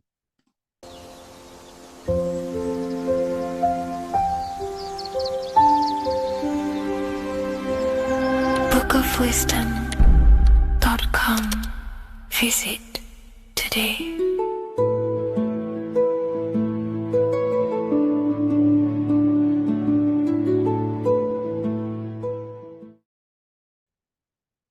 You don't just have a physical body. You have a physical, mental, spiritual, and emotional body. Each one of these aspects are a body of its own. Body does not just refer to a physical substance. You have a mental body for thinking, an emotional body for your emotions, a spiritual body for your energy in your astral form, and a physical body to encapsulate all of these. Each four of these aspects are essential for the human experience and essential to balance. Now, today we're going to be syncing the four aspects of your consciousness with the four seasons and the four elements, and how this ties into the Bible. So we have four physical elements. We have 5 elements in total, spirit being the most important, but spirit is pure invisible. We have 4 physical elements. We have air, fire, earth, water. Air and earth, sorry, earth and water are feminine. Air and fire are masculine. Air and fire are active. Water and earth are passive. The air corresponds with the mental body of consciousness. This is where your intellect, this is where your communication, this is where your thoughts, intuition all comes from. This is the mental body of consciousness that allows you to think, allows you to process, figure things out, and have intellect and gain knowledge. This is your intellectual aspect of your consciousness, located in the head region. We have a fire nature, a spiritual nature. This is our astral body. Our astral body is all to do with the subconscious realms, the higher realms of consciousness. This is the body that allows us to be free from the physical body. Our spirit is more of our energy. Our energy. Water is our emotional body. This is what allows us to feel things, that allows us to gain intuitive feelings of conscience. So, emotion allows us to understand what is right and what is wrong. When we feel something bad, we know that this is wrong. When we feel something good, we know that we are doing good. Emotions are a creational force that allows us to feel certain things to bring them into existence. Our emotional body is a creational force and should not be reactive, and they should be controlled. Most actions are stemmed from emotions. Actions bring thought into physical existence. Emotions are the driving power. They are what drives your actions. The thought, then the emotion, then the action. Earth is your physical body. This is your physical state that allows you to take mind and emotion into action, into fruition, into physical matter. This is what your physical body allows your consciousness, your soul, to interact with the physical world and bring things into physical existence. The physical body, the physical world, is an outcome and an effect of the thinking mind.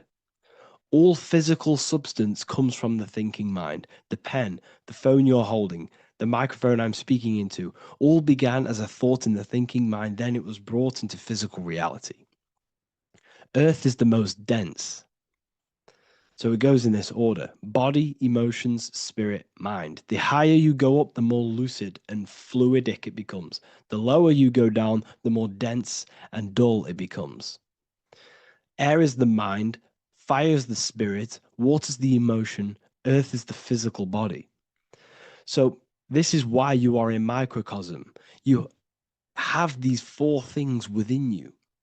You contain of these four elements, which correspond to the four bodies of your consciousness, the four bodies of the soul. You are the soul. You are the spirit. So this is why in Theologians 4:17 it says, "Caught up together with them in the clouds to meet the Lord in the air." You don't meet God or the Lord in the physical air, in the clouds. This is clearly a parable. A human being cannot go up to the clouds and meet a mystical man in the clouds. This is obviously a parable, a metaphor. The air is your mind. You must raise your consciousness beyond the body, beyond the emotions, beyond the spirit, and enter in the mind during meditation, turning the mind inward to connect with the Lord. The Lord is the highest aspect of your consciousness, the one that exists beyond the physical body, beyond your emotions, beyond the thought.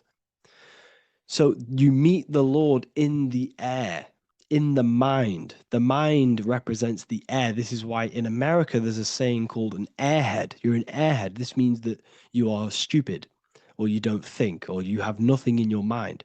You have nothing in your head. When someone's very stupid, you call them an airhead, because air represents the mind. The air is elevated. The air is invisible. The mind is totally invisible to the human eyes. It is a metaphysical substance. In fact, it's not a substance at all. It's so fluidic, it's everywhere. The mind can be everywhere at all times. It can be anything. Nothing is impossible within the mind. Now, this is synced with the 4 seasons. The 4 seasons represent the 4 aspects of human consciousness, the 4 bodies of your consciousness, the 4 bodies of your soul. The sun is your soul, okay? And the sun travels around 4 seasons. Summer, when the sun is the most hottest point. Autumn, when the sun starts to move away from the hottest point. Things start to die. Then it goes to winter. This is when everything dies. This is when things enter in within itself. This is when darkness occurs. Then spring. This is the reignition of the sun. This is when the sun starts to bring back the warmth back to the summer. You have 4 seasons, which correspond to the 4 bodies of consciousness. Fire is the spirit. This is when you are passionate. This is when you are taking action. This is when you are fiery. The sun is blazing. You're taking action. You're very passionate. You're very spirit. You're in the spirit. Autumn is water, emotion. This is when you start to become very reflecting. This is when you start to feel emotional. Because in autumn, there's lots of water. This represents the emotional body of consciousness. Winter is the mind. This is air. Winter, what happens in winter? Everything enters within itself. The leaves die. The trees die. Everything dies and goes within. This is the mind. The mind is the darkness, remember. You close your eyes to enter within the mind. The winter represents meditation. In the winter, what do people do? They stay inside of their house. They research more. They read more books. They become more intellectual. They think more in the winter because we are so we're stuck inside. So we're more reflective. We're thinking more. We're more communicative. We're more intellectual. In the spring, this represents the earth, the body. This is when we start to come out of the mind and we awaken to the body and things start to grow again. The plants start to grow. The earth is growing again and reborn again. This is the body. This is when you become more active in the spring. And then the summer, back to the summer, we then take action on these thoughts and these thoughts that we gained over the winter. Essentially, this is just a massive cycle. And this is a daily cycle also. The nighttime is the winter. The morning is the spring. The midday is the summer. And the evening time is the autumn. This is a microcosm. We have 4 bodies of consciousness. You are the sun. You are the soul. And the soul has 4 bodies: summer, autumn, winter, spring. Emotion, air, body, spirit. Sorry, emotion, mind, body, spirit. So you are the soul. You are the pure essence of consciousness. The sun is your soul in the heart. And the seasons are inside of you because you are a microcosm. Okay? You are a microcosm. The word sun is son. The Latin word for sun is sol, which is soul or solo, because the sun is solo. It's on its own. You are the soul, and the soul has the 4 different bodies of consciousness. So before we move on any further, if I've blown your mind, please, if you can, leave a like, a comment, a share, and a subscribe. Let me know what videos you want me to make in the future. Please drop a like. It definitely will help me. You are a microcosm of the macrocosm. Man is a miniature universe that goes through its own cycles. The seasons of the summer, winter, spring, and autumn do not occur merely outside of him, but within him as well. The summer is within you. You feel different in the summer. You feel different in the winter. You feel, depending on the body of consciousness, it's your soul's interacting with. So the sun in the sky is your soul inside, and the sun goes through these cycles, which is affecting your bodies of consciousness, because the cycles represent your bodies of consciousness. Now, this ties in with the Bible. This is why we have 4 Gospels. This is why Matthew, Mark, Luke, and John are always seen with the 4 different zodiac sign animals or symbols. So you always see each one of the Gospels. If you just type in on Google Matthew, Mark, Luke, and John, type in ancient pictures, paintings, or pictures of them, and you will find these 4 zodiac signs are always standing with each one. Taurus, the bull; Leo, the lion; Scorpio, the eagle. An old symbol for Scorpio was the eagle, and a man for Aquarius. Here you see very, very ancient paintings and artwork. Here we see Matthew, the man, Aquarius. Here we see John, the Scorpio. Same here. We also see it on the tarot cards, on the world card. We see the 4 fixed zodiac signs. Here we see it as well. These are called the 4 fixed zodiac signs. Now, when we look at the zodiac, we're no longer looking at the sky, because what you must understand is as above, so below. What is above you is inside of you. What is above is what is below. What is outside of you is within you. The zodiac is inside of you. The zodiac revolves around the sun. The sun is your soul. These are different energies of your soul. Like I said earlier, the 4 seasons are the 4 bodies of your consciousness. And in each body of consciousness, you have these different energetic energies that you can work with. Okay, so this is the true astrology. This is the true astrology, the internal esoteric astrology. You can't find much information on this at all. Very hard to find. So what we're looking at are the 4 bodies of consciousness. Obviously, when we look in the middle of each season, spring, the middle of spring is Taurus. The middle of winter is Aquarius. The middle of autumn is Scorpio. The middle of summer is Leo.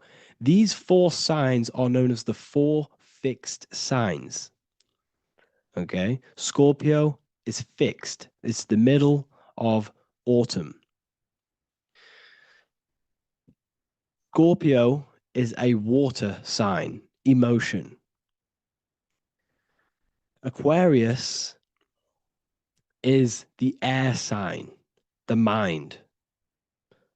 Taurus is an earth sign, the body. Leo is a fire sign, the spirit. This is why we see Matthew, Mark, Luke, and John with the 4 fixed signs of the zodiac, which represent the 4 bodies of consciousness. Leo, the spirit, fire. Luke, Taurus, earth, body. Matthew, Aquarius, air, mind. John, Scorpio, water, emotion. Each gospel is depicting Jesus and showing Jesus in each gospel. Each one of these gospels is showing and depicting Jesus according to the different body of consciousness. In John, this is when Jesus starts to turn water into wine. Water is emotion. Wine is transmuted emotion. This is when he does miracles with his emotions, water into wine. Aquarius, which is Matthew, air, the mind. Inside of the Gospel of Matthew, this depicts Jesus as an intellectual person, a person who's communicating and using his mind, his mental body a lot inside of the Gospel of Matthew. Go and read it, and you will see this. Luke, Taurus, earth, the body. Luke shows and depicts Jesus according to the body of consciousness, the physical body. He shows Jesus as a human, being a human being, helping people physically and helping people's physical needs, like giving away food and doing all sorts of good things for other people.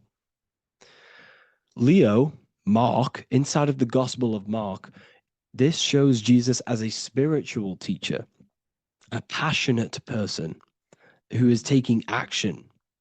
Each gospel is showing Jesus according to the different body of consciousness, and Jesus represents you, the sun. That's why it's called the sun of God, the light of the world.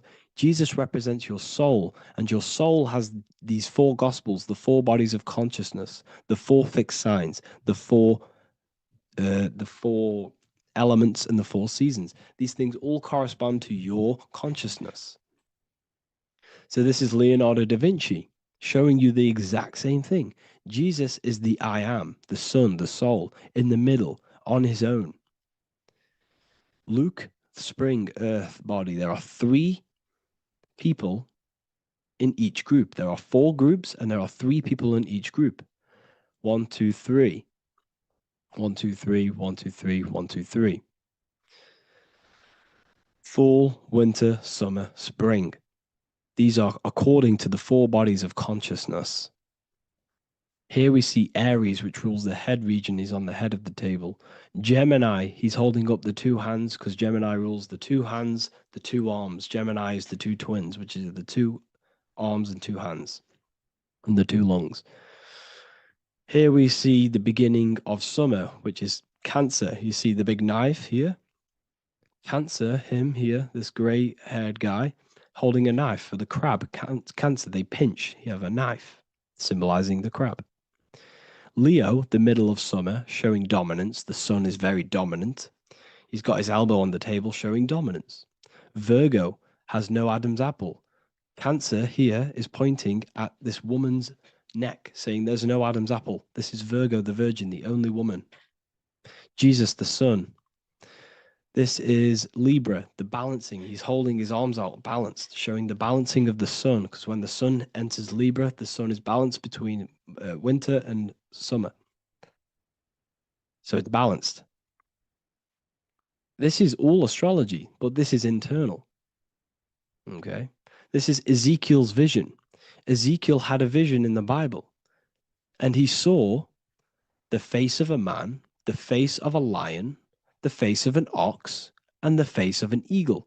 The eagle is Scorpio, the ox is Taurus, the lion is Leo, and the man is Aquarius. He saw the throne of God, and he saw the different bodies of consciousness. This is all symbolic for the different bodies of your soul.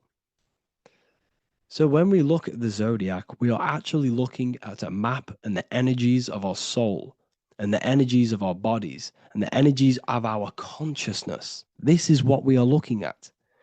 Each zodiac is an aspect of our consciousness and an energy that we can work with and that we must purify.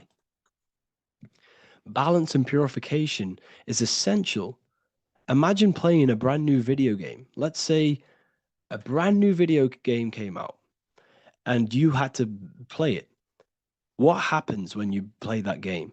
You don't know the controls. You cause chaos in that game. You can't really run properly. You can't do anything properly. You're getting destroyed by other people who are playing that game. It's the same with your physical body. When you are born, you must learn how to play the game. You must learn how to balance the mind, learn how to balance the spirit, the emotions, and the physical body. We must balance and purify each body of our consciousness. We must look after our physical body with our physical health by eating physical, electrical food like fruits and veg. We must look after our minds by being conscious of what enters our eyes, enters our ears, enters everything. Whatever enters our five senses is affecting our mind, our mental health, our environment, mental. We need to look after our thoughts. Control our thoughts by purifying our thoughts, only positive thoughts. Then we must purify our emotions, feeling only gratitude and love and not feeling these negative, dull emotions. Then we must look after our spiritual body through meditation and looking after our spirit. But remember, when we look after our mind, it all begins in the mind. Each body of consciousness is interlocked with the other. If you have an unhealthy body, you have an unhealthy mind, spirit, and emotions. If you have an unhealthy mind, you have an unhealthy body, spirit, and emotions. If you have an unhealthy emotions, you have an unhealthy spirit, mind, and physical body. They're all interlocked. You must balance each one of them. Look after your physical body, look after your thoughts, look after your emotions, look after your spirit. But remember, the mind is the most powerful one. It's mind over matter.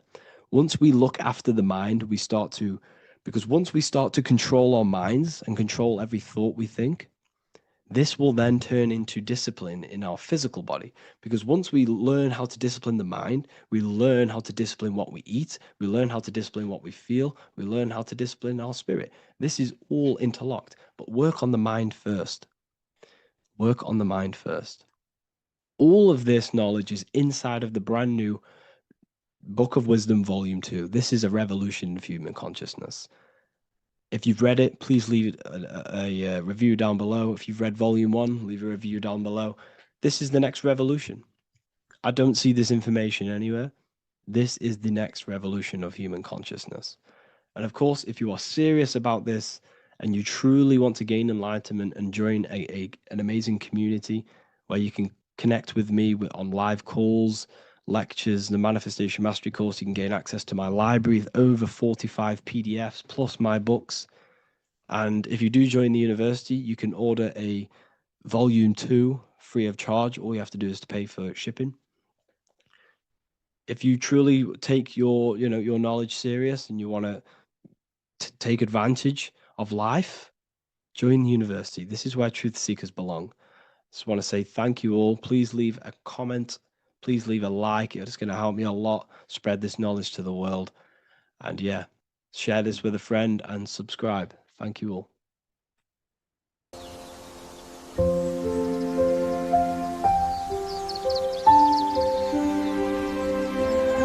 bookofwisdom.com. Visit today.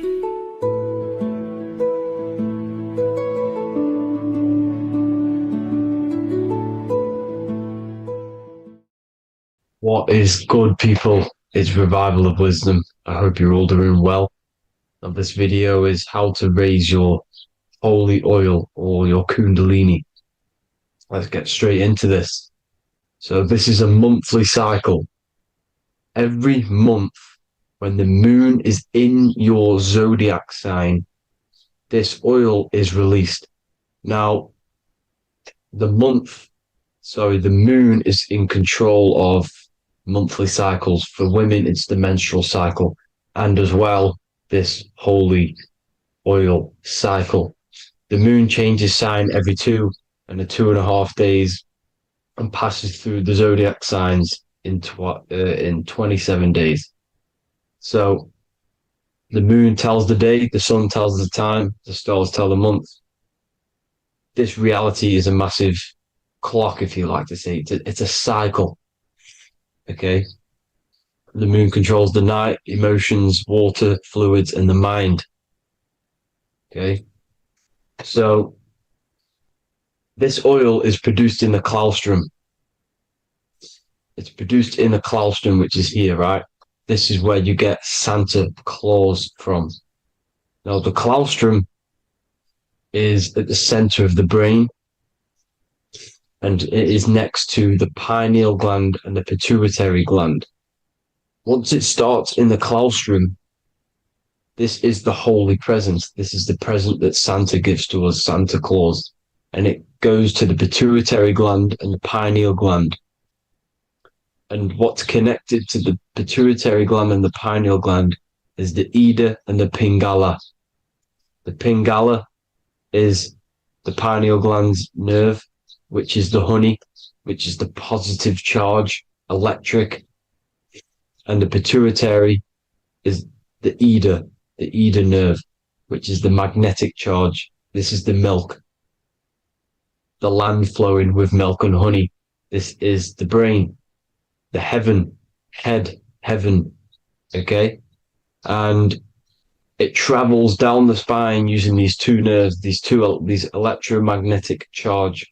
And this is what the ancients symbolized with the two serpents wrapped around the spinal cord, the Ida and the Pingala. And this travels down to the sacrum or the solar plexus. Okay. So once it's here, okay, the The spine is an elongation of the brain. So the spine is pretty much the brain. It's an extension of it.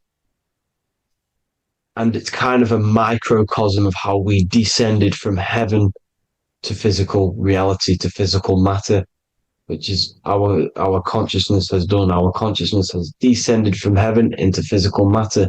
And this is a microcosm of it. Okay. So once we're in the sacrum bone, this holy oil, like I've just explained, this holy oil starts in the Santa claustrum, goes down the chimney to the sacrum. This is the sacrum, the solar plexus, and drops the present off at the sacrum. Now, once we're at the sacrum, we need to raise our vibration to take this oil back up the spine. Okay. And the River Jordan symbolizes this in the Bible. King Herod wants to kill Jesus in Nazareth, which is here, this is the River Jordan, is Nazareth. He goes to be born in Bethlehem and then goes back up to Nazareth to Joseph and Mary. Joseph and Mary, the pineal gland and the pituitary gland. The Bible is huge symbolism. It's all metaphors for this sacred process which goes on inside of your body. You are the Temple of Solomon. You are the Holy Land. The Holy Land is your brain. Once this oil is at the sacrum, you need to raise your vibration in order to take it back up. Once this oil has gone back up to the pineal gland, it activates the crystals which are wrapped around your pineal gland. Your pineal gland is this tiny little beam here. This is the claustrum. This is the pineal gland. And it's wrapped in crystals. And when this oil travels back up the spine by raising your vibration, back to the upper room where Jesus met the 12 disciples, or the 12 cranial nerves in the brain, and it activates and it turns on this pineal gland. And once it's turned on, it illuminates all the cells and the nerves in your brain and turns them all on and activates the higher God man, the God consciousness, Christ consciousness. And it regenerates the whole body. This is the secret to regeneration. It regenerates all the cells in the body. And this is how the ancients lived for thousands and thousands of years, as talked about in ancient texts. They lived for hundreds and thousands of years because they knew this secret. And this fluid, this brain fluid, the secretion, or the Christos in Greek, which means gold, because this is the alchemical process from turning lead to gold. Your body is the alchemical furnace. Now, the ancients knew about this center of the brain because they symboled it. This is the Eye of Ra, and it's the brain. And this is what's wrapped around our consciousness. Our consciousness isn't wrapped around the brain. The brain is built around the consciousness. We are the consciousness. You don't have a soul, you are the soul. Okay? Now, the head, heaven, hell, heel at the bottom of your foot, that's hell. Head is heaven and hell. Simple. Now, the pineal gland produces DMT, which is dimethyltryptamine, which is known as the spirit molecule. So, let's move on. Now, when this oil travels up, back, the spine, the chimney, it crucifies at the top, which is called the vagus nerve. So when it reaches here, the optic thalamus, it crosses and crucifies once it's raised back up. And this is why Jesus dies at 33. He was crucified at 33. Because you have 33 vertebrae on the back of the spine. And then it's crucified by the cross of the vagus nerve. When this oil crosses the vagus nerve, this is the crucifixion at 33. And it symbolizes the death of the physical consciousness. You then become spirit. You then become God consciousness, activating the Kundalini, regenerating the body and the mind. Okay. The Garden of Eden You are the Garden of Eden. The land of milk and honey is upstairs. The pituitary, which is the milk, the pineal gland, which is the honey, which is DMT. It even says this in the Bible. As he brought us into the place, and he has given us this land, a land flowing with milk and honey, which is also symbolized as the sun and the moon. The Bible also says, the light of the body is the eye, not the eyes, the eye. If therefore thine eye be single, thy whole body shall be full of light. This is the activation of the pineal gland by raising this oil back up to the pineal gland, to the center of the brain. Neither shall they say, see that here, or see there, for behold, the kingdom of God is within you. So he's saying, don't look out there. Nothing is out there. It's all inside of you. Everything's inside of you. You're the universe. Now, how to raise this oil back up to the pineal gland? Every month, like I said, the moon controls the cycle. The moon controls monthly cycles. When the moon is going into your zodiac sign every month, this oil goes down the spine and you must raise your frequency to get it back up. You must retain your seed. This is the most important. Your fluid, your secret, your holy fluid, your life force. You can't let that go. That life force is the reason you're alive. This holy oil is the reason you're alive, because it feeds all of the systems in your body. It feeds all the systems in your body.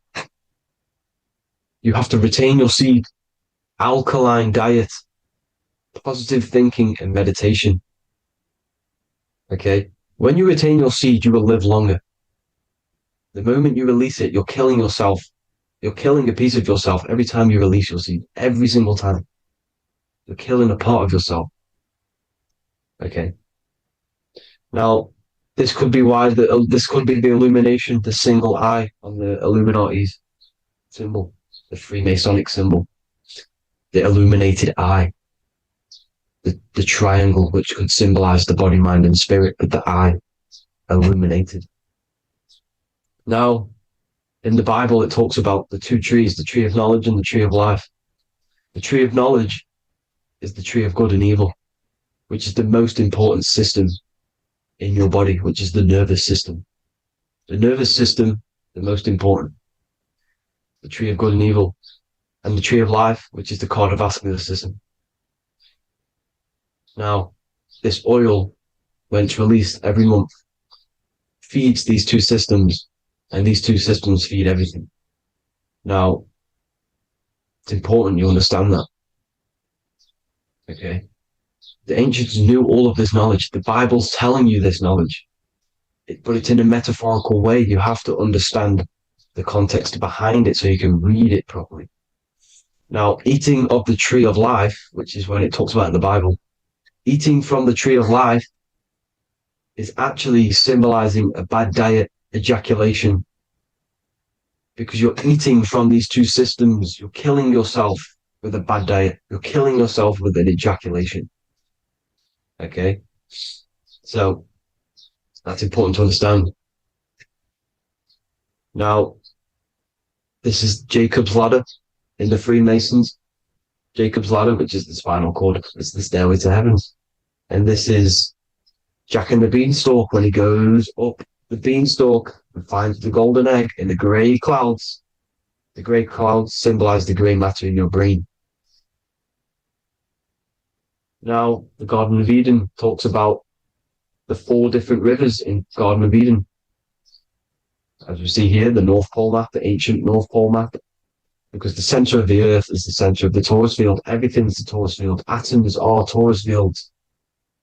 Everything's torus fields. You are the universe.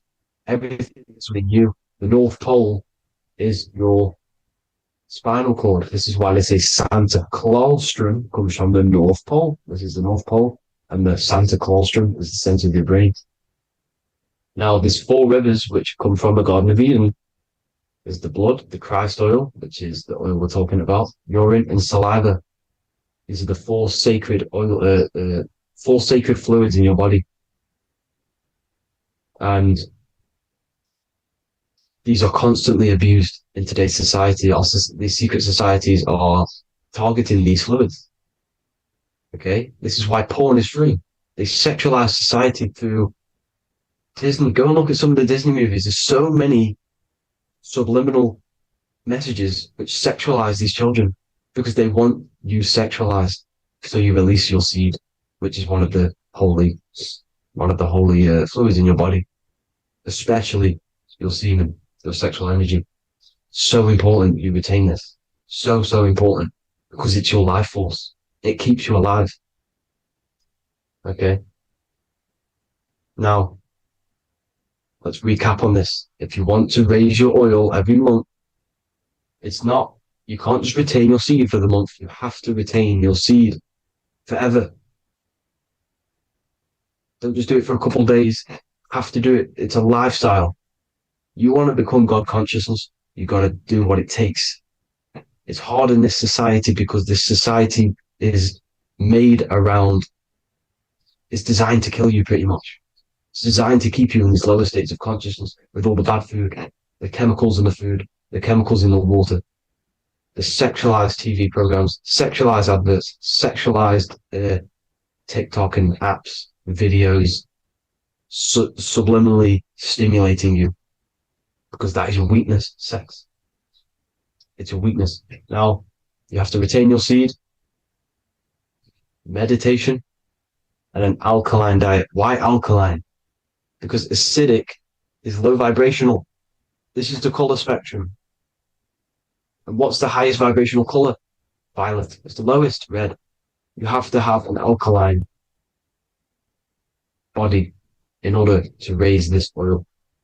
When you drink, when you have a bad diet, when you drink alcohol, when you smoke, this destroys the oil. It destroys the oil in your sacrum and it can't be raised again, can't be raised up. This is why it's so important. Without that oil, you don't live. That oil makes you live. It feeds everything in your body. It's crazy how we're not taught this. It's insane. But that is how you raise the oil, people. I hope you all gain some knowledge out of this video. And I hope this assists you on your journey, your spiritual journey. And please like and share this video. We need this knowledge out to the public to wake up humanity. Thank you all, people. God bless.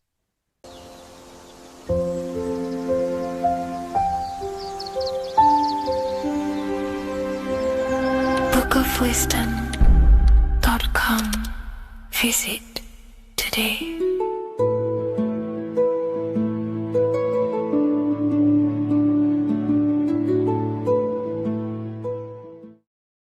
What's good, people? We're back with another video. This is going to just be a quick video. Manifestation, magic, bending reality. So let's jump straight into this. So you have a conscious and a subconscious part of your mind. The conscious is what you're conscious of, what you're actually doing, where you can choose or not. However, the subconscious is the part of your brain which is automatic. So all of the systems in your body, like the digestive system, your heartbeat, these are automatically being ran. And you do not have to tell these systems to do anything. You do not have to consciously tell your heart to beat. It's automatically doing it. And this is what the subconscious mind is controlling. It's like the dark aspect of your brain or your mind. It is the way bigger aspect of your mind. Okay, it controls all the systems in your body. Okay, and this is where all of your programs are.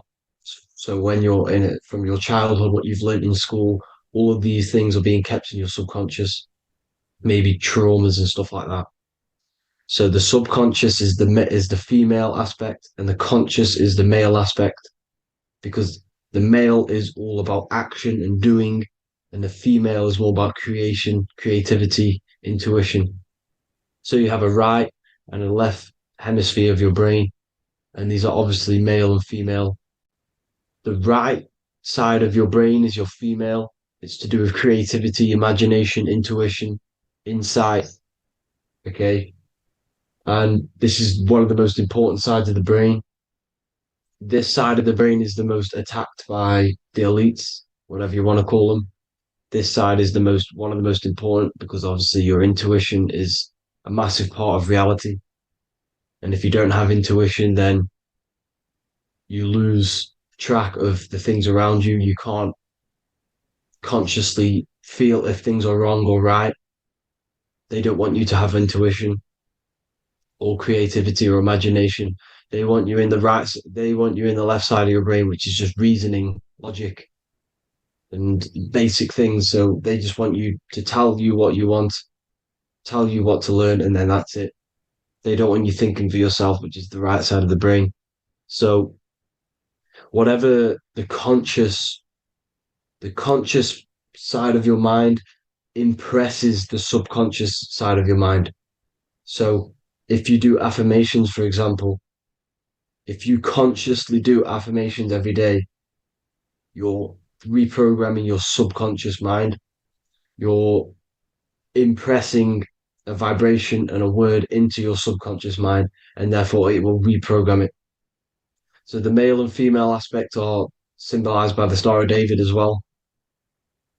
The male being the upside triangle, the female being the downside, connected all in one, because we both have male and female energy. So every thoughts are electric, which is the male aspect. Emotions are magnetic, which is the female. Each thought creates a wave of vibration in all directions.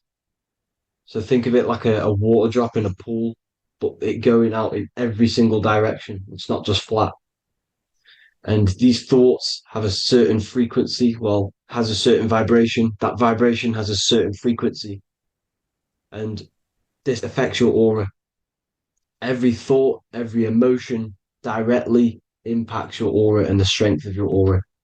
So if you're angry all the time, your aura in the astral plane will look red. However, if you're happy, it'll be more like blue and green. So it's very important.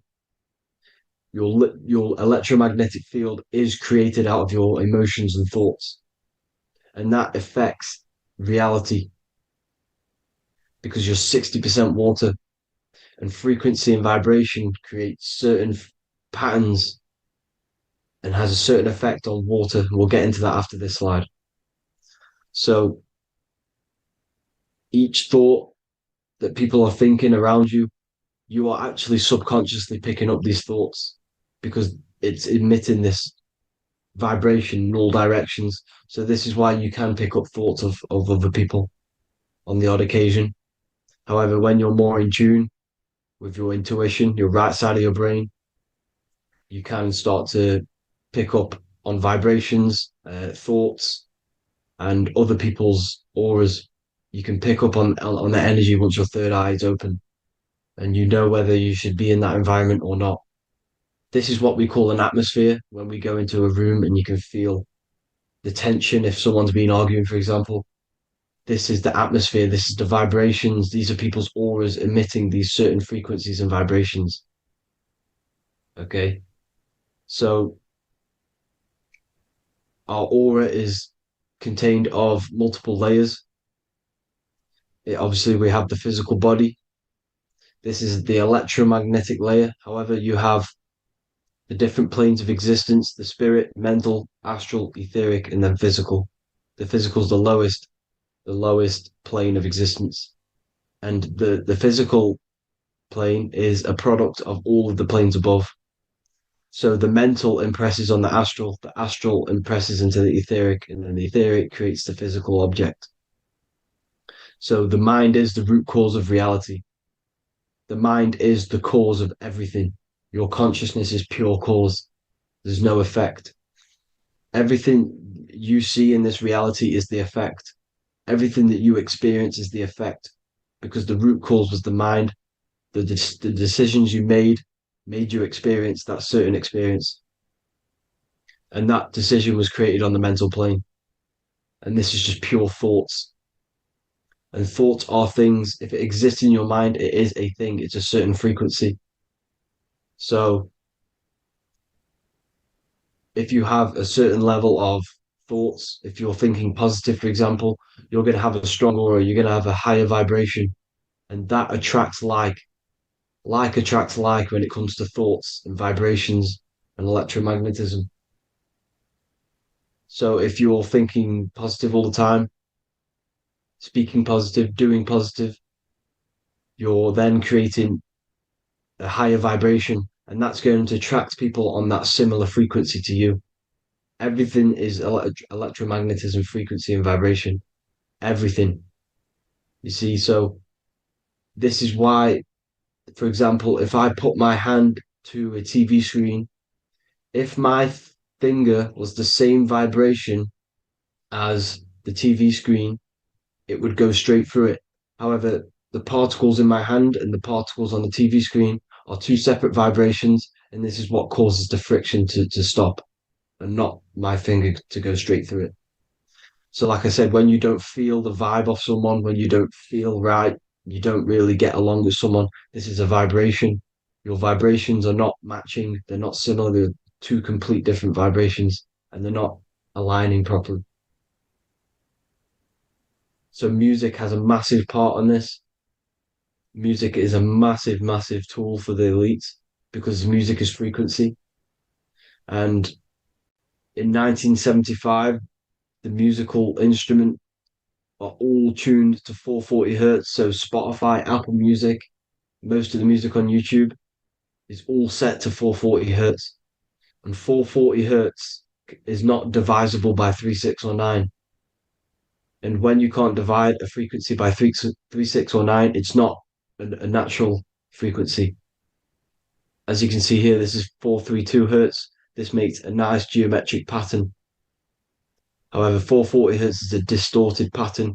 So when you listen to this actually shuts off the whole right side of your brain. Like I said at the start, this is the most attacked side of your brain.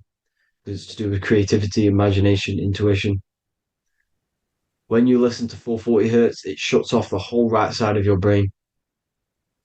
And obviously shutting off all of these forms of your brain.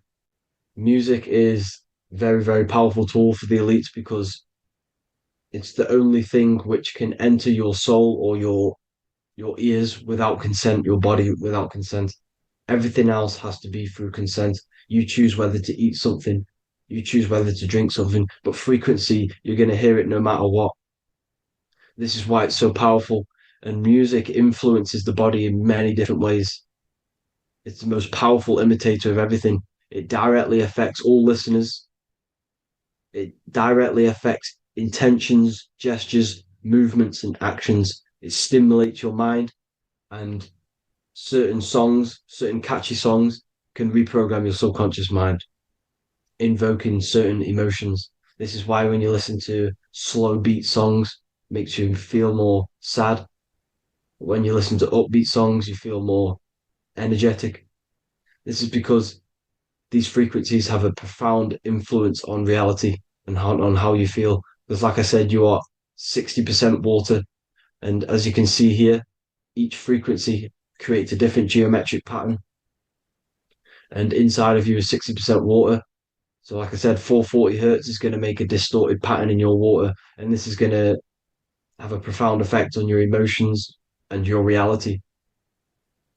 So, like I said, health is not just the body. It's you are made of body, mind, and spirit. You need to look after what you put in your body. You need to look after your spirit and look after your mind. It's very important to keep all these in balance because once one of these are unbalanced, it affects the other two. So if you're eating wrong, it's going to affect your spirit and mind. If you're thinking wrong, it's going to affect your body and spirit. These are all interlocked. You have to look after them all. So it's very important you understand music. Stop listening to low vibrational music. To be honest, you want to listen to music without any sort of speaking inside of it.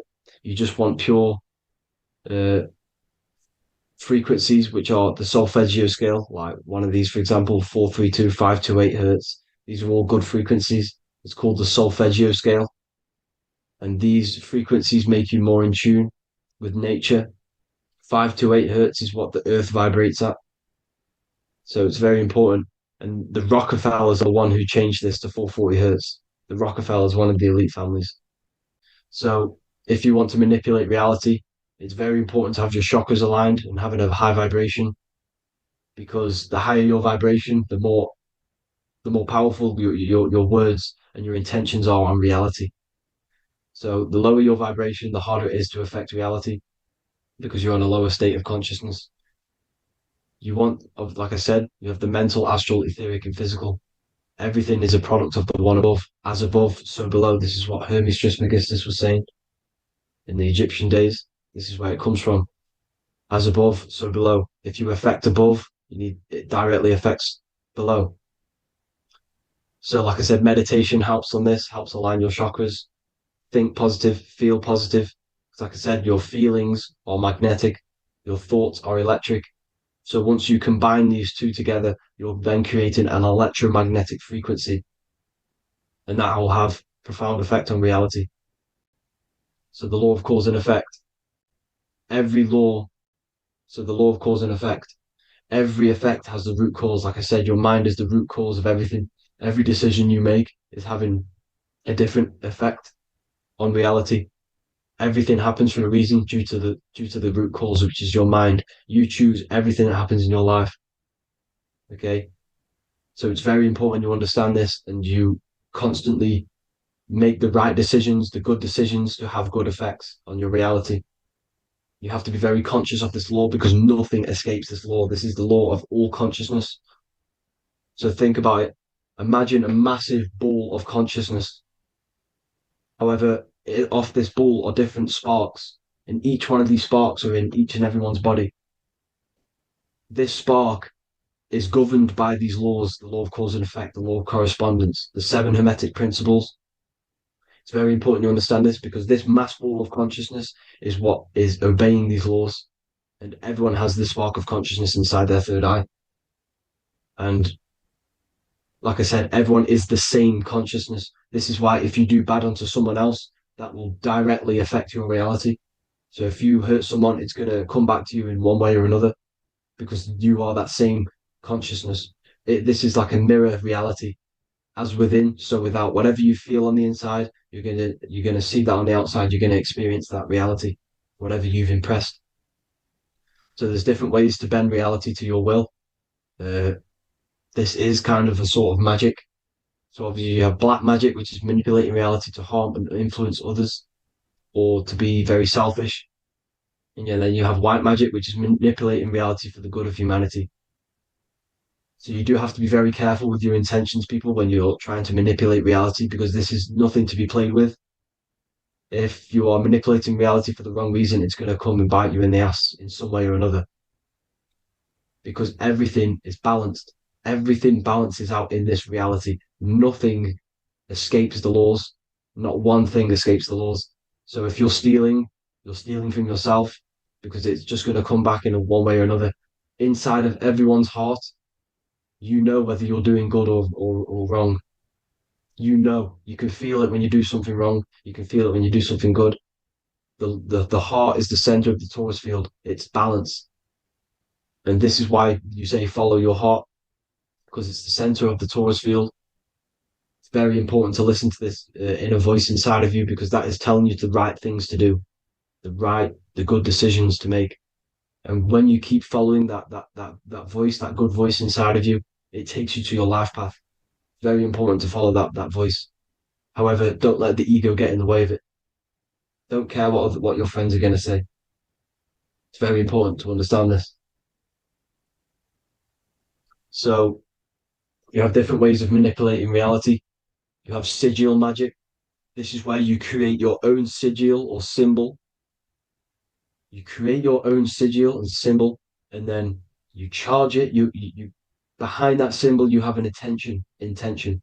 So, for example, if you want to manifest wealth, you create a sigil which represents what you want. You create that sigil, you draw it out, you charge it because wherever your attention goes, energy flows. So whatever your attention is, you're sending energy that way. So what you do with your eyes and your hands, you place attention on the sigil, Imagine that it's glowing. Imagine that you're sending energy to the sigil, and then you burn the piece of paper once you've done this. And then after this, you meditate on that symbol. You constantly think about that symbol, because that symbol is the frequency, is the thing that you want to manifest. So that's one way. Or you can just meditate on your reality. So imagine yourself having already what you have. This is what they call a mindset. You must set your mind to the frequency what you want to manifest. Okay. So if you want to manifest wealth, for example, imagine yourself being wealthy. What would it feel like? What would you be doing? Imagine a scene in your mind. Constantly do this, and you're putting out that frequency. Like I said, you must think, because the thoughts are electric, and then you must feel, which is magnetic. Together, this creates an electromagnetic frequency. And this is how you attract things to you. You will attract the certain people to come in your life to bend reality to your will. Okay. Or you've got mirror magic. Stare yourself in the mirror, because a mirror reflects light, it also reflects energy. So you've got to be very careful with what you say to a mirror. You've got to be very, very, very careful, because whatever you send into that mirror is directly sent straight back to you. So if you're thinking negative, you're sending negative energy back straight to you, and that's going to have an effect on your reality. Affirmations are very important, because your words are frequency, your words are vibrations, and each word you say has a certain frequency. If it's if it's positively charged, it's going to affect you positively. If it's negatively charged, because like I say, your brain and your mind is like the director of energy. That's what your brain is, and it directs energy into certain things. You can either positively charge it or negatively charge it, and this brain is creating your reality constantly. It's manifesting your reality constantly in the present moment. So this is what the government knows. The government know your mind is the root cause of reality. This is why they call themselves a government. Government. The New World Order is not being manifested by them. They are controlling the information. They are controlling your perception of this reality. And they know the mind is the root cause of reality. Therefore, if they control your perception of reality and your information, what you believe, you're going to manifest that information, that perception. So we, the people, as a collective consciousness, are the ones manifesting this new world order. You see, so this isn't black magic. They're actually tricking us into manifesting their own their plans. This new world order.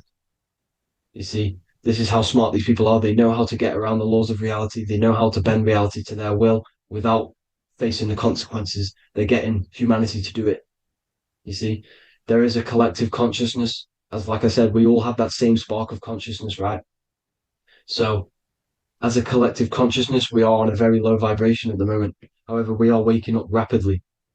There are more and more people waking up at the moment, and light always chases away the shadow. Light is a lot more powerful than darkness, you see.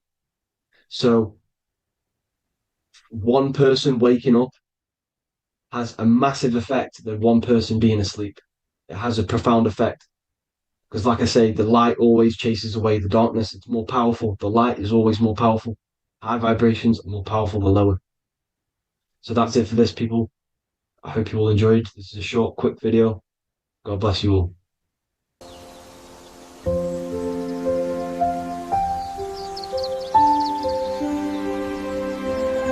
bookofwisdom.com.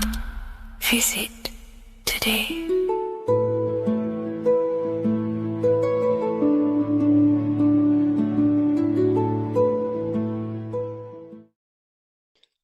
What if I told you you don't have one body? You, in fact, have four. There's a secret hidden right in front of you, and most of you overlook it. And by learning these teachings today, this will change your perspective on life, on yourself, and completely change the conception of yourself. This is the key to your highest potential. If you stay with me today, you will find secrets about yourself that will change your life. But I warn you, Once you step this path of esoteric knowledge, there's no going back. Once you see, you can't unsee. So stay with me, and we will discuss the 4 bodies of your soul and how you can master yourself to reach your highest potential. The first thing we must understand is that there is a sun. And just like the sun gives life to the earth, there is this life force within the sun that gives life to all matter. We must understand that that matter itself is dead. It has no life potential.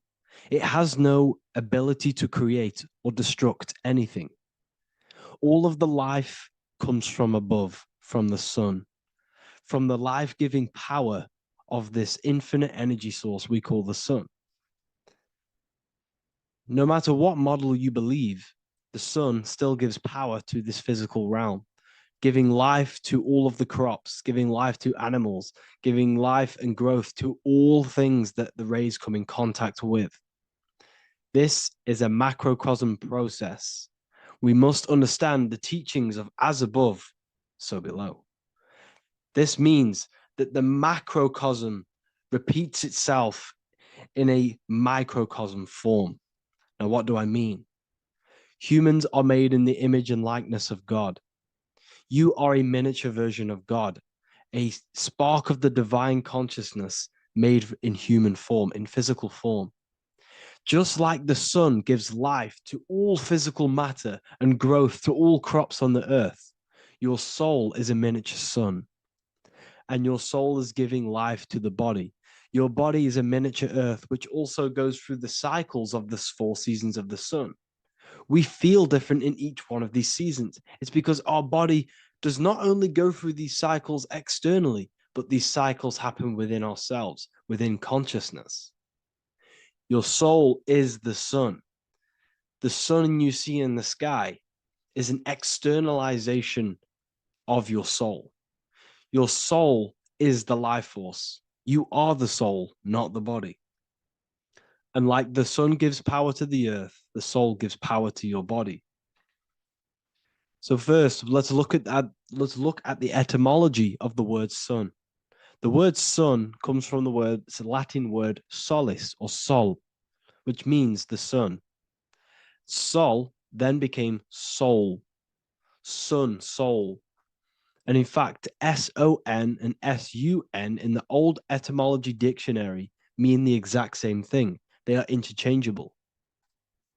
So when we look at the symbol of the sun, we look at a circle and a cross, which represent the 4 aspects of the sun, the 4 seasons of the sun: summer, winter, spring, and autumn. These are the 4 states of the sun. Like we said, this is where we get this symbol. You have the 4 states of the sun, which represent the 4 bodies of the soul. Now, this is where we get deep. Like I said, the sun you see in the sky is a macrocosm of your soul, an externalization of your soul. Just like your sun has 4 seasons, the 4 seasons within us are the 4 bodies. Our soul is incarnated and split into 4 sections. We have a mind, we have a physical body, emotions, and spirit. These are all interchangeable and they are all linked. In ancient alchemy, we have the exact same symbolism of the 4 stages of alchemy. But in this case, they're symbolized as the 4 elements: earth, water, air, fire. In this ancient alchemical symbol, we have the pentagram, with the top one representing the soul, ether. Our soul then has the 4 bodies, with the human here. We have the man, the eagle, the bull, and the lion. We see this on the tarot card, the Wheel of Fortune. The man, the eagle, the bull, the lion. We see this in Matthew, Mark, Luke, and John. The lion, the bull, the man, and the eagle. We see this with depictions of Jesus. Jesus, the man, the bull, the lion, and the eagle. These represent the 4 fixed signs of the zodiac: Taurus, the bull, Scorpio, the eagle.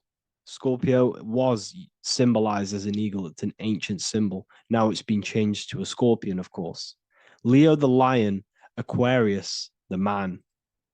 These represent the 4 fixed signs, which are 4 different elements. Taurus is an earth sign. Scorpio, a water sign. Leo, a fire sign. Aquarius, an air sign. Taurus is the earth. As above, so below. The earth is the physical body. Leo is fire. Fire is the spirit. Scorpio is water, which is the emotions. Aquarius is the mind, which is an air symbol. Air is the mind. That's why we call people airheads. Okay? So what we're actually looking at here are the 4 aspects of our soul. We have the sun in the middle and the 4 bodies of the soul. This is what Jesus is symbolizing. Jesus represents you. God made flesh with the 4 aspects of the soul. The 4 gospels are all depicting Jesus in 4 different ways according to the different body of consciousness. The wheel of fortune are representing the 4 bodies of the soul. This represents the 4 bodies. Now, how are they 4 bodies?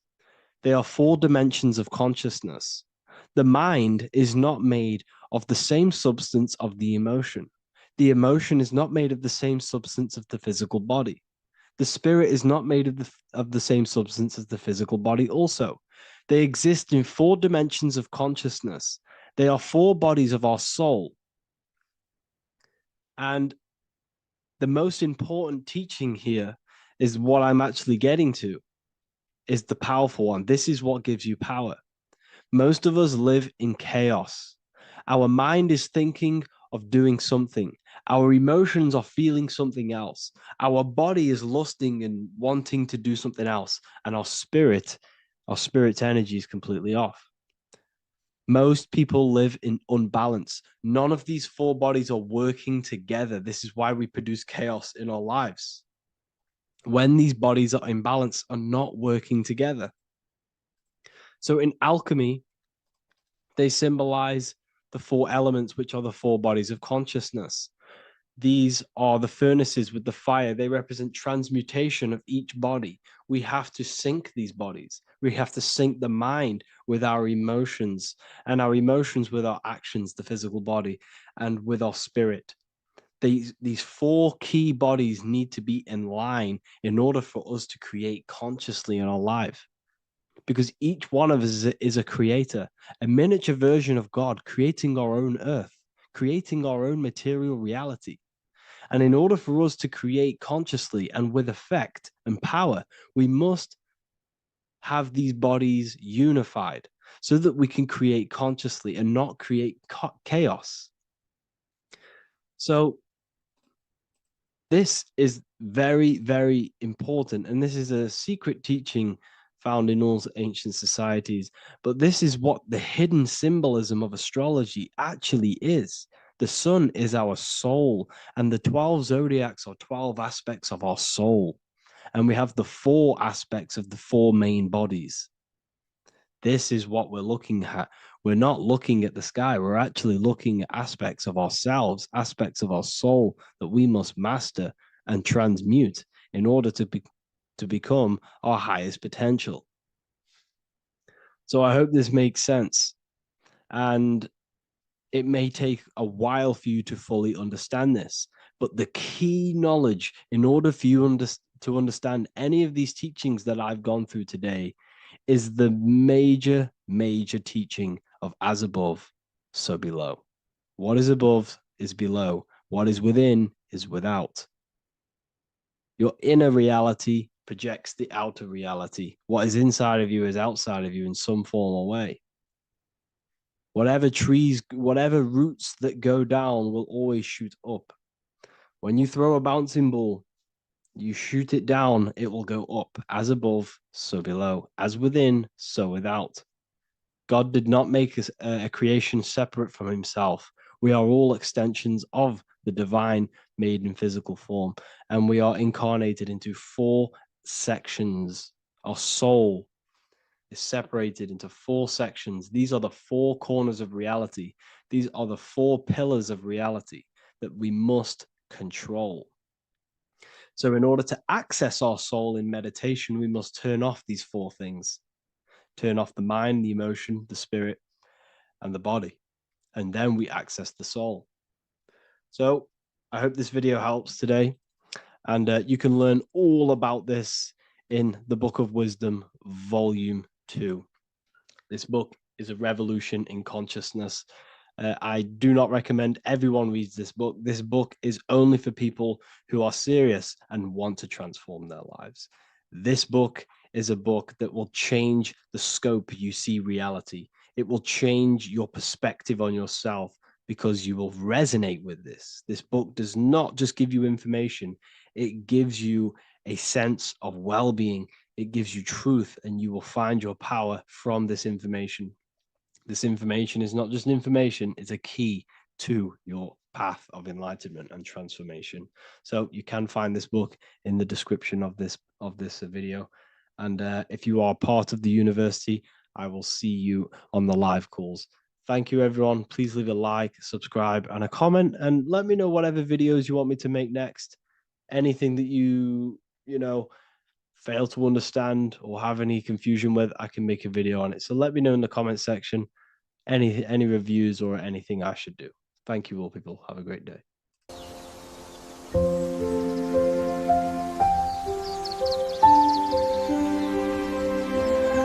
bookofwisdom.com. Visit today.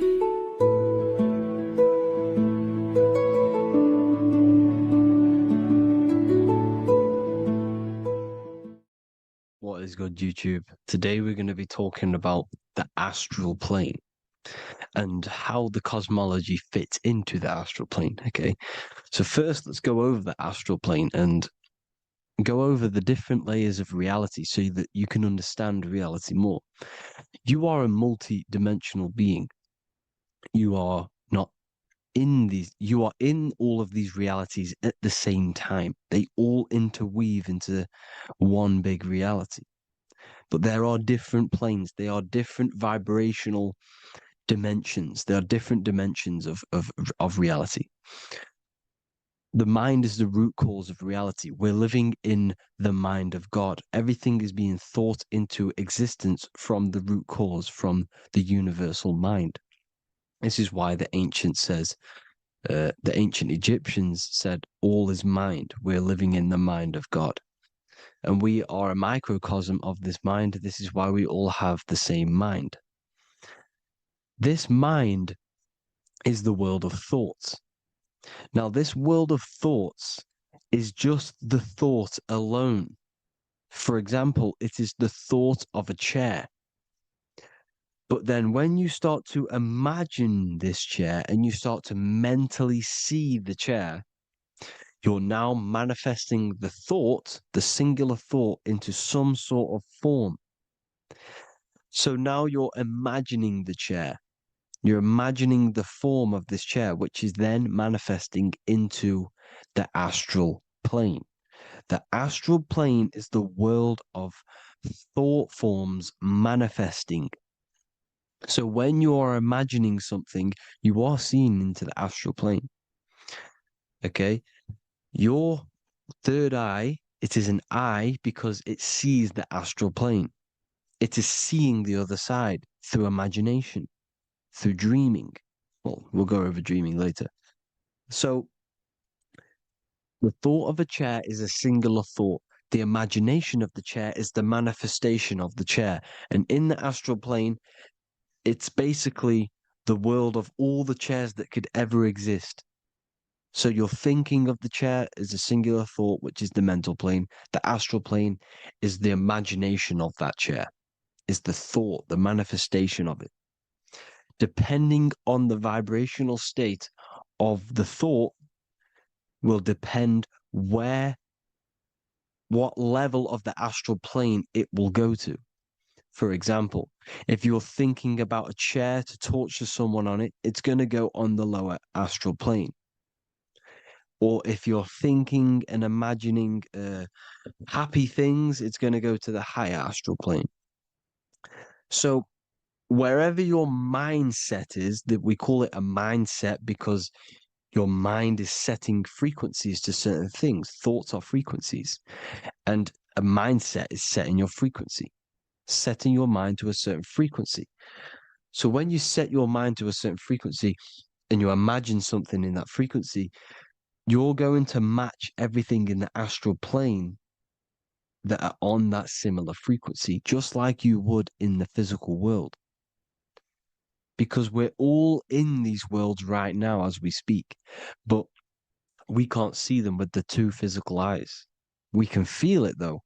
When you're around someone and you've just met a new person, for example, you can feel their vibration. And if you're not if you're not on a similar vibrational match, you will not get along with that person, or you just won't not get along, but you won't connect with that person because you're on two opposing frequencies, not matching. And this is something you can't see, you can only feel because it's the astral plane. It exists within the astral plane. Everything in the astral plane is made out of vibrations.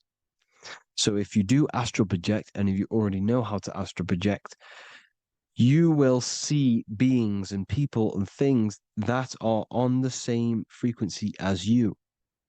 This is why before you astral project, you need to sort your vibration out before you enter, before you astral project, because you are projecting your consciousness into this.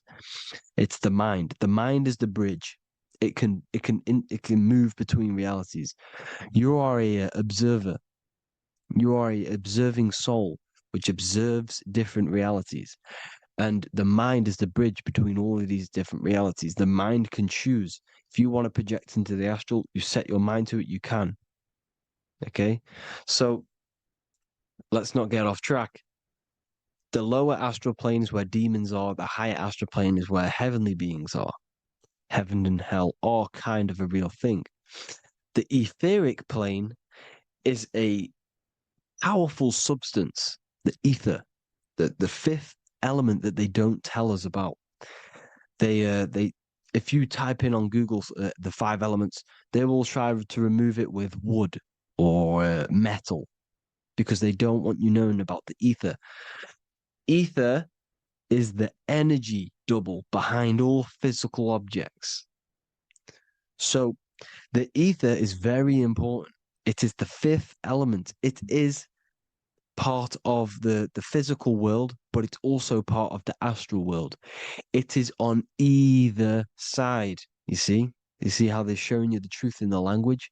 Ether and either are the same word. The ether has 1 foot in the astral and 1 foot in the physical world. It's a substance that connects the physical to the astral world. It is the either. It's on either side of reality. It's on the other side. Other, either, same word. Ether is connecting the physical to the astral plane. It's the world of frequency.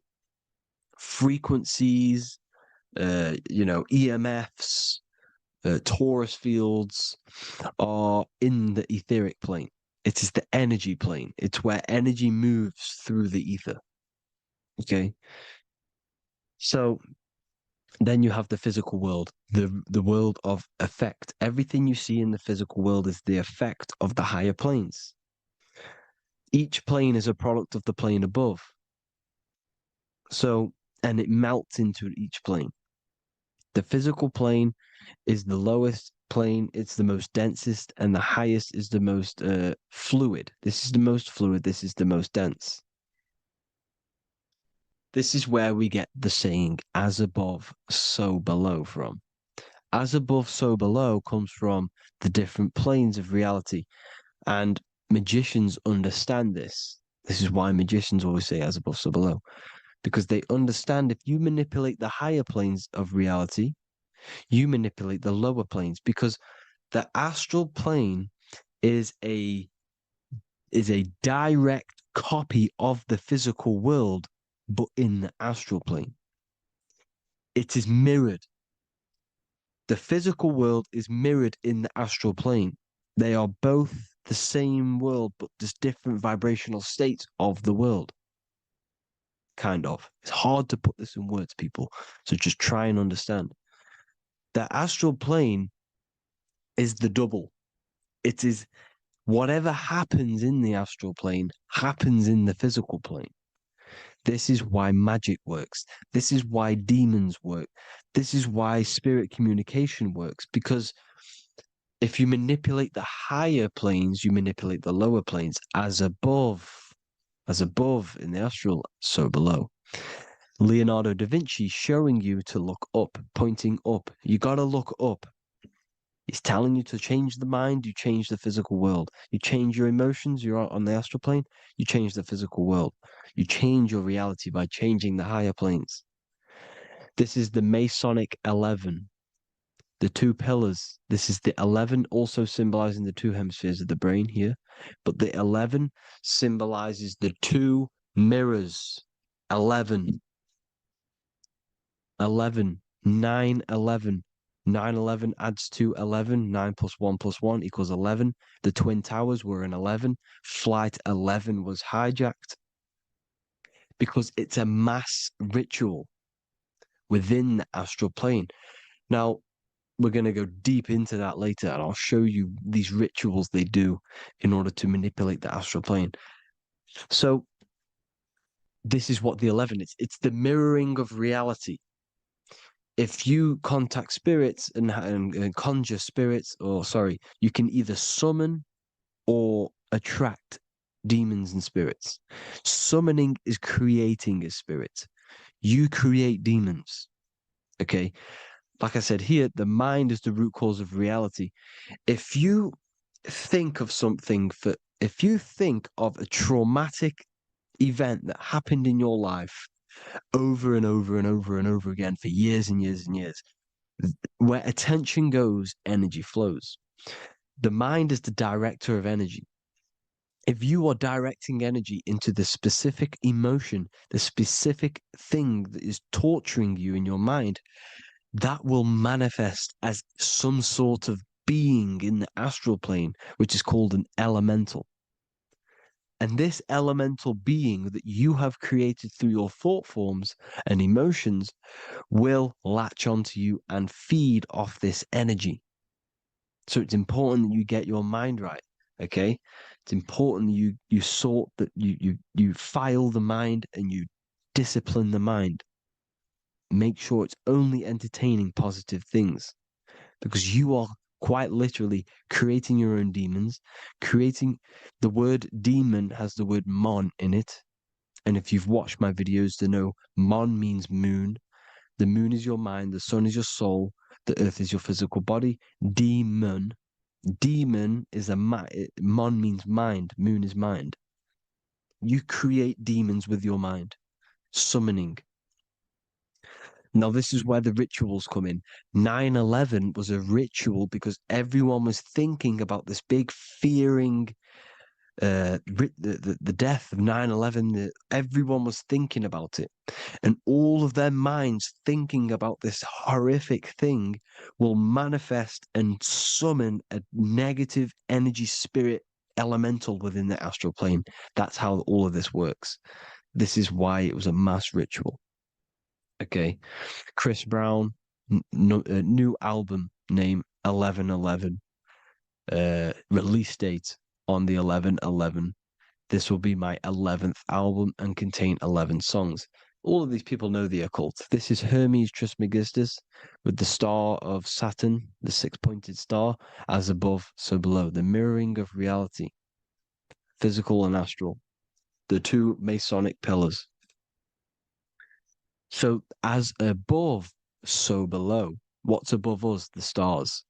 The stars are connected to the astral plane. This is why we call them stargates. When we dream, we are experiencing these different realities. And what are stars? They tell in the Bible, it says Genesis 1:14. And God said, "Let there be lights in the firmament of the heaven to divide the day from the night, and let them be for signs." Signs translates to things to come. Why things to come? The stars tell the future. Why? And why do we say as above, so below? As above us is the astral plane and the etheric plane. As above, so below. Whatever happens in the stars happens on Earth. The stars are connected to the astral plane. Above us is the astral plane. We are a star in a physical body. This is why we say Mr., sister, stir equals star. The E and the A are interchangeable. We are stars, and the stars are the start of our incarnation. We start in the stars, same root word, and we descend through the 7 energies, which are our 7 chakras. Then we enter the heart of the soul system. The heart rearranged spells earth. And this is the true cosmology. Here's the Masonic cosmology. This is Masonic now. Here's the firmament. Let there be a firmament in the midst of the waters to divide the waters from above, from the waters that below. Genesis 1:6. The firmament, firmament comes from the word firma, Latin, I'm pretty sure, which means firm. When something is firm, meaning it's stable, it does not move, it is firm. The firmament is firm. So, is the firmament Genesis 1:6. What does he say? Genesis 1:3, sorry. Let there be light. This is before the sun and the moon was created. Let there be light. Before the sun and the moon was created, light was appeared. So what's that tell you? This is a holographic projection from some sort of light being, some sort of projector. And that projector is the all-seeing eye you see in the Masonic cosmology. This is the all-seeing eye projecting the light beams. Let there be light. Everything is made out of light. The universe is created out of light waves. The torus field is 1 unit of light. The light projecting this reality is Polaris. Okay, the famous all-seeing eye. Now, what else? Then we have after let there be light in Genesis 1:16, and God made the 2 great lights. This is the sun and the moon, electric, magnetic, male and female. Then we have the Masonic checkerboard, the black and white symbolizing dualities within the dualistic reality we're in, spirit and matter, light and matter, rest and motion, positive and negative, good and evil. Everything's dualistic here. Okay? And it's a dance. The universe is a dance between flickering of white and black light, which is the torus field. We're not going to go over that, but this is all connected to the astral plane. This is the true cosmology. The astral plane cannot work on a spinning monkey ball in the middle of space. Does not work. Cannot work. It's impossible. Okay? Impossible. So, even in the Quran, it says, Allah has made the earth for you as a carpet, flat. Quran 15:19. And the earth we have spread out like a carpet, set there on mountains, firm and immovable. It is immovable. In the Quran, it also says 65:12, it is Allah who has created the 7 heavens of the earth. The 7 heavens, meaning the 7 layers of heaven, the 7 planets. And Psalms 104:5, he set the earth on its foundations and it can never be moved. Never. So here you see in Isaiah 40:22, he sits enthroned above the circle of the earth and its people are like grasshoppers. He stretches out the heavens like a canopy and spreads them out like a tent to live in. We live in a tent. This is the tent. The projection of light. Here you see an ancient picture here. Here you see the ethereal barrier, meaning the firmament, the etheric barrier. And here you see his head popping out. Why is his head popping out? Because your head is heaven. Your heel is hell. Your head has access to the astral plane. This is why your head is heaven. The pineal gland, when stimulated, has access to project itself, project consciousness into the astral plane. Here you see another ancient picture here with the Masonic Royal Arch, with the zodiac here, the zodiac on the top, arching, because there's a firmament above us. Here's God in the brain. Consciousness is God. Here you see the Masonic Royal Arch, symbolizing the firmament. George Washington above the Masonic Royal Arch. These are the stars. This is Polaris projecting reality. Here's ancient churches with the dome. Polaris projecting reality with Jesus.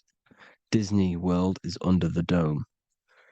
The seven layers heaven, ancient paintings, all depict if you go and look at the ancient paintings, they'll all depict the firmament, the arch above us. This is where we get interesting. The Masonic Royal Arch has the 6-9, which is Cancer.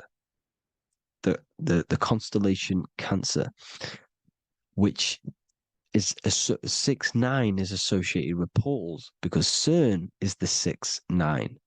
Okay, CERN is opening portals. They're trying to create a portal to the other side.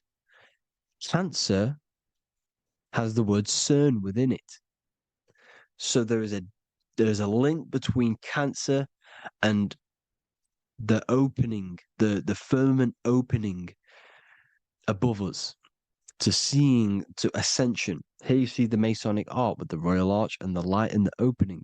Here you see the light and the opening. This is the opening of the firmament. Here's the Hebrew cosmology with Sheol, the underworld, and the opening.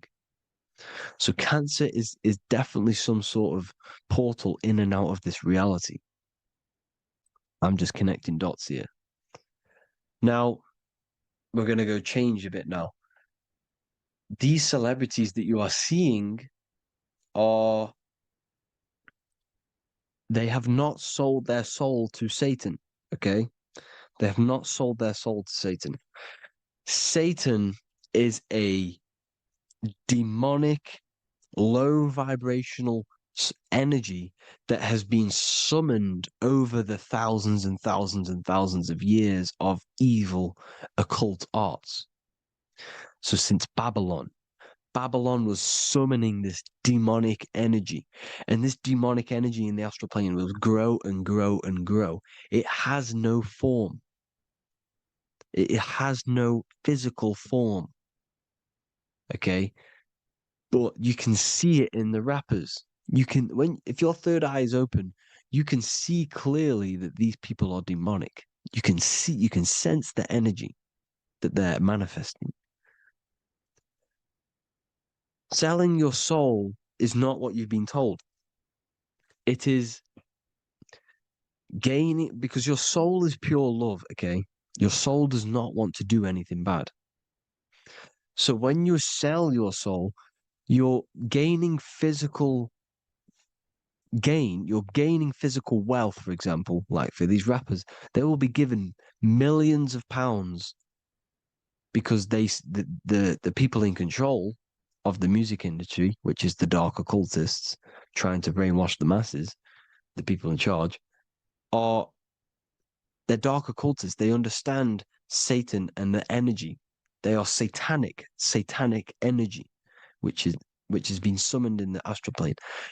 They see that they have influence over the masses, so they will go to them and say, "I will give you this amount of money forever if you manifest this satanic, demonic energy through the music and through social media to blind the masses, to brainwash the masses into this demonic energy."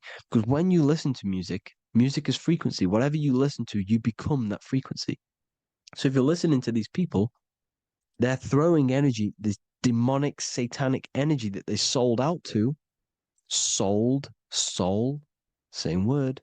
When you sold something, you've got your soul involved.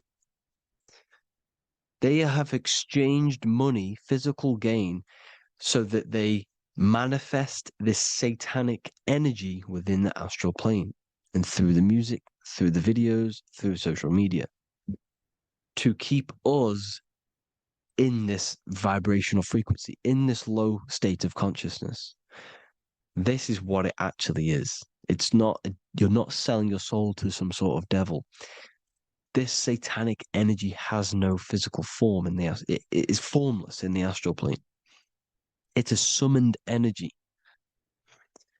Now, the root chakra is red. This is why the devil is red, because it symbolizes the animal nature of man. When you are operating off your root chakra, you will kill, you will fight, you will do anything to survive, because it's all about survival mode in the root chakra.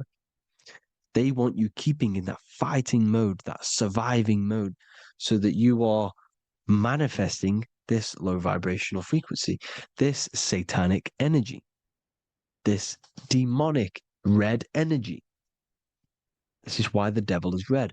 And the devil has a tail with the red arrow pointing down, because it symbolizes your light body. This is your Merkaba. Your Merkaba is your light body. Mer equals light, Ka equals spirit, Ba equals body. Merkaba, this is the devil's tail pointing down, the descension, your heel, up to your heel, hell. Ascension to heaven, head. You see? This is the all-seeing eye with the illumination coming off it, your head, when you're illuminated. The Merkaba is your celestial sphere to portray different planes of reality. It is the vehicle of ascension. It's your light body. It's in the word Kabbalah, Kabbalah, Ka, spirit, Ba, body, La, light.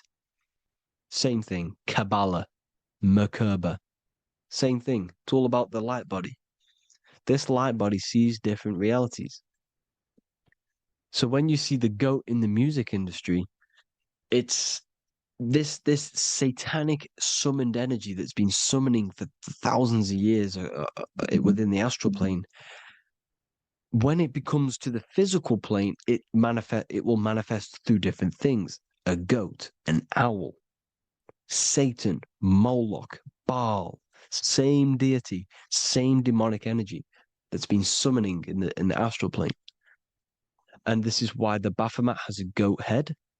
Drake's new album is the goat. The Polo G, the Masonic G, with the goat. And here's Rylo Rodriguez in the mirror, with the goat in the mirror and him in his physical body. It symbolizes, the mirror symbolizes the astral plane, because he's manifesting the goat, the demonic energy. He's sold out to the demonic energy. And in the physical plane, he's his physical body. The mirroring, the Masonic 11, the mirroring of reality, the astral and the physical. And what do you call them when they're an amazing rapper, the best rapper? You call them the goat. Because you're the goat because you're manifesting the goat energy, this satanic, demonic energy within the astral plane. So Baal, Moloch, all the same thing. Because in the astral plane, if you want to gain spirits to come to you and communicate you in the physical world, if you want to communicate with spirits, you have to gain their attention. You can either gain their attention or come together and agree to create some sort of being, which is Satan. Okay. You can, like I said earlier, you can create these beings, you can summon them or attract them. One way to attract them is sacrificing. In order for you to become God, man, to turn to God, you have to sacrifice your life. You have to sacrifice, not drinking, not doing things, not doing anything demonic, not doing anything bad, not eating meat. You have to sacrifice yourself to become the light. However, if you want quick, instant gains in the physical world, you can sacrifice something else to communicate with these spirits, because these demonic energies feed off demonic energy, your demonic energy. So these dark occultists will give away babies, they'll sacrifice, torture babies so that they gain, so that they can communicate with these spirits for physical exchange. Yes, you can do this. These powerful spirits, these powerful demons can give you powers. They can give you certain things. And this is what they are doing.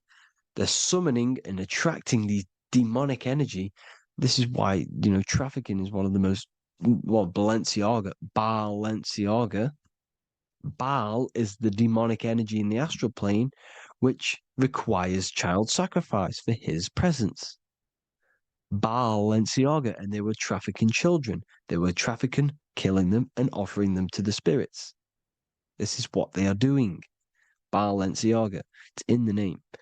Here you can see here a stick man with two horns. The goat, obviously, it's all the same deity. Baal, the goat, Moloch, his Moloch, the owl, the Egyptian owl, because it comes from the owl of Moloch, which is Baal, which is Satan, all the same demonic energy. And it's on the dollar bill, a tiny dollar bill, on the $1 bill. All the same thing. Bohemian Grove, they worship the big owl, Moloch. It's all the same thing. It's all one big demonic energy which has been summoning in the astral plane. And it's trying to take over Earth, the physical plane.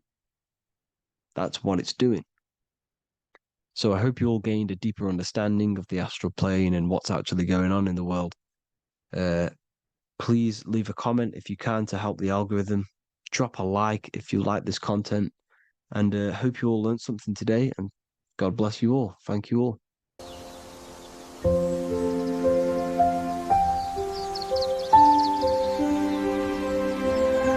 bookofwisdom.com. Visit today.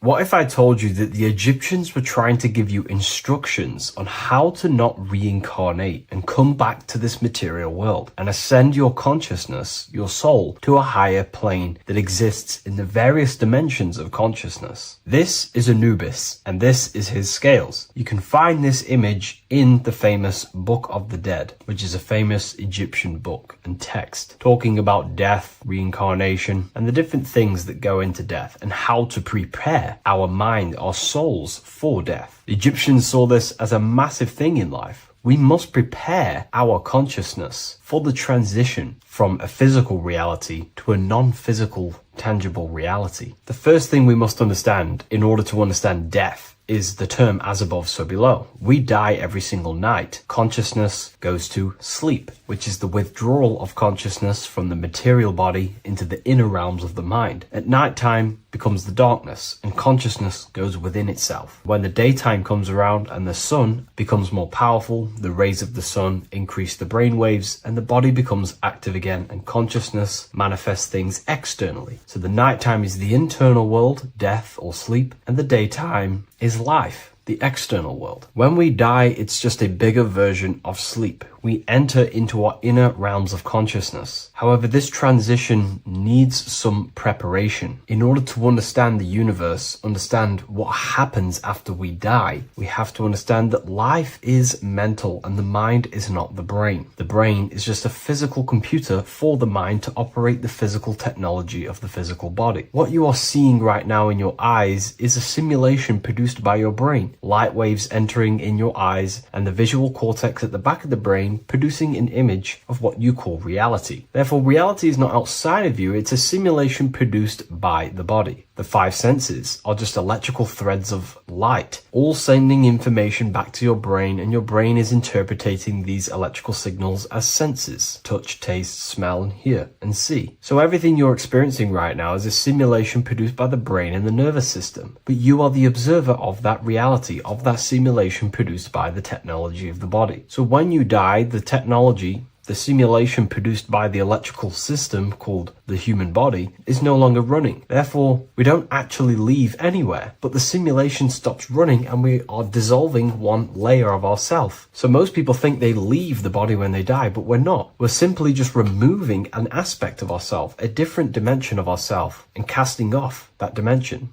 removing a veil or a layer. And we're seeing what is behind that layer. And what behind the layer of the physical reality is simply the world of imagination, the astral plane. At the moment of physical death, Consciousness withdraws from the physical brain, yet the awareness does not cease. For a short period, the individual may experience a condition of peaceful unconsciousness, similar to deep sleep. Then, once the individual becomes conscious again after death, once the physical body, the etheric body, has fully been split up and consciousness is now operating in the astral plane, this is what the ancients called karma loka. Arthur E. Powell mentions this. C.W. Ledbetter mentions this place as well. Karma Loka is a place in the astral plane. The astral plane is the realm of imagination. It is where the forces of the mind manifest desires as imagination. All of your desires, your desired realities, the screen that you have in your mind, that screen you manifest a visualization on, exists in the dimension of the astral plane. It is a realm made of thoughts. It is an object made of thoughts. If you think of a chair, for example, and imagine that chair in your mind's eye, that screen you are seeing in your mind's eye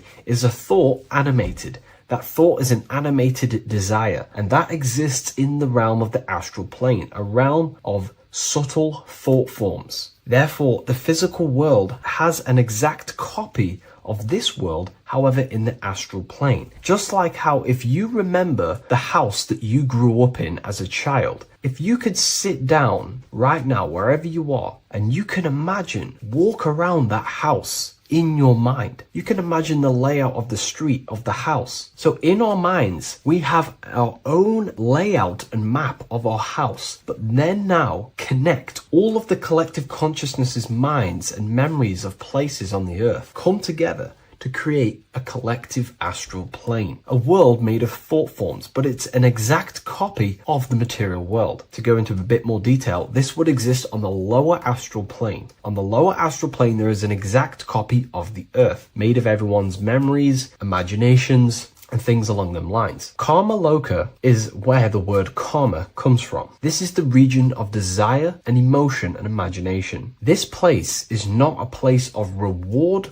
or punishment, but a state of consciousness corresponding to the emotional nature of the person who passed on, who transitioned from the physical to the astral. Your state of consciousness, the thoughts you think every day, the fears that you face every day, the belief systems you have in your mind every day, still is passed on from the physical into the astral. The astral plane, you will go into an astral plane that directly corresponds to your state of thought, just like a dream. In your dreams, you will see materializations of your fears, belief systems, and things going on in your subconscious mind. You will go into an environment and a landscape when you die in the astral plane that match your desires, habits, and your state of mind. If you believe in Jesus, you will go to a place where then thought forms manifest in the astral plane. If you believe in Buddha, you will go to a place where then thought forms manifest. That is the environment. It's mental. Reality is your level of realization. You are seeing through the lens of your mind, of your beliefs, and you see the world tinged with your belief systems. Karma Loka is a place where you balance out your desires, sensual cravings, ambitions, jealousies, fears, emotional fixations continue to assert themselves in your mind when you die. Yet because there is no physical instrument through which they may be gratified,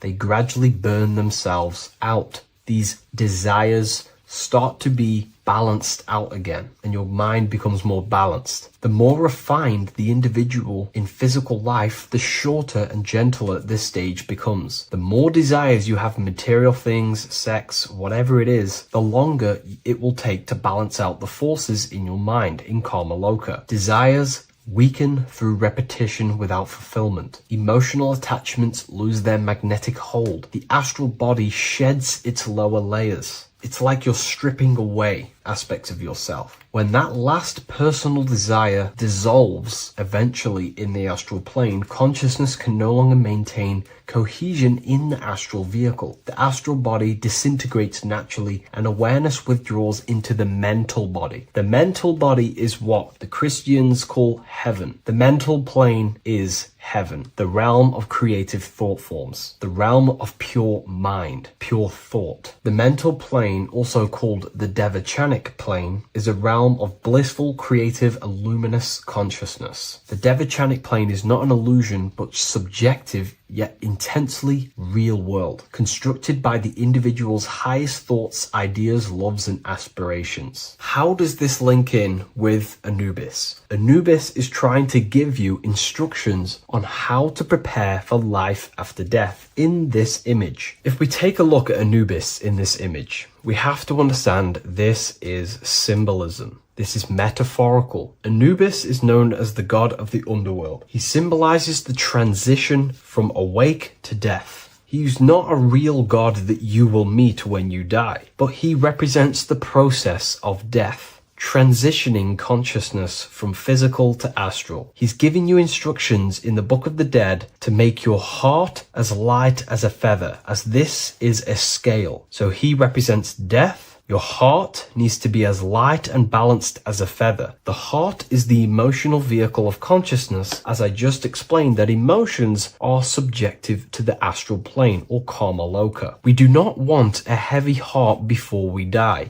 We do not want addictions to smoking, addictions to pornography, addictions to status, the ego, material gain. If we die with these things, this means we have a heavy heart, and this will manifest in the astral plane when you die and take longer to balance out them emotions and desires. So this is telling you to remove any addictions, any emotional attachments, mental attachments you have to the material plane. This does not mean go full monk mode and don't have anything physical, don't chase after anything material. We should definitely have material things as we are spiritual and material. However, do not place your heart on it. We should all aspire to have the best possible life, have the most possible resources as possible in our lives, have an abundance in everything. That's completely fine. But placing our soul on it, your desires on the material world, will only pull you down in life after death, take you longer to balance out them forces and desires. This is why transformation during physical life is essential. We need to release attachments to master our thoughts and emotions and align with truth. We don't want to die with false identifications, that thinking and believing that we are the physical body.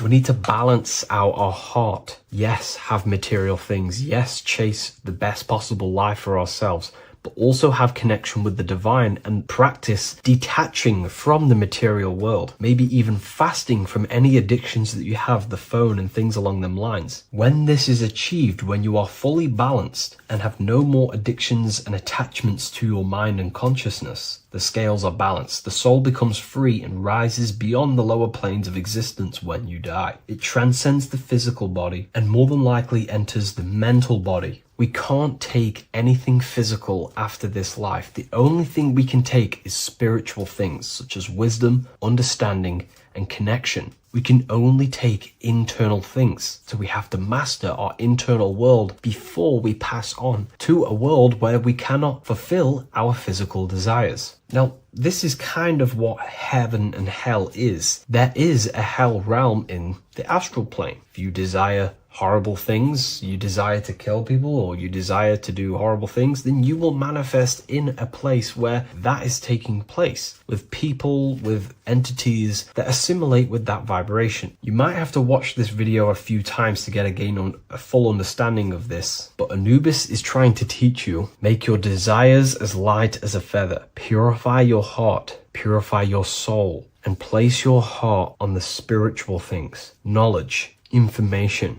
connection, thought. Because if you desire material things, then you will more than likely desire to manifest yourself back into the material world and reincarnate. If you've read the Book of Symbolism, you already know this information. You can now find this book in the description of this video. Please leave a like, comment, and subscribe to the channel if you like this information. And we also have the Book of Symbolism available on Amazon.com now. Take care, everyone. I'll see you in the next video.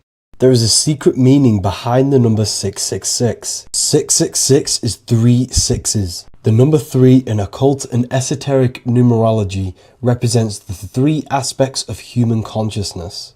We see this symbolism in the all-seeing eye with the light and the triangle. The triangle is the number 3. The eye represents consciousness, observation, and the light represents the light of consciousness, because consciousness is pure light. The three aspects of our consciousness is thoughts, emotions, and actions. Every thought creates a feeling, and the feeling creates the action. All physical manifestation is driven from these three aspects of our consciousness. All physical manifestation comes from thought. Every object you see around you, this screen, the phone you're on, the laptop you're using, or the iPad, was a thought in the invisible realms of consciousness. Then it was brought into physicality through feeling and action. This is because man is made in the image and likeness of God. We are all mini creators. We are all extensions of God's creative consciousness. Therefore, the number 666 represents 3 sixes. 3 is thoughts, emotions, actions. The number 6 represents the cube because cubes have 6 sides. This material world that we experience, everything has 6 sides. Everything's created by cubes. We can move forward, we can move backwards, we can move left, right, up and down. This is the cube that we are stuck in. Therefore, 666 represents our 3 aspects of our consciousness, thoughts, emotions, actions, all contributing towards our physical self, material world, material pleasures, completely cutting ourselves off from our spiritual, true, divine self, which means 666 is representing a state of consciousness. A state of consciousness where we only operate from a place of material needs and survival things. As humans, we possess a physical material body in the physical material external world, but we also possess an invisible inner world, which is what we call spirit. When we disconnect ourselves from our inner worlds, we become lost in this materialistic way of thinking and acting, which can lead to no life purpose, a feeling of emptiness and voidness in our hearts. Humans possess the ability to transcend our animal instinctual natures and turn to the divine mind, to the spiritual inner world. It is our inner world that is projecting our outer world. The outer world is just an effect of our inner state of consciousness. It's important as we go through this human life to not lose ourselves and look for our validations outside of ourselves. The external world is simply just a mirror, mirroring with mathematical precision what happens inside our consciousness. When we change our inner world, we produce effect in the outer world. To get back on track about this number, this represents when we are lost in our material self and we are completely cut off from our true divine self. The devil is always having goat horns, which represents a ground animal. This is the lower animal self of man. He's always red. The frequency of red is the lowest vibrational color, and it also represents the root chakra. This is all to do with survival mode and our physical needs and physical self. Red represents chaotic and intense emotions like hatred and anger. This is why the devil is always red, because it represents anger and an uncontrolled state of emotion and consciousness. You see, we've been taught in the church and all through religion indoctrinations that the devil is an external deity which influences humans. And in fact, this is nothing but a metaphorical story. The devil is a character which represents an aspect of the human mind, the lower aspect of the human mind, a facet of our own consciousness and psyche. The voice that we have in our head that tells us to do these negative things is not an external deity pushing us to do something bad. This is an aspect of our own mind. Jesus and Satan are just two characters which represent the two voices that we have in our own consciousness. In fact, the word devil was never present in the early Gospels. Instead, what was mentioned was a spirit of evil. A term spirit of evil was not meant to denote a specific deity or being, but rather any force of negativity, whether it manifests as a destructive thought, emotion, or action.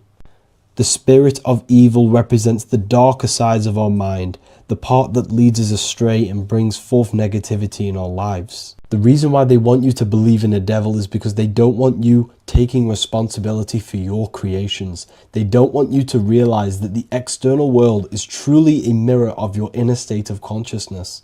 Instead, when something bad happens in your life, you blame it on some external devil or Satan who tempted you. Everything is your creation in your life. When you realize this, you take full control and you begin to reshape your external world by changing your inner state of consciousness.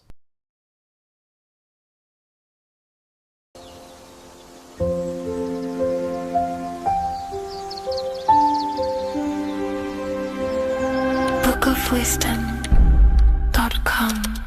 Visit today.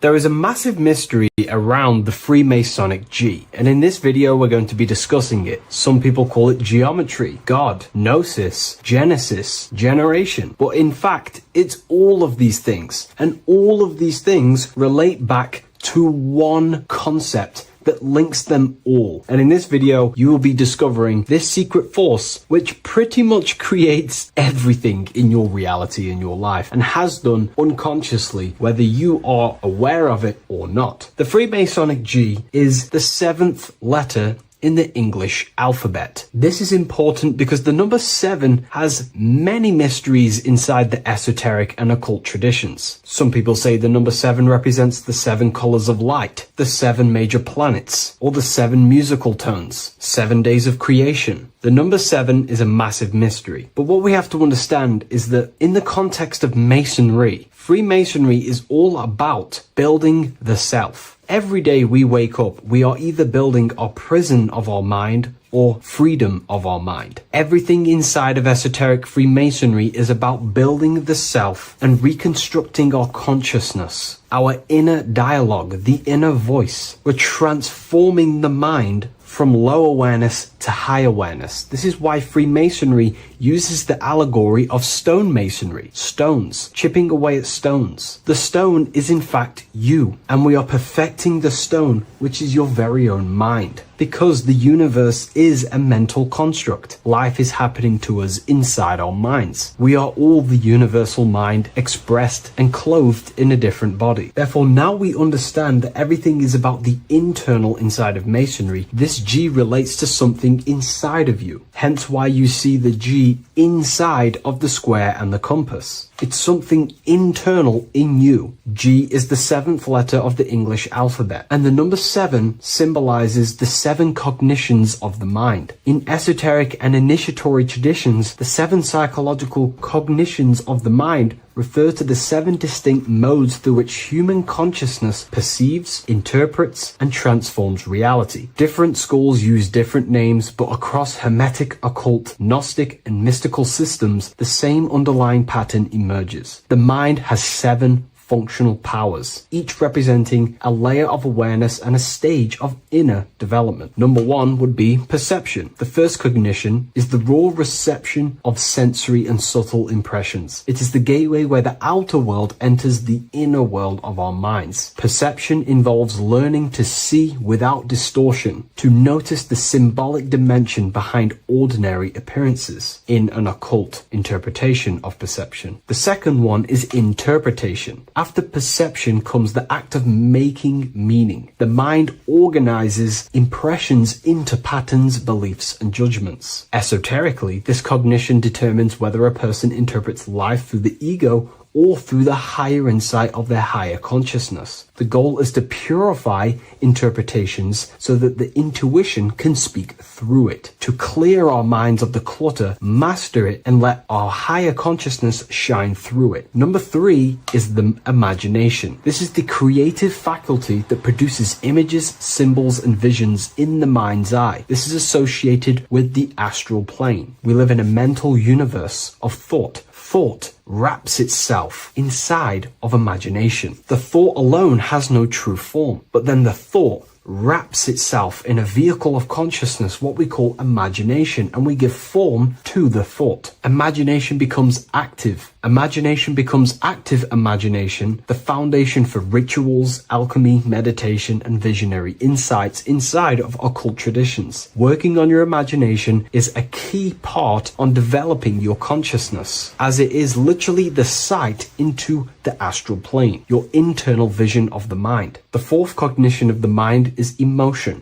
Emotion is energetic response that gives intensity, direction, and magnetism to thoughts. Emotion fuels the magical will. Unrefined emotion binds us to lower impulses. Refined emotions become devotion, compassion, and the inner fire to transform thought into a tangible reality, to become a conscious creator. The fifth cognition is will. the faculty of intention, decision, and directed energy. Will is the power that aligns personality with the higher self. It is the driver of discipline, transformation, and the capacity to act consciously rather than react unconsciously. Most people walk through life as an unconscious zombie, living day to day, running off subconscious programmings, never actually using their conscious mind. We develop our will and try to align our will with the highest will possible so we can align our will with our higher mind. So the higher mind can manifest through us in the material plane. The sixth cognition of the mind is memory, the storehouse of experience, impressions, and archetypes. It shapes identity, determines how one repeats and transcends past patterns. Memory includes not only personal memory, but also a deep strata of the subconscious and the collective subconscious field, what we call the Akashic records. Memory is a massive quality that you must work on inside the Masonic system. You are required to remember certain rituals and certain things so that you can regurgitate them to pass on along the degrees. Based off my research, I myself personally am not a Mason. The seventh cognition of the mind is intuition, the highest cognition possible. It's direct knowing. It bypasses the linear reasoning and reveals truth as the inner illumination. Intuition is the voice of the soul. It is the guiding force, guiding our physical vehicle of consciousness through this physical experience, providing revelations, insights, and even sometimes gnosis and higher understandings.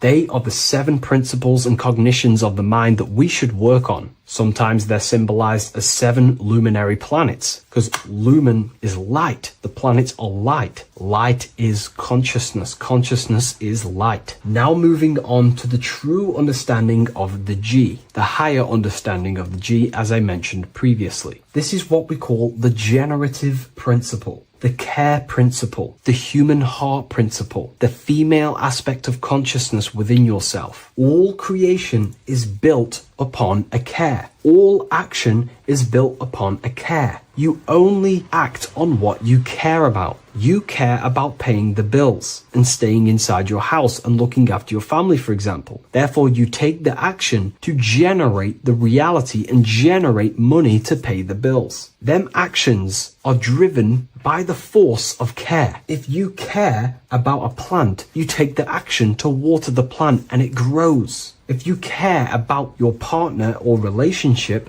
you give them attention and care and love, and you grow the relationship. As soon as you stop providing care, watch the relationship crumble and the reality destroys itself. Care is the generative force of reality. This is the generative principle that generates your experience in this world. We are in a continual state of becoming. Each cause gives birth to an effect, and that effect gives birth to a new cause. The G is the generative principle that drives creation in the present moment. Reality is creating, unfolding in the present moment, and the G is the force inside of you that generates your experience. You're watching this YouTube video right now because you have a care in your heart for the information I have provided in the past, and you have a care about watching this video. As soon as you don't care, you take action to do something else with your time that you actually care about. The G is the generative force of the heart. It is the love energy. You only take action on what you love or care about. The whole world is built upon this principle. This is why we say money makes the world go round, because the whole world has a G or a care for money, and it's making everyone wake up in the morning, take actions, and make the world go round. It is the G, the care for that principle or money object to generate that reality. It is the force that drives you, hence why the G is sometimes surrounding with light rays, because it represents a force, emanation, something that is invisible but driving the physical body. The G is the internal force that focuses thought into an action. We can think many thoughts, but the thoughts you don't care about, you don't take action on. But the thought you care about, that you have a G for, intensifies that thought, focuses and directs it into an action to generate that experience and reality. The whole world is built upon this principle. The sun is a perfect example of the generative principle. The sun gives all of its life, light, never asking for anything back, making everything grow and generate on the earth. Everything in your life is built upon this principle, and gaining control over your care gives you control over your actions and your reality and what you generate. Once you see this, it is truly beautiful that the world is actually built upon love. This is why they say love is the force of God. It is. Truly. This is the reason why God begins with a G. It's about Genesis. Genesis means creation. G, generation. Anything that generates and creates is all to do with a care or a love energy. But don't get me wrong, people can love sick and twisted things, and they act upon them sick and twisted things. This is why purification of ourself is important by understanding this principle, as it is a very powerful principle to understand. This is the reason why the word gift begins with a G. You're giving something. I care, I'm going to give you something, a gift. Or guidance. This is what guides you into becoming something, what you love. This is why also gnosis begins with a G. Gnosis is not actually knowledge. Gnosis is knowledge attained by direct experience or through direct experience. For example, you're not believing you're watching this video right now. You know you're watching this. Know, gnosis, same phonetic sound. It's about knowing. Gnosis is about gaining knowledge of the self. Self-knowledge through direct experience. Instead of believing in God, I seek to know God through direct experience by altered states of consciousness, transcendent meditations, understanding human anatomy, understanding the laws that govern my mind, understanding creation. That is direct gnosis, knowing that God exists instead of believing he exists. By going within the self, questioning the self, and gaining a deeper relationship with the inner observer, you start to gain gnosis, self-knowledge through direct experience. And in order to gain gnosis, you have to care, because gnosis requires action. It requires you to meditate and go within yourself. It requires you to study yourself. It requires you to go within yourself. And in order to do that, you have to care. If you don't care about knowing yourself, you won't take the action to generate the gnosis. If we take a look at this piece of Freemasonic artwork, we can see a whole lot going on here. But if we focus down here with the temple with the letter G on, and when you walk through the temple, there is a pathway leading up a hill towards the light. The light reveals things. If something is in darkness, you can't see it, but the light reveals something. It's symbolizing truth, the light of gnosis, knowingness. And in order to walk this path, you have to go through the temple, which means entering in yourself. This is symbolic of the path. The Masonic path is about the self, reconstructing and learning about the self. In order to walk up that hill, it takes a lot of effort. It's not easy walking up a hill. You're going to be tired. It's not easy. It's horrible. Who likes walking up a hill? I know I don't, but people like hiking and stuff. I understand that, but it's symbolizing this is hard work working on yourself, because the labor of working on your mind is the hardest labor you will ever do. It's called the great work or the Masonic work. And in order to climb that mountain, you go through the G. You have to have the care. If you do not have the care, you will not walk up that mountain. You will not generate the gnosis. You will not get close to the light. You have to have the G to walk that path of self-mastery and working on your mind. This is very, very important. If you want to gain the light, you have to have the G inside of you. You have to have the care to generate a higher consciousness. If you want to earn more money, you have to have the care, or else you will not take the action necessary to generate that reality. This is why we have to master ourselves and write down everything you love. It could be even the bad things. It could be lust. It could be anything you're wasting your care energy on. Try and remove them one by one. Master them and become disciplined. And then you'll have more G energy, care energy to direct towards something else in your life to generate and grow that experience or reality. Again, the word grow, G. It is a growing force. What you place your love and care into grows and expands. What you have a G for is what you spend your time and attention on, your two spiritual currencies. So this is the Masonic G, and I hope you gain a deeper understanding of this. So that is pretty much everything about the Masonic G that you need to know, and hopefully this has helped you. If you wish to learn more and gain guidance through your life and understand yourself on a deeper level, the book I've used today is called The Book of Symbolism. I'll leave a link in the description.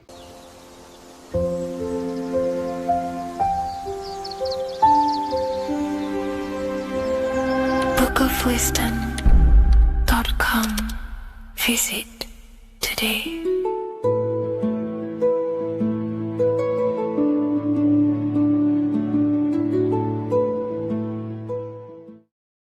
Before you call the Baphomet evil, make sure that you watch this video until the end so you gain a full understanding on what the Baphomet truly is. No, I am not a Satanist. I am simply an esoteric and occult researcher. I've been looking into symbolism for a very long time, and I can reassure you that this symbol does not represent the devil, does not represent any negative figure. It's a very deep occult esoteric symbol. What we first need to understand about the Baphomet, it is indeed a symbol. Every symbol we see around us is neutral. The pentagram, the Baphomet is neutral. It depends how you use it, whether it is used in a good or bad way. Everything is neutral. It's your mind's perception that gives it a positive or a negative charge. First of all, let's break down the Baphomet symbol. Let's look very closely at the Baphomet. We have clearly the 4 physical elements corresponding to the Baphomet. Here we clearly have the fire element. The wings represents the air, the flapping in the air. The fish scales, which is the water. And this dome figure representing the earth. The soul is incarnated into 4 bodies. We have a mental body of consciousness, intellect. We have an emotional body of consciousness, which is all to do with intuition and energy. We have a spiritual body of consciousness, our astral body, and a physical body of consciousness for the physical earth. Earth corresponds with your body, air corresponds with your mind, fire corresponds with your spirit, water corresponds with your emotions. So the Baphomet is showing you the 4 elements of the soul, the 4 bodies of the soul that we are incarnated in. Now, let's look at this moon figure. We have the moon.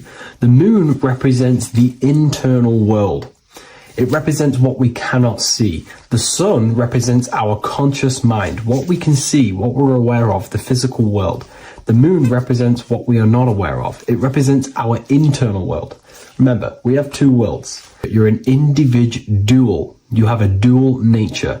Individual. You have an internal world. When you close your eyes, you have an internal voice, an internal world of thought and emotion, and an external world of this material body. The moon represents the internal. The moon on top represents the moon controlling the mind, represents the inner world controlling you. Now, this is very symbolic in the occult world. If the inner world is controlling you, then you have no control over reality. This is the devil horns. You know the devil horns? The moon crescent? This represents you are the devil.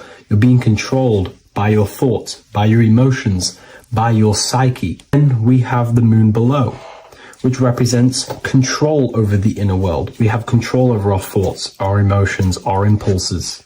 So you're either being controlled by thought and emotions, or you're controlling them and having self-mastery. In alchemy, we always see this symbol of the man or woman on top of the moon, representing emotional control and self-mastery of the internal world. The journey of the occultist is to gain full mastery over their consciousness. They want to be conscious of every single thought that enters their mental field of consciousness. We get over 7,000 thoughts a day. It is possible to achieve a certain level of mastery where you are conscious of every single thought that enters your mind.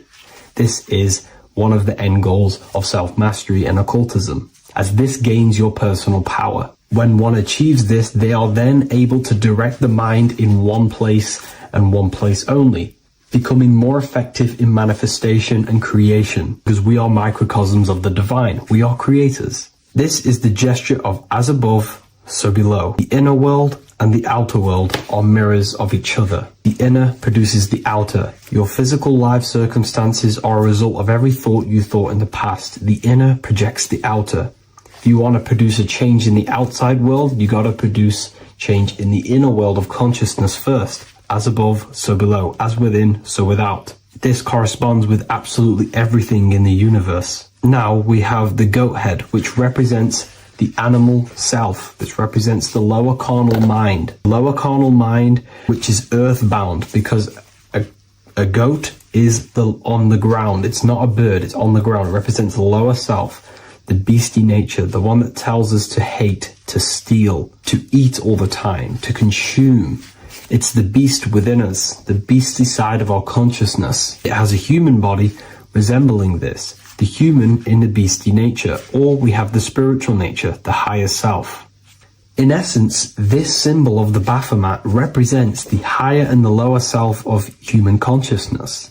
It represents the higher and the lower. To conclude all of this, the Baphomet is a symbol that represents the two paths that one can take. We can take the beastie path and become an instinctual animal, our body, or we can take the divine path of reaching our higher self. It is a symbol that represents the higher and lower self and the four different bodies of consciousness. In essence, this does not represent Satan or the devil. The devil represents the lower aspect of our human psyche. The war between Jesus and Satan is symbolic and allegorical for the war that happens within our mental field of consciousness.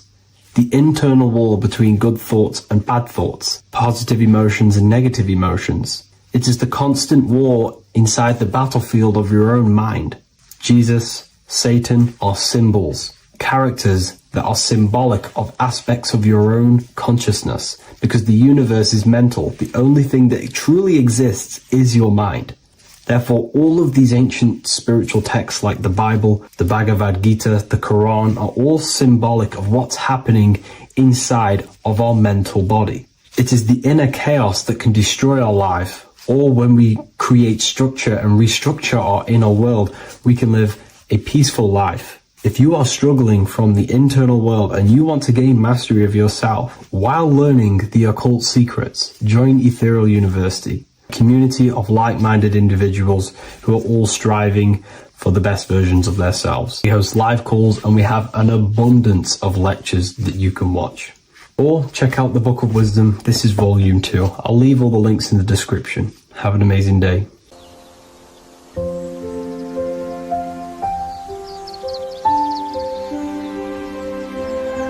bookofwisdom.com. Visit today.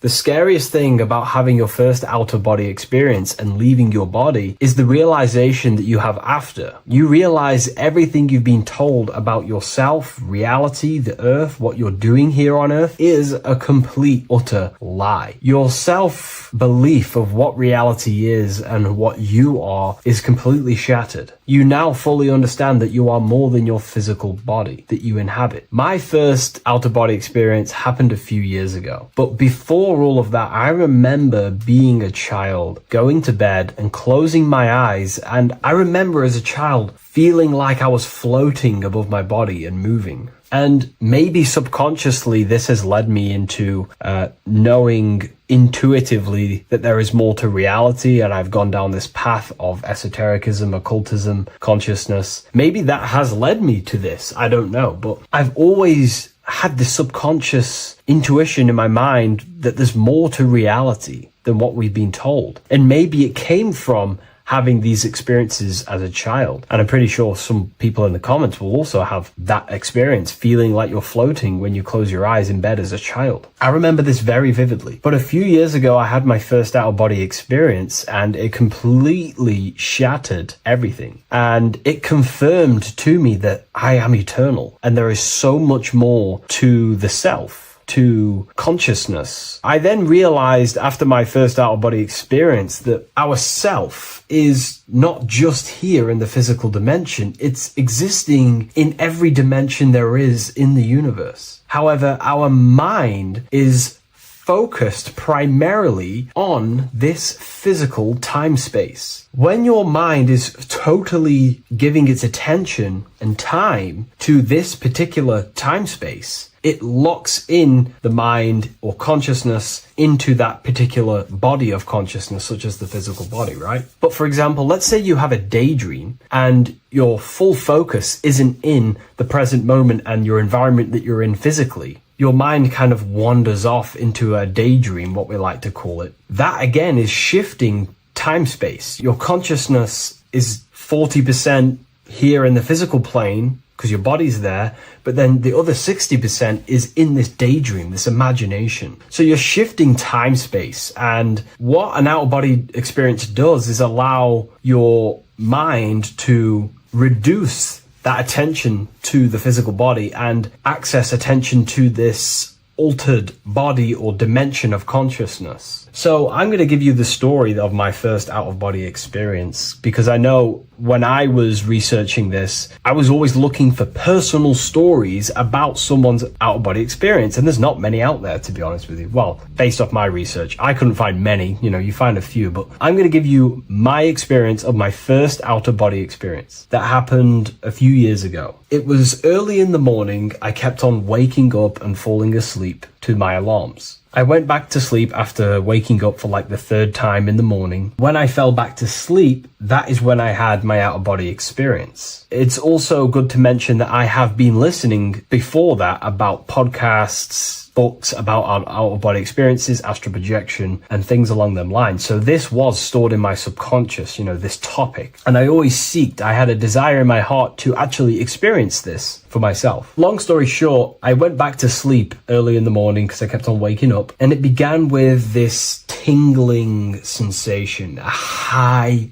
energy sensation. It was like bursting, intense, high frequency energy. My attention was no longer in the time space of my body, but my attention shifted into this energy body, which I now understand. I didn't understand at the time properly, but I now understand that as my consciousness started to feel like it was being pulled upwards, right now, our time space, our attention is in our body, and you feel all the data of the senses, right? And that's what I'm feeling right now. That's what you're feeling right now. But imagine that was completely stripped. My attention was no longer feeling the sensations of my body, because my body kind of just dissolved as I fell back to sleep. So this was a natural out-of-body experience. I didn't force it. I didn't meditate. I didn't do anything. This was just a natural out-of-body experience that I had. And a lot of people get these that I've read about. So my attention started to feel like I was being pulled upwards, and I no longer felt my body, but I felt this intense energy, frequency, sensation all around my body. It felt like this, it felt like illuminating energy that's moving very, very, very fast. So my conscious awareness was now shifting. I now understand. My whole body faded into this sensation. My whole mind faded into this energy sensation, this tingling, free. It was very, very intense. I was not feeling my normal senses anymore, only this energy. This energy was also pulling me up.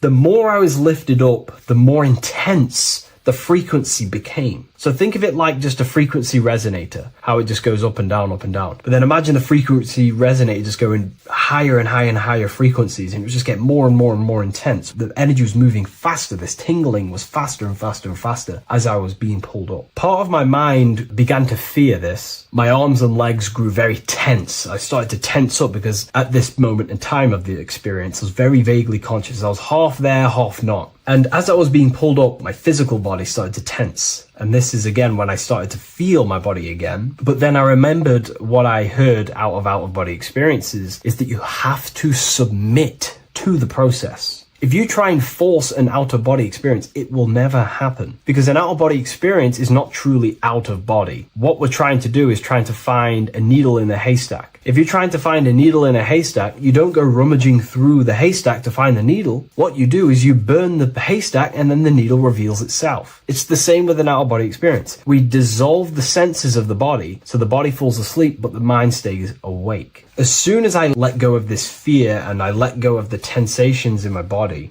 I started perceiving through another state in this energy body, but I didn't see my body. It was just like perceiving and seeing, but no body, like a camera. When you look at a camera view, you don't see what the camera looks like. You're just seeing through the camera. It's the same as that. I had no form, but I was just seeing. I was just like a floating eyeball, seeing into this altered state of consciousness. I was just seeing. I first saw my street outside my house with lots and lots of people walking on the street, but I could not see the people directly. Everything was black and green. The background was black, but I couldn't see the people. I could just see a glow of light around people, like an egg shape. They were just walking on either side of the road, other directions. I could just see more and more people moving faster and faster and faster. I didn't realize then, but then I did start to realize later on in my journey that that was more than likely the etheric plane that I saw. The etheric plane is the plane of life force and vitality and electromagnetic auras. So that was my awareness shifting from physical into then the etheric plane, the plane of life force and energy. Now, the etheric plane is very, very, very difficult to actually access consciously. The etheric plane acts as a bridge between the physical body and the astral body. To actually access the etheric plane alone is very, very, very difficult, and only certain trained individuals can do that. The etheric plane is not really a conscious plane where you can stay there and be conscious. It acts as a bridge between the physical and the astral plane. I could see the glowing auras around people moving along the pavement. The people moved faster and faster until the scene started to just dissolve as these people were just moving faster and faster. It was not very clear at first, but I subconsciously knew that I was having an out-of-body experience. This is when I really started to realize that I'm being shot out my body. When I realized this, I submitted even more. I started to just let go. The more and more I let go, I kind of like split through a veil, and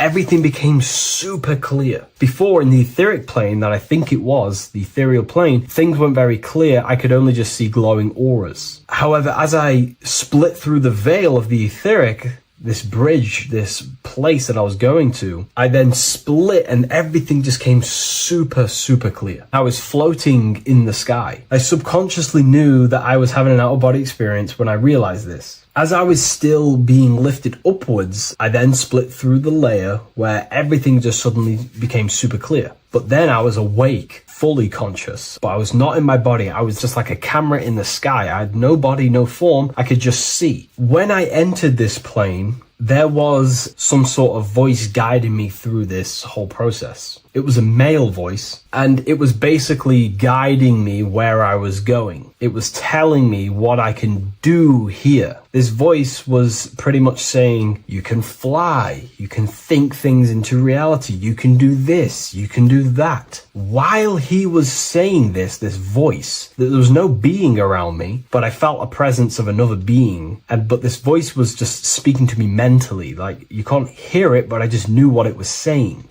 It was so weird to describe. It was like telepathy. You couldn't hear it, but I just knew what it was saying. But it was a male voice. It's so hard to describe. I still could not see any form of myself. I was not seeing my astral body or any shape. I was just perceiving a point of awareness like a floating eye, like I said earlier. While this voice spoke to me, I saw fractal patterns as he was saying, you can do this, you can do that. And while he said, you can fly, I remember just seeing this line like splitting and creating fractals. It was like this black line that was just splitting off into duality, creating fractals. But then my physical body just went through this line, split, and then split into fractals again. So strange, very difficult to explain because it's four-dimensional. To explain it in physical language, it's very difficult to actually explain what was going on. So as he was saying what you can do, I was seeing these fractals dividing and then creating fractals.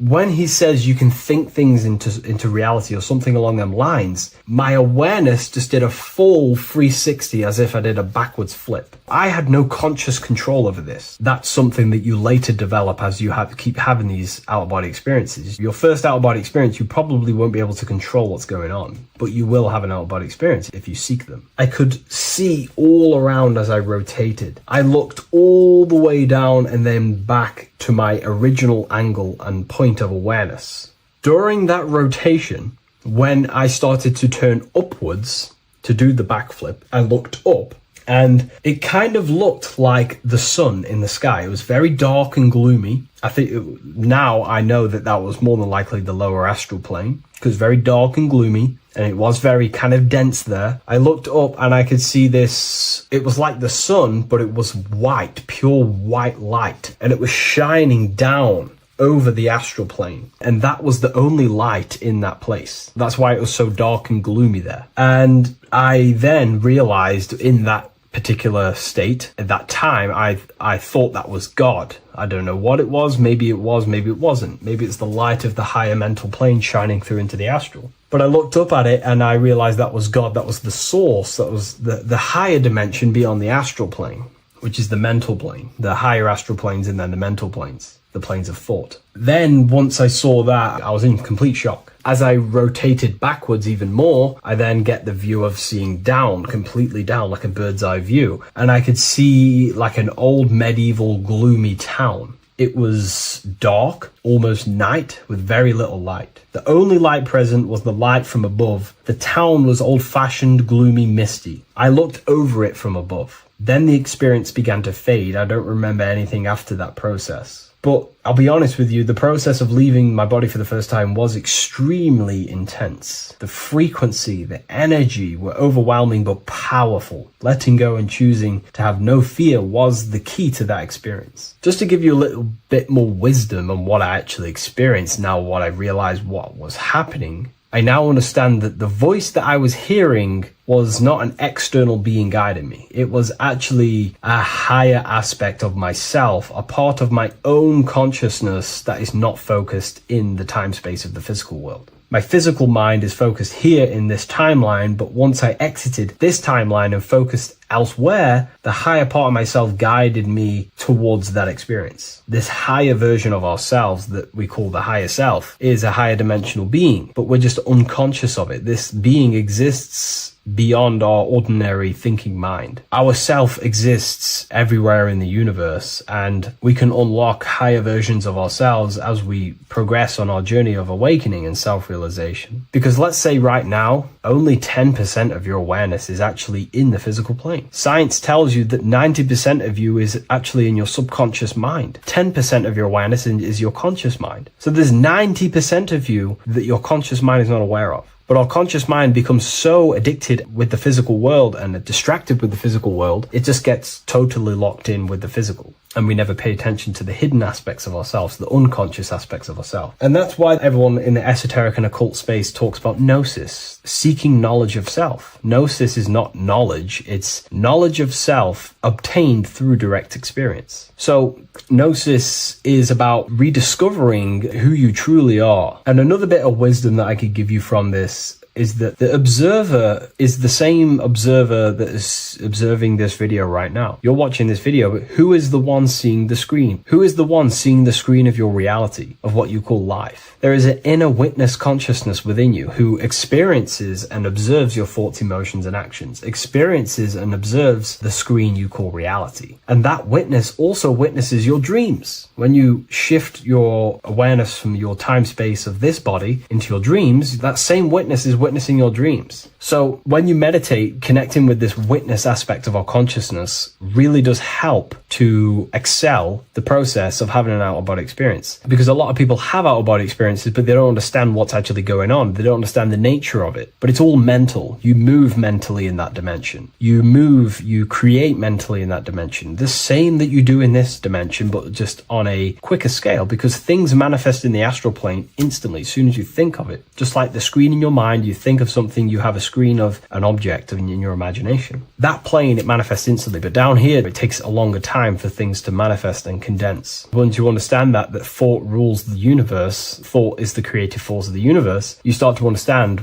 these different dimensions and these experiences that you have. But really connecting with that witness consciousness, that part of yourself that observes everything, really does help with excelling the process of having an out-of-body experience, or mystical experiences, or lucid dreams. Because connecting with that witness consciousness just makes you more conscious. Even in your physical life, staying conscious. Most people aren't conscious. They think, feel, and act unconsciously throughout their day, and they unknowingly create their reality. Connecting with that witness consciousness allows you to actually stay conscious over your thoughts, emotions, and actions, because they are giving birth to realities. That's pretty much my experience, my first out-of-body experience. What that did for me was make me so much more confident and powerful. Most of my fears just disappeared overnight. The fears of death, the fears of unknown, the fears of that I had of things shattered, disintegrated, because I understood that I am eternal. No one can use death against me to control me, because I know I am eternal. I now take riskier actions because I know I am eternal. I know that I will never truly disappear or die. So it really, really does help you, and it gives you a lot of internal power, because no one can make you scared of anything. You should not fear someone who can hurt you physically. You should fear someone who can corrupt your soul. That is the worst thing, who can corrupt your internal world, because that is what truly matters. So I hope this helps you understand out-of-body experiences. Hopefully this can help you move along in your journey. It's good to hear other stories, because this is exactly what I was seeking when I was researching this stuff. Maybe in the future I can share some more stories about my out-of-body experiences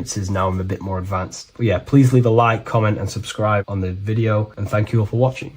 Creation demands destruction. Every time you release your sexual fluids, you're destroying a part of yourself to create an extension of yourself. For example, if you want to create a business, you have to destroy your time, attention, and energy in order to create the effect of the business. All creation demands some sort of sacrifice or destruction. This falls under the law of polarity in the universe. It's the same with your sexual fluids. Your sexual fluids, especially as a man, contains minerals, all the minerals in your body. It contains your vitality. It contains your DNA. It contains the blueprint of you, and it can create a whole new human being. You are literally playing with the power of creation if you are releasing your sexual fluids too much. Sexual fluids also extend beyond the physical plane. They contain astral forces, because all physical creation is a mental creation. We live in a mental universe. Everything begins as a thought in the mind, then the thought takes the form and the body of imagination, which is an astral force. Imagination turns into etheric emotional energy. Then the etheric emotional energy turns into the physical action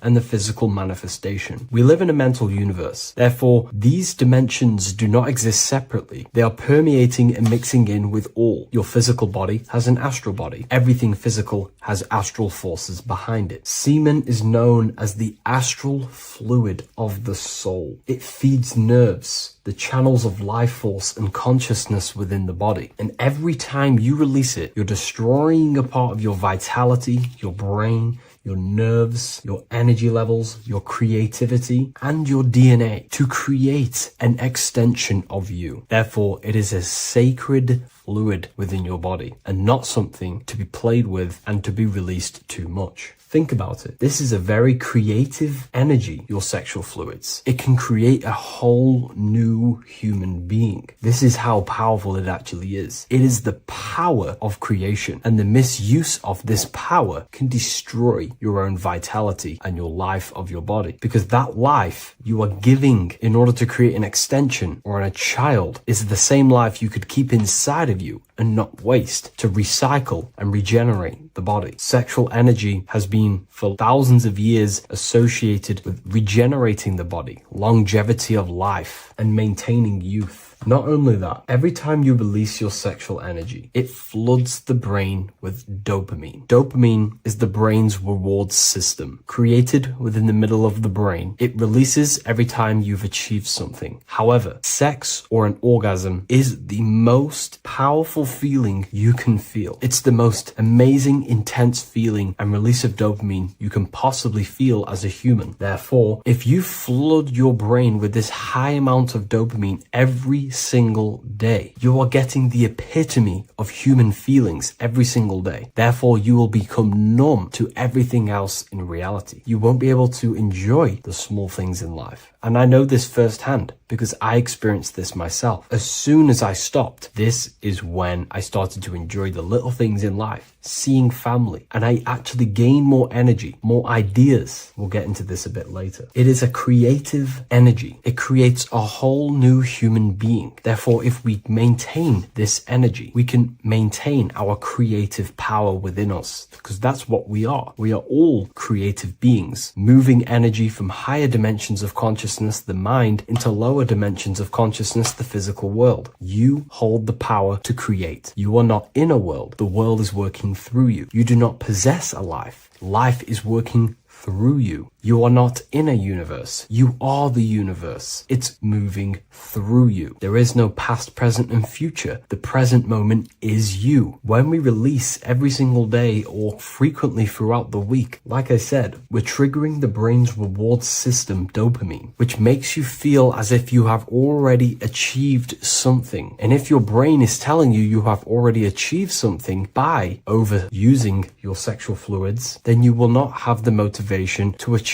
other things in your life. I know this firsthand. I became very lazy. I didn't want to work. I didn't want to do anything because subconsciously my brain felt as if I've already achieved. If we look at the symbol of the Baphomet, we notice the Baphomet has horns and a goat head. Now we look at the word horny. When you become sexually aroused, it's known as horny, which is the horns, representing the lower mind. The lower mind is the mind we use for our animal instincts. We have two parts of our mind. A higher mind, which is contained of higher thought, which chases spiritual things such as love, wisdom, knowledge, and God. Then we have a lower mind, which chases the things of the material world closely associated with the ego, chases validation, material gain, status, and physical sensation, physical pleasures. It is these physical pleasures that can keep you in an endless loop, making you feeling empty inside, because nothing material can ever satisfy our internal world. Nothing. You can achieve millions of dollars. You can achieve your dream house, your dream car, your dream watch, and if that is the only thing you are chasing, you will feel empty inside when you achieve it, because nothing of this material plane can satisfy you. Nothing of the lower mind can ever satisfy you. This is why we must sacrifice the lower mind and overcome the lower mind and the lower instincts. One thing I found amazing when I mastered my sexual urges and my lust is that my mind became a lot more clear. The thoughts and the time and the attention that I used in my mind to go towards lust, sex, and chasing these things was taking up a lot of mental space, time, and energy. But as soon as I removed it and mastered it, my mind became an open vessel for higher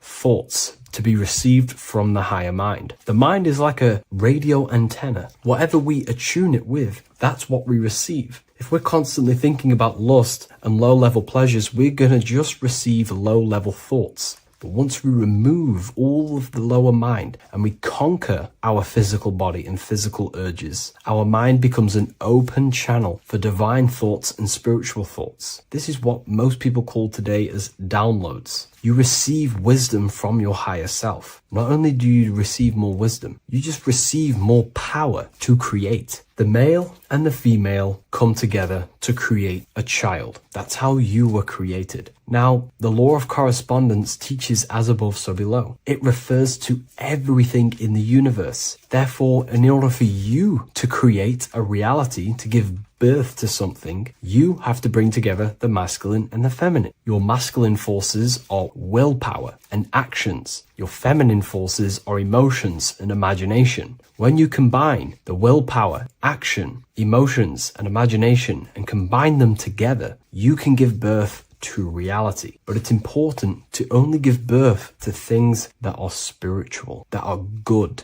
that are for the benefit of yourself and humanity, and not for the ego and the lower mind. Killing our lower mind is essential for spiritual ascension when we die. The thoughts that we give the most attention and energy to when we die are pretty much the same thoughts that we're going to think when we die. When you die, your physical body and external world is stripped and you're left with your internal world of consciousness, more than likely be resonating within the lower astral plane before you move on to any higher dimensions of the astral. It's important that we kill any addictions such as sex, food, attachments, emotional attachments to people, any desire for material things before we physically die. The Hindus taught this, Buddhism taught this, the ancient Egyptians taught this. We have to remove the desires in our heart for material and things before we physically die. Because when we die, we cannot fulfill physical pleasure. Therefore, we will create our own suffering within the astral dimension. So sex is the biggest part of this. We have to remove the desire for sex or releasing any of our sexual fluids before we physically die to master ourselves. And not only that, it's going to benefit the way you feel, the way you think, the way you act towards people once you have mastered this. Porn psychologically damages you. You are quite literally the person in the corner of a room watching two other people give pleasure to each other. Psychologically, that is not good. And what happens in darkness is always revealed in light. What you do in your alone times will show in your confidence, in your eye contact, in your presence, in your aura, your energy. You cannot hide things that you do in the dark, because they always reveal themselves in a subconscious way, whether physically or through an energetic spiritual way. Sex can be known as sacred energy exchange. You are exchanging energy, bioelectrical energy. It's a scientific fact that when you hold hands with another person, your brain waves of each individual become synced. Your emotions sync.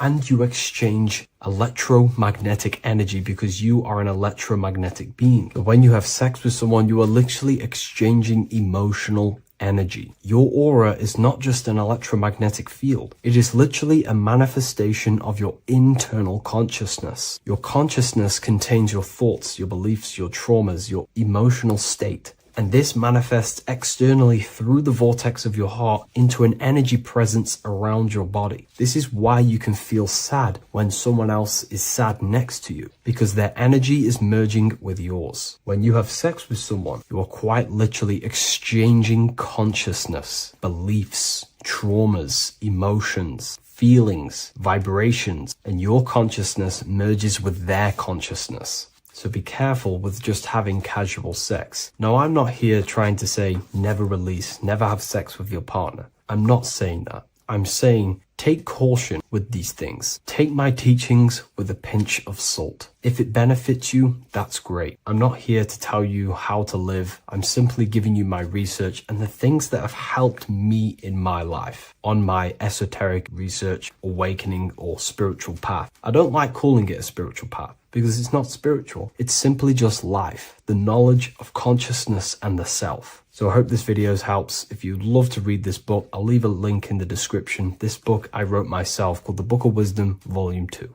The scariest thing about having your first out-of-body experience and leaving your body is the realization that you have after. You realize everything you've been told about yourself, reality, the earth, what you're doing here on earth is a complete, utter lie. Your self-belief of what reality is and what you are is completely shattered. You now fully understand that you are more than your physical body that you inhabit. My first out-of-body experience happened a few years ago, but before all of that, I remember being a child, going to bed and closing my eyes, and I remember as a child feeling like I was floating above my body and moving. And maybe subconsciously this has led me into knowing intuitively that there is more to reality, and I've gone down this path of esotericism, occultism, consciousness. Maybe that has led me to this, I don't know, but I've always had this subconscious intuition in my mind that there's more to reality than what we've been told. And maybe it came from having these experiences as a child. And I'm pretty sure some people in the comments will also have that experience, feeling like you're floating when you close your eyes in bed as a child. I remember this very vividly. But a few years ago, I had my first out-of-body experience, and it completely shattered everything. And it confirmed to me that I am eternal, and there is so much more to the self, to consciousness. I then realized after my first out-of-body experience that our self is not just here in the physical dimension, it's existing in every dimension there is in the universe. However, our mind is focused primarily on this physical time space. When your mind is totally giving its attention and time to this particular time space, it locks in the mind or consciousness into that particular body of consciousness, such as the physical body, right? But for example, let's say you have a daydream and your full focus isn't in the present moment and your environment that you're in physically. Your mind kind of wanders off into a daydream, what we like to call it. That again is shifting time space. Your consciousness is 40% here in the physical plane because your body's there, but then the other 60% is in this daydream, this imagination. So you're shifting time space, and what an out-of-body experience does is allow your mind to reduce that attention to the physical body and access attention to this altered body or dimension of consciousness. So I'm going to give you the story of my first out-of-body experience, because I know when I was researching this, I was always looking for personal stories about someone's out-of-body experience, and there's not many out there, to be honest with you. Well, based off my research, I couldn't find many. You find a few, but I'm going to give you my experience of my first out-of-body experience that happened a few years ago. It was early in the morning. I kept on waking up and falling asleep to my alarms. I went back to sleep after waking up for like the third time in the morning. When I fell back to sleep, that is when I had my out-of-body experience. It's also good to mention that I have been listening before that about podcasts, books about out-of-body experiences, astral projection, and things along them lines. So this was stored in my subconscious, this topic. And I had a desire in my heart to actually experience this for myself. Long story short, I went back to sleep early in the morning because I kept on waking up, and it began with this tingling sensation, a high energy sensation. It was like bursting, intense, high frequency energy. My attention was no longer in the time space of my body, but my attention shifted into this energy body, which I now understand. I didn't understand at the time properly, but I now understand that as my consciousness started to feel like it was being pulled upwards, right now, our time space, our attention is in our body, and you feel all the data of the senses, right? And that's what I'm feeling right now. That's what you're feeling right now. But imagine that was completely stripped. My attention was no longer feeling the sensations of my body because my body kind of just dissolved as I fell back to sleep. So this was a natural out-of-body experience. I didn't force it. I didn't meditate. I didn't do anything. This was just a natural out-of-body experience that I had. And a lot of people get these that I've read about. So my attention started to feel like I was being pulled upwards, and I no longer felt my body, but I felt this intense energy, frequency, sensation all around my body. It felt like this, it felt like illuminating energy that's moving very, very, very fast. So my conscious awareness was now shifting. I now understand. My whole body faded into this sensation. My whole mind faded into this energy sensation, this tingling free. It was very, very intense. I was not feeling my normal senses anymore, only this energy. This energy was also pulling me up. The more I was lifted up, the more intense the frequency became. So think of it like just a frequency resonator, how it just goes up and down, up and down. But then imagine the frequency resonator just going higher and higher and higher frequencies, and it would just get more and more and more intense. The energy was moving faster. This tingling was faster and faster and faster as I was being pulled up. Part of my mind began to fear this. My arms and legs grew very tense. I started to tense up because at this moment in time of the experience, I was very vaguely conscious. I was half there, half not. And as I was being pulled up, my physical body started to tense. And this is again when I started to feel my body again. But then I remembered what I heard out of body experiences is that you have to submit to the process. If you try and force an out-of-body experience, it will never happen, because an out-of-body experience is not truly out of body. What we're trying to do is trying to find a needle in a haystack. If you're trying to find a needle in a haystack, you don't go rummaging through the haystack to find the needle. What you do is you burn the haystack and then the needle reveals itself. It's the same with an out-of-body experience. We dissolve the senses of the body, so the body falls asleep, but the mind stays awake. As soon as I let go of this fear and I let go of the tensations in my body,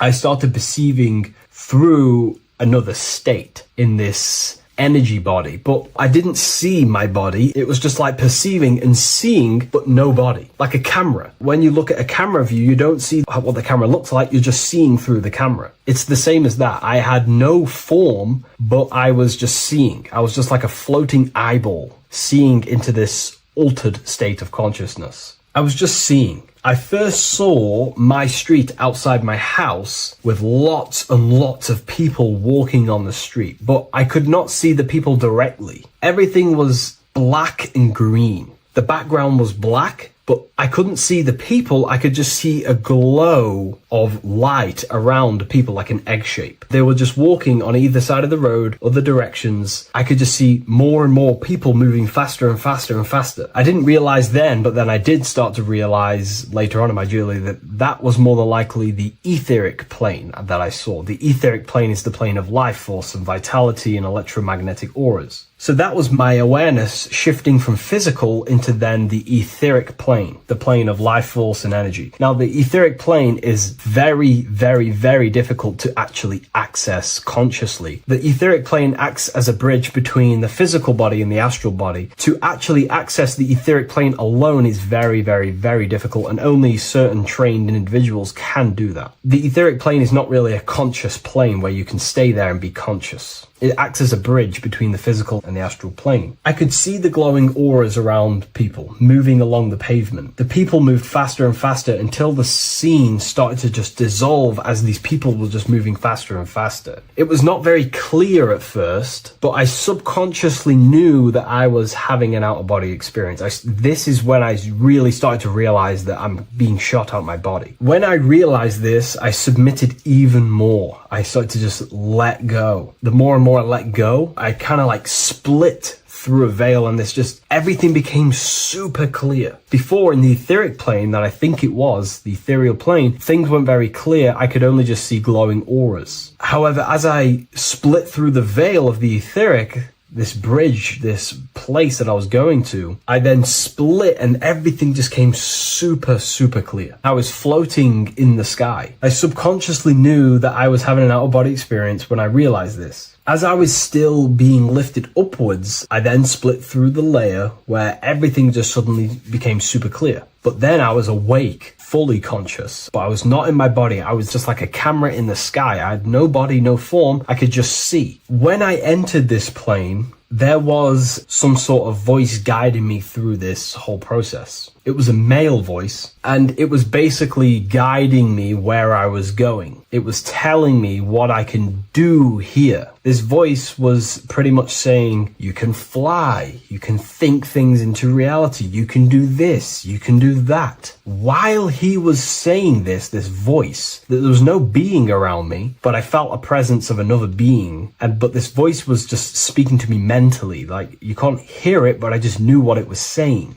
It was so weird to describe. It was like telepathy. You couldn't hear it, but I just knew what it was saying. But it was a male voice. It's so hard to describe. I still could not see any form of myself. I was not seeing my astral body or any shape. I was just perceiving a point of awareness like a floating eye, like I said earlier. While this voice spoke to me, I saw fractal patterns as he was saying, you can do this, you can do that. And while he said, you can fly, I remember just seeing this line like splitting and creating fractals. It was like this black line that was just splitting off into duality, creating fractals. But then my physical body just went through this line, split, and then split into fractals again. So strange, very difficult to explain because it's four-dimensional. To explain it in physical language, it's very difficult to actually explain what was going on. So as he was saying what you can do, I was seeing these fractals dividing and then creating fractals.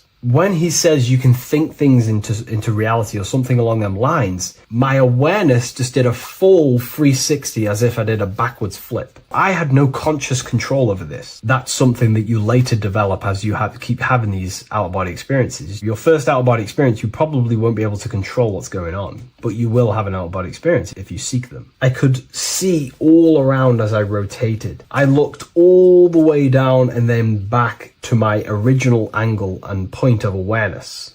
During that rotation, when I started to turn upwards to do the backflip, I looked up and it kind of looked like the sun in the sky. It was very dark and gloomy. I think now I know that that was more than likely the lower astral plane, because very dark and gloomy, and it was very kind of dense there. I looked up and I could see this, it was like the sun, but it was white, pure white light, and it was shining down over the astral plane, and that was the only light in that place. That's why it was so dark and gloomy there. And I then realized in that particular state at that time, I thought that was God. I don't know what it was, maybe it wasn't. Maybe it's the light of the higher mental plane shining through into the astral. But I looked up at it and I realized that was God. That was the source. That was the higher dimension beyond the astral plane, which is the mental plane, the higher astral planes, and then the mental planes, the planes of thought. Then once I saw that, I was in complete shock. As I rotated backwards even more, I then get the view of seeing down, completely down, like a bird's eye view. And I could see like an old medieval gloomy town. It was dark, almost night, with very little light. The only light present was the light from above. The town was old-fashioned, gloomy, misty. I looked over it from above. Then the experience began to fade. I don't remember anything after that process. But I'll be honest with you, the process of leaving my body for the first time was extremely intense. The frequency, the energy were overwhelming but powerful. Letting go and choosing to have no fear was the key to that experience. Just to give you a little bit more wisdom on what I actually experienced now, what I realized what was happening,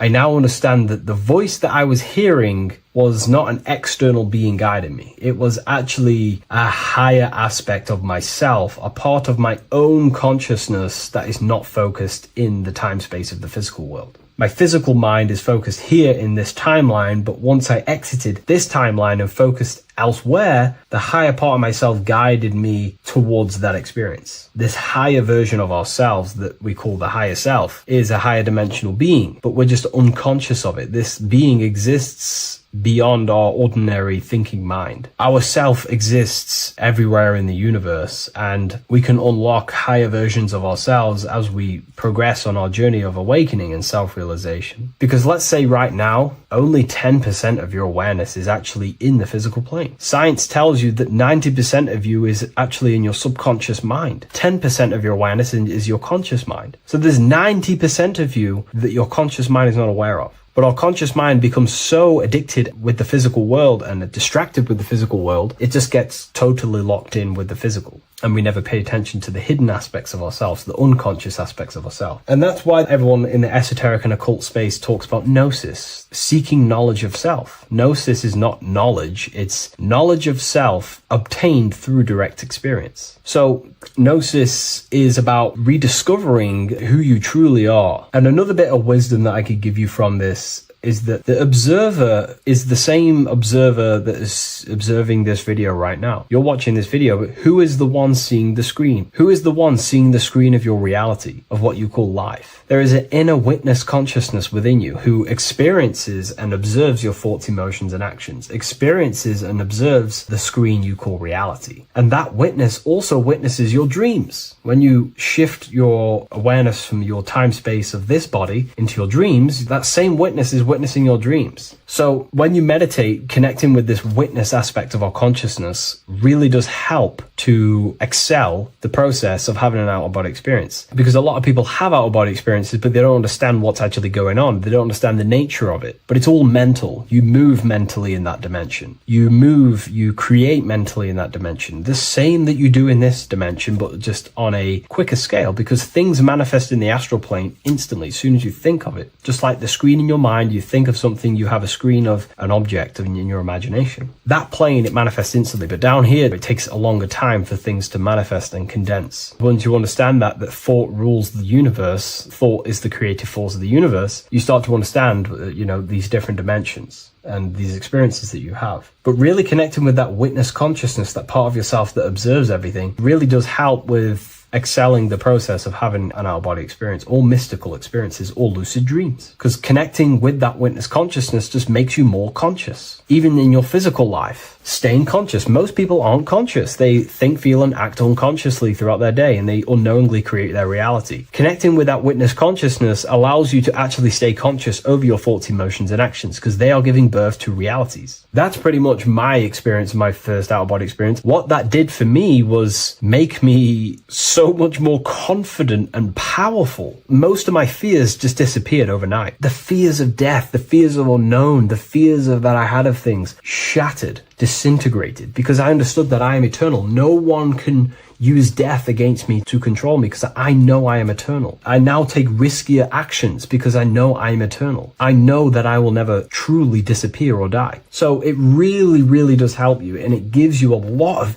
internal power, because no one can make you scared of anything. You should not fear someone who can hurt you physically. You should fear someone who can corrupt your soul. That is the worst thing. Who can corrupt your internal world, because that is what truly matters. So I hope this helps you understand out-of-body experiences. Hopefully this can help you move along in your journey. It's good to hear other stories, because this is exactly what I was seeking when I was researching this stuff. Maybe in the future I can share some more stories about my out-of-body experiences now I'm a bit more advanced. But yeah, please leave a like, comment, and subscribe on the video, and thank you all for watching.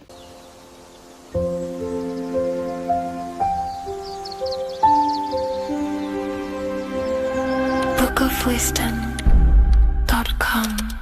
Visit today.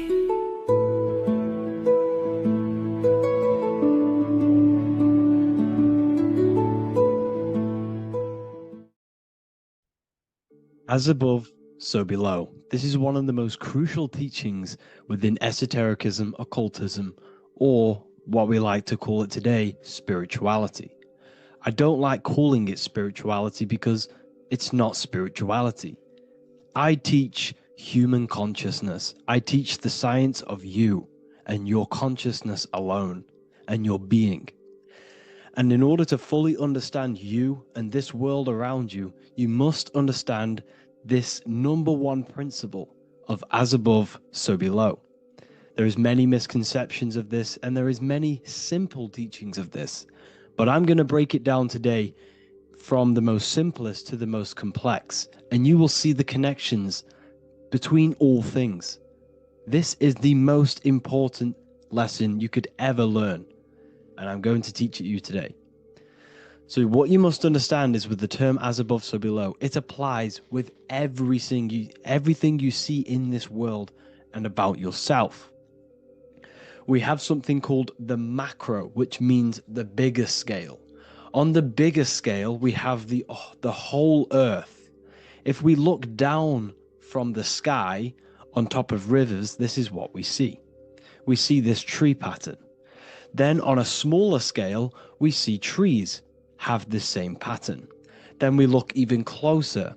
We're going smaller and smaller into the leaves of the tree. We see the same pattern. Then we go even more micro into the human brain and look at the human brain cells, and we see the same pattern. This is proof this is a fractal universe, and everything is in the micro is reflected in the macro. As above, so below. As within, so without. On the macro is a reflection of the micro. So now that you understand this, we can go a bit further. A yearly cycle of spring, summer, fall, winter is a macro. A micro is a daily cycle. So a day is a mini year. The summer is the midday. Autumn is the evening. Night is the winter, and spring is the morning. This is a macro, a reflection. We have a miniature cycle of the zodiac every single day. And this cycle is also reflecting the cycle of life and death. We live, we are born, which is the spring. We live, which is the summer. We then age, which is the autumn. And then we die, which is the winter. And then we are reborn again. This is the cycle of life and death. And you do this every single day. You see, death is a macrocosm of sleep. This is why we say sleep is the cousin of death. Because you die every single night. You do this process of life and death every single day. As above, so below. What's in the micro is in the macro. So when you go to sleep, you are essentially dying. And then in the morning when you wake up, you are then born again. This is a fractal cycle that we live in. Everything in this whole world is fractal. Everything applies to as above, so below. We have the sun, we have the moon, we have the day, we have the night. We have the life, we have the death. We have the conscious, we have sleep. As above, so below. We have the conscious mind, because now we're diving into as within, so without. As above, so below more refers to the external world. As within, so without is referring to your inner world and the outer world. What you must understand is about yourself. You exist in two realms. You're an individual. The dual nature of you. You exist in two realms at once. You have an inner world of your thought, emotion. This is the inner world that no one else can see but yourself. And you have an outer world with a physical body which everyone can see. So you exist in two worlds. You have the inner voice, you have the outer physical voice, which I'm speaking to you with now. But I also have an inner voice, which no one can hear, only but me. So you exist in the light and you exist in the darkness. The sun represents your external self, your physical, conscious mind. The moon represents your shadow self, the inner self, the psyche self, the spirit self. There is an as above, so below. The sun is within you. The moon is within you. Everything is within you. Now that you understand as above, so below, what is your body?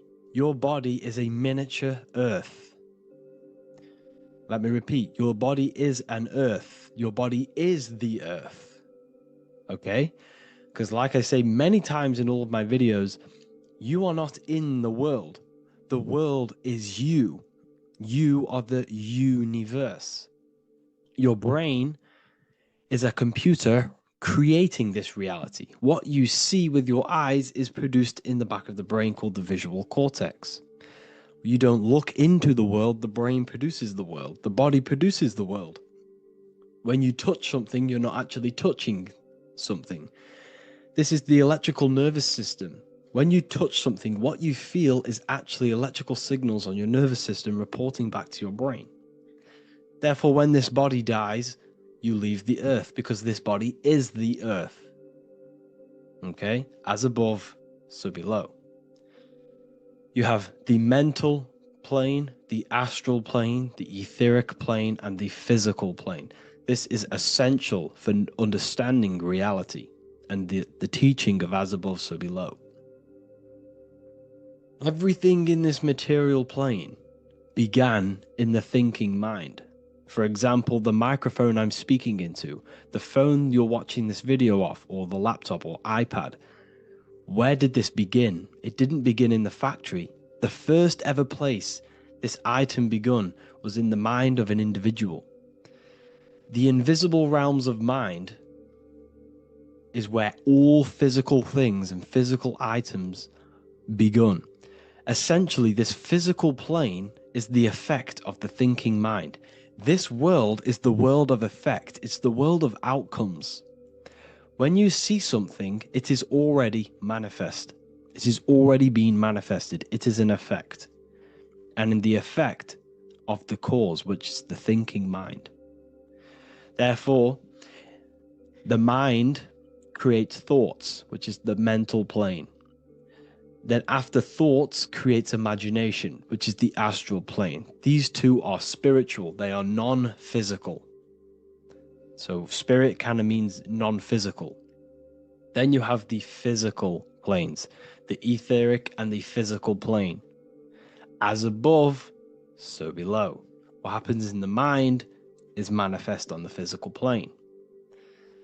Like I said, the phone that you are holding, it was a thought, and then it brought down into a physical reality. As above, so below. You change the mind, you change your reality. Your environment, the word environment has ment in it because your environment is mental. So now that you understand this, so what is the world around you?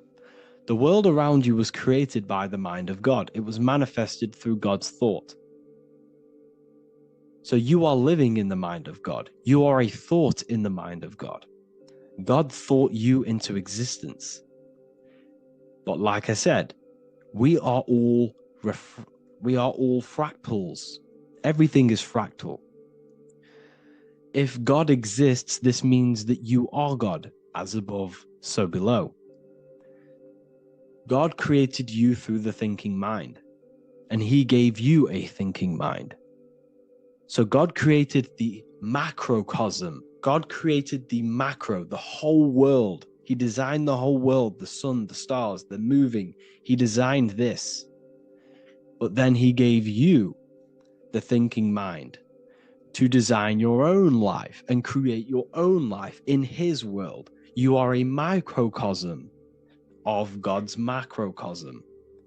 Just like God thought you into existence and the whole world into existence, you are a microcosm thinking your world, your reality into existence. You see this now? Everything is a reflection. Everything is a mirror. Everything is fractal. So in order for you to change your reality, you must change these higher planes. Your thought and imagination are the two key aspects of creating physical reality. Every object you see around you was begun in these higher planes of the non-physical, and they were brought out of spirit into physical matter through the thinking mind and physical action. So now we're going to get a bit deeper. The brain is not the mind. Now that you understand, we have spirit and matter. As above, so below. You have a non-physical side of reality and a physical side of reality. The mind is the spiritual brain. The brain is a physical manifestation, a physical effect of the mind. The mind uses the brain to operate in the physical world, and it's the same with the heart. The soul manifests itself physically through the heart. The heart is a physical manifestation of the soul, of the emotion, thought and emotion, the mind and the soul, the brain and the heart, heaven and earth. So you have the inner world and the outer world, the spiritual, non-physical, and the physical. So we are all on this process of awakening, an expansion of our minds into new fields of thought, into new fields of awakening ourselves. Because essentially we are born into this world, but you are born many, many times. You can be born physically and you can be born spiritually. Like I said, everything is fractal. So just like when the baby finds out that there is a world outside of its mother, what does the baby do? The baby seeks a way out of its mother, and then the baby is now born into a new world, a world outside of its mother's womb. It's the same with you and your spiritual process. As your mind becomes aware that there are other realities beyond your physical body, it then seeks a way out. And this is why you are probably watching my YouTube, because you are now on the path. Something within you has guided you to this path of knowledge, truth, enlightenment, and expanding your consciousness. And it is your soul who brought you here. Your soul speaks through emotion, like guidance. Emotion is the language of the soul. When you feel very bad, this is your soul telling you you're not in the right place. You're doing the wrong things. Because the soul is always unfolding its purpose, which is expansion and learning. That is it. The mastery of the self and the learning of the mind is the only thing that counts in the end after this life. So you are on a journey of expansion, of learning, creating, and spiritual rebirth. As above, so below. What does this body tell you? When I see someone overweight, I don't see the overweight. I don't see the body. I see the mind. I see an undisciplined mind. I see a mind that lacks self-control.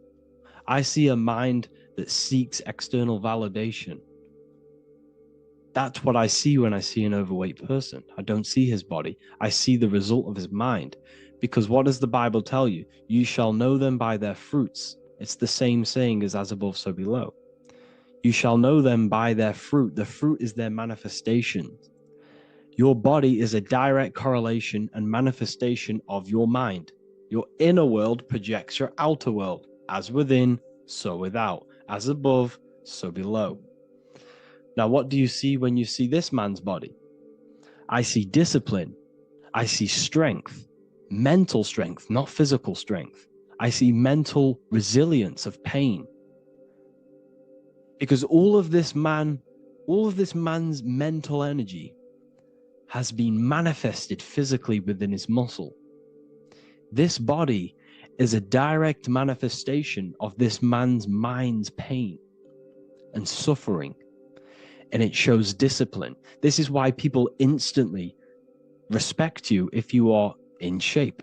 You walk into a room and you are in shape, people will instantly give you respect because they know that you are mentally disciplined. The body is a reflection of your inner world, and it's the same with your friends, your family, your connections with people. If you think about yourself very negatively all the time, and you don't have a good connection with yourself, you don't have a connection with your true self, this will manifest into every single relationship you have in your life. If you don't have a good relationship with your inner self, you don't have a good relationship with the people and the friends around you. Because as within, so without. If you think negative about yourself, you will only pick up the negative in other people. If I think very highly of myself and I think very happy and good things about myself, I will then see the good things in other people. Because it's as above, so below. As the inner world is, so is the outer world. It's the same with your life circumstances. Your life is a direct correlation of every thought you thought in the past. If you possess millions of pounds, millions of dollars, this is because you have thought this into physical reality. You live the life you are deserved. You live the life that you manifest through your thought. If you live a very poor life, this is a reflection of your mind. This is a reflection of what you have thought into physical existence. Because like I said, everything begins in the mind. As above, so below. And this is even present within the body. So where is the head? The head is at the very top of the body. And where does all manifestation begin? In the mind. That's where the mind is, in the head. And then the thoughts we think travel down the body into the heart, which is the emotion. Every thought we think is in the emotion. Every thought we think creates an emotion. This emotion then drives the action. Where does the action come from? The feet, because the feet move our body. We move with our feet to take action. Our hands. You see, so the body is even a micro reflection. I can't even say it. Reflection of the order of manifestation.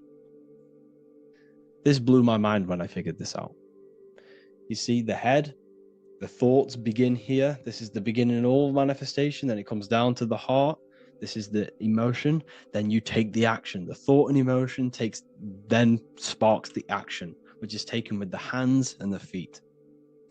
And where's the lowest point on the body? The feet, and that's touching the physical earth. So the head is where the thought is, the non-physical, and the lowest point on the body, which is touching the physical earth. So the head represents spirit, the feet represent matter, spirit and matter. Your room, if I walk into your room and I see a messy room, I don't see the room, I see a messy mind. The room is a reflection of the mind. If you have a messy room, this is your mind. It's an externalization of your unsorted mind, undisciplined mind. So like I said, we are all God, and we must find the God self within us. And I teach all of this inside the Book of Wisdom, Volume 2. This is not just a book, this is a revolution. This is the beginning of a new age with this book. If you have read it, I congratulate you. You should feel very proud of yourself if you have an open mind. You should feel proud of yourself for watching these videos, because not many people have an open mind. Remember this, people. You are special if you're watching these videos. You have the mind. You have the ability to see through the illusion. And I take my hat off to you. You want to take this to the next step? Read the book. Or if you want to take it to the serious levels, join the university. The university, you gain access to every piece of my material that I've ever done, all of my books, all of my lectures that are hidden from YouTube, that are hidden from everywhere else, the lectures that give you real power. And if you feel alone on this journey, we have a conscious community where you can connect with like-minded individuals, because I've been there. I've been there when you feel lonely, because you feel like no one else is thinking the way you are feeling. You can't talk to people about these things because people just think you're crazy. That's why I put together this, so we can connect, so we can unite, so you can connect with people, so you don't feel crazy about thinking about this stuff, learning about this stuff. And if you truly want to level up your life, people, and take your studies serious, this is for you. We do live calls, we do lectures. There's a whole library filled with books you can read. It's the perfect place for the truth seeker. I thank you all for joining. Please leave a like, a comment, a subscribe. Let me know any future videos you want me to make in the comments. Thank you all. Have an amazing day.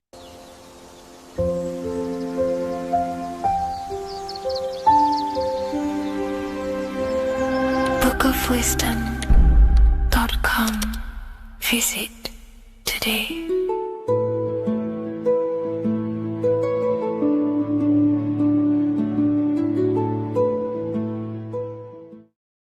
The earth has become a realm in order to trap souls within, so that they can harness our electricity, our energy.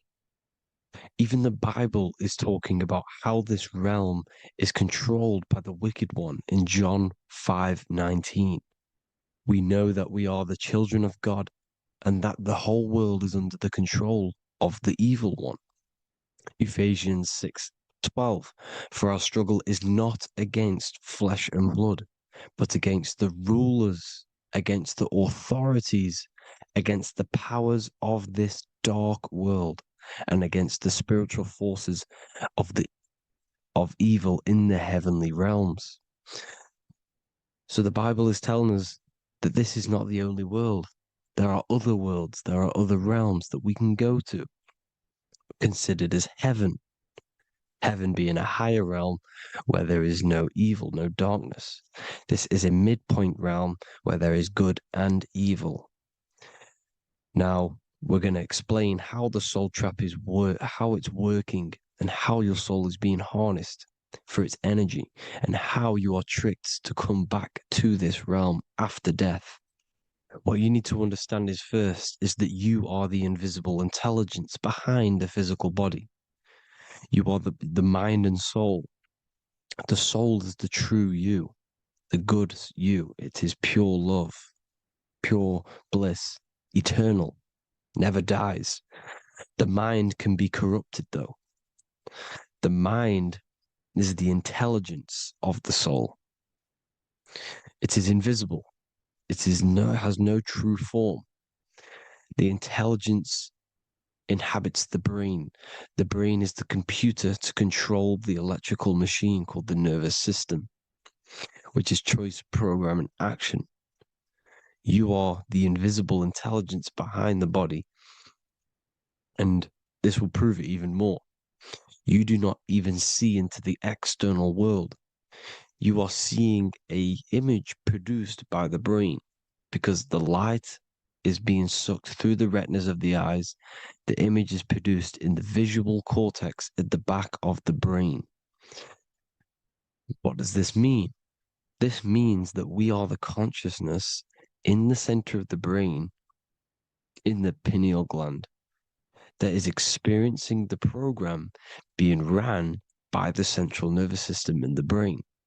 This is the sigil of Lucifer. Lucifer in Latin is Lucy. Lucy is light in Latin. Lucifer is known as the light bearer. This is how the eyes work, people. It's not a demon or a devil. The sigil for Lucifer is how the eyes work, and how the left eye is controlled by the right brain. The right eye is controlled by the left brain. There is a crossover. It's the same with the body. The left side of the body is controlled by the right brain. The right side of the body is controlled by the left brain. There's a crossover with our hemispheres in the brain. Now, this empty chamber in the center of the brain is where this universal cosmic intelligence is held, known as the most holy place in the Bible, the throne of God. Okay? This is above the 33 vertebrae on the spine. As you can see here, you are the being in the center of this point. All of the nerves are being sent back to this one particular point, which is the seat of our invisible intelligence. You can see it's an empty chamber. Our consciousness, our intelligence is not a physical thing. This intelligence is the true voice inside of your head. This is why your head is heaven, your heart is earth, your heel is hell. Your head is heaven because this is the seat, the throne of God. God is in heaven because the consciousness, this divine intelligence that's controlling the body, is sat in the center of the brain. The brain is taking commands of this invisible intelligence. When you close your eyes, you can feel your awareness, your consciousness, your intelligence is all in the brain. Your awareness is not in the feet, the heart, the legs, the arms. It's all in the center of the brain. Now, if you meditate deeply, you will find that you are beyond the mind. You are the being observing the thoughts. You are the soul observing the thoughts. Now, with this being said, you are the consciousness experiencing the program being ran by the central nervous system in the brain, because you're not seeing into the external world. It's an image, it's a simulated image produced by the brain in the central nervous system.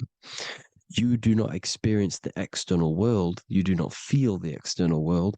You feel electrical impulses on your nervous system. Your nervous system is decoding what you are feeling.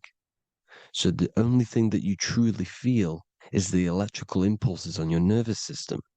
This is why the nervous system is the tree of knowledge of good and evil, because it gives your invisible intelligence, your mind, the knowledge of good and evil. It can detect good things, it can detect bad things. If it's hot, if it's warm, if I need to go, the nervous system is doing this. It is the tree of knowledge of good and evil. Okay? Now this universal intelligence is symbolized as the single eye. Okay? Matthew 18:9. It is better for you to enter life with one eye than to have two eyes and to be thrown into the fire of hell. What does this mean? It's symbolic, it's metaphorical, people. It is metaphoric.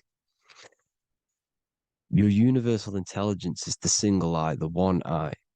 It's the balance between the two poles, between the left and the right, the good and the evil. It knows the right thing to do all the time. This is our inner guide. The inner self is the inner guide. And when you are operating your life off duality, using your two eyes, you'll be thrown into the fire of hell, lower states of consciousness. Because you're split. You need to live in oneness, even, balance. Matthew 6:22, the light of the body is the eye. The light of the whole body is the eye. You are a light being. Human. Hue means an attribute of a color. Man is the word manifested. We are light manifested into physical form. Depending on your vibration is depending on what color that you are vibrating on, which is a hue, a human. If therefore thine eye be single, thy whole body should be full of light. Again, it's talking about the single eye, oneness, completeness. When you balance the hemispheres of the brain, we'll go over that later. But anyways, the body is the earth. This is what we need to understand, people. The body is running the simulation, the program that our consciousness is experiencing. So when we leave the body, during death and astral projection, we leave the earth. This is how it works. The body is the vehicle for the earth, for this realm. Everything exists within our mind. You have the soul, mind, and body. The soul is the observer, the watcher, the true being. This is why she has many different heads, because the soul inhabits different bodies. This is the serpent, which means knowledge, which is the mind, wisdom. And this is the body, soul, mind, and body, Brahma, Vishnu, Shiva. The mind is the bridge between the soul and the body. So what do I mean? When you astral project, you are using your mind to project your awareness, your observing consciousness outside of the physical body. The mind is the projector, projecting consciousness. By using your mind, you can project your consciousness outside of the body, which is known as the astral realms, which is known as walking on water. Jesus was never walking on physical water, people. It's metaphorical. Leaving the physical body. The water is the ether, which is the veil between the physical and the astral realm. It's a fluid substance. It's on either side. It's physical and astral. The ether is the fifth element that they hide from us. Why? Because they're trapping you in the physical. They are hiding all of these realms. Etheric, astral, and mental. People think their mind is their brain. It's two separate dimensions. These are completely different dimensions. The mind is way more intelligent. The mind is formless. There is no form to the mind. You can think anything you want. You can manifest anything you want within your mind. It is not a physical object. The physical realm is being controlled by the mind. Everything's being controlled by the mind. Everything exists within the mind. This is why the Egyptian says the universe is mental. So when we project our consciousness outside of the physical, we go to the astral. The ether is the water that Jesus is walking on. This is the veil between the physical and the astral world. The word together has ether within it because it joins the two worlds together, the astral and the physical. The word either is ether because the ether is on either side, physical and astral, physical and spiritual, physical and non-physical. In the astral realm, the mind can manifest anything we want. We incarnate to restrict our minds. This is why Saturn, if you go and watch my video on Saturn, how Saturn is this simulation, okay? Our minds can manifest anything we want in the astral plane in the click of a finger. However, when we incarnate in matter, we now have to labor for our manifestations. This is why Saturn's known as the great teacher in astrology, because he teaches you a lesson. When your mind incarnates into matter, it's teaching your mind a lesson, the knowledge of good and evil. This is why the Bible says, you shall be gods and know the knowledge of good and evil. When you incarnate here, you have to know the knowledge, you need to know the knowledge of good and evil to become a god. Okay? Now, the square is the physical plane, the triangle's the ethereal plane, the circle's the eternal plane. The circle has no beginning, no end, it's eternal. The physical plane is the square, it's limited. The square is limited. The cube is the geometric shape which gives rise to matter. Now, the term think outside the box has truth in plain sight. You have to think outside the box to project your consciousness, use your mind to project your consciousness outside of the box, the physical plane, into the astrals. The astral realm is the realm of the stars. Above us is the stars. Through the stars is the astral plane. This is why astral has the word star within it. The devil is the de-veil. When you sell your soul to the devil, quote unquote, it's metaphorical. The devil exists in the physical plane. It's the lowest state of consciousness. The de-veil, you de-veil yourself into the physical when you are the devil. The de-veil. The ethereal plane. Now, we all know what the famous symbol of the all-seeing eye, right? The all-seeing eye with the eye in the triangle. Look at the Masonic artwork showing you the triangle above in the sky. This is symbolizing the ethereal planes. The eye in the triangle symbolizes your invisible intelligence, your mind, which has the ability to see on either side. Because the triangle's the ethereal plane, the eye is your consciousness, your intelligence, and this intelligence has the ability to see in the physical plane and to see in the ethereal planes, in the astral planes. This is why it's above the earth, it's above the ground, because it can see here, it can see in the heavenly realms. Now, the stars are, well, this is known as heaven, the realms of the astral planes. This is some quotes from the Emerald Tablets of Thoth. Out of the darkness ye must rise upwards, one with the light and one with the stars. Man is in process of changing to forms that are not of this world. Grows he in time to the formless, a plane on the cycle above. So there's other worlds. The Bible's telling you there's other worlds, there's other realms.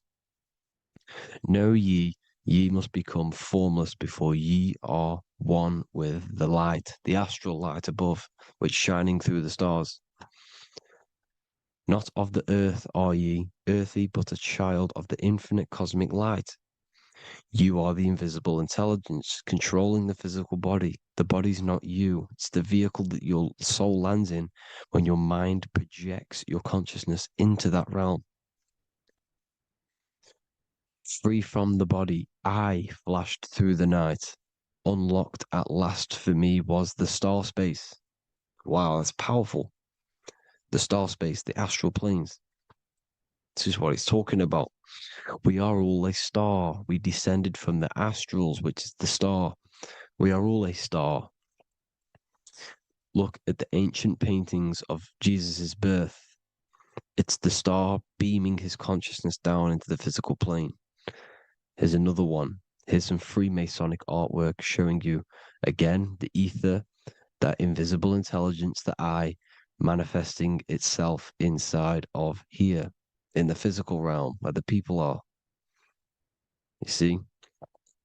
It's the same here. This is Jesus. Here's the bird symbolizes the Holy Spirit, your invisible intelligence, descending into the waters, the ether, the ethereal, everything. The ether's the base of all physical matter. His Truth in Plain Sight, Mr. Bean, the famous TV program in England, in the UK. He begins the program like we all begin the program from falling from the stars. He falls down with a beam of light. And this is truth in plain sight. This is false. The aliens don't exist. They're a lie, alien. But this symbolizes the star beaming our consciousness. And when we die, this star will suck us back up. Just like this UFO is doing. It's truth in plain sight. So, this is some more Freemasonic artwork going from duality to singularity. Sun, moon, masculine, feminine. Right hemisphere, feminine, left hemisphere, masculine. The consciousness in the center, the balance point. Here's another more Freemasonic artwork. The two pillars, left and right hemispheres, and the invisible intelligence between the left and right hemispheres, the light of the body. This is why light's coming off it. Because it's light, it's pure light. The blazing star.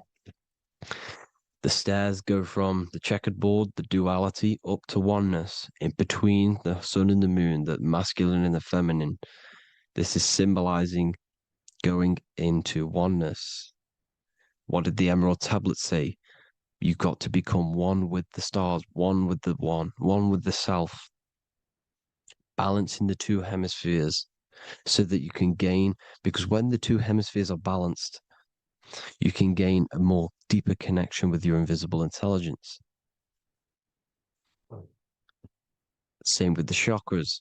When the chakras, the 7 seals in the Bible, these are 7 seals because when you conquer the 7 chakras, when you balance the 7 chakras, you then gain a more deeper connection with your internal self because your mind is not filled, it's not being ran, it's not being dominated by these 7 deadly sins, the 7 seals, the 7 chakras.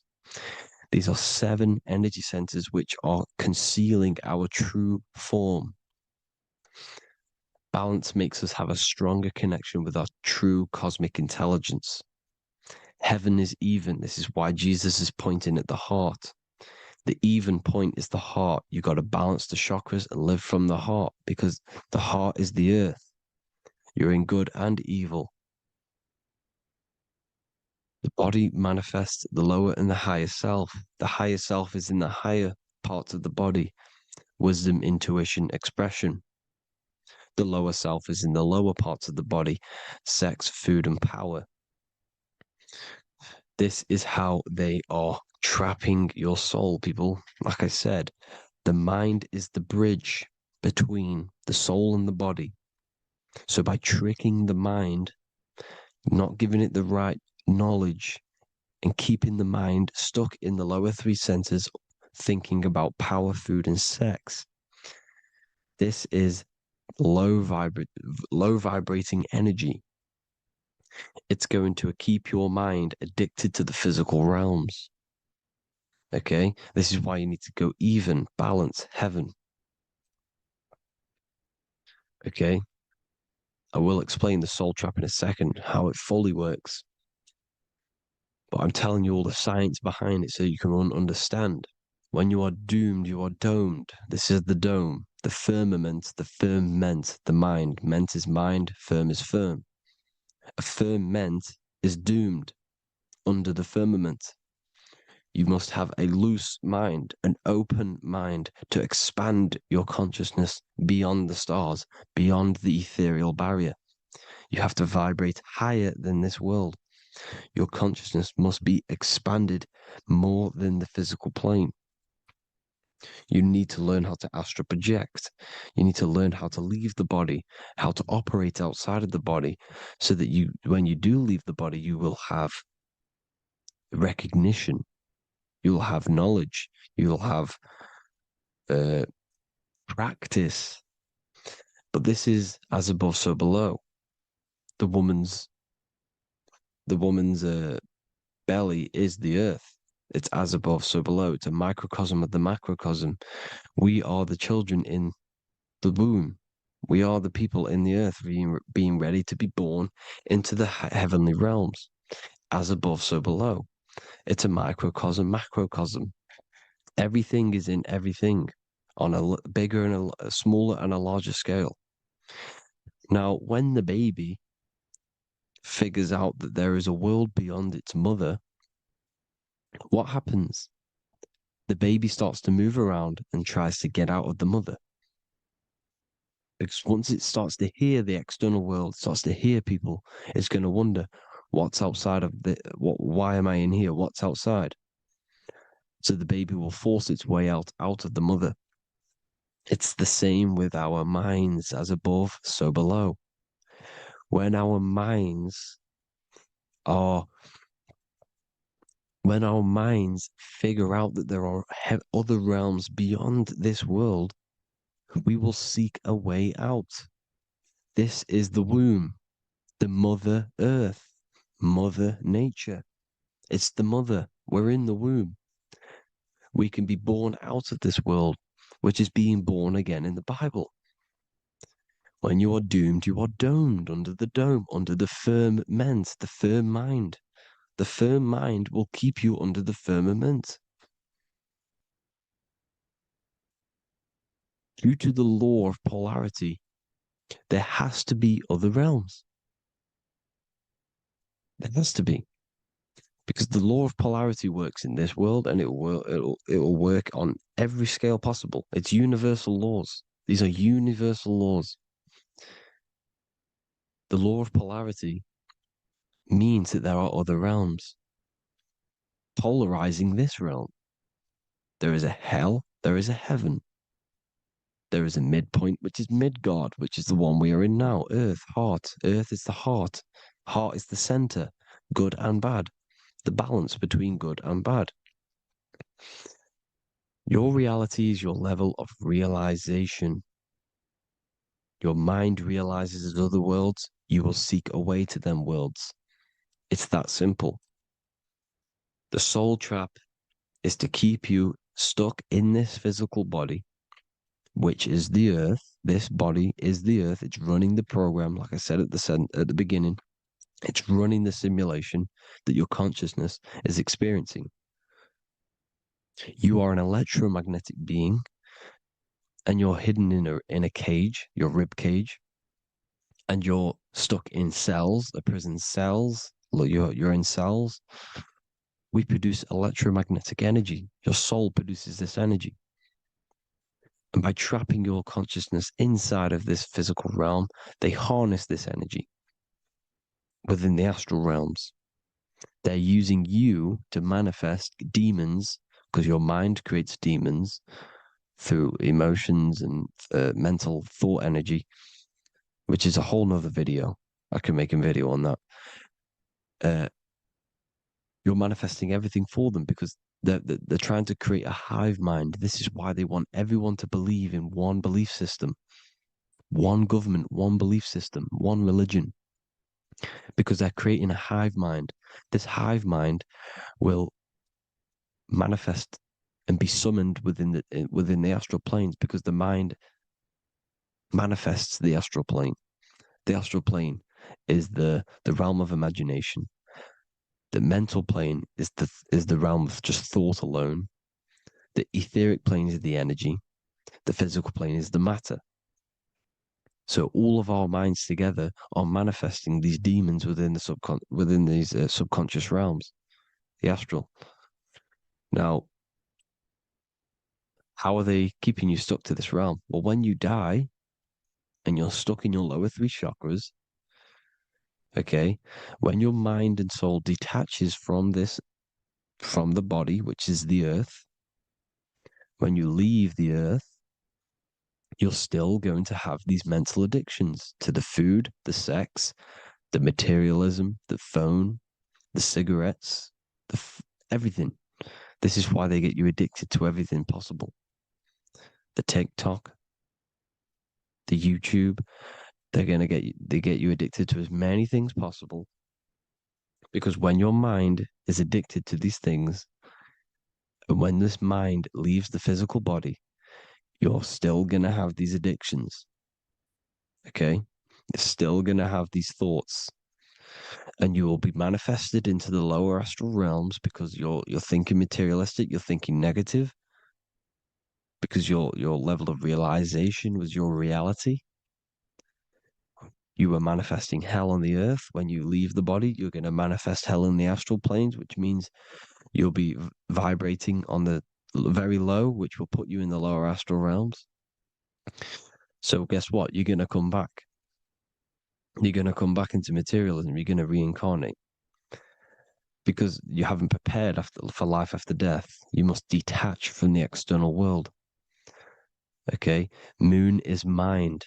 The sun is the soul. The earth is the body. The moon is the mind. This is why we say lunatic. In your mind, you have a specific mood. Moon. Money, M-O-N, is the moon. Money exists in the mind. They get you addicted to the money. The Bible's telling you this. Do not conform to the pattern of this world, but be transformed by the renewing of your mind. It's telling you. Of this world, but be transformed by the renewing of your mind.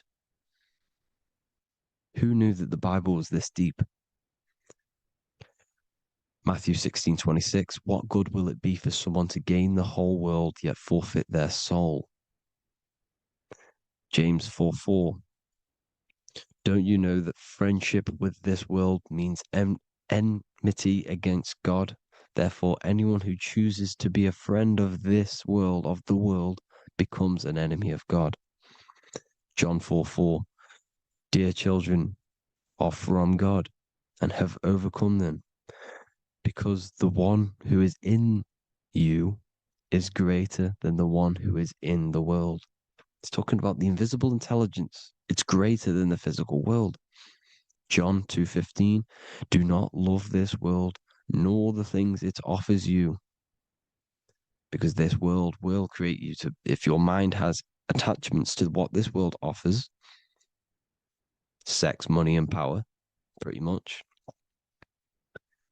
you will reincarnate here. You will come back here, because when you leave the body, your mind will still have these addictions. Do not love the world, nor the things it has to offer you. All of this is in my newly published book. The paperback versions are now available. Finally, for all the people who have been waiting, the Book of Wisdom. All of this knowledge is inside of the Book of Wisdom. The paperbacks are available. There's worldwide shipping. You can get it anywhere, pretty much, any country. My new website, it's amazing. There's going to be some amazing products coming on the new website. But I thank you all for the support. Before I leave, I need to explain what is going on with the soul trap. Like I said at the beginning, the mind's the bridge between the soul and the body. The body's the realm. By tricking your mind with false knowledge, they are keeping your soul stuck to this realm. They get you addicted to all the physical things, and that is it. As soon as you're addicted and you die, you're going to come back. So by tricking your mind, which is the bridge between the realms, they keep your mind stuck within this body. They keep you in physicality. They deveil you, the devil, the deveil. Thank you all for the support, people. If you do want to join the Academy, all the links will be posted below this video for the book, The Academy. Thank you all for the support and have an amazing day.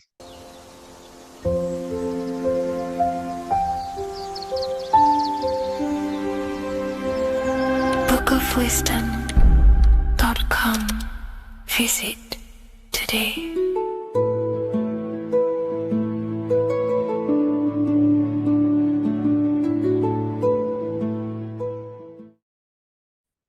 You are not breathing correctly. 98% of people only use a third of their lungs capacity, which is shallow breathing, which ages you, lowers your brain capacity, and also lowers your state of consciousness.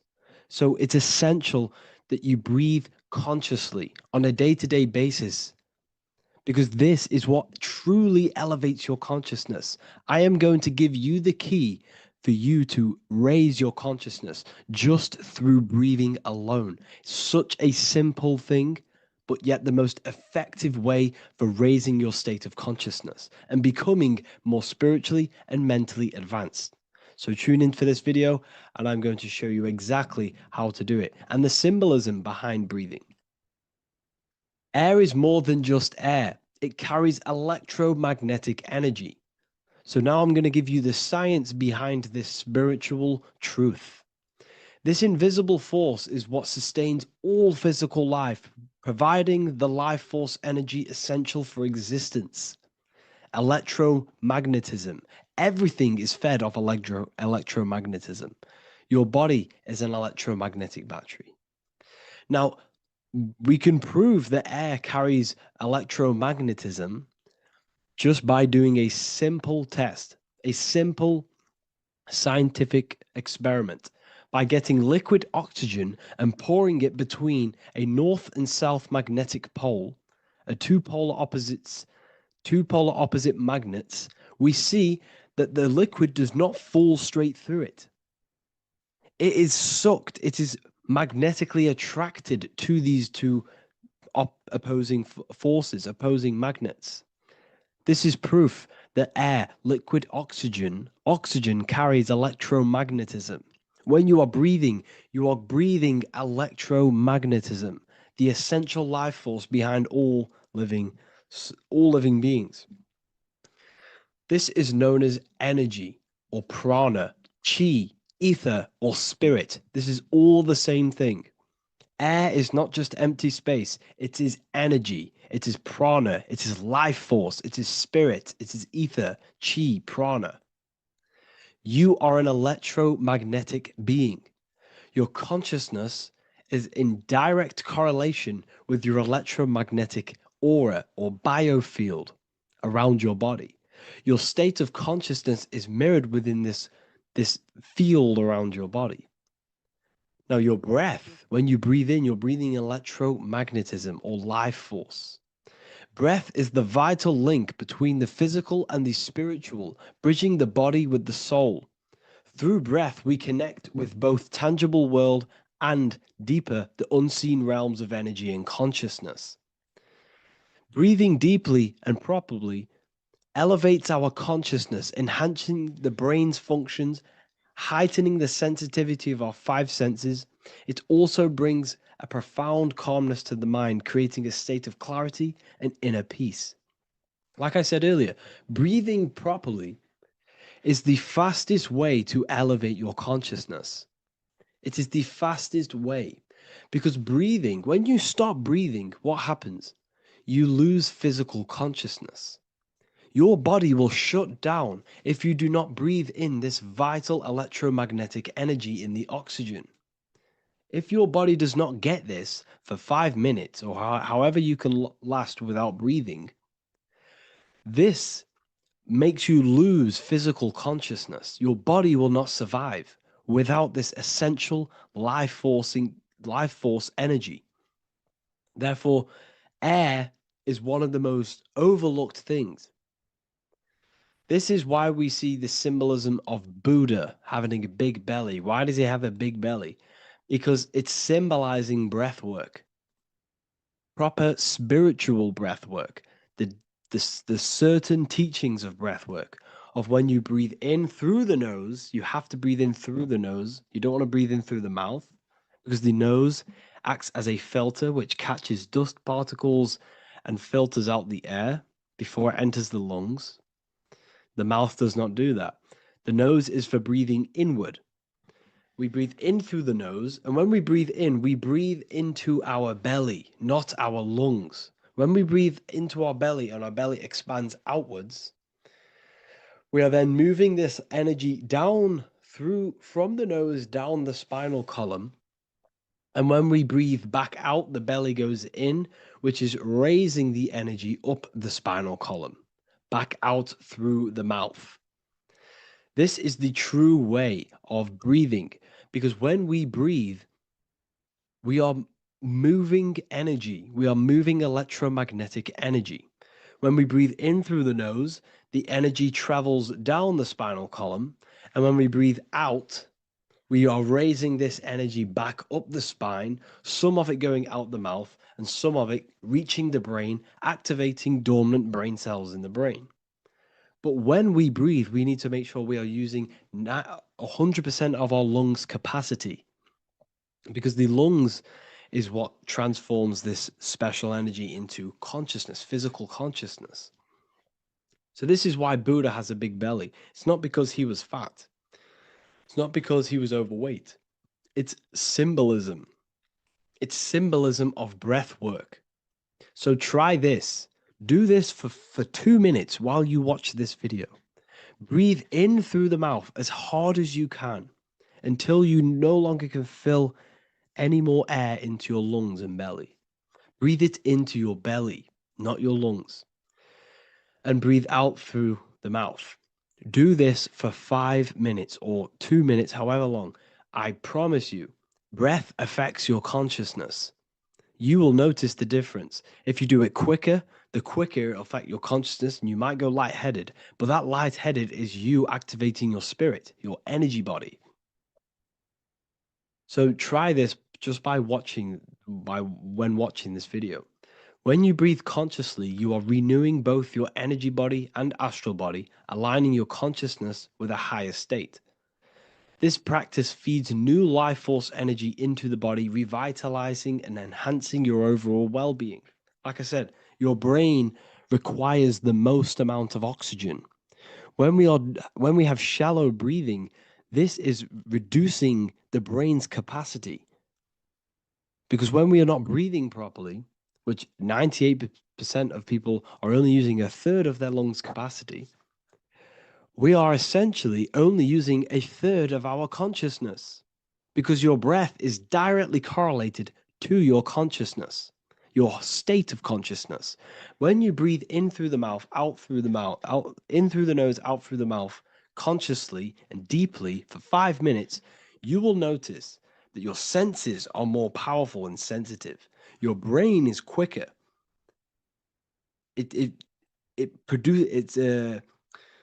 What's the word?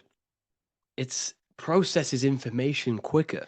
You become quicker. You become a superhuman, and you feel more spiritual because it activates your spirit, your astral and energy body.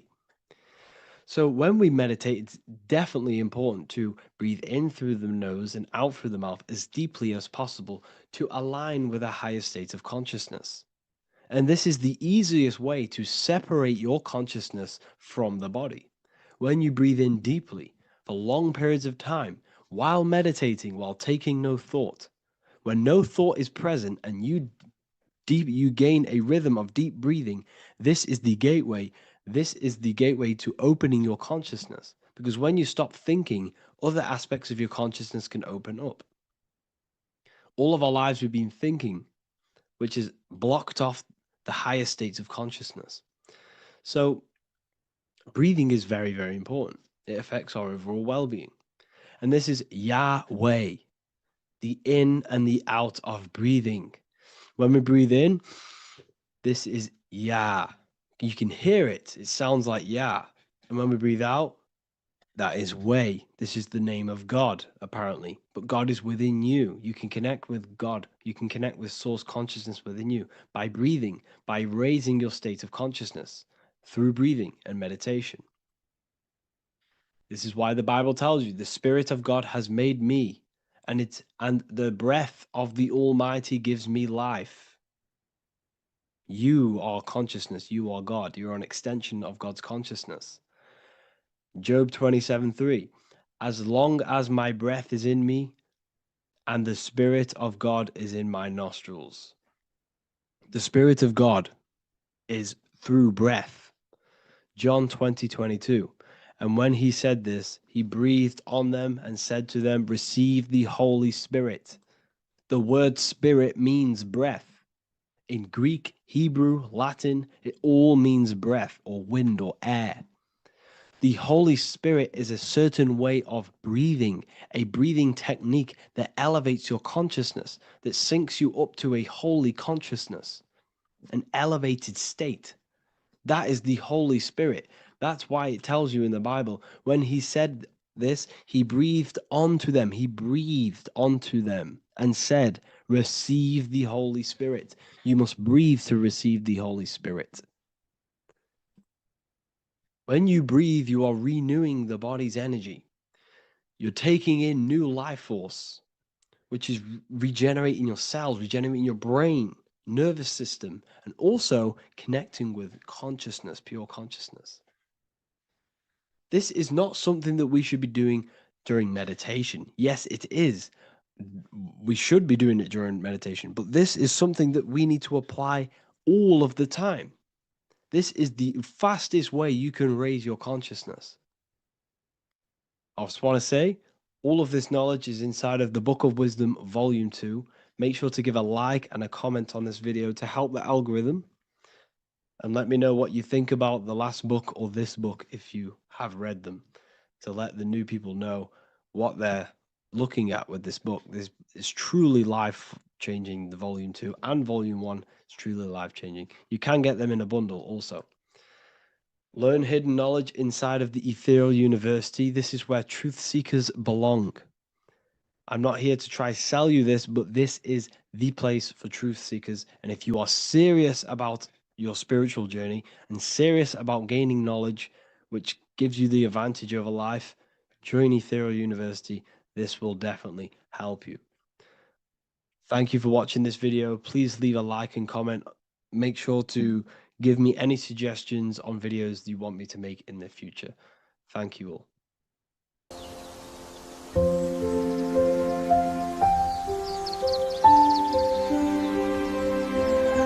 bookofwisdom.com. Visit today.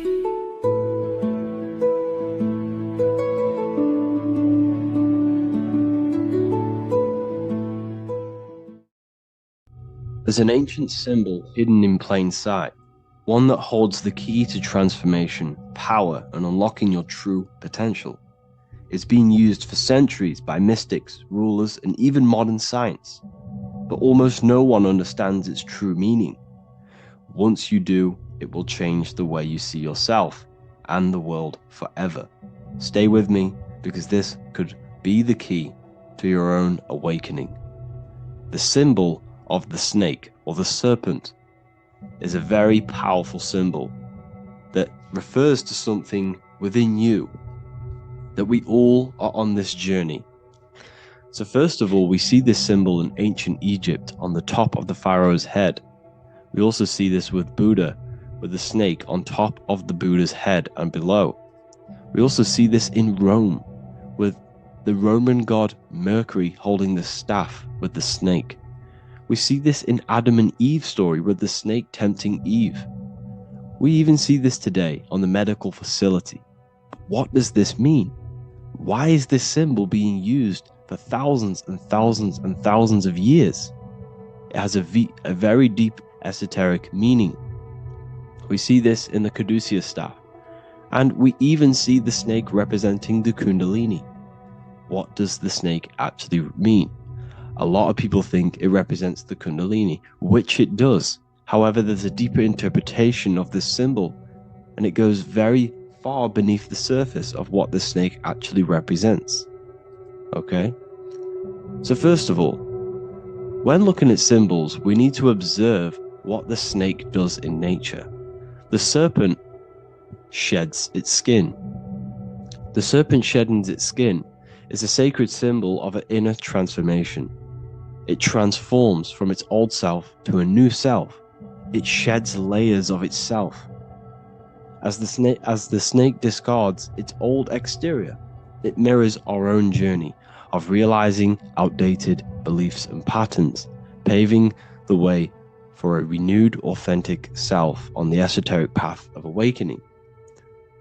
Essentially, it represents transformation, but not transformation of our physical bodies, transformation of our inner world. Now, this is where things get a little bit tricky and you may become a little bit confused, but I'm going to make this very clear for you. The snake symbol or any symbol can be used for different context. For example, the Kundalini. We see the snake representing the Kundalini. We all know that energy can't be destroyed, only transferred. Like I said, this is a transferring of energy. It's a changing, a transforming, shedding its skin. It represents transformation. Sexual energy is energy, and we can transform the sexual energy into a Kundalini awakening to activate dormant brain cells in our brain and to activate the human light body, which is the spirit. We can cultivate, save, and retain our sexual energy, transmute it up the spine to activate the brain. This is a symbol of transformation of energy in this context. However, when we go to the emergency services, this does not mean the same thing as the Kundalini. The snake in this context represents transformation of health. When we are picked up by the emergency services, we are looking for a transformation. We are unwell and now we need to transform to well-being. This is why they use this symbol. It represents transformation, especially with the pole and the snake climbing. It's climbing, it's transforming from the bottom to the top, shedding its skin, shedding old layers, transformation. We see this in the Bible with the snake tempting Eve to eat the apple of the tree of knowledge of good and evil. Well, what does this mean? Where's the transformation in this? Well, this is a very hidden one. The transformation takes place in Adam and Eve's consciousness and their mind. They go from a pure, whole state of consciousness, from being tempted by the snake, and they eat it and they transform into knowing the good and evil, into the dualistic ways of thinking and the dualistic meaning of this world. Let me rephrase that. They understand the dualism of this world, and they now understand the two good and bad ways of thinking. They know the knowledge of good and evil, of duality. They shifted from a whole state of consciousness into their consciousness being split into good and evil. This represents the journey of every single soul that incarnates into this world, including yourself. When you were a child, you were whole. You had no understanding of good and evil. But as you grew older, you eaten the fruit. You grew to understand the knowledge of good and evil. Your consciousness split from a whole into a separate and divided way of thinking and divided understanding of the world. We suppressed aspects of ourselves to fit in with society norms. And we just limited ourselves with limiting belief systems. We knew the knowledge of good and evil. Our consciousness split from a whole state. This is what Adam and Eve is symbolic of. We see this with the Roman god Mercury, with the snake. Mercury represents intellect, communication. He's always flying in the air, which represents the air, the mind, the intellect. He's holding the snake to represent transformation of the mind. This is what we call mental alchemy, turning base metals into gold, turning the unenlightened aspects of our mind into enlightened ones, turning our negativity into power and control. We see this with Buddha, and Buddha is all to do with transformation of the inner world, transformation of the mind and the soul and the emotions. And it also represents the Kundalini. We see this in ancient Egypt. We always see the snake on the head, representing the place where the third eye is, representing the intellect or the mind, the mind's eye, the third eye, whatever you want to call it. This is the place of the invisible intelligence within us. This is our mind or intellect. And this is the transmutation of the mind. This is why the snake is on the head, representing the transformation of the mind, going from the unenlightened into the enlightened, going from the uncontrolled to the controlled mind, so that we can control the very fabric of reality. I've kind of just given that away. Why is this important? Humans are creators. We're the architects of creation, endowed with the divine power to channel the fourth dimension, which is the imagination, into reality. Each thought and intention is a seed. When nurtured with focus and clarity, transforms the unseen into the tangible experience. This creative process bridges the gap between the ethereal and the material. Humans are creators. It's impossible for you not to create. Whether you're doing this consciously or subconsciously, you've been creating your whole life, turning non-physical thought into physical reality. We are creators. However, the mind cannot create in a state of chaos. The mind cannot create with limiting beliefs. The mind cannot create with thoughts that come and destruct our minds. The mind cannot create consciously and effectively if there are impulses within our mind and we have no control over the mind. So this is where self-transformation comes from within. This is where the snake comes in. The snake represents the transmutation of our mind from the uncontrolled to the controlled. In this context of the Egyptians with the snake on their head. It's all to do with mental alchemy. In the occult tradition, the mind is seen as a delicate instrument that demands constant vigilance. Left unchecked, it reverts to archaic and destructive thinking patterns. Like a finely honed blade, it must be continually sharpened through discipline and self-refinement. In this unending process of unveiling and mastery, we learn to shape reality, harnessing the power of our thoughts to manifest the highest potential. It's all to do with mental alchemy, and this is how the snake is connected to you, and what the snake represents to you. It represents the transmutation, the changing of ourselves, of our consciousness, so we can gain control in this 3D world. If we lack control, then we'll constantly be manifesting chaos. Now, there are 3 ways that we can transform our world, and we can slowly transform our mind. Now, this is not an overnight process. It takes periods of time of purification. And number 1 is affirmation. Let's say we have this dirty cup of water, and we have a tap of water. And in this tap, it's pouring in more water, clear water. Over time, if I keep pouring clear water into this cup, it's going to slowly purify this cup. And then in the end, it will look like the cup on the right. It's the same with your mind. The cup represents the limiting beliefs, the negative thoughts, the negative mind, the uncontrolled mind.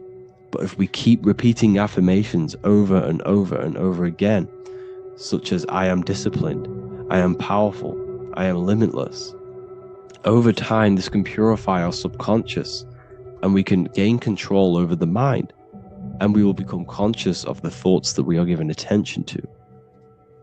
The second way is meditation. Meditation allows one to develop an off switch for the mind, providing a sense of control over it. Over time, we gain the ability to filter our thoughts and become more conscious of the ones we choose to engage with. Meditation, over a period of time, will give you this button that allows you to filter out negative thoughts. If you have a negative thought in your mind, you'll be able to become conscious of this and redirect your mind's attention. This is all about self-control, because remember, we become what we think about. The snake represents the transmutation of the self. And another way is visualization. Visualization allows your subconscious mind to experience the reality you desire, accepting it as truth. As the subconscious becomes more immersed in this imagined reality, it works to manifest it into your conscious experience. Your visual eye, visual eye. You're using the mind's eye to see and mold your future. That's what imagination is for, to create in your future. You can become your future now in your imagination. And this can slowly purify your consciousness, slowly purify your mind, which will then, if you do all 3 of these over periods of time, you will see great transformation from the inside out. And your outer world will start to mirror your inner transformation, because it's as within, so without. You change your inner world of consciousness, of thought and emotion, you'll change your external reality and your circumstances. So I hope this lesson has gave you a great understanding of what the snake actually represents. And now that you see it, you will see this everywhere. Every time you see a snake, you know it represents the transformation. So please, if you can, leave a like, comment, and subscribe, and turn on the alerts to make sure you never miss a video. And if you have any video suggestions, feel free to make a comment and I can make a lecture on it. I appreciate you all watching this video today, and I'll see you all inside my university if you're inside, and I'll see you all in my Telegram if you join, and I'll see you in the next video, of course. Thank you and take care.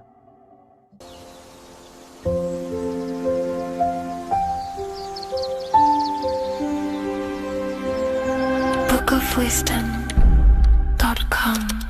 Visit today.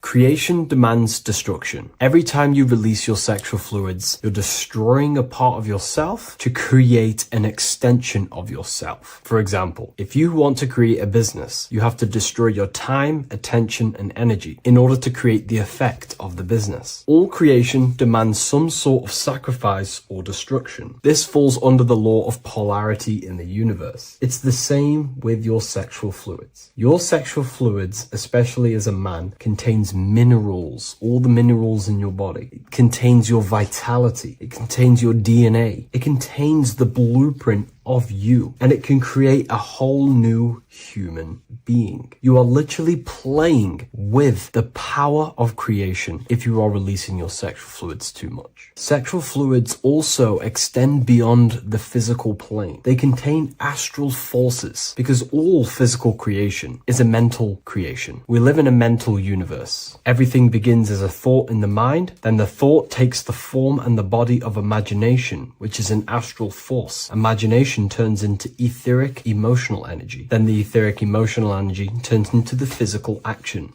and the physical manifestation. We live in a mental universe. Therefore, these dimensions do not exist separately. They are permeating and mixing in with all. Your physical body has an astral body. Everything physical has astral forces behind it. Semen is known as the astral fluid of the soul. It feeds nerves, the channels of life force and consciousness within the body. And every time you release it, you're destroying a part of your vitality, your brain, your nerves, your energy levels, your creativity, and your DNA to create an extension of you. Therefore, it is a sacred fluid within your body and not something to be played with and to be released too much. Think about it. This is a very creative energy, your sexual fluids. It can create a whole new human being. This is how powerful it actually is. It is the power of creation, and the misuse of this power can destroy your own vitality and your life of your body, because that life you are giving in order to create an extension or a child is the same life you could keep inside of you and not waste to recycle and regenerate the body. Sexual energy has been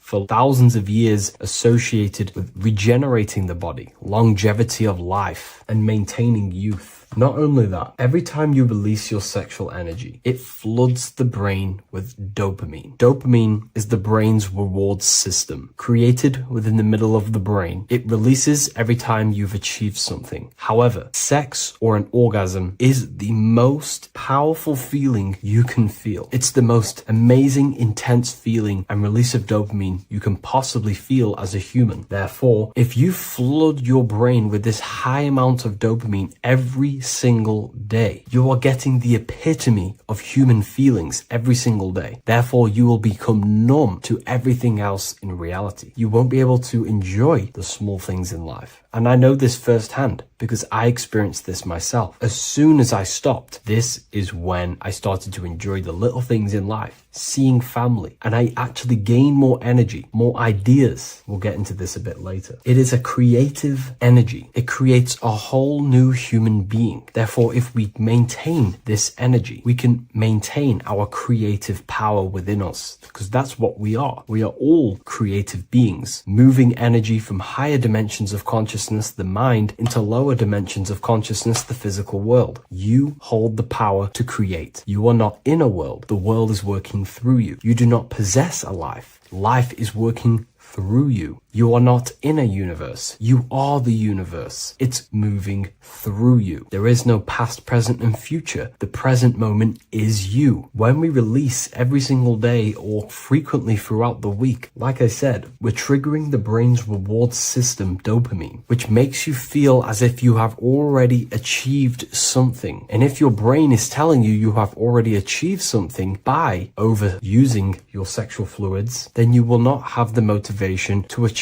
other things in your life. I know this firsthand. I became very lazy. I didn't want to work. I didn't want to do anything because subconsciously my brain felt as if I've already achieved. If we look at the symbol of the Baphomet, we notice the Baphomet has horns and a goat head. Now we look at the word horny. When you become sexually aroused, it's known as horny, which is the horns, representing the lower mind. The lower mind is the mind we use for our animal instincts. We have two parts of our mind. A higher mind, which is contained of higher thought, which chases spiritual things such as love, wisdom, knowledge, and God. Then we have a lower mind, which chases the things of the material world closely associated with the ego, chases validation, material gain, status, and physical sensation, physical pleasures. It is these physical pleasures that can keep you in an endless loop, making you feeling empty inside, because nothing material can ever satisfy our internal world. Nothing. You can achieve millions of dollars. You can achieve your dream house, your dream car, your dream watch. And if that is the only thing you are chasing, you will feel empty inside when you achieve it, because nothing of this material plane can satisfy you. Nothing of the lower mind can ever satisfy you. This is why we must sacrifice the lower mind and overcome the lower mind and the lower instincts. One thing I found amazing when I mastered my sexual urges and my lust is that my mind became a lot more clear. The thoughts and the time and the attention that I used in my mind to go towards lust, sex, and chasing these things was taking up a lot of mental space, time, and energy. But as soon as I removed it and mastered it, my mind became an open vessel for higher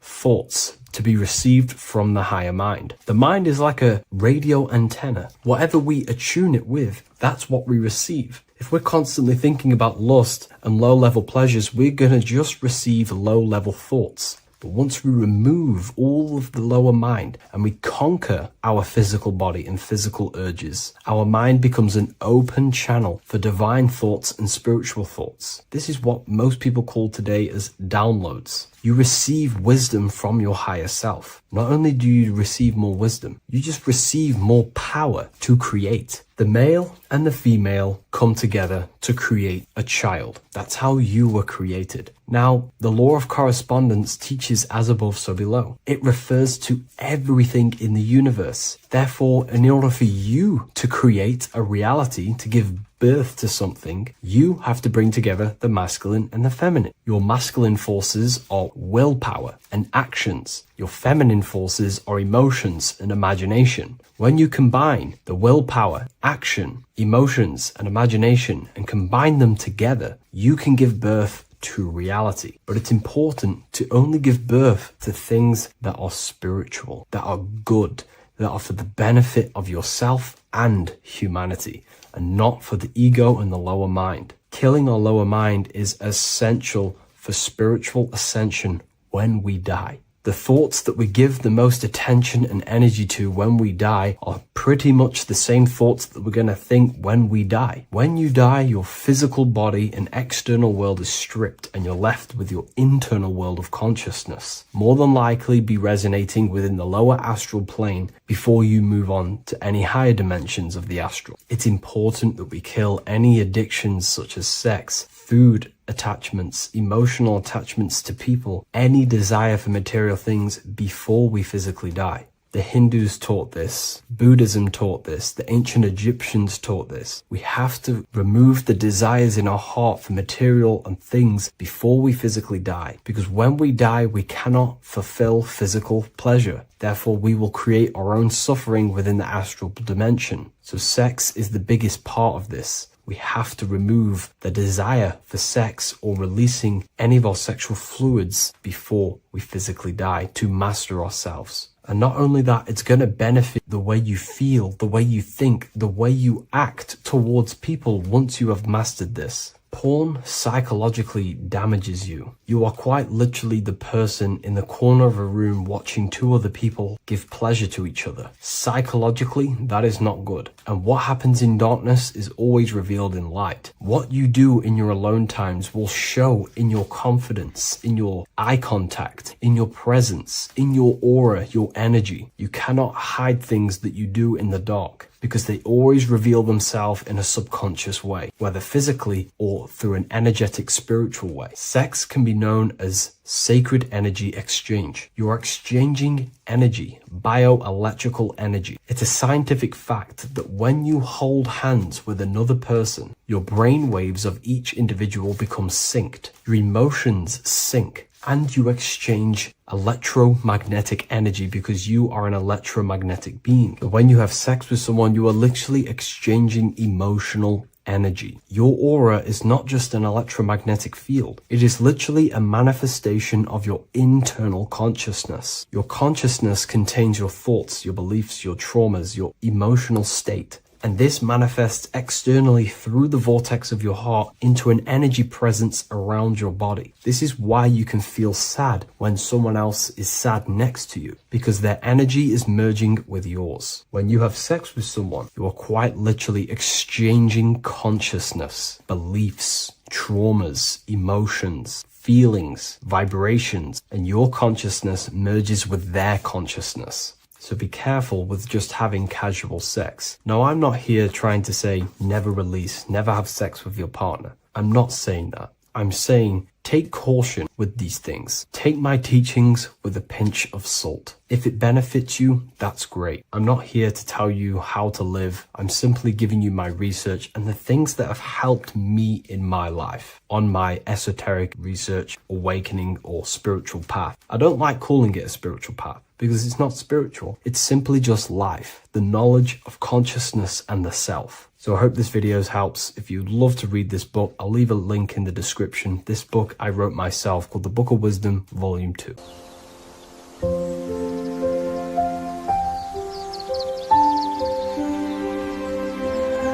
bookofwisdom.com. Visit today.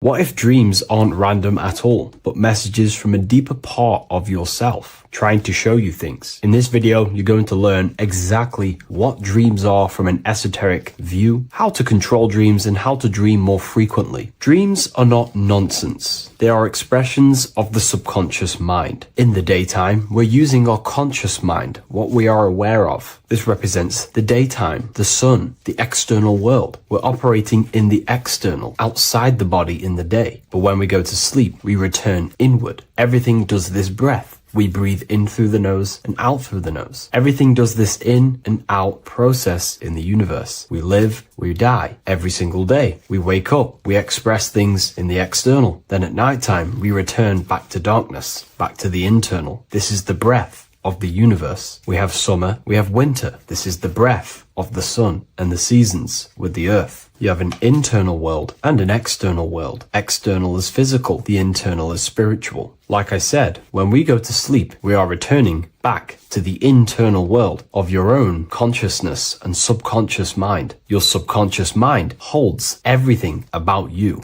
your memories, your traumas, everything you've ever learnt, your language, your name, your job. Everything you identify with is stored within this vast network of the subconscious mind. It is your own personal consciousness. Therefore, when we dream, we return back to the subconscious mind, and we are in fact thinking, but in a subconscious way. The subconscious does not speak the same language as the conscious mind. The conscious mind uses language, thoughts, and all things that are very logical and very easy to understand. The subconscious is the complete opposite. It is very indirect, metaphorical, and symbolic. The subconscious communicates and works in symbols. Ultimately, symbolism is the language of consciousness. This is why in occultism and esotericism, it is filled with occult symbols, because symbols are used to communicate directly with the consciousness within, the subconscious mind. And the subconscious mind is ultimately connected to the collective consciousness. We are all connected and tapping into the mental plane, where we receive thoughts, ideas, depending on what we attune our mind to. That's why we call it a mindset. But getting back on topic, the subconscious mind is your own personal network. It is like a net, an interconnected web of your thoughts, memories, traumas, emotional blockages, and all the things you identify with and have experienced in your life is stored within this network. It can be seen as a web. One example of the subconscious mind using symbolism is this next story I can tell you. Let's say I was in a very traumatic car crash as a young child. I experienced a lot of emotional trauma in that car, and that deeply impressed my subconscious mind with that trauma of emotion that I felt. Therefore, every time I see a car in my external world, that car is now a symbol that represents the state of consciousness I was feeling in that particular time of the traumatic car crash. The car is a symbol for a state of consciousness within my subconscious mind. Just like when you see a word, that word triggers what you believe that word to be in your subconscious mind. Symbols are the language of the subconsciousness. Therefore, when we dream, we are basically seeing symbols of our own personal subconscious mind. Our higher mind, which is basically our subconscious, the higher version of you that exists beyond your human thinking mind, communicates using symbolism. The higher mind does not speak human thoughts, human language. It speaks the language of symbolism. Therefore, when we dream, every event, every person, everything that happens, and everything you see is your own personal subconscious mind materializing within the plane of the astral plane. This is a dimension that sits just above the physical world that everything is pulled out of. For example, look around you. Everything you see around you was thought, then imagined. Imagination is the astral plane, and this astral plane sits above the physical world. As above, so below.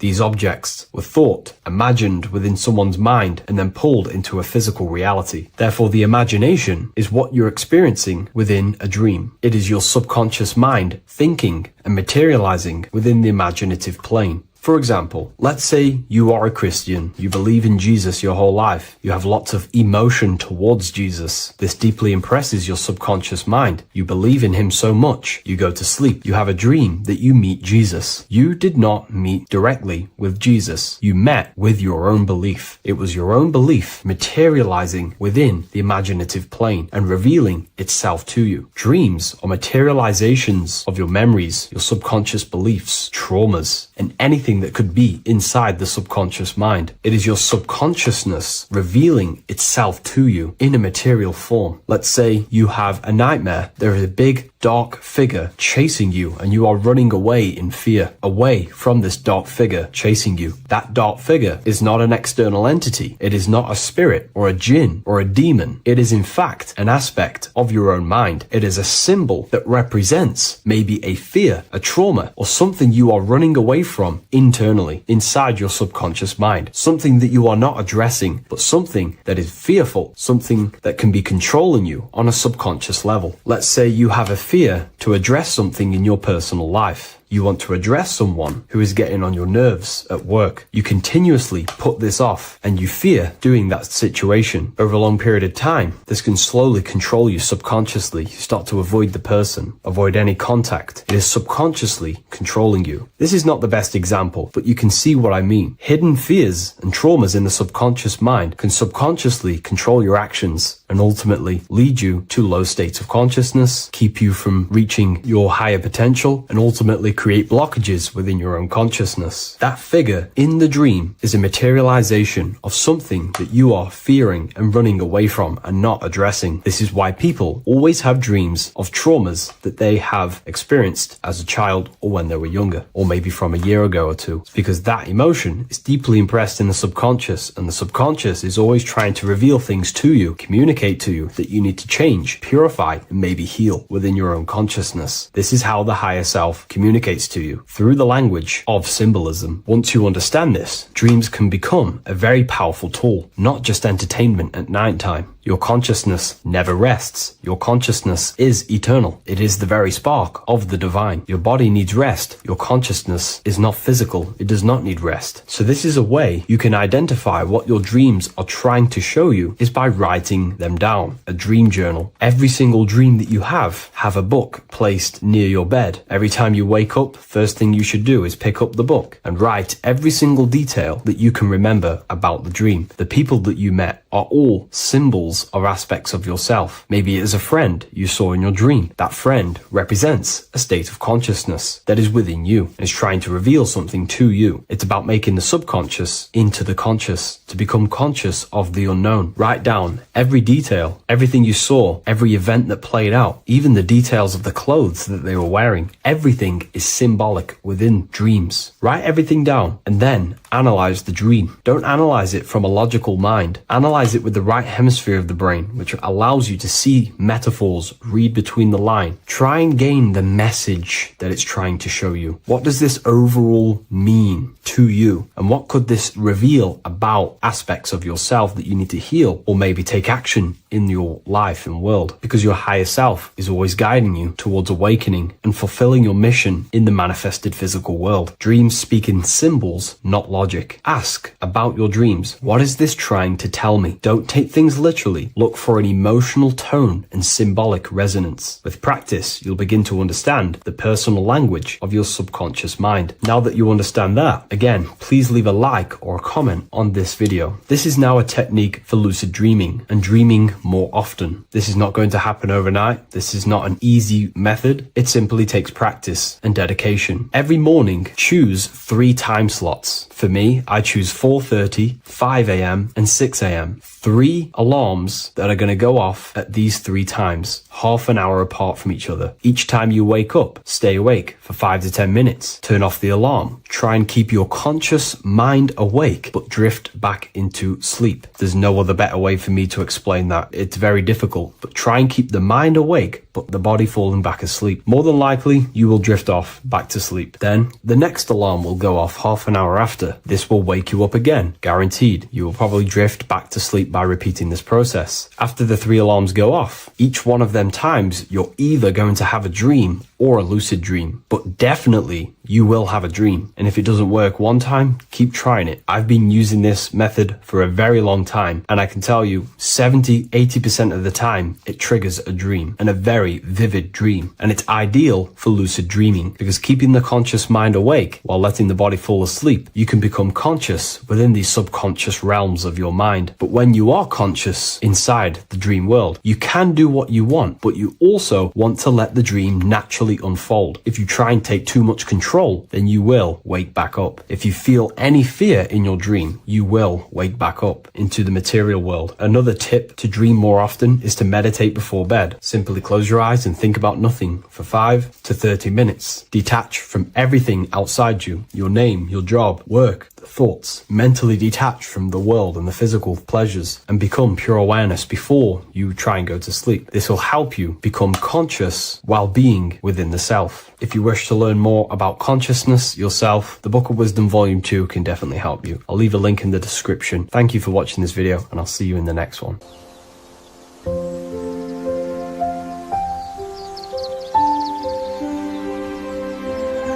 bookofwisdom.com. Visit today.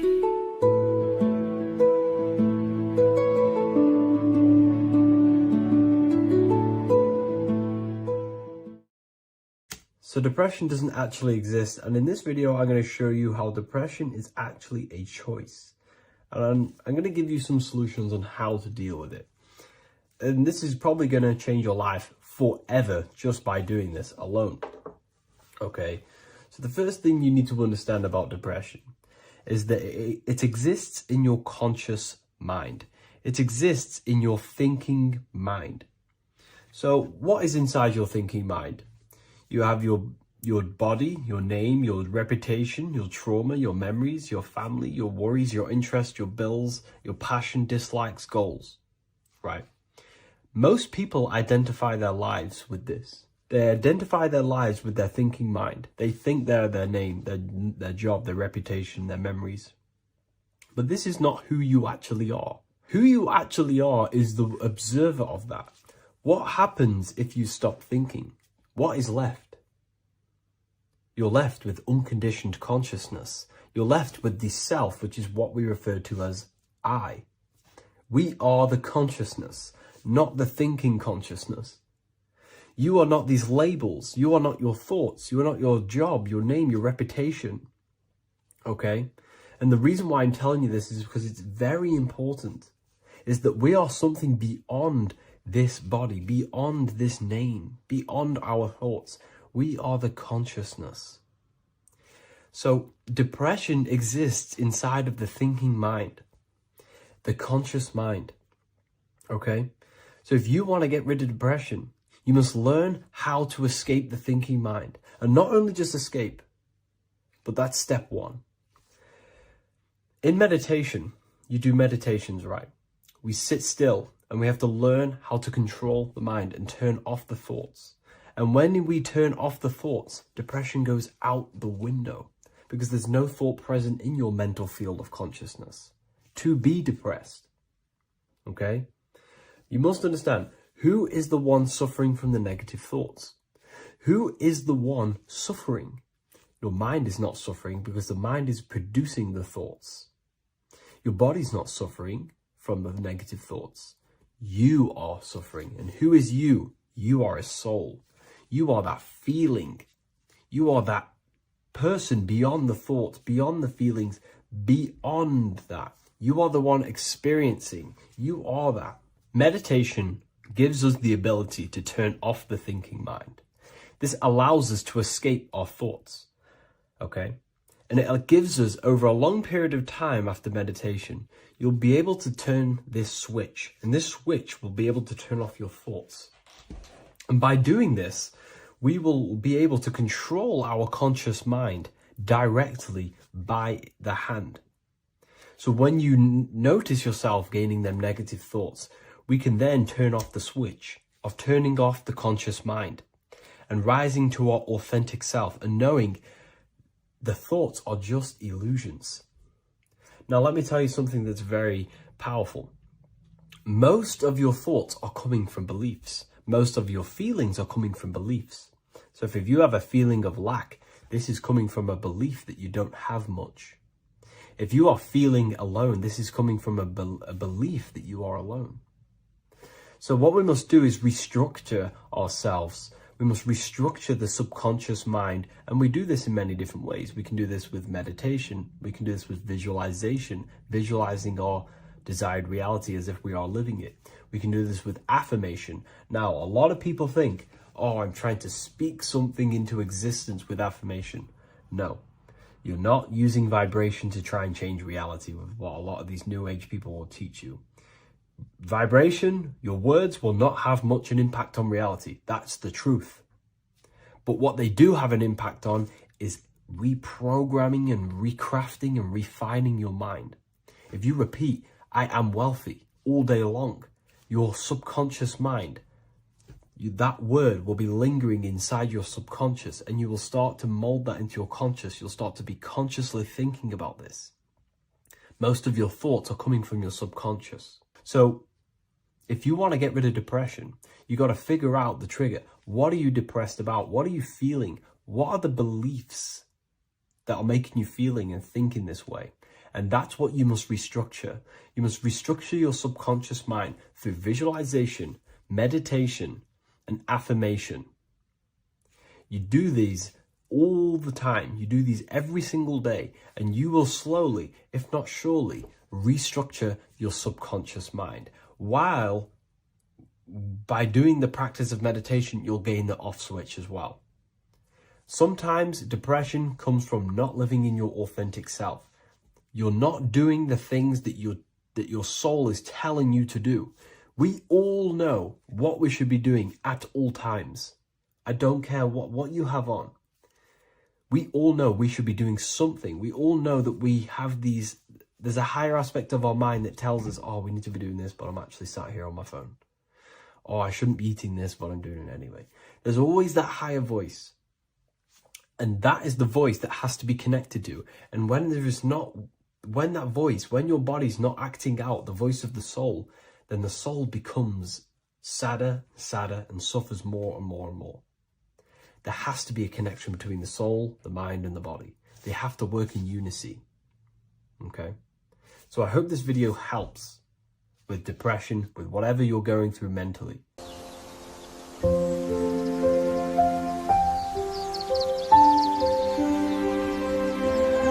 bookofwisdom.com. Visit today.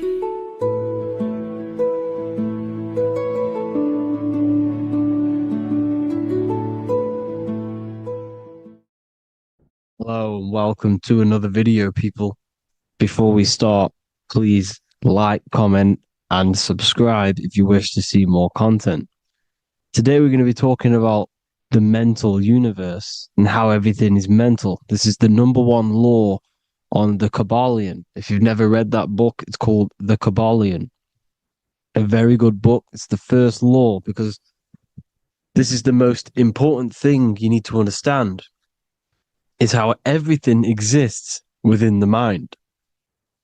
Behind every single one of these eyes is the same consciousness expressed in different bodies.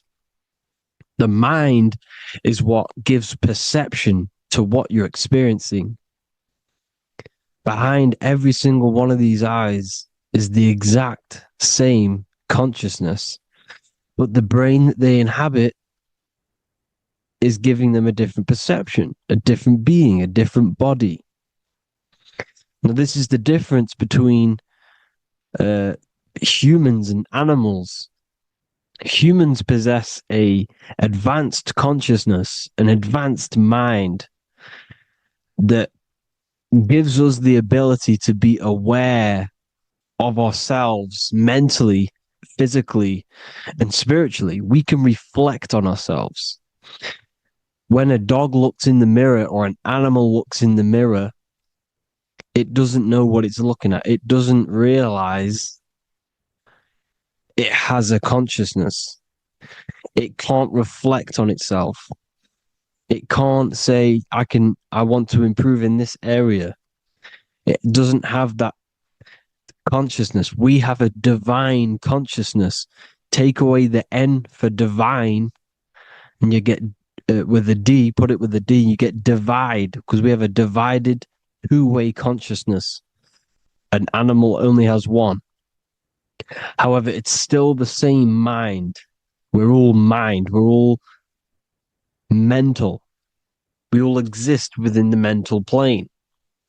Look at this person walking. The body, the brain, is sending electrical signals through the 12 cranial nerves, which the 12 disciples that spread the gospel of Jesus, right? You have 12 cranial nerves in your brain. There are 12 disciples which spread the gospel of Jesus. Jesus represents the mind, the intelligence, the invisible intelligence that we all are, the same intelligence, the same exact consciousness, which then sends a command into the brain. Then the brain sends these 12 electrical signals through the 12 cranial nerves to control the rest of the body through the nervous system. This person walking is not, the body is not walking. The mind is telling it to walk. And the brain is it's a supercomputer which is decoding these demands given to it by the mind. Because the pineal gland will have something to do with the ether, because the ether is physical and non-physical. The mind is sending the commands through the ether to the pineal gland, which is then getting broken down into electrical codes within the brain and sent throughout the nervous system to control the body. And this is why in the Sims simulation, because the body's the simulation, it's a false reality. It's the fake reality. It's not the real you. You are formless. There is no form, but the third dimension is a dimension within your mind. matter, mind, light is all a product of your mind. It's all in the mind. Now, this is why The Sims has this green little diamond on top of the head. Because this is you. This is your invisible intelligence controlling the character. Okay? It's controlling the character. And this character is in the world. Your consciousness isn't in the world. The world exists within you, but the body is a vehicle for that realm that you land in. When you have a dream, your mind transcends this body into another body, duplicates your body into another universe, unite. Unite is one. We're all one. It's all one universe, expressed in many different ways, infinitely. And the vehicle that you land in is the body to operate in that realm. This is the all-seeing eye, as you see here. The I, this is all the intelligence. This is the ball of consciousness, God, expressed in different bodies. We're all this same one in different bodies, as you can see here. And this intelligence is expressing infinitely throughout the universe, an infinite universe. There's no beginning, no end. There was no beginning of the universe. There is no end. It's infinite, always has and always will. But the mind is what gives you the ability to explore the universe, to make perception of it. We are God in disguise. We are God in disguise. We are God in flesh. But the body can become attached to the mind, can become attached to the body if the mind is not aware of itself.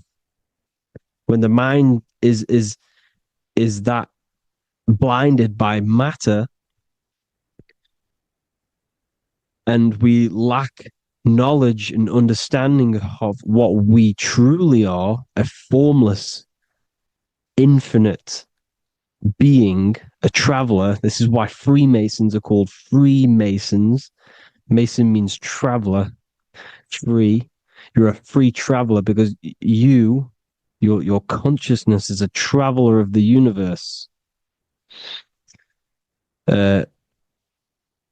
When we lack understanding, our mind bounds to the body because we don't separate the body with our different layers of consciousness. When we separate them and identify that we are mind, body, emotion, you then can apply this knowledge to when you want to astral travel and explore the different realms of your mind, because the mind is the universe. People, this is what we need to understand. The mind is the universe. I am you and you are me. This is the Egyptians showing you this. The Ankh is the symbol of life. This is the one ball of consciousness, mind, giving it the Ankh life to all the different life forms. The cows, the birds, the snakes, and the big Ankh given to the humans, because the humans are the most intelligent. We have the most advanced consciousness. We have the most advanced consciousness. This is why the one is giving a big Ankh to the humans here. Here you see it again. This is not the sun. This is also showing Ankh giving out its life to all things infinitely. And this is the Most High. We are the Most High in disguise. When we strip off the body, we strip off the desires for the physical world, we strip off all these fake identities that the mind gets attached to. That is God. The universe. You are the universe experiencing itself. I an I. The letter I and the number one is just one line. The letter I is the number one. Because your I am, when you refer to yourself as I, every single one of you who's watching this video refers to yourself as I, which is the one. We are all the one. We are all intelligence. We are all invisible. We are all the one. One is the only number. 1, 2, 3. Everything goes up in ones because there is only one. Doesn't matter how far you go down the line with numbers, all of their numbers are created by one because there is only one. It's me and you are the exact same consciousness expressed in different bodies. Mind. Cause. There is only one cause. There is only one mind. There is only one being. But because we lack understanding of this, we think we are the bodies. And this causes division because the physical world's the most illusionary world. It's an illusion. It's all an illusion. Now you see with the two, you look with the two eyes, but you see with the inner eye, the mind. Okay, the mind is the mental plane is a shared plane, and it gives perception to what you're looking at. The mind. I'm affecting you when I speak because the mental plane is shared. We all share mind. We all express mind. When I'm speaking to you, I'm affecting you because we are mind. So the words that I'm saying, which are being manifested from my mind, are being manifested through my body into vibration, is affecting you. I'm affecting you with what I'm saying. And these words are having an effect on your mind because we're all mind. This is why you need to be careful what you're listening to, music and all sorts. Because music can also create thought loops within your mind. Because the chorus, we shouldn't be listening to choruses. Choruses are loops. And what they're saying in the chorus is being looped. And this can create thought loops within your mind. Go and listen to an old song that you used to listen to about 5 years ago, 10 years ago, 20 years ago. Go and listen to an old song, and you guess what? You will get nostalgia. Why will you get nostalgia? Because that song will trigger the thoughts that you were thinking in that time of listening to that song. So songs with choruses create thought loops, and they reprogram your subconscious mind. It's important why music is very powerful. Mind and mind, same word. See, language is the truth, people. This is why I use language in all of my presentations, especially the English language. It's riddled with occult truth. I is my me. I, you, and me are I, one.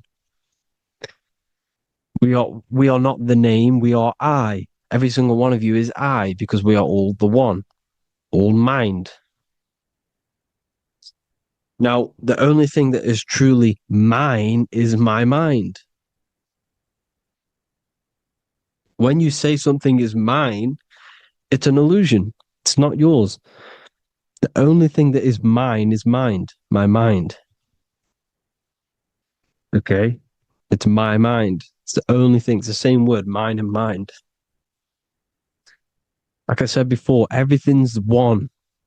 Hot and cold is different degrees of the same thing, of the one substance, of degrees. The 7 colors are different frequencies of the one white light. Everything is one. There is only one. We are all one. Everything is one. hot, cold, day, night. It's the same degree of one, which is mind. The mind's perception is what's giving it, labeling it hot or cold. The mind's perception of colors is what is giving it red or purple, hot or cold. There is only mind. The mind gives things perception. There is only one, that is mind. The conscious and the subconscious mind. The male and the female, these are married. The subconscious mind is your hidden part of the mind. Okay, it's hidden. You can't really, you can access it through different meditations and Reiki teachings, and dreams or manifestations of your subconscious. This is how you know mind and matter are one, because your mind creates matter in dreams. Your subconscious manifests everything in a dream, in the astral realms. The conscious is what you're conscious of, what you're consciously thinking of. So me, I am conscious that I am speaking into this mic and creating this video. My subconscious mind is the hidden part of the mind, which is speaking to my heart, telling it to beat. It's telling my food to digest. It's regulating all my blood. It's doing everything in my body without me being conscious of it. Without me being conscious. The subconscious is the feminine. The conscious is the male. The Bible, of course. Proverbs 12:4. Helpful, not helpful, an excellent wife is the crown of her husband, but she who brings shame is like rottenness in his bones. In the same way, husbands should love their wives as their own bodies. He who loves his wife loves himself. You can take that physically, you can take that literally, or you can take it metaphysically. See, the Bible's written in such a way where you can take it as your level of realization. He who loves his wife loves himself. If you love your subconscious, if you love yourself, you speak good about yourself, because your subconscious takes everything literally.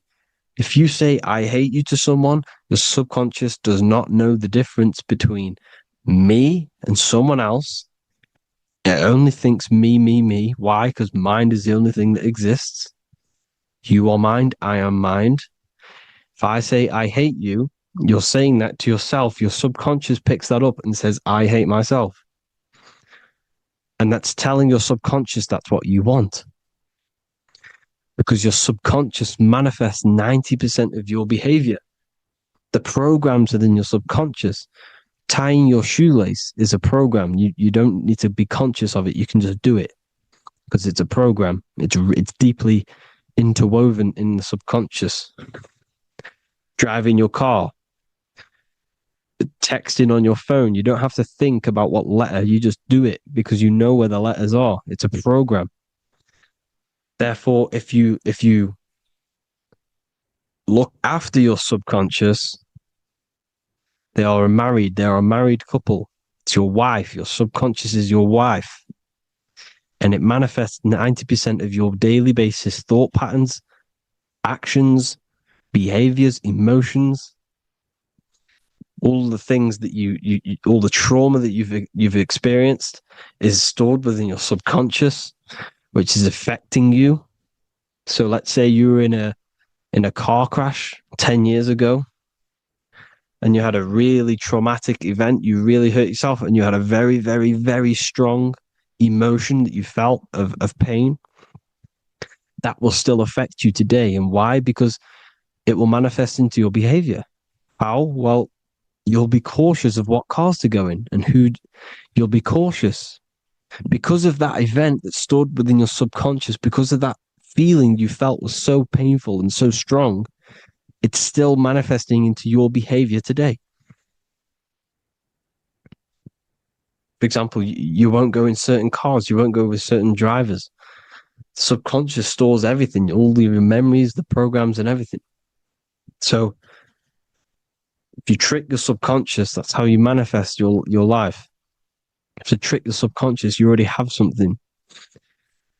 And therefore it will manifest into your life, into your behavior, thoughts, and actions. This is why the golden rule is to treat others like you want to be treated. Because I am you and you are me. We are all subconscious. We all have subconscious. Whatever I do to you, I do to me. Because my subconscious picks that up and thinks I'm speaking to me. Mind is very powerful. Whatever I do to you, I do to me. Treat others like you want to be treated. The golden rule. That is the only rule we need in this realm, in the universe. If everyone understood this rule and how the subconscious works and how karma works, we'd live in heaven on earth, the Garden of Eden, the golden age. As a man thinketh in his heart, so is he. Proverbs 23:7. Where your heart is, there will be your treasure. Your heart's the emotions. The storehouse of emotions is where you feel emotions. You have to let your emotions move through you, not become you. You can't let your emotions become you. Or except be like the sky and let them pass through you. Be like the clouds and the stars passing over.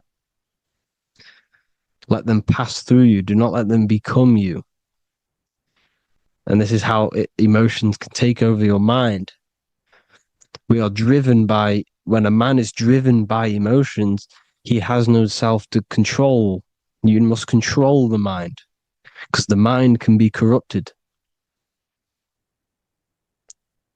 Because your thoughts are electrical in the brain. Your thoughts come from the mental plane. So how the mind works is that you place your attentions on something in the mind, and infinite information just flows in. Think about it. When you think of a certain topic, as soon as you think of that topic, information comes flying into your mind. Different ideas, ping, ping, ping. It's all connected. It's why we call it a mindset, because your mind sets itself to frequencies. And when we think of something, we tap into that frequency, and just the universe, the mind, the mental plane just flows in information based on that frequency and that thought. The universe is just information. All of the information out there, nothing is new. It's all there. You just have to tap into it. You can tap into these different thoughts, and it's all there. Everything already exists within the mental plane. You don't think anything. You receive thoughts. We all share the mental plane. We affect each other. I'm affecting you. Listening to me is affecting your mental plane, your mind. The physical plane is the lowest plane. It's the world of effect. Everything you see in the physical plane is the effect of mind. Like I said, the person walking is the effect of their mind telling the body to walk. The physical plane is the lowest dimension of your mind. Mother Earth, we are in a mother. We're in the womb still. The earth is feminine. It looks after you. It provides you with food for free. It grows on trees, with water. It's Mother Earth. It's the womb. The dome above your head is your mother's belly. Okay? Is your mother's belly. You're in the womb still. You're forever in the womb, because your mind's constantly expanding. Because when the baby's mind figures out that there is a reality outside of its mother, it starts to hear the people on outside of its mother, what does it do? It figures a way out of the mother, and it becomes born again in the water. in a hospital, into the other world. It's the same with our minds.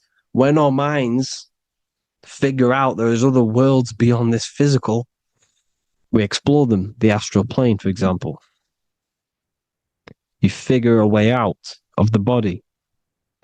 Because when you're the firmament, look at the word firmament, meant at the end. Firm is firm, something strong, something like a rock is firm. If your mind is firm like a rock, you will be stuck under the firmament. So, for example, people who are very programmed and can't think outside the box, they have a firm mind and they'll be stuck under the firmament because your mind is the only thing that's keeping you under the firmament. It's the only thing.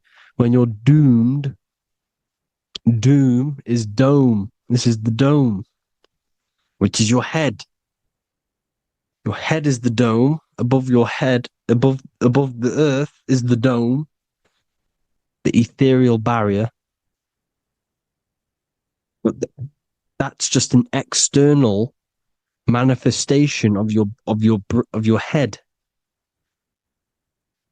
You don't leave the earth, you leave your body to leave the earth, because your body is the earth. It's a dimension within your mind. So when you're doomed, you're domed. Your reality is your level of realization. You realize something, or when you have an idea, the mind, and the EYE or I. Same thing, mind. It's all mind. Reality is your level of realization. You realize there's other worlds. That's your reality. Your perception's your reality. Mind in Latin is mens. Jesus was known as the fisher of men, which is the fisher of minds. He was fishing minds worthy of knowing the higher truth, the deeper occult knowledge. Jesus figured out that we are all God. And he got killed for it because in that age they were trying to suppress this information.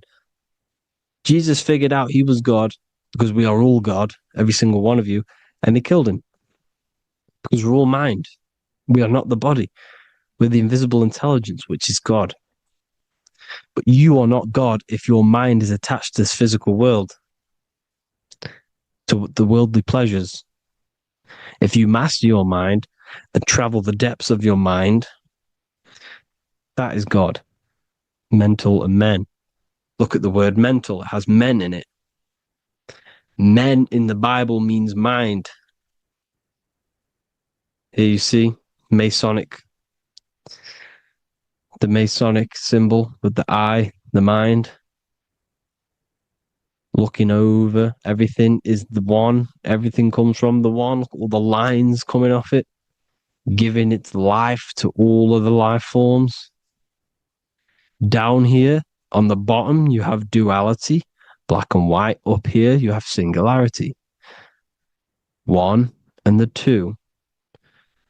Unification and division. The lower self is divided into the left and the right. So the Bible even says, I forgot what verse it is, but it says, it's better to go through life with one eye than to have two and be cast into the fiery abyss of hell. I'm not sure what verse it is, but you can research it yourself. It's better to go through life with one eye, to be unified. Unified consciousness. Dimension. No-brainer. No-brainer. The language tells you the truth, people. Dimension. The dimensions are in your mind. Entertainment. Entertain the mind. Disappointment. It's all in the mind. Environment. The environment that you are in is a product of your mind. Within, rearrange spells high twin. Within is your mind, and your external world is mirrored from the decisions you make in your mind. Advertisement, commitment, it's all meant, it's all mind. Everything is mind. Everything. So, this is important. The collective thoughts and collective beliefs. The collective, because we all share the mental plane. And because of this is why we are in a weakened state of consciousness at the moment. Because the collective thoughts and the collective minds overall are asleep. And they don't believe in anything. You see, everything is true within the mind. You think of something, it is there instantly. You think of a chair, it's there in your mind. You think of anything, it's there instantly. So everything's true within the mind. Anything can happen in the mind. Anything can happen on the physical plane if the collective consciousness, the collective minds, believe it to be true. This is why back in the days, in the ancient days, you look at all the old world stuff, you see all this crazy technology, and it's because as a collective, as humanity back then, they believed that they had much more open minds. Therefore, the things manifested in the physical world were a lot more out of the box, so to say, compared to today. For example, magic is not as powerful today because the masses don't believe in it. It's still powerful, don't get me wrong, but if the masses believed, or if everyone knew magic could be real, because it is, anything's real in the mind, it would be a lot more powerful. You see? So and what they're trying to do is create a hive mind worldwide. They're trying to make one religion, an external God.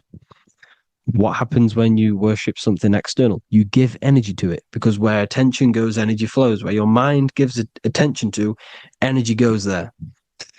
And when we all believe in external gods and give our worship and our power to these external things, we all give energy to it, which will manifest as a demon in the astral planes. It's a hive mind. They're trying to make a hive mind to summon our energy. Trying to summon our energy. And it through mind, through collective thoughts. The hive mind. They want one religion, one government, one currency, one belief system. And that will create a hive mind, which will limit our consciousness, which will limit what we can do in the physical world. Because if everyone doesn't believe in certain things, it cannot happen, because it's all in mind. Mind is so powerful. I am you and you are me. I hope you all enjoyed this video, people. If you haven't already, join the Wisdom Academy. The Wisdom Academy, we have many occult lectures just like this one. Also, we have just launched Mindwave Hub. If you want genuine frequencies, genuine binaural beats, because the ones on YouTube, the ones on Spotify, Apple Music, they're all tuned to A440 hertz, which shuts down the right hemisphere of the brain. If you want to gain access to your true consciousness, your mind, you need to balance the two hemispheres and balance the chakras. You can do that externally by listening to binaural beats. If you want true frequencies, true binaural beats to hemisync the chakras, hemisync the brain, to gain access to the different dimensions of your mind, well, you can gain access anyway, but it's going to help you if you're trying to learn this. Join Mindwave Hub. The link will be in the description. Listen to the binaural beats, meditate to them, listen to when you go to sleep. They'll massively benefit you. Thank you all, people. Hope you had an amazing, lesson. Hope you learned a lot. And please subscribe. God bless you all.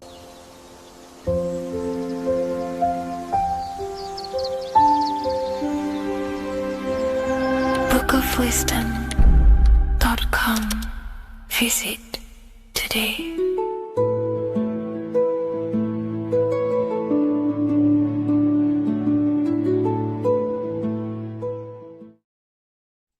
Today's topic is the binary code behind the universe. You will learn the fundamentals of the binary code, deeper understanding of reality, which will give you more of a connection to the universe, evidence supporting the existence of this code, and how to use the binary code to shape your reality.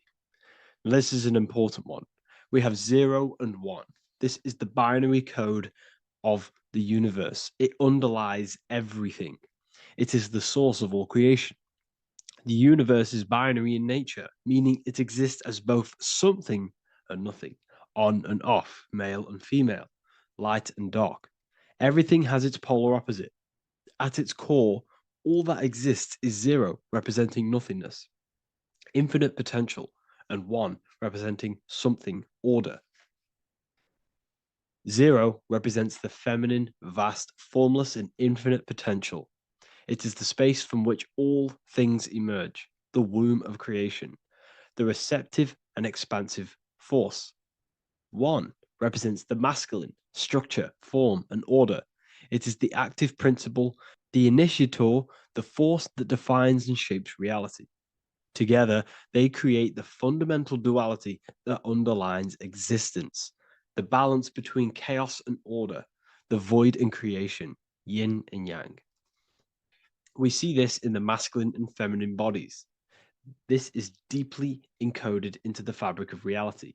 And once you see this, you will never unsee this. So please leave a like on this video if you love my content and you love the wisdom that I share with the world. So we see this with the masculine genital areas. Remember, this is the genital area. This is all to do with creation. These are the generative principles, the generative organs in the body that allow creation to continually outfold into new life. The genital areas are all to do with the code.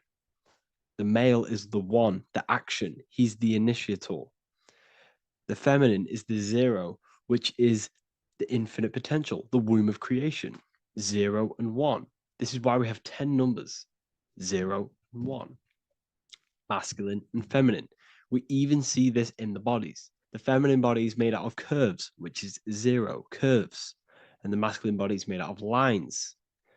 So please leave a like and comment if you love this. And if you have any lecture ideas, feel free, and I can make a lecture on any suggestions that you have.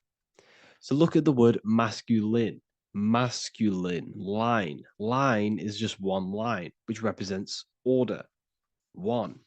Feminine. 9. 1 and 9 equals 10. 0 and 1. The binary code of all creation. Why is feminine? Why the number 9 for feminine? Because the moon has to go around 9 times to create a human in the feminine's womb. And look at this image of nature. All nature is zeros and ones. Now you can tell. The stick is a 1, it's a line. And here we have curves. It's curves and lines. Curves and lines create reality, creates matter. Everything is 0 and 1. We even see this with the sky. The sky represents zeros. They represent curves, the heavens, the heavenly bodies, the sun. These are circles, the moon, circles, the planets, circles. Down here is matter, representing the square. We have the Freemasonic square and compass, representing lines and circles, masculine and feminine. We see this with Leonardo da Vinci, with the circle representing the spirit, the void, the womb of creation, and matter, which is the body. This is the soul in matter, infinite potential in matter. This represents spirit over matter. This represents the architect of reality, zeros and ones, spirit and matter. This is all the same thing. Understanding this binary nature of the universe, where 0, feminine, represents the infinite potential and 1, masculine, symbolizes order and structure, can benefit you in several ways. Manifestation and creation is the first way it can benefit you. Now that you understand this, you understand that everything comes out of infinite potential. 0, infinite potential. 1, action, equals manifestation, equals creation. So you must pull things out of infinite potential. If you have ideas but don't take action, too much, 0, nothing materializes. You'll never materialize if you sit there imagining all day, visualizing all day. You have to take action. They both come hand in hand. If you only take action without tapping into intuition and creativity, too much, 1, your actions may feel hollow and misdirected. Using both effectively leads to greater success in life, work, and relationships.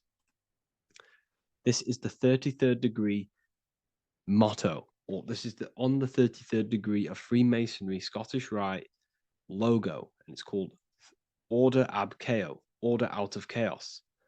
Chaos is the 0, infinite potential. Chaos is the dimension of the imagination.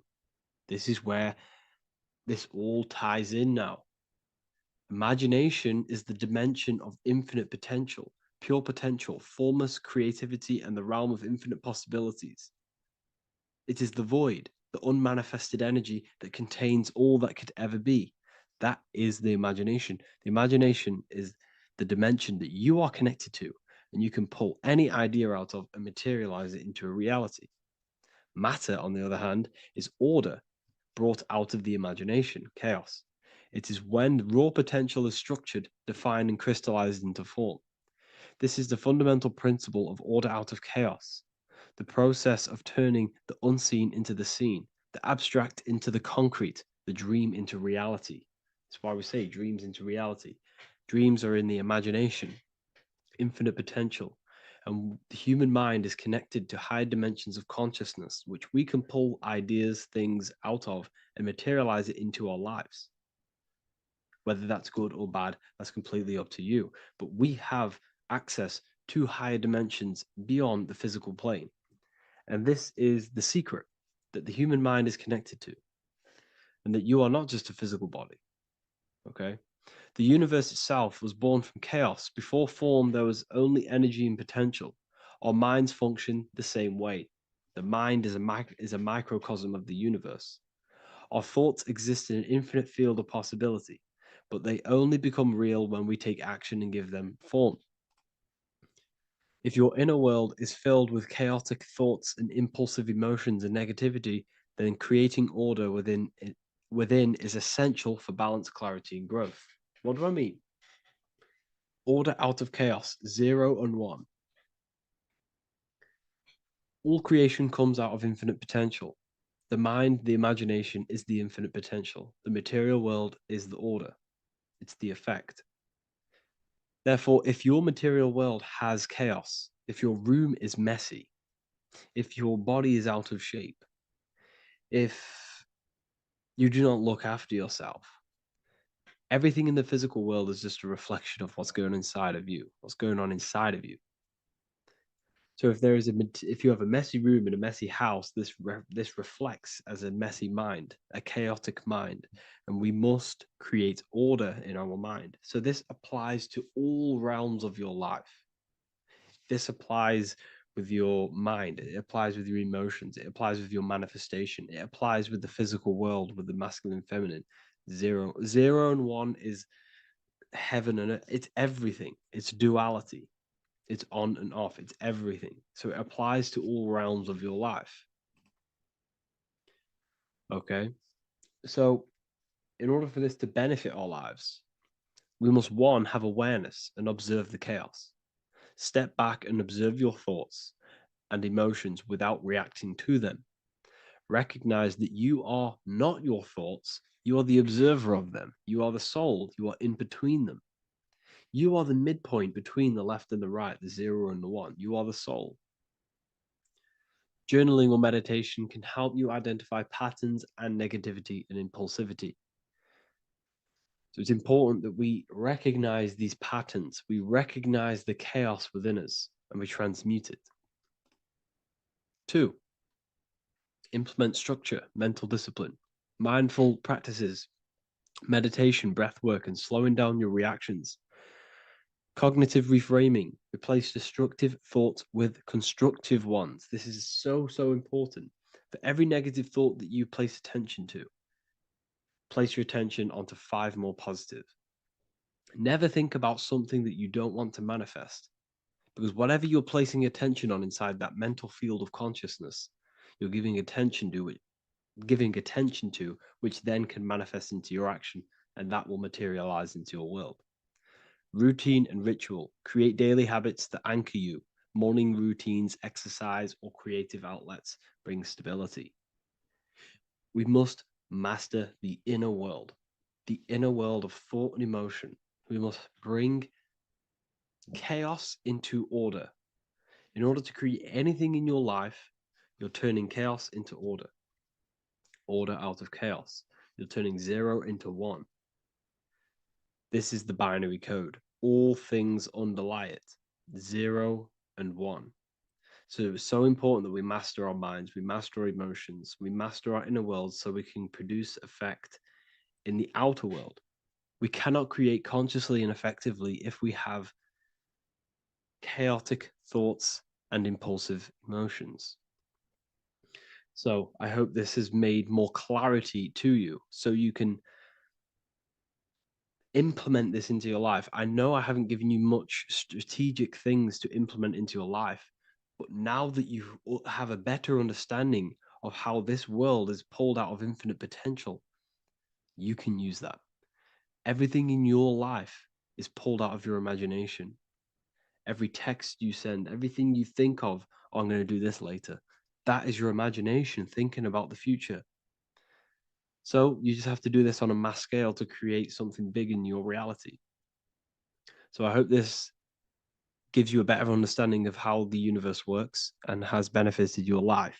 If you have any comments or any suggestions or how this video made you feel, let me know in the comments section. I would really appreciate it. And I'll see you all inside of the Symbolism Masterclass on March the 8th.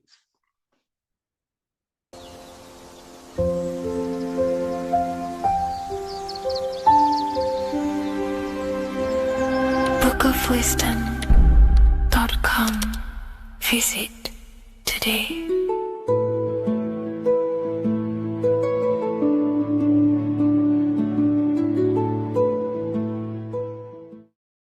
Before you call the Baphomet evil, make sure that you watch this video until the end so you gain a full understanding on what the Baphomet truly is.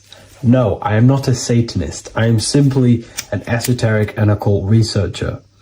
I've been looking into symbolism for a very long time, and I can reassure you that this symbol does not represent the devil, does not represent any negative figure. It's a very deep, occult, esoteric symbol. What we first need to understand about the Baphomet, it is indeed a symbol. Every symbol we see around us is neutral. The pentagram, the Baphomet, is neutral. It depends how you use it, whether it is used in a good or bad way. Everything is neutral. It's your mind's perception that gives it a positive or a negative charge. First of all, let's break down the Baphomet symbol. Let's look very closely at the Baphomet. We have clearly the 4 physical elements corresponding to the Baphomet. Here we clearly have the fire element. The wings represents the air, the flapping in the air. The fish scales, which is the water, and this dome figure representing the earth. The soul is incarnated into 4 bodies. We have a mental body of consciousness, intellect. We have an emotional body of consciousness, which is all to do with intuition and energy. We have a spiritual body of consciousness, our astral body, and a physical body of consciousness for the physical earth. Earth corresponds with your body. Air corresponds with your mind, fire corresponds with your spirit, water corresponds with your emotions. So the Baphomet is showing you the 4 elements of the soul, the 4 bodies of the soul that we are incarnated in. Now, let's look at this moon figure. We have the moon. The moon represents the internal world. It represents what we cannot see. The sun represents our conscious mind, what we can see, what we're aware of, the physical world. The moon represents what we are not aware of. It represents our internal world. Remember, we have two worlds. You're an individual. You have a dual nature. Individual. You have an internal world. When you close your eyes, you have an internal voice, an internal world of thought and emotion, and an external world of this material body. The moon represents the internal. The moon on top represents the moon controlling the mind, represents the inner world controlling you. Now, this is very symbolic in the occult world. If the inner world is controlling you, then you have no control over reality. This is the devil horns. You know the devil horns? The moon crescent? This represents you are the devil. You're being controlled by your thoughts, by your emotions, by your psyche. Then we have the moon below, which represents control over the inner world. We have control over our thoughts, our emotions, our impulses. So you're either being controlled by thought and emotions, or you're controlling them and having self-mastery. In alchemy, we always see this symbol of the man or woman on top of the moon, representing emotional control and self-mastery of the internal world. The journey of the occultist is to gain full mastery over their consciousness. They want to be conscious of every single thought that enters their mental field of consciousness. We get over 7,000 thoughts a day. It is possible to achieve a certain level of mastery where you are conscious of every single thought that enters your mind. This is one of the end goals of self-mastery and occultism, as this gains your personal power. When one achieves this, they are then able to direct the mind in one place and one place only, becoming more effective in manifestation and creation, because we are microcosms of the divine. We are creators. This is the gesture of as above, so below. The inner world and the outer world are mirrors of each other. The inner produces the outer. Your physical life circumstances are a result of every thought you thought in the past. The inner projects the outer. If you want to produce a change in the outside world, you got to produce change in the inner world of consciousness first. As above, so below. As within, so without. This corresponds with absolutely everything in the universe. Now we have the goat head, which represents the animal self. This represents the lower carnal mind. Lower carnal mind, which is earthbound, because a goat is on the ground. It's not a bird, it's on the ground. It represents the lower self, the beastie nature, the one that tells us to hate, to steal, to eat all the time, to consume. It's the beast within us, the beastie side of our consciousness. It has a human body resembling this. The human in the beastie nature, or we have the spiritual nature, the higher self. In essence, this symbol of the Baphomet represents the higher and the lower self of human consciousness.